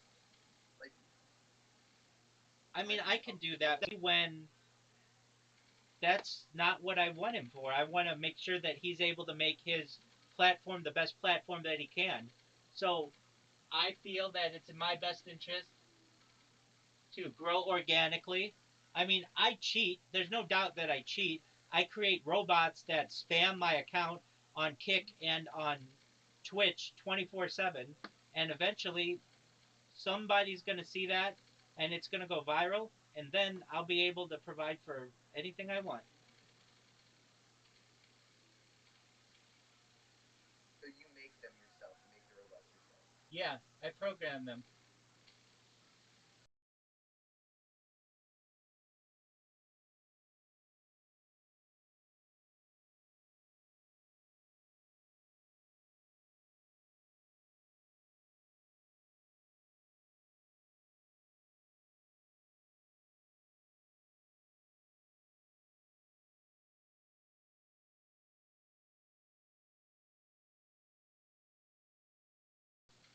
They're really macro programs, if you know what that is. But they basically just are like automatic mouse clickers. But they're very smart.